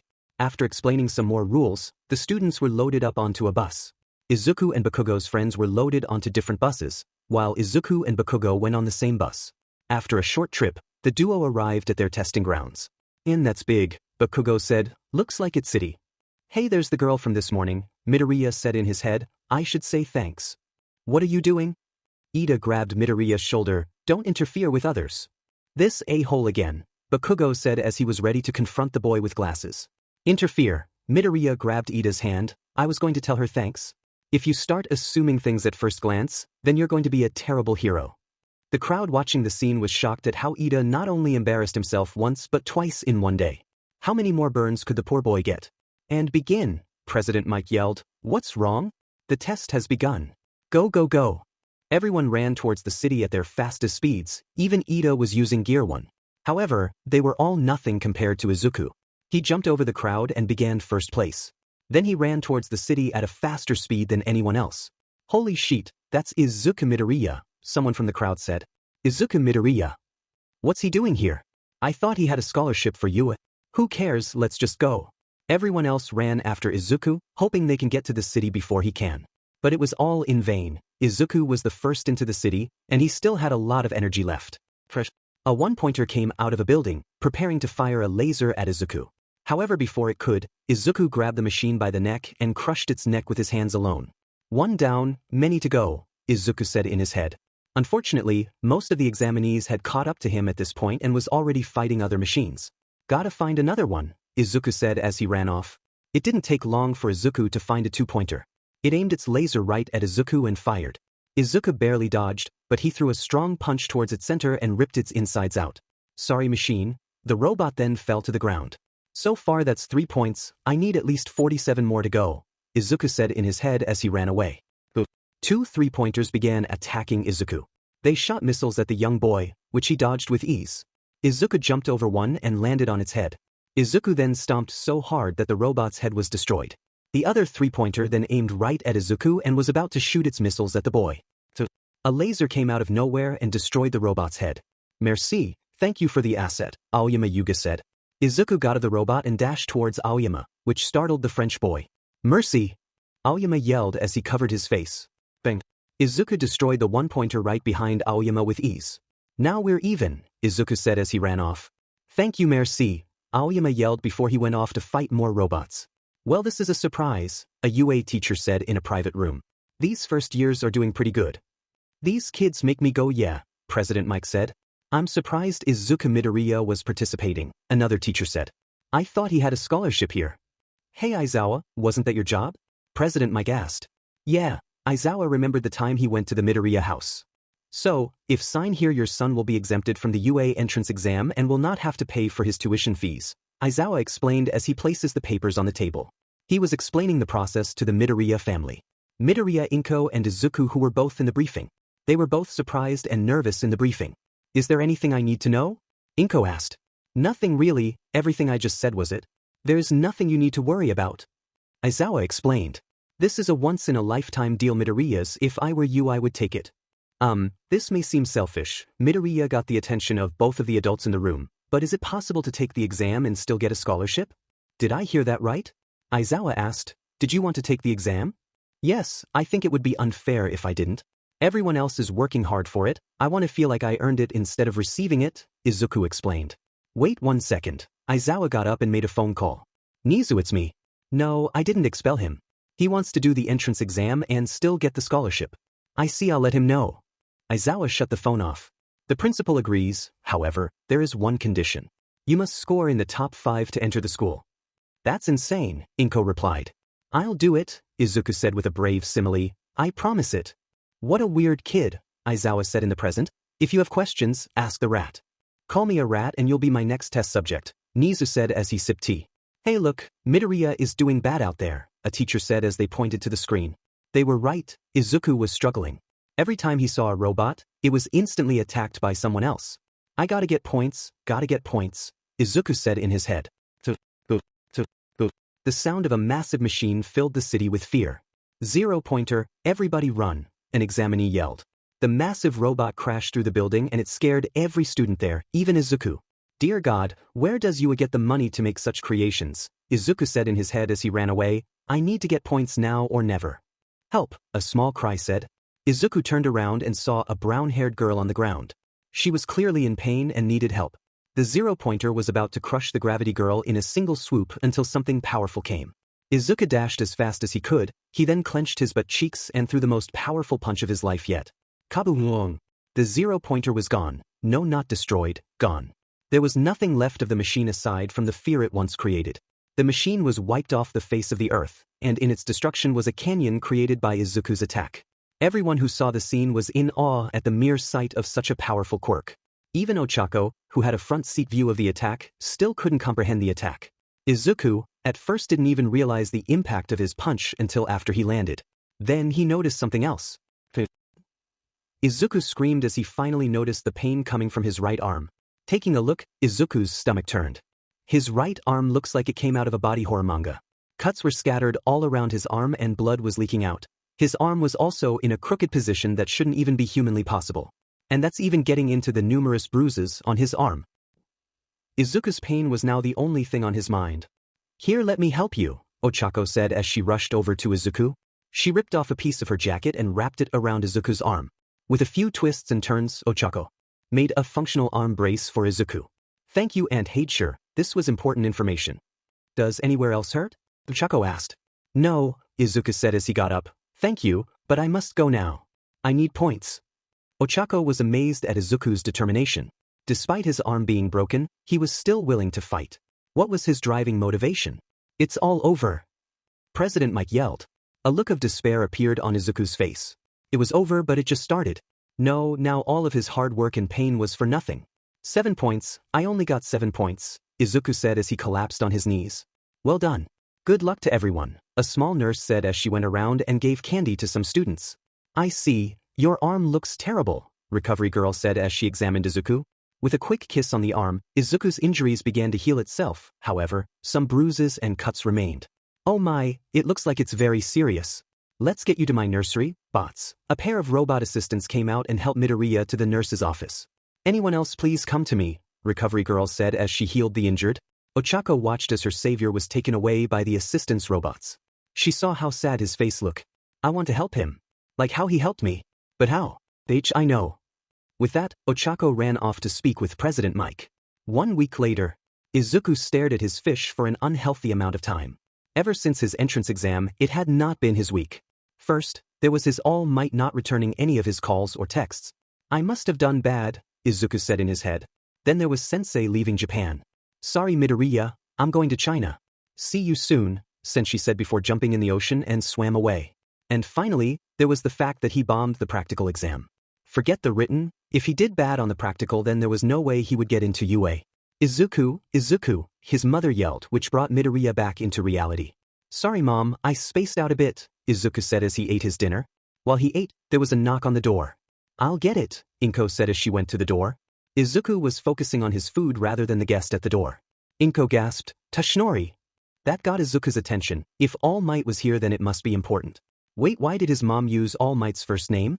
Inko, we talked about this, Tashinori whispered. Young Midoriya, I have something important to you. Tashinori handed Midoriya a letter. Congratulations, you got in. Izuku teared up a bit, before hugging the man he considered a father. Thank you All Might. All Might? Inko asked. I was dating All Might. Dating? Izuku yelled. You two were dating. All eyes were turned on the number 1 hero. Oi haiti, All Might yelled in his head. Somewhere in India. Do you know how long it took me to find you? Shinu Senshi said. Why the hell are you in India anyways? He was sitting down on a temple floor. In front of him was a table with 2 teacups. It's a long story, a very old and fragile man said as he drank tea. Besides, you still found me. It took me a FING week. If I miss my job because of you dash. Oh be quiet the old man said. Besides you wouldn't miss it. I might, Senshi said as he drank tea. Oh yeah, I got a student. I heard, can I see him? The old man said. I'm sure he would like to see me. Nah, he'll probably be freaked out seeing you, Senshi said as he drank more tea, but I'm sure he would like to meet you dad. The first symbol of peace, the Chinese hero Zodiac. Stop calling me dad. I'm not your father, Zodiac said. You're to me, Senshi said. By the way, I met All Might again. Now that's some really good news. I want to see my successor, I heard he's great. Zodiac said. I wonder what he's doing now. I'm sorry that I didn't tell you, Tashinori said. You should have told us, the Midoriya family said. Izuku looked at himself in the mirror.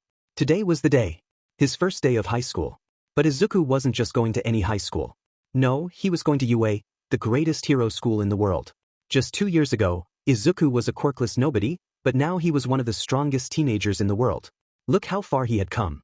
Izuku, his mother stopped him at the door. Do your best at school, honey.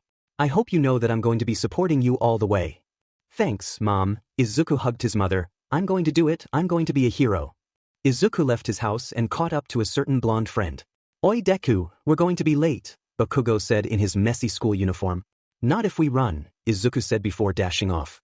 Echai, wait up, Bakugo yelled as he ran after his friend. You know if we took a train it would be faster. Yeah, but this is a better exercise, Midoriya replied. By the way, have you contacted Sensei recently? No, isn't he in China? Bakugo asked. That's what he said, but I'm not sure, Midoriya replied. The first one there is a rotten banana, Bakugo said before running past Midoriya. Hey, wait for me, Midoriya replied before chasing after Bakugo. After a tough race, it ended in a tie. Bakugo and Midoriya both arrived at Class 1A at the same time. Good game, Midoriya said as he held out his hand. They were both hunched over trying to catch their breath. Not good enough, Bakugo said. It took us an hour to get here. Sensei and All Might could have gotten here in under a minute. Yeah, but they've spent many years training. We're still on the first step, Midoriya said. So you think the guy with glasses will be in our class? Unfortunately yes, Bakugo said. With our odds, he's probably inside right now. Bakugo opened the door, and he was right. Sir, please do not lean on the desk. You are disrespecting everyone who came before us as well as the brilliant craftsman who created this fine piece of art. Dude, chill out, a blonde tall teenager replied. He was even taller than Ida and was almost as muscular as Sato. Who's to say that our senpais didn't do the same thing? Because our seniors knew how much of an influence they would have over our teaching?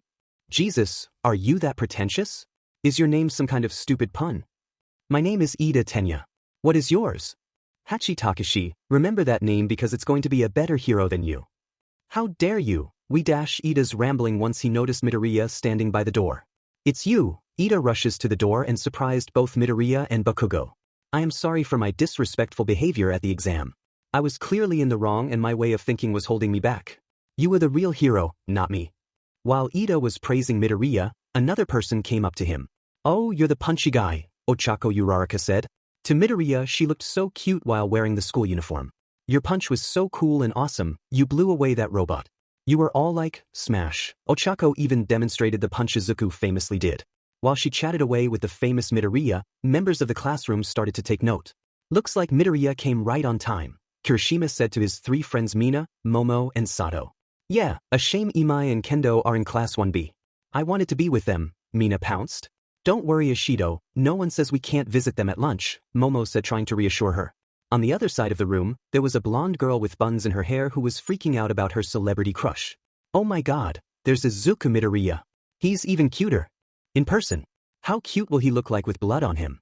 And oh Himiko, do not think that you're in the hero course today. Action first, feelings later, just like Mr. Vlad King said, Toga Himiko said in her head. She was a student in this school, a far better fate if she had not seen the hero of her life. Thank you for the compliments, I'm happy you're here too, Izuku Midoriya said. You kids talk too much, a man in a yellow sleeping bag said. All eyes were focused on him. He then put a juice box in his mouth. It took you all 8 seconds to quiet down, at this rate you'll never be heroes. Who the hell is this guy? Everyone said in their heads. Now, the man got up and took out a school exercise uniform that was in his bag. Put these on, we have an exam to do. By the way, I'm your homeroom teacher for now. Said, I can't believe we are taking a physical exam on the first day of school, Kirishima said as he stretched his arms. I know, Midoriya said as he stretched out his legs. Then again UA is known for its unique training practices. Alright youngsters, Aizawa their homeroom teacher said, today we will be having a quirk examination test. Quirk examination test? Everyone shouted out. But what about the entrance ceremony or dash? Those meaningless things are a waste of time, Aizawa replied. Besides, I still need to confirm if you are worthy of being heroes. Bakugo, please come up. The blonde teen obeyed his teacher and was given a ball. How far could you throw in middle school? 70 meters. Great, now use your quirk. You can do anything you like as long as you don't leave the circle. Aizawa explained. Bakugo went into a throwing position before unleashing the full power of his quirk on the ball. Kaboo! The ball went so far that it was only a glimmer to those with even the strongest eyes. Aizawa held a machine that displayed Bakugo through the ball around 800 meters. This is the first step of figuring out what heroes you'll become. I'll rank you based on your performance on all tests. Now there is something very important about this. The 2 students who end up in last place will be deemed without potential and will be expelled. That last sentence shot through the students like a powerful arrow. Although, some of them were confident in their abilities while the rest were scared, especially one individual. Expelled, I can't be expelled, it's only the first day and dash. Toga's thoughts then went to the first day she met a real hero. 8 months earlier. Toga was at a playground trying her best to do a pull-up. Unfortunately for her, her weak arms didn't have the strength to pull herself up. Then, her arms gave away and Toga fell to the ground. However, the blonde girl was caught by a pair of strong hands. Are you alright? The hero known as Vlad King said. Thank you mister. I'm alright. Vlad King then helped Toga to the ground. Stay safe missy, we don't want you to get hurt. Vlad King said as he was about to leave. Wait, mister, you're a hero right? Toga asked. Last time I checked I was. Why is something wrong? Vlad King asked. If there is a person who wants to be a hero, but they have a villain's quirk, should they still be a hero? Toga asked. Well that is a hard question, Vlad King said as he put his hand on his chin, but it has an easy answer. Quirks do not make the person, they're just another piece of us, like our hair or eyes. However, it is also our job to make our quirks good not for ourselves but for the people around us. Quirks are a gift, but it is a gift we must not use for selfish acts. Who cares if one is born a villain as long as they die a hero? Toga's eyes began to tear up. Thank you, mister. I have a name, you know. Yeah, but I like calling you mister, Toga replied. I don't know what to say. Well, I do. Vlad King then put his hand on Toga's shoulder. Want me to train you? Of course, what answer could Toga say but yes. I trained hard with Vlad King just to get here and I won't let that go to waste. Toga said in her head, I will win. Wait, this is unfair. We already did the practical exam, Ochako replied. Unfair. Many things in life are unfair, especially hero work. If you are complaining on the first day of school over something so meaningless, then you aren't worthy of this school. That shut Ochako for long. Besides, Class 1A this year is different than any other class. 21 students is an odd number, so we have two options. Either accept one more student like 1B or expel a student. This test will help me decide on which path this class should go. Event 1, 50-meter dash. Izuku vs. Ida. No offense Midoriya, but I will be the one winning this event, Ida said. None taken. But from what I've seen, your quirk is suitable for quick speed. However, that's not stopping me, Izuku said with a prideful simile. The two stepped forth and took their positions. Go, Aizawa said. Ida quickly finished the 50-meter run with Izuku right behind him. 3.04 seconds, the robot said. Once Izuku passed, the robot said 3.30 seconds. Good job, Izuku said as he held out his hand. You too Midoriya, Ida replied as he shook his hand. I can't believe it, he was able to keep up with me in Gear 3. The only other person who's ever been able to do that is my brother. This guy is strong. Toga vs. Mina. The moment they started, Toga was already behind. Mina was able to pass Toga completely and end in first place. 4.50 seconds, the robot said. Toga then passed behind her, 6.8 seconds. Not good, I have to do better, Toga said in her head. As Aizawa watched the students finish the 50 meters, two students caught his eye. How pathetic, those two don't belong here, Aizawa said in his head. Second event, grip strength. Izuku did extremely well in this event with a whopping 200 kg, Izuku placed fourth. Third belonged to Sato, second belonged to the tentacle boy known as Shuji, and first was someone completely unexpected. Oh yeah, Hachi Takashi said in an extremely muscular form that gave All Might a run for his money and without a shirt. Hachi Takashi. Type, transformation. Description, Takashi can buff up his body just like All Might. However, unlike All Might, Takashi doesn't have anything else other than his base strength. However, that still makes him stronger than a majority of humanity. Unfortunately, it damages most of his clothes unless they are specifically designed. Somehow breathes are immune. 700 kilograms W, Takashi yelled. Now he's just showing off, Denki Kaminari said. I can't tell if he's being an a-hole or mainly, Kirishima said. He's just an a-hole, Bakugo replied. 60 kilograms was the number that appeared on Toga's screen. Still not good enough. Third event, long distance jump. Bakugo did the best at this event. By using his quirk and the sweat from doing the other events, the explosion user was able to beat everyone with total ease. However, that didn't mean the others did badly. Ochako Uraraka came a close second because her quirk allowed her to jump long distances. Momo, surprisingly, came in third because she used her quirk to create a pole used in pole vaulting. However, she made some of her adjustments which allowed her to go even farther than most Olympic contenders. Izuku came in fifth simply by jumping, however, he still was able to get 7 meters. Just a few more meters and he would have broken the world record. Toga sadly got only 3 meters. Fourth event, sidestepping. Toga did well, but not as well as she wanted, but she still did well. However, she still placed 15th out of, no, I have to do better, Toga said in her head, I have to be a hero. Fifth event, ball throw. Kaboom. Oh yeah, Hachi Takashi yelled in his muscular form. 650 meters, the machine said. Not good enough, Takashi said as he went back into his normal form. Toga Himiko, you're up next, Aizawa said as the blonde girl stepped up. She was given a ball to throw. Just before she threw the ball, her body shook in fear. If I fail this event, then I can never become hero, Toga said in her head. If you keep this up, then you will prove me right, Aizawa said to the young girl. Toga stopped with a confused look on her face. Vlad King told me all about you. From your quirk to even your issues that came with it, Aizawa said, how can you be a hero when you have a lust that could harm the people around you? The only one who was able to hear Aizawa's cruel words was Izuku Midoriya and Bakugo Katsuki. Everyone else was guessing what their teacher was saying to their fellow class member. Hey Yaoyorozu, can you hear what's he saying? Ashido asked. No, but whatever it isn't good, Momo replied. Such a shame, I'd hate to see a cute girl go, Takashi said, but that's life, nothing I can do about it. Who cares? A boy with 2 different hair colors said, just because one weak girl is leaving doesn't mean anything is going to change. Mr. Aizawa, I would like to dash. Midoriya, I have something to say to you too. Aizawa's game turned towards his other student. Like this girl, you also don't belong in this school. Those words did reach the ears of other students, including Midoriya's friends. Bakugo was about to yell out how wrong he was, but Midoriya stopped him by raising his hand. Why do you say that, teacher? Midoriya asked. Good grief, I don't like explaining myself, but you're an exception. First, let us discuss your attitude. You took the exam when you had the chance to exempt, only because you wanted to. That's pretty selfish if you ask me. Then there is your quirk. Quirk? But I thought Midoriya was quirkless, Kirishima said. Sheet, we didn't tell them about OFA, Bakugo said in his head. At first glance, it may seem like a good quirk to have, but on closer inspection, that's a lie. Not only does your quirk damage your body upon using it, which renders your body useless, but not also creates massive amount out of damage to the environment around you. Such destruction cannot be used by a hero, especially when civilians around him.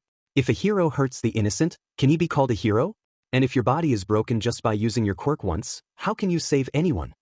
Surprisingly, Izuku wasn't affected by his teacher's words. Instead, it gave him determination. Himiko, please give me the ball, Izuku asked. Toga was hesitant at first, but Aizawa gave her the okay. It doesn't matter, you're both leaving today, Aizawa said. Izuku was given the ball. Mr. Aizawa, I'm going to use my quirk to throw this ball and I still will be able to move. If I do, then can both me and Himiko have to stay in this school? Are you placing your future on a bet? Go ahead, I'm not stopping you, Aizawa said. Izuku took up a throwing position with his right hand behind him. Then with a quick motion of the arm he unleashed the power of one for all on the ball. Kaboom! The ball went so far that it couldn't even be tracked by the human eye. 850 meters, the machine said. Wait, seeing his power at the entrance exam, it should have been much more than that. Aizawa then saw that Izuku didn't have a broken arm but instead a broken finger. Sensei, I can still move, Izuku said with a strong look on his face. 1 week earlier. So one for all creates massive amounts of power but destroys your body in the process.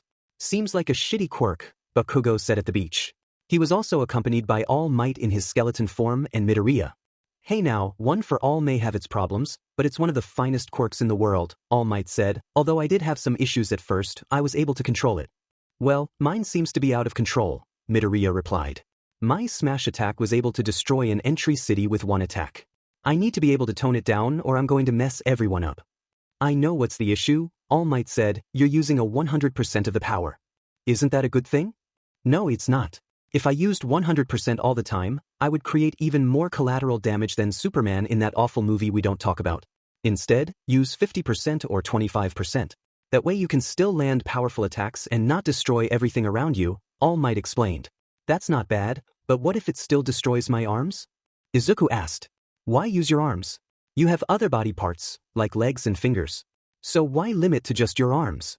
All attention was turned to Bakugo. What, I'm not wrong? Sometimes I forget that Bakugo is smart. By limiting it to 50%, my quirk does less damage to my body.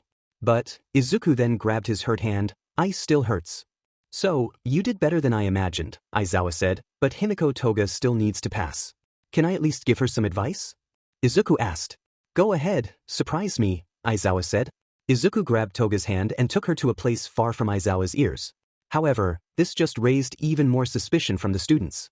Hey Momo, why is Midori helping her so much? Mina asked. I would like to know too. But I'm more worried about what Midoriya just did. He told us he was quirkless, so why does he have a quirk? Momo asked. Was he hiding it from us? And why did that girl know? Mina asked as she turned her gaze towards Ochako, who was also curious about what was going on. A weird feeling came to Momo's chest. She didn't like Izuku hanging around girls behind her back. She wanted to be the one that Izuku helped and the one who Izuku stood up for. She wanted to be the girl closest to Izuku. Is this jealousy? Momo's asked herself.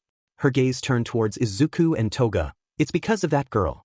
Going back to the strange duo, Izuku asked Toga a very important question. Himiko, what is your quirk? Toga replied. I know a lot about quirks, any information can help us, Midoriya replied. Well, when I drink someone's blood I become that person and I even can their clothes, however when I turn back after transforming into their clothes too I become naked. Toga was embarrassed saying that last part. A shape-shifting quirk, that's incredibly rare but very powerful. A quirk like that can be useful for mumble. Midoriya just started to mumble different things Toga could use her quirk for. Most of it was hard to understand, but Toga did hear some parts, like using someone else's quirk. Midoriya, Toga said, which ended Midoriya's mumbling. Oh sorry, it's something I do, Midoriya said.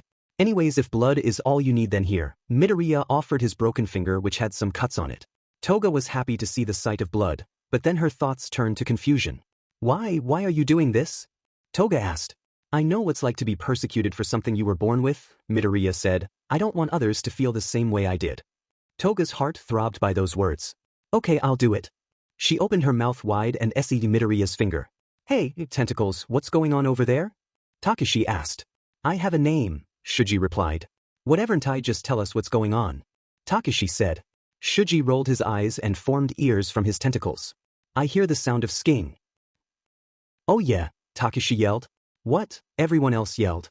From what I'm hearing she's enjoying it, Shuji added. What? Mina, Momo and Ochako yelled. Oh yeah, she's enjoying it well, Shuki added.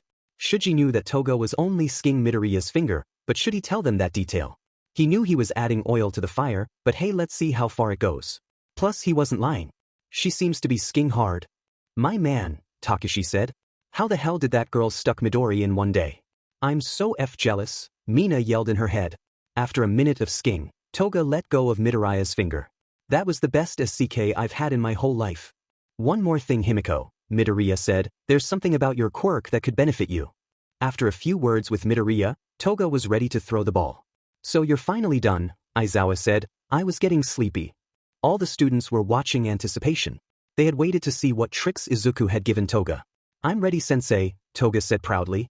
Show me what you got, Aizawa said as he handed her a ball. Toga stepped up and was ready to throw the ball right towards the sun. However, right before she threw it, her arm transformed. A gray substance wrapped itself around her arm. It transformed her arm from the inside out until it became someone else's arm.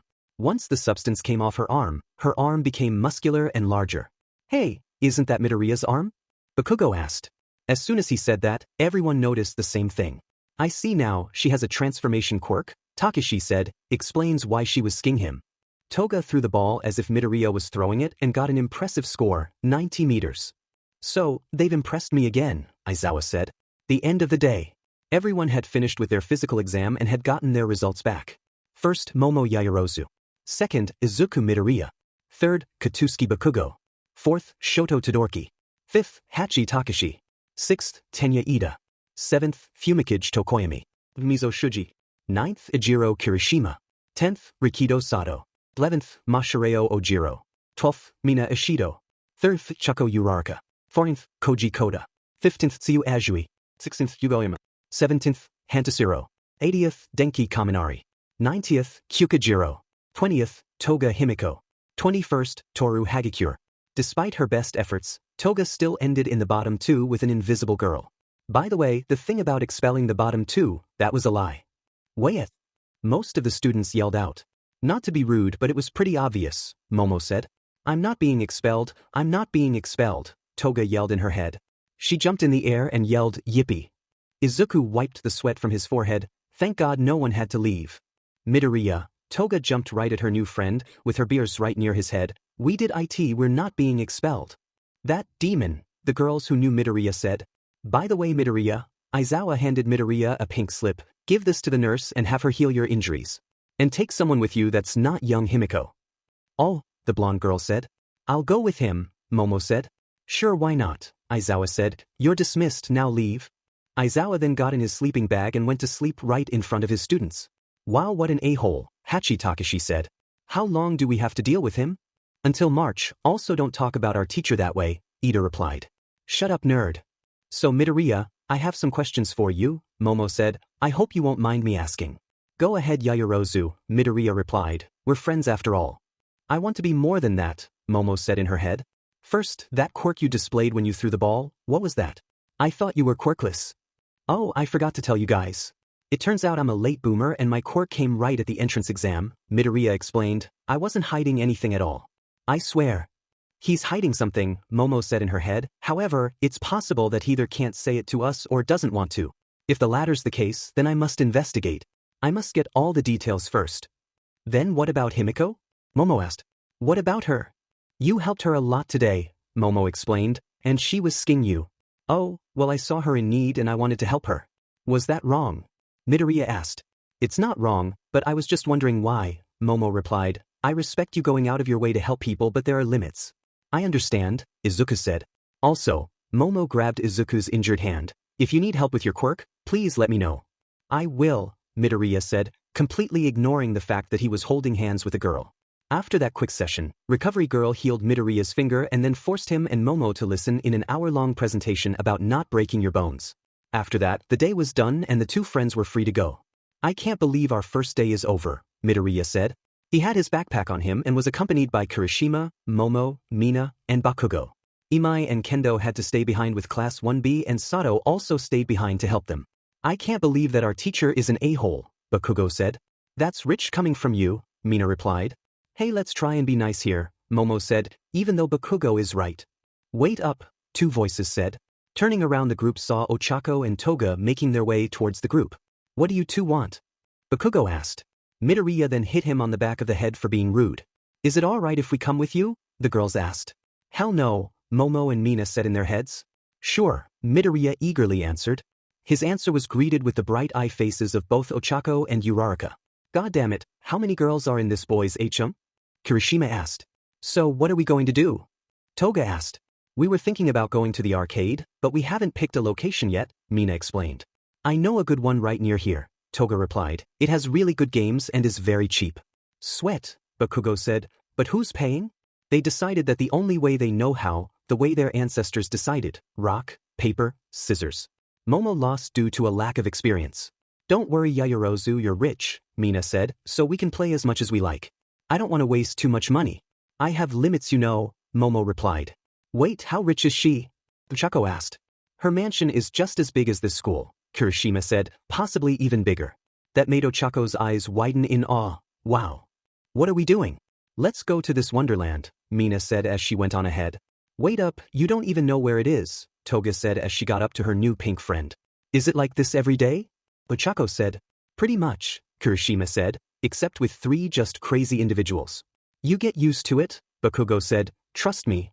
What are you waiting for, let's have fun, Mina yelled to the group. Come on Deku, Bakugo said. Deku? I thought your name was Izuku Midoriya, Ochako said. It's a nickname Bakugo gives me, in return, I call him Kaken, Midoriya replied. Well, Deku is a cute name for you. It just screams do your best, I like it, Ochako said. Sure, call me Deku, Izuku replied. From a short distance, Bakugo had one thought in his head. Don't tell her where. The name comes from. From a window on the top floor of UA, 2 men watched the group of friends having fun. You know, it feels like yesterday when Midoriya asked me to train him, Shinu-senshi said. I still can't believe he accepted one for all. I thought he was going to reject it, Yagi Toshinori said in his skeleton form. Well, that makes 2 of us, Senshi said as he started to walk down the hallway. Hey, wait a minute. Yagi caught up to his friend. One for all was your idea? Yeah, but I wasn't sure if Midoriya would agree to it. On one hand, he is receiving the same quirk as his hero, on another, there is a possibility that Midoriya would want to stay quirkless, Senshi explained. Wow, I never imagined you to be so analyzing. What happened in China? All Might asked. Oh yeah, about that, it turns out the person I wanted to see was in India. Took me a while to figure that out, Senshi said. By the way, how is our relationship with Miss Midoriya going? Oh well, Izuku found out. Really? And then Inko found out I was All Might. Seriously, Senshi looked like he was about to burst out laughing. Don't laugh, it's a serious matter, All Might replied. Because of that I haven't been able to talk to both of them in 3 days. Come on man, don't be rude like that. The Midoriyas are so nice, I'm sure they understand, Senshi said. I know, but I've never been in a relationship before. Especially one like this, Yagi said. Wait, you mean you've never been in a relationship before, like at all? Senshi asked. Yeah, this is surprisingly the first time I've ever gone out with someone. And it's my successor's mother, can you believe it? Yagi said as he moved his hand through his head. I can't believe your aversion, Senshi said in his head. Still you need to talk to them, a lack of communication can be bad for a relationship. I know, I also need to tell Inko about young Midoriya's charm. That, I think you can leave out, Senshi replied. Nope, I'm done hiding secrets, Yagi said. So wait, are you telling her everything? Senshi asked. Mostly everything. I will explain about training young Midoriya and my injury. However, I will only talk about One for All if Midoriya wants it, Yagi explained. However, I will leave the matter of One for All to Midoriya. It's no longer my secret to keep. Wow, I still can't believe you're the same guy who would charge at random bullies for vandalism, Senshi said. Hey, that kid became the #1 hero, Yagi said. He then arrived at his office. Well, here comes the first day of unending paperwork. Sensei then arrived at the janitor's closet. Here's the first day of my wonderful job cleaning school toilets. Hey, be glad Nedzu agreed to hire you. You know how much the teachers hate you, especially Midnight, Yagi said. Yeah, I know, Sensei said as he opened the closet. I just hope there's not too much drama. Knowing this school there will be, Yagi then buffed up to his all-might form. After all, in this school you must go beyond plus ultra. Was that a dad joke? Then you can call me Dad Might, All Might said before entering his office. Oh, how the mighty have fallen, Sensei said as he grabbed a mop and bucket.